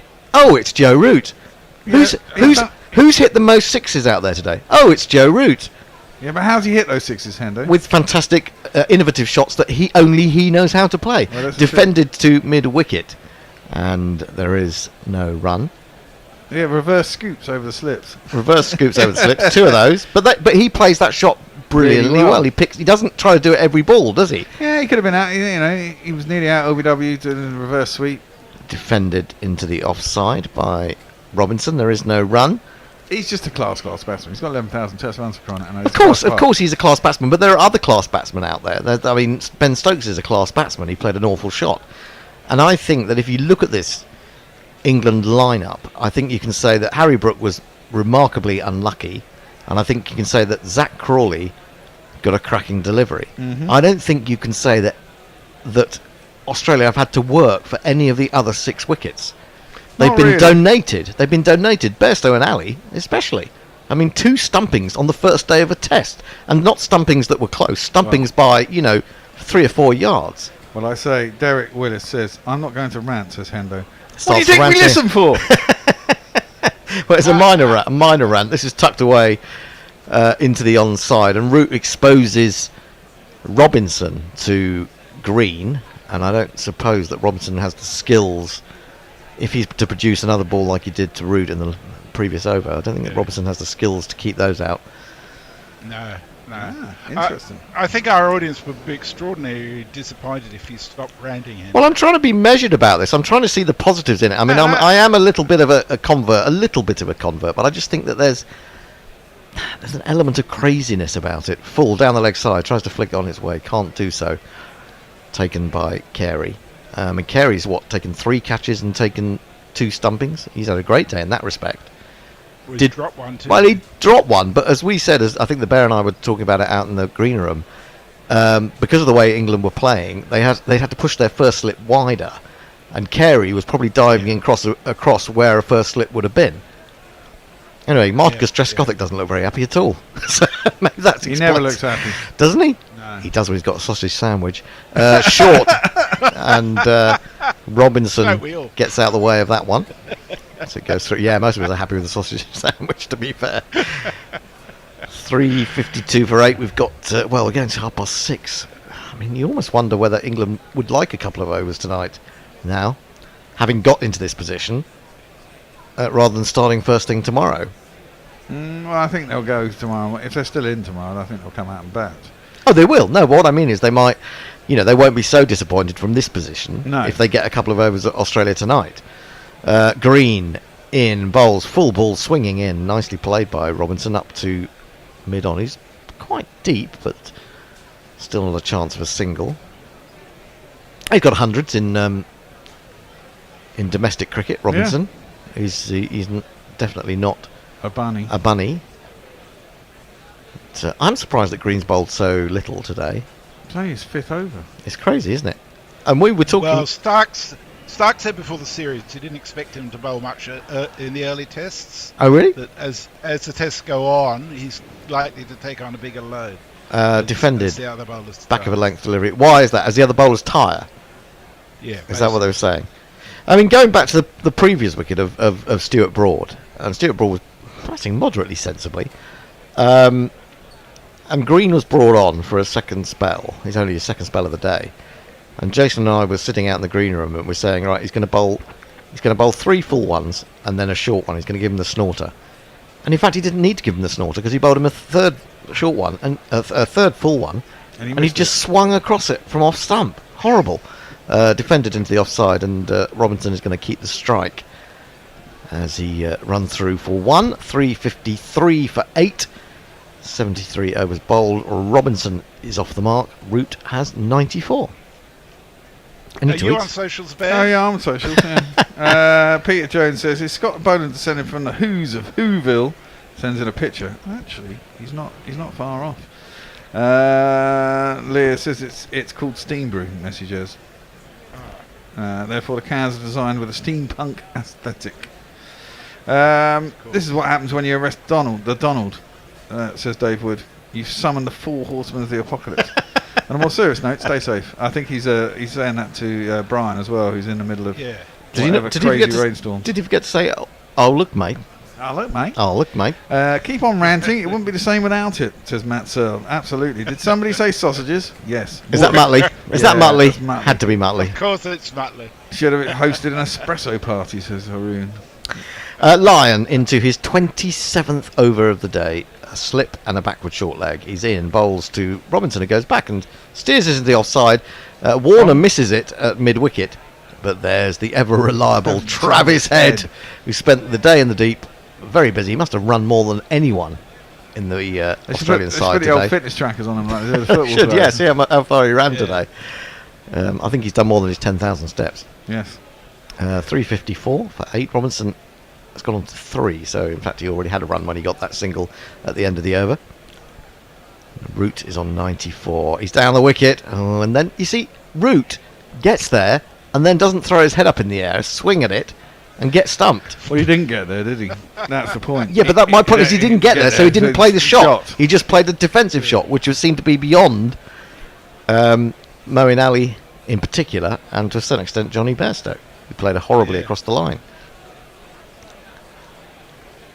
He's in again. Johnny Bairstow, bowls to Robinson, who just clips it back to the hairless wonder. I think they were trying to point out there as well, he doesn't telegraph it as much. He didn't actually head down the track until basically Lyon had delivered the ball. But also, he didn't throw it away when he realised he wasn't at the pitch of it. Defended, and Labuschagne, he's so intense at everything, Labuschagne. I mean, that ball's run. He's only about 5 yards away from him, but he's run after it as if his life depended on it. I can't stand him. What, someone who's as sort of intense and effortful as that? Yes. I bet you, he's in Cummins' ear saying, "Look, I can bowl a couple of overs to get the ball quicker." Get through a few more overs tonight. Lyon looking for a 5-fer. He's only got 1 5-fer in England. He might get a second one here on the first over Ashes series. Defended back to him by Robinson. There is no run. He has 3 from 15. Root has 95 from 141. And England are 355 for 8. The run rate is 4.8. Lyon to complete his 27th. For the last 3. Again, onto the back foot goes Robinson. He's got room to cut this one. Chops it away to backward point, and he'll keep the strike again, which is possibly not in the plan. He moves to 4. England 356 for 8. There. Well, it's just Annie. It ain't Annie. Annie! Yeah, she's been in touch. She says, hello, you lovelies. Hello, you, Annie. She says, listen to you giggling in my garden at last. See you all soon. Rant on, Hendo. She's giggling in the garden, or we're giggling in her garden. Wow. Are we on her radio? Both, really. Probably, yeah. Best shot of the day is first ball of the day, wasn't it? Yeah, lovely. That was enjoyable. From Crawley. No, I can't go past Roots. No. 60s. And to do it, I mean, he's tried it twice, and he's got it perfectly twice. That's extraordinary skill. Indeed. As we look at some of the exciting shots that have been played out there today. That was Crawley. 356 for 8. Cameron Green starts his 6th over. Swings it in to Robinson. Robinson defends up to mid-on. I'm going to have a look at this and see if we can spot the shiny side of the ball to see whether this is reverse. Brendan McCullum looks no different than he just looks like he's, hanging out in some dodgy bar, doesn't stoned, to be honest. He probably is. He's probably one of the best customers that certain people have got. Anyway, 356 for 8. No idea. I didn't go very far with that. Swings it again, aims a drive, does Robinson, but into the ground and straight back to Green. You got two of the biggest men in this game up against one another at the moment. 6'7" apiece, I think they are, aren't they? Very tall men. Yeah. Well, you can't say that he hasn't been entertained, but at the same time, from an England perspective, and as an England fan, I feel disappointed that I haven't got to see really good batsmen go on and get good scores, apart from Root. Short ball, gives himself room, tries to swing.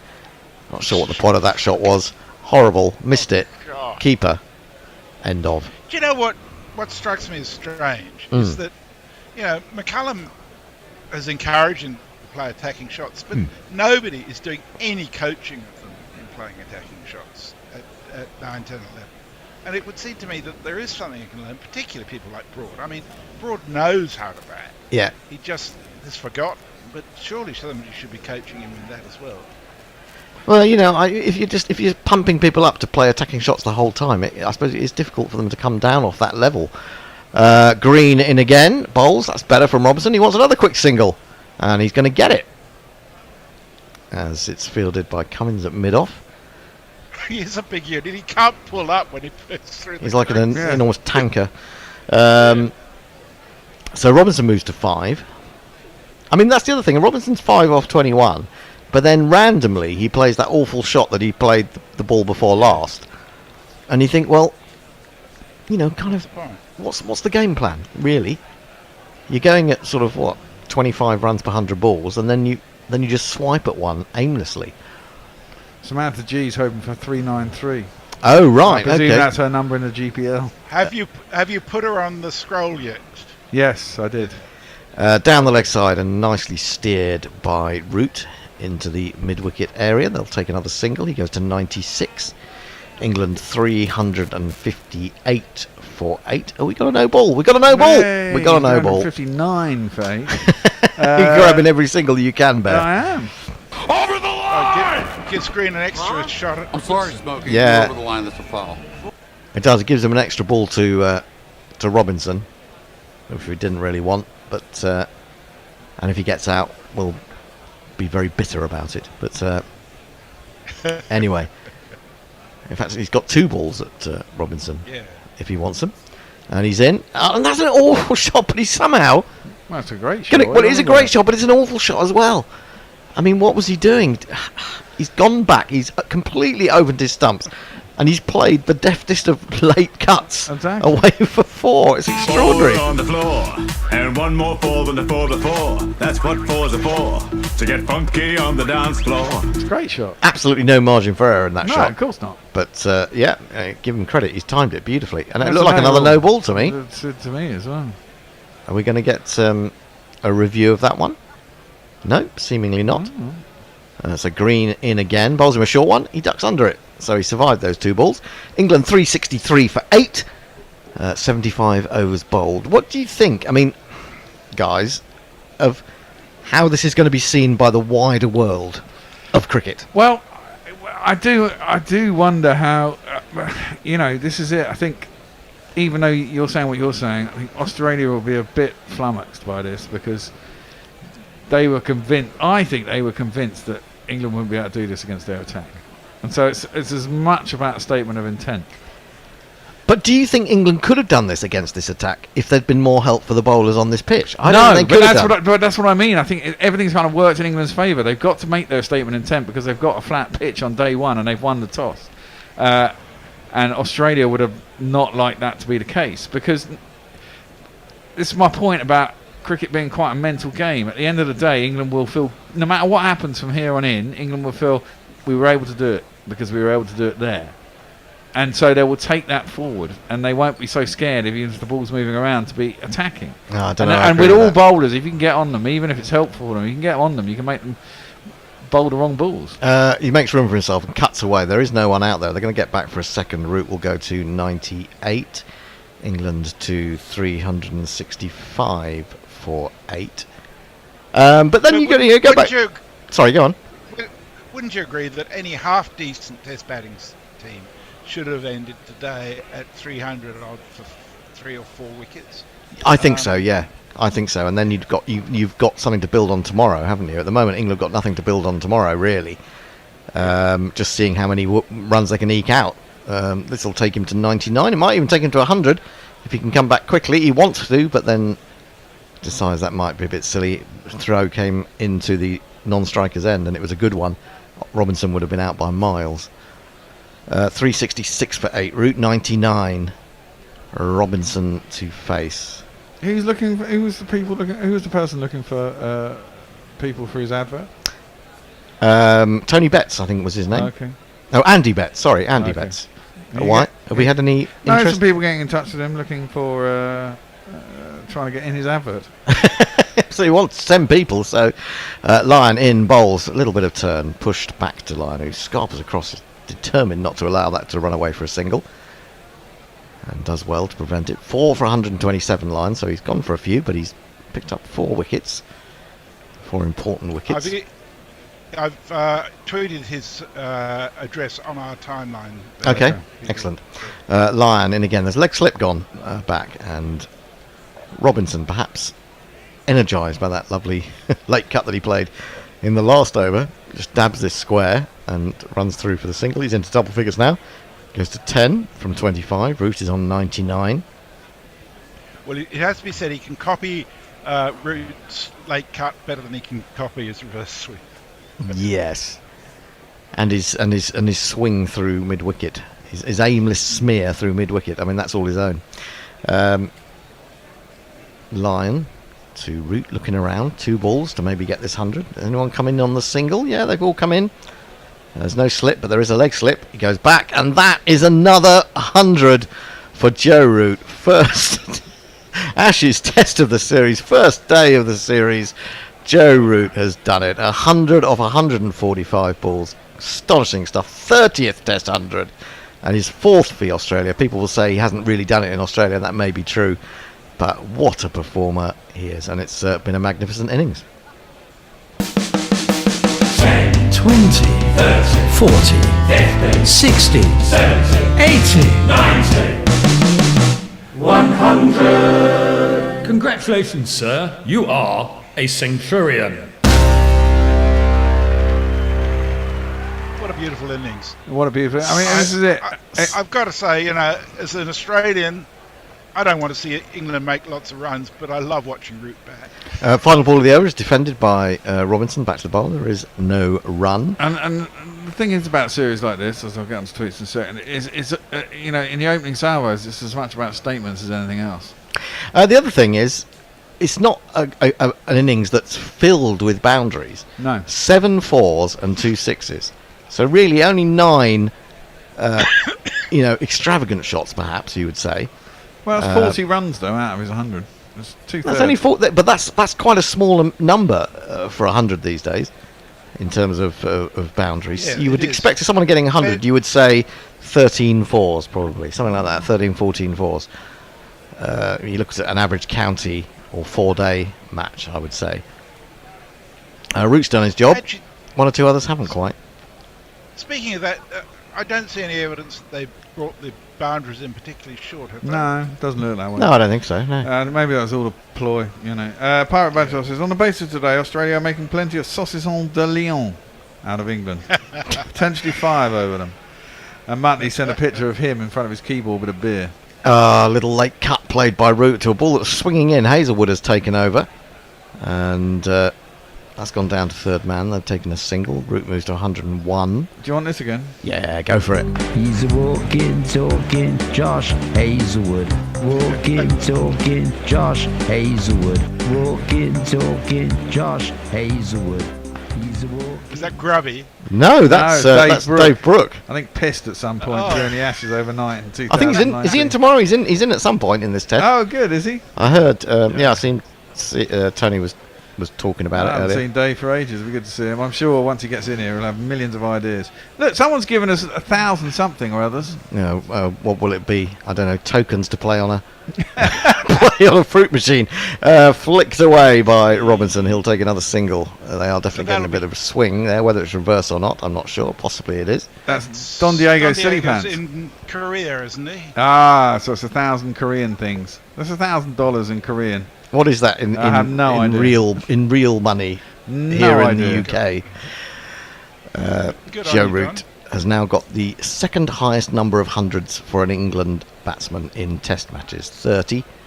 He's behind Alistair Cook alone on 33, and he's got 30 matches in which to overcome that if he's gonna beat him. And I suspect he will. He just dabs into the offside. Oh, he seemed to hesitate as they took off for the single. He stopped. He realised it was an easy run. Yeah, I thought he was going to. Oh no! But he'll take a single anyway.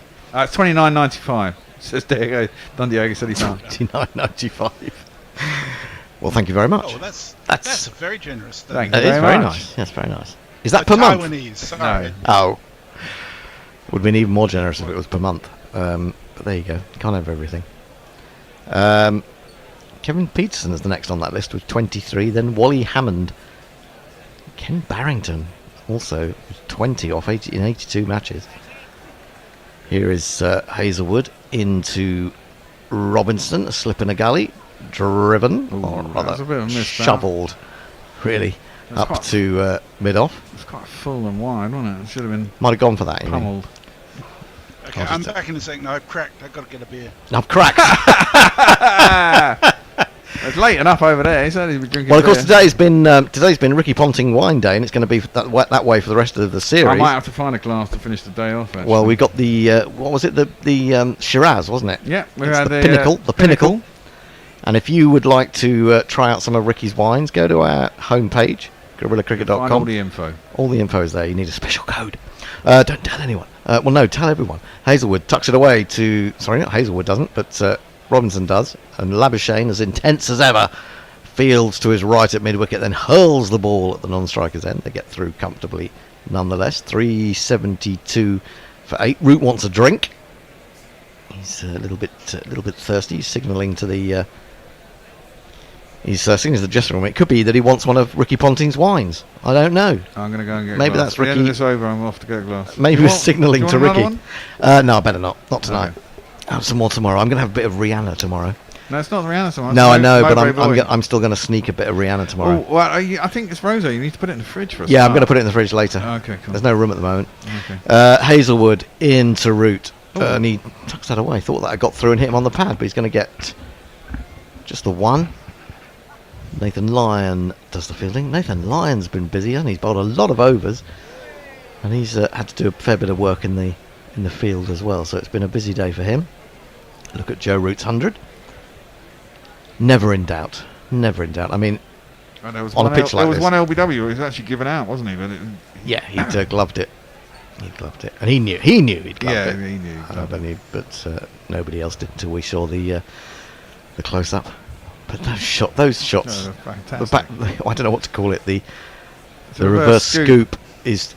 Well, there's no other player playing that shot, really, is there? No. I think Ollie Pope has tried to play it a couple of times. Yeah, he's got it actually. Ollie Pope did get a 6 off it. I think he might have done, Ireland, yeah. didn't he? But I've not seen anyone else really play that shot and play it. Well, Ollie well. Pope wants to be Joe Root. He wants to be Joe Root, yes. Who do you want to be tonight? And I think, Harry Brook wants to be Kevin Peterson and wants to be better than Kevin Peterson. And I think he could be, actually. Yeah, I think so. Well, he's already nicer than Caden Peterson. Yeah. He's a Yorkshireman. I just hope that the way that he got out today is not a signal of sort of an unlucky Ashes. It's all falling apart for him after things went so well for him in Pakistan. No, I and mean New he Zealand. looked really good before that, didn't he? I mean that was really unfortunate. Yeah. I mean any other day that would have come off his pad and gone down the leg side. It's just one of those things today. Lyon in bowls, and well, Root has picked this one up, and he's going to get himself 4 runs, I think. Is it 4 or 6? No, it's gone for 6. Has that gone for 6? Yeah, it has. Gone for 6. That's gone for 6 over cow corner from Joe Root. You don't see that often. That's got to be the longest boundary on the ground. So 4 sixes have been hit today, and 3 of them have been hit by Joe Root. I rest my case. And can I toast Brian, who's his first one of these I've had? It's called Border Captain Sensible, so it's a Cummins beer. Too many of those, and you'll be Captain Insensible. He's played the reverse sweep now. It's all coming out. There's a man out there. That's a shame. It's Cameron Green. They take 1, 380 for 8. England looking to push on to 400 if they can. And I don't know. I can't be overcritical if England get to 400. Can't be. But you do feel that this is a pitch they might have Wasn't had. there a period when Root was in charge where we didn't get above 300 for about 20 matches? Yeah. So, complaining about 400 is Oh, no, that's an extraordinary shot played by Robinson. That's not even a reverse sweep. That's a reverse jab. Jab. It's a jab past Smith. What the fuck was that? 4 good runs, though. That was a French cricket shot, I just realised. It was a French cricket shot, yes. It was. He says, Joe Root, you can do that. Now watch me. This is the thing about that Robinson, though. You see, he's got some real ability as a batsman, so you don't want him to sell himself short. He goes back to this one, forces through mid-on, and Lyon can't get across to stop that, so they'll get an easy single. But that's why I wonder why he's coming in above Broad, to be honest. I mean, look, fair enough, Broad's fun to watch, and he'll slap it about, but I mean, Ollie Robinson is a better batsman. Oh yeah, and Ollie Robinson came in with a reputation as an all-rounder, and he I think he was a little bit out of his depth for the first few tests. Then he got some wickets under his belt, and then he became more confident with the bat. And actually, in the last 4 or 5 tests he's played, he's batting pretty well. Root down the wicket. He's gone for another big one. Has he got enough on that? I'm not sure. Yeah. Yes, he has. He's hit that dead straight. What a shot from Joe Root. 6 more.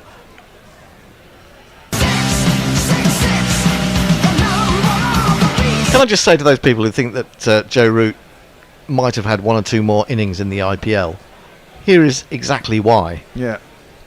Because he's a supreme batsman. You don't have to be smashing everything. He's down the wicket again. Oh, he's skewed that up in the air. I think he's in trouble. We may just get away with it. It's going to clear the man at mid-off. He's going a bit crazy here, Root. I've not seen him go this crazy often before. And he's picked up a couple of runs, hasn't he? He's going to declare. I don't believe this. England have declared. 393 for 8. Well... Well, that's stupid. That is fucking stupid. Sorry, it's just nuts. I don't get that. It's quite interesting. No, I don't get it at all. I mean, I understand it in one sense because you want to try and put a bit of pressure, but on them, then they've only got 20 minutes to bat tonight, and you want to get a wicket or 2, but Root and Robinson are batting really well here. They're batting really well. They could put on another 50 or 60 runs. Yeah, I would have carried on till tomorrow. This is just a step too far for me. In trying to be clever, and I think sometimes you try to be clever, you end up being too clever.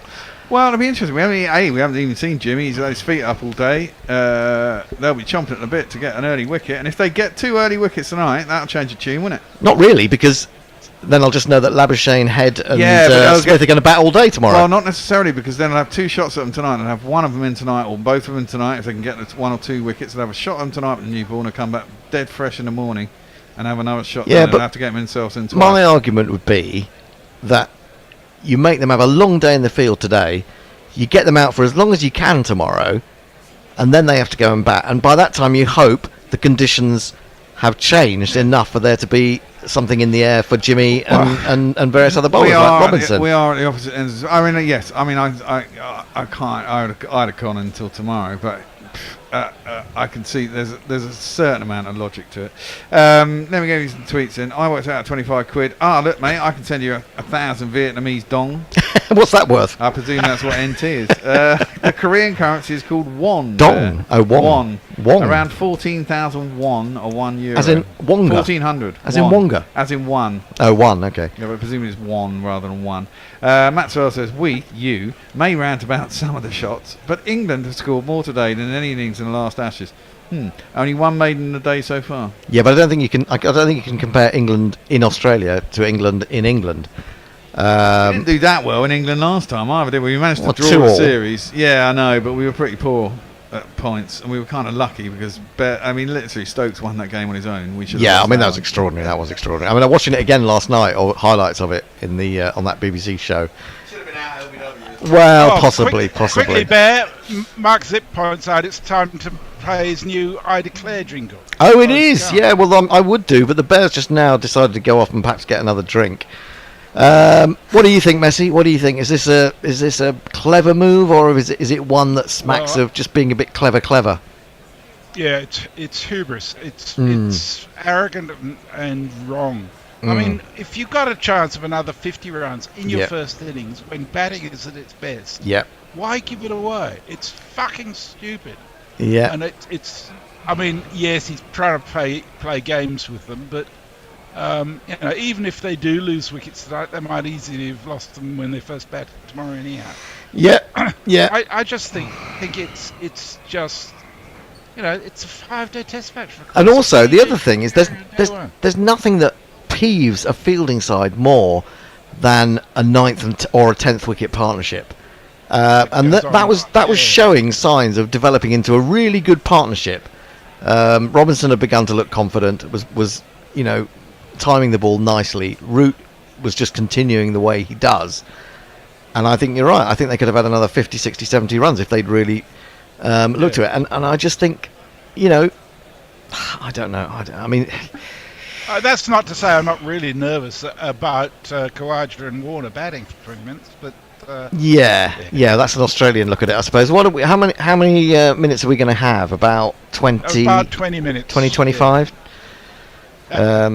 Maybe. So what we'll get? 4 overs, 5 overs? 4 overs. 4 or 5 overs. But we're not expecting the ball to do much, are we? And we say these English balls don't swing in the first few overs anyway until a little bit of the lacquer has come off them. So I'm not sure that they should have declared. Anyway, I wonder what the Twitter sphere thinks about it. There must be some views. Okay, so Leah says, did Stokes just have a stroke? Previously she said Root is on a mission to ruin Lyon's career average, and I approve of that behaviour. And Matt says, you may rant about some of the shots, but England have scored more today than in any innings in the last Ashes. Only one. Oh yeah, no, we talked about. I replied to that and said that if you talk about the last Ashes in Australia, well, England have been terrible in Australia generally speaking, apart from in 2010-11. And Brown 001 says 450 runs easily on the go. Nah, fuck. England declare. What do they know about the weather? Why not go for the 400 runs mental image against the Aussies? Well, again, exactly 400 in a day. I mean, that in itself is a statement, isn't it? But maybe maybe Stokes and McCullum feel they've made enough statements. But they've been out there. They know that the ball's not doing anything, really. So, well, Ben Stokes hasn't been out there for very long, to be honest. But Rooty has, and other players have. So they know that there's not a great deal in it. What are the bookies saying? Bookies have England at 11-10. Australia at 7-4 and draw at 7-2. So they have England as favourites at the moment? Slightly, yeah. But I mean, it's pretty much evens. Fall of the first wicket, which is where I'm going, is... Well, Davey Warner, actually, under 17.5. 6-4. That's where my money's going. And I can't see David Warner failing on a pitch like this. I can. You can. Yeah, you can play the wrong shot. Bear, now's the chance to play Mark Zip's I Declare jingle. Where is it? Well, you obviously haven't moved it, have you? He sent it to you last test, I think. Okay, I will go and find it. No, it's not there. It's going to be in here. Mark Zip, I Declare jingle. There you go. Carry on the tweets. He's playing it, isn't he? No. I've got to download it. He's got to download it. Oh, right, sorry. Mike says, now it's time for Jimmy and Broad to toil and toil because Robinson hasn't bowled much in a long time. And I wouldn't be surprised if Stokes doesn't bowl more than 5 or 6 overs in the entire innings. Look as fuck me. Well, Jimmy hasn't bowled for a month either, actually. But, I reckon you just switch them on and they go. Here we go. Says, what's this declaration nonsense? Here we go. Here we go. It's this. I declare. Oh, I like that one. Oh, yeah. I like that one at the end. That was good one. Yeah, well, we know we're going to see over the next 20 minutes whether it's got any merit, this declaration. It puts England under pressure to get a wicket, actually, in a sense. But obviously Australia are not going to have time to get in tonight. They're going to have to come back and do it again tomorrow, which I understand, and that is a... I'm also going under for full first wicket. 27.5. Well, we shall see. Neither of these players in good form. That said, I thought Warner was quite good in the first innings of the World Test Championship. He certainly took Umesh Yadav apart in 1 over and got a 43, and then got strangled down the leg side, didn't he?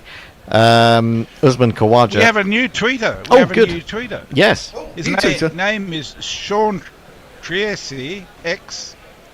He joined in April, Sean Tracy. April 2023. Yeah, who on earth is that man? What does he say? Yeah. He says, is this Baz ball or bonkers ball? Look, come on, Nestlers. We haven't seen you for fucking ages, mate. It's the Ashes. I want to see you. Come in here. Get on your bike, cycle down to bloody South East London. You cycle everywhere now. Yeah, you go up a hill. It'll only take you 20 minutes. You're like all Tour de France. Come in tomorrow, mate. Come in tomorrow. We've got a good crowd tomorrow. Grubby's here. My mate John's here. And I'm here. And the Bear's here. And Messi's here. Messi's always here. Although not actually here. Now the two batsmen are coming out into the middle. David Warner, left-hander. Usman Khawaja, left-hander. And they're just revolving their arms, trying to loosen up the muscles. And we'll jingle them up, shall we? Yep, it's this man. He's quite good with a bat. He's got a stick in the start. He's short and he's fat. He's got a stick in the start. He's a bit of a twat. He's got a stick in the start. David Warner's got a scoop in the start. This guy. One overseas now plays for Australia. We fell in love with Usman Khawaja. One overseas now plays for Australia. We fell in love with Usman Khawaja. And I'm presuming this guy's opening. St. Jimmy's coming down across the alleyway. Already. Oh, we'll play him anyway. It's been a second over. Lights up the silhouette. He's disappointed net. Coming at you on the count of 1.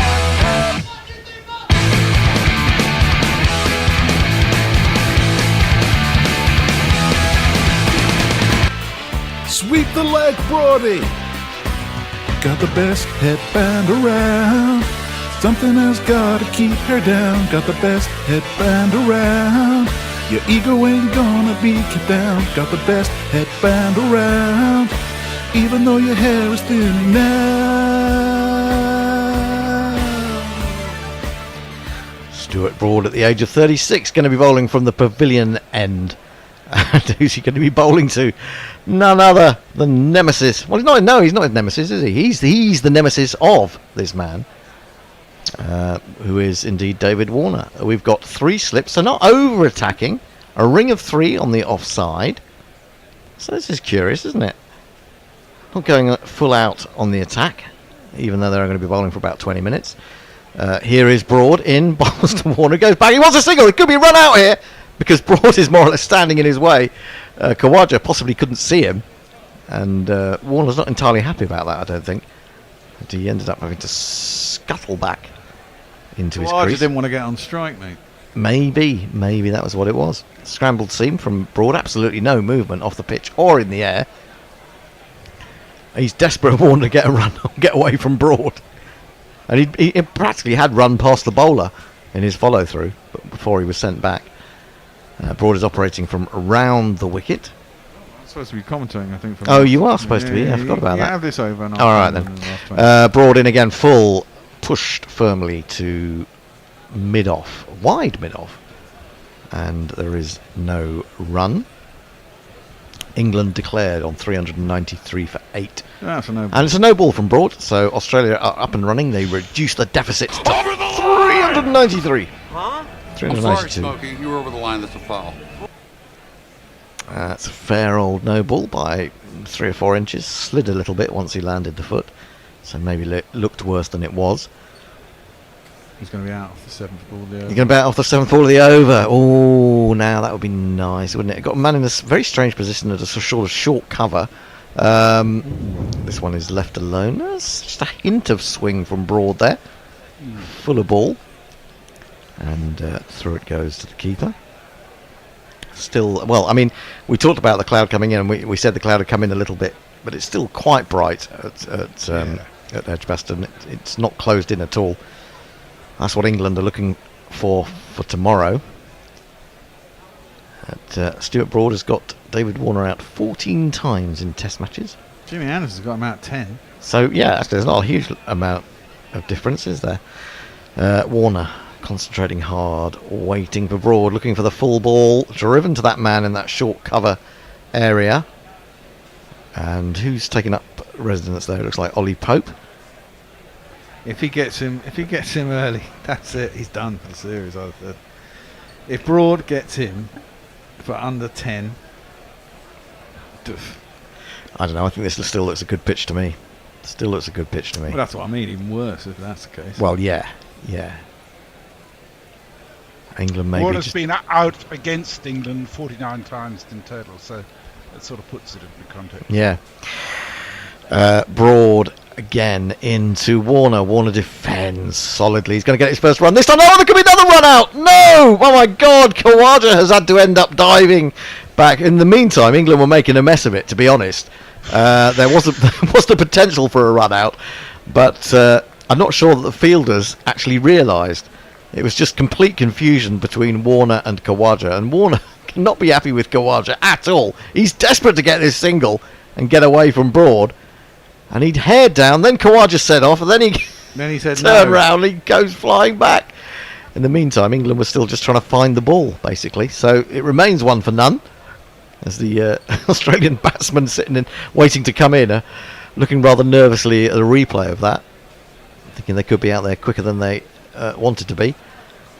Here comes Broad again into Warner. Warner tucks that away, wants a single again, but Moeen Ali moves swiftly around to his left at mid-wicket and prevents that. He's absolutely desperate to get this run, isn't he? Yeah. I bet he's getting a load of shit from the Crown. Hollis down are giving her an awful lot, I'd imagine. You imagine so. I mean, I'd be interested to see what sort of reception they got as they came out. I imagine there was quite a bit of booing. Yeah. But it's all good fun. It's the Ashes, isn't it? Yeah, exactly. You got to give as good as you get. Well, absolutely. You get loads of shit over there. Anyway, can he get a run off the final ball of Broad's first over? Here he is, striding in, round the wicket, 3 slips waiting. He's in, bowls, driven, beautiful shot. He'll be happy with that, will Warner. That'll speed away to the extra cover boundary. Jimmy Anderson gives up the chase, and Australia move to 5 for no wickets. 4 on the floor, and 1 more 4 than the 4 before. That's what 4s are for, to get funky on the dance floor. Okay, I'll take over for the last 15 minutes then. Okay. I suppose that means you were going to have to give me... Oh, do you want to go on to the tweets, Messi? Because you are tweet meister. Yeah, I'm General. already, yeah. Abranueva says it's Baz or whatever ball. They lost control a little with the batting, so they decided to twist it on its head and shake Australia up. As with the whole philosophy of it works, it's genius. If it doesn't, shrug shoulders and pack again tomorrow. Here's the By the way, Abranueva has created a new T-shirt available with Jimmy Anderson on it as the GOAT. It's brilliant. Yes, it is, but he's not going to be handling the bowling, I'm afraid, Jimmy the GOAT. It's going to be this man. Another twist in the tail. Wow. So here's to you, Ollie Robinson. Dizzy loves you now, you change your tune. You're not a buffoon. How will you bowl, Ollie Robinson? No one took more county wickets than you. He's into Khawaja, bowls it wide, and it's an easy get out for Khawaja. Gets himself 2 out through the covers. A bit of a loosener there from Ollie Robinson. I didn't think we had looseners anymore. We've seen 3 looseners in this, test from the opening bowlers, and that was another rather unimpressive delivery, to be said. Usman Khawaja, of course, he got was it a duck he got in the first innings of the Yeah, he World didn't Test get a lot in the Championship? second He innings got either. 10, I think, in the second innings. I'm just glad to Average get a of about couple of runs. 18 in England, doesn't 18 he? and 19, yeah. It was Mm. 19.66, I think, before the WTC game. Well, Robinson's in again. It's full, and he bunts that out. It's a bit of a way. It was a bit floaty, that was a bit very floaty, actually, wasn't it? yeah, they're trying to yeah. get it full, aren't they? It's just jabbed out to covered by a Khawaja. That was very full. God, he didn't move his feet at all to it, did he? He was. No. I mean, he played it okay with his hands, but it didn't look that comfortable, did it? Nope. Well, they're not going to play baseball. They're not going to look to do that. Well, If the ball's bad, they'll hit it, but they're not going to try and force ones that Not England at this might not do. tonight, anyway. No. England would. Oh, that one's beaten the outside edge. Horrible shot from Khawaja. He's just the problem with Khawaja in England is he just gets stuck on the crease. He didn't get forward to that. He needs to get forward to that, or make a more positive movement across and let it go. But he's just stuck on the crease and poking a bat at it. That's poor, man. Look at him. What's that? He's That's got nonsense. turned around a little bit, hasn't he? Well, it's a difficult angle for the left-hander, a little bit. He's quite open in his stance, isn't Yeah. he? That's horrible. He's such a fluent Is player this- at home, isn't he, Khawaja? He's such Yeah. a good player to watch. Is this Robinson's normal pace? He's only bowling just over 80. Well, I think he's got to warm up first, doesn't he? Down the track comes Khawaja, beats extra cover, who Stokes the skipper, chases it down. They get 2. They will not get more. And Khawaja moves on to 4. Well, you Warner's on 4. Aussies are 9 for none. You say they won't play baseball, but that was a kind of a baseball shot, wasn't it? He came It down was the a little wicket bit. to He him. did come down to him. Yeah.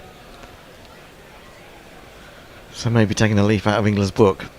Maybe take a leaf out of England's book, but maybe not behave quite so... No, only pipes going in at sort of 4th slip, but Crazily. it's pretty short.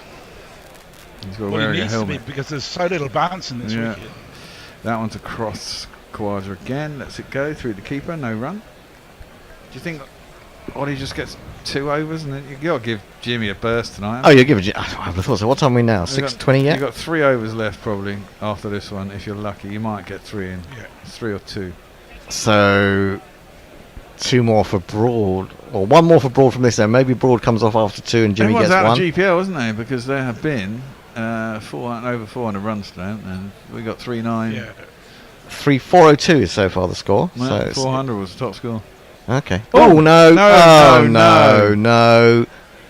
Oh, Oh. what the fuck? Thank God for that. He didn't injure himself. That looked awful, didn't it? He's come round the wicket. He's come round the wicket, and he's just completely slipped as he's gone to deliver. He's ended up on his backside, and he's got a long mark down his trousers where he landed. But that could have been. That could have been one of those ones where he That could have been. turned the ankle, couldn't it? Oh, that is horrendous. Oh, I mean, that could have been an out of the series. Yes. Incident. That really could have been. how England. did he do that? Well, he Dunno, just he landed landed on the side of his boot, not on the base of it. Yeah. Well, he's around a wicket now. He's in, and Khawaja's right behind it. Goes down to cover as he plays it off the back foot. Next end of the over, no run. I think I'd take him off now just to make sure. Make sure he doesn't do anything else. aggravate Well, he's already had an injury this year as well, hasn't he? This summer. He's Yeah, that's to do with the back, isn't it? He's Was got that a his back back? problem. Yeah, 402, so no one's going to win the GPL today. Okay. So it'll start at what tomorrow? 60 quid? 66 quid. 66 quid. Messi. Leah points out to you that England haven't won a single match in Australia since the 10-11 Ashes, Ender. Sounds about right. If you said something otherwise. Forecast storms Saturday, Sunday, I think, says TS played 1889. Yeah, there's a possibility of thunderstorms. I suppose that could be, that maybe puts another shine on the, or puts another reason forward for the declaration that they think they're going to lose quite a bit of time. Well, Broad's going to continue. He's over the wicket, round the wicket, to Warner, who gets a fat inside half of the bat, and he goes out towards mid wicket. He didn't know where that went, and there's no run. It's all interesting stuff at the start of the Ashes. Yeah, we had that statement, didn't we, from Crawley. I've been waiting for that for all my life. I just remember Ashes series that I've seen in Australia where I think Michael Slater smashed Martin McCaig first ball of the series. Oh, for 4. For 4, and then... Was that the one where he was run out and not given out? And it was No, that was 98, I think. This was 94, 95, and then, of course, Harmy bowling to second slip first ball at Brisbane in 2006. Brody, around a wicket. Driven square, lovely by Warner. God damn it, Warner, you're going to get out, man. That's driven out to the cover boundary for 4 runs. It's horrible. That was a gimme. Yeah, it was a bit of a gimme. He's trying to bowl a bit too full here. And there's no movement. He's trying to get the wobble seam. I guess he's trying to get it up there and get it to nip back. There's no movement at the moment. No. Nothing really at all there. Yeah, that was easy for Warner. Needs to draw that back a couple of feet, really. Get him in between. Does indeed. Will, so it bowls this one and then Ollie bowls the next one. Will Jimmy get the last over of the day? Or are they just saving until tomorrow morning? Seems odd. It does, doesn't it? Brody in, left alone by Warner. Through the keeper and there's no run. It's got good pace, hasn't he? That was Brody? 88. 88, yeah. It looks like he's getting it through. He's pumped. Of course, there's a worry for England. If Khawaja and Warner do, by some miracle, bat really well, and then they've got the next 3 in are the 3 best batsmen allegedly in the world at the moment. So they really do need to nip out one of these really early on, don't they? Yeah. Well, they did get 2 bites of the cherry. They get to down tomorrow. Yeah. Because they've got a complete start again tomorrow. Brody in. Ooh, that's squared up a little bit there, Warner. Outside half of the bat. Back leg splaying out, and it goes out to backward point. There's no run. Yeah, Warner acknowledging it was probably a decent ball. Yeah, just nip the next one off. Nick it. I've almost become a little bit protective of David Warner. Oh, but fuck he's got off. so much criticism. It's not a question of criticism. It's just a question of his annoying bastard. He's Well, he's annoying. Yeah, he's been a completely annoying, as far as we're concerned, in Australia. Exactly. Not so much in this So country. getting our revenge in this country is good fun. Broad is in, and that turns him around a bit. He's very like a jack at a box on the crease, Warner. Turns it up to mid-on, and there's no run. I have great news. Yes. Sean Tracy says, I am free from the shackles of work from today, so I will be darkening your door soon. Does that mean you finished your job? I think I saw a thing on LinkedIn saying you've got another new job. Is that right? He left a boring bank. So have you got gardening leave for 3 months, which is perfect. That's ideal. Yes, takes some more Excellent. We need another tweet reader. of that. We do. Come in and join us in the studio. It's always much fun. There's lots of free wine as well. Come tomorrow, Nestlers. Come, Nestlers. Come. Come. Brody around the wickets, and again he's a little bit squared up, Warner, and he comes off the inside half the back, goes to square leg. He's desperate to get off strike. He's very twitchy. They are very twitchy between the wickets, Yeah, these they two, are aren't they? very They don't twitchy. seem to be enjoying it at all. It's tempting to go for a run out. Anyway, it goes to square leg. There's no run. It ends the over. 13 for none. The Australians. What do you think? In the IPL mode. Farong says, well paid by the curator at Edgbaston. No point in preparing a green top when you're miles away from any waterway that could be considered a river. None of Oh us yes, swim there's in. canals. There's canals in Birmingham, though. I always think. Go on. Mike says the only good Jimmy Anderson jingle is the one in the Mr. Anderson montage. Brian's 001 says, shit, I'm quite nervous here. England have played well so far today and may well dismiss these openers early. If Australia end up 2 wickets down at close of play, England have won the day. But if Australia get to 50 runs, then I don't know who's on top. Well, he's sort of reversed of you, Hendo, isn't he? Yeah, exactly. Well, when you're supporting your own side, it always looks rosier from the other. Sometimes it looks rosier from the opposition's place. That's defended by Khawaja again. He's not really getting out of the crease though. He's not going back. He's not going forward. He's just playing at the crease. Bunts it out to cover, and there's no run. You're 380 runs behind. If you're an Australian, you're going, oh God, we've got to get 380. Whilst you believe your players will do, if wickets start falling, it gets on top. We shall see. Tomorrow will be a day. I can't see Australia getting to 380 tomorrow, though. They're going to have to bat all of tomorrow and the day after. He plays that away from his body, Khawaja. No need to really play it, actually. It's going across him. And there's no run as he plays it out to cover. And I don't think we're going to get another over in tonight. 4 balls to go, 3 minutes. They don't need to get to 380 tomorrow. I mean, I think No, exactly. if they score 300 tomorrow, that's fine. Well, exactly. They're not going to turn around and say, you just because you got 380, we've got to better that. We've just got to get a really good first innings score. Yeah, true. And then we can take 2 days over it because you haven't bothered to use more than a day. Okay, yeah, and I agree with that, and Stokey Cannonball will say, after this ball, Ollie Robinson is in, and it's driven back to him by Khawaja, and there's no run. Stokey Cannonball says the more balls faced, the more chance you've got of getting out. So you get your runs quick. This is the whole philosophy, isn't it?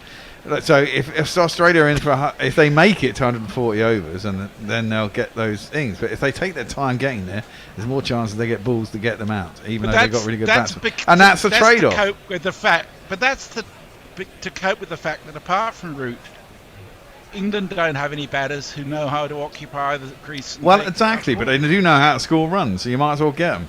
That's left alone through to the keeper, and there's no run. Well, it doesn't mean Australia can't occupy the crease. No, it doesn't. But the other thing, it's not just Root. You've got Ben Stokes is a class batsman, and he's selling himself short at the moment, I'm afraid to say. Yeah, absolutely. Yeah. Bairstow's got 70 odd. Crawley, who's not the greatest batsman, got 60. Chips in from everyone else, and you're up at 380, 392 or whatever it was. 393, I think it was, wasn't it? Yeah, we're back to 380 now already. Yeah, and we haven't got the wicket we were looking for. England might have had another 20 runs by now. They might well have done. I mean, I agree with you. I would have stayed in tonight, and I'd have batted tomorrow morning, and just maybe not let Jimmy bat. Well, in fact, I reckon they wanted to get Jimmy an over tonight from Broadsend, but he was almost at his end of his run up there, Robinson, when Khawaja stopped him, and I think it's a little bit naughty. A little bit naughty. Well, Khawaja's facing out. There's 2 balls left. This is the wicket now. It's probably the end of the day. Robinson is in, and it's defended back up past the bowler. It will not be a run as the skipper Stokes scoops in. Ferrong wonders when was the last time a team elected to bat on the opening day and declared on the same day. Well, in 2005, England were out on the first day, weren't they? Well, at 407, was it? Declaring on the first. Yeah, not declaring on the first day's got to be pretty. Well, it's going to be entertaining reading what people make of it. I think there are going to be lots of contrasting opinions. Views. Yes. Yeah. Oh, that's horrible. Might even be a wide as Bairstow goes across. It is a wide. It's terrible. Jimmy, Ollie just shoved it across Khawaja.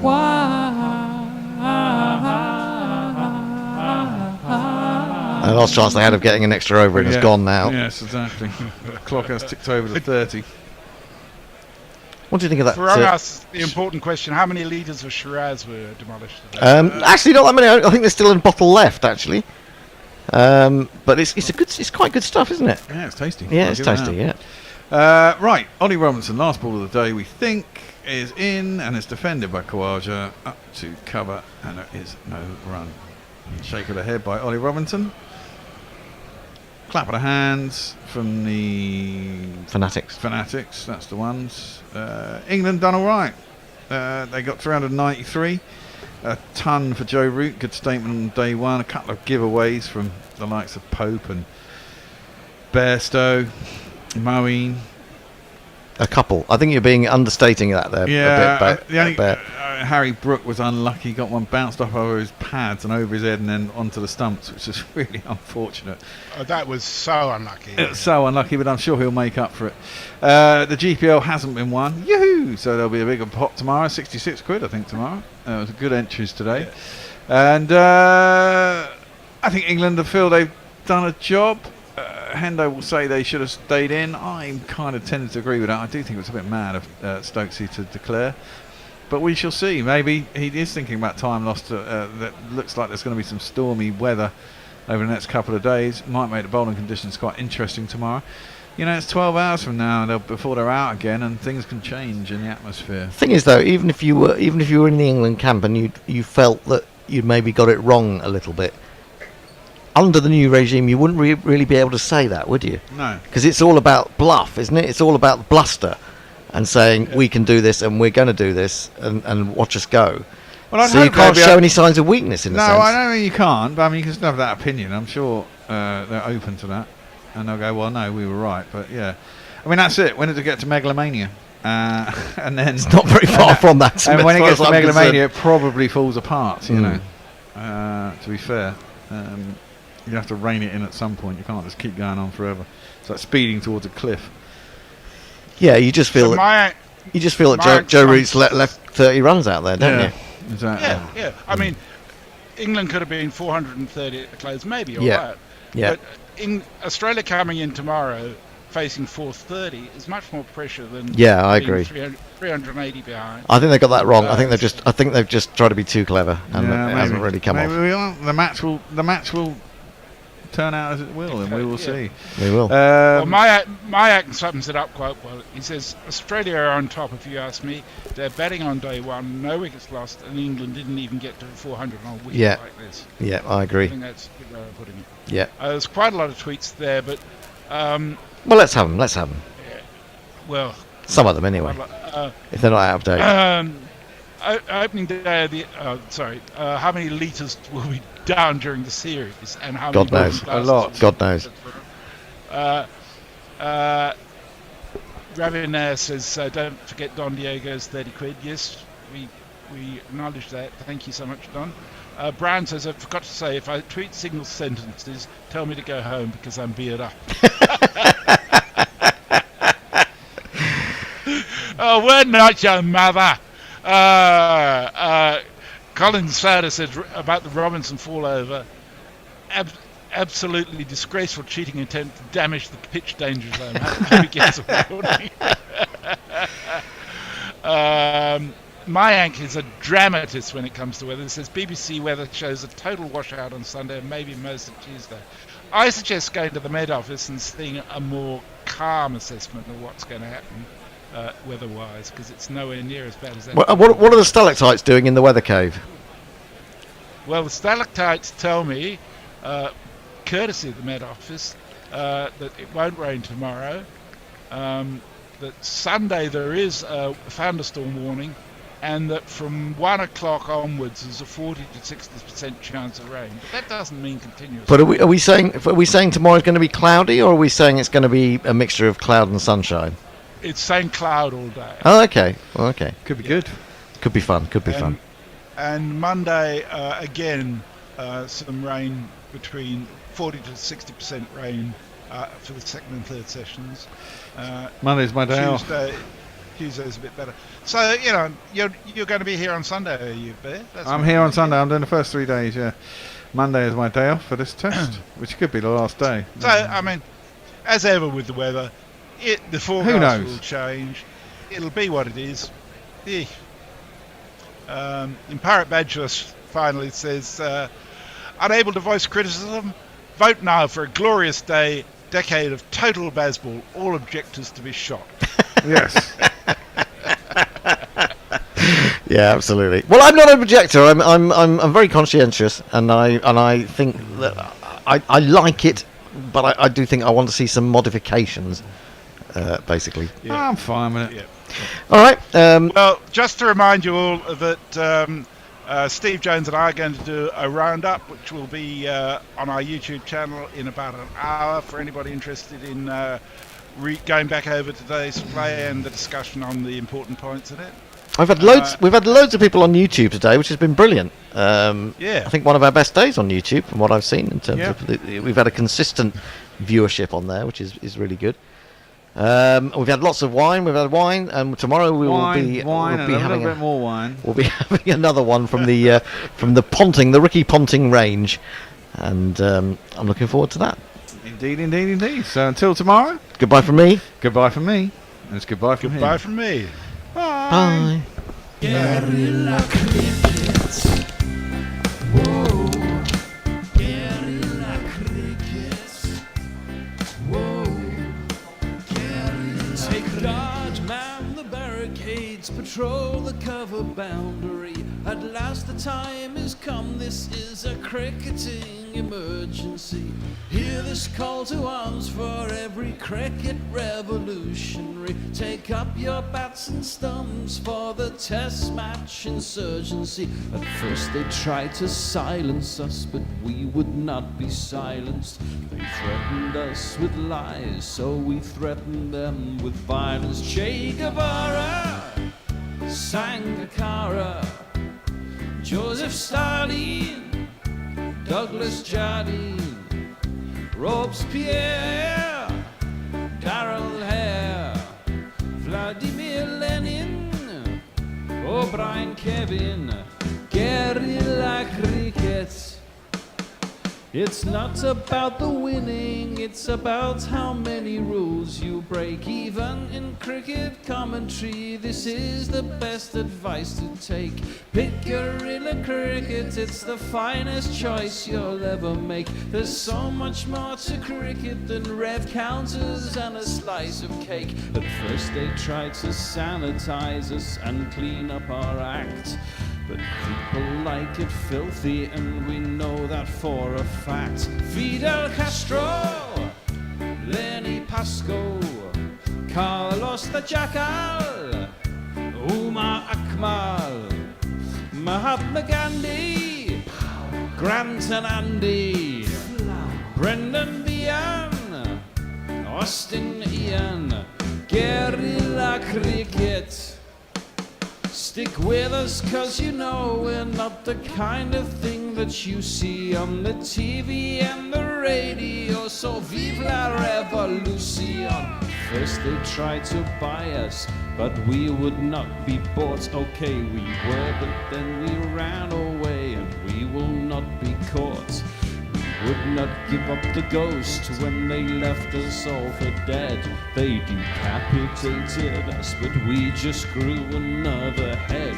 Chairman Mao, Jamie Howe, Ho Chi Minh, Asif Din, Václav Havel, Graham Saville, No Surrender, Percy Fender, Che Guevara, Sangakkara.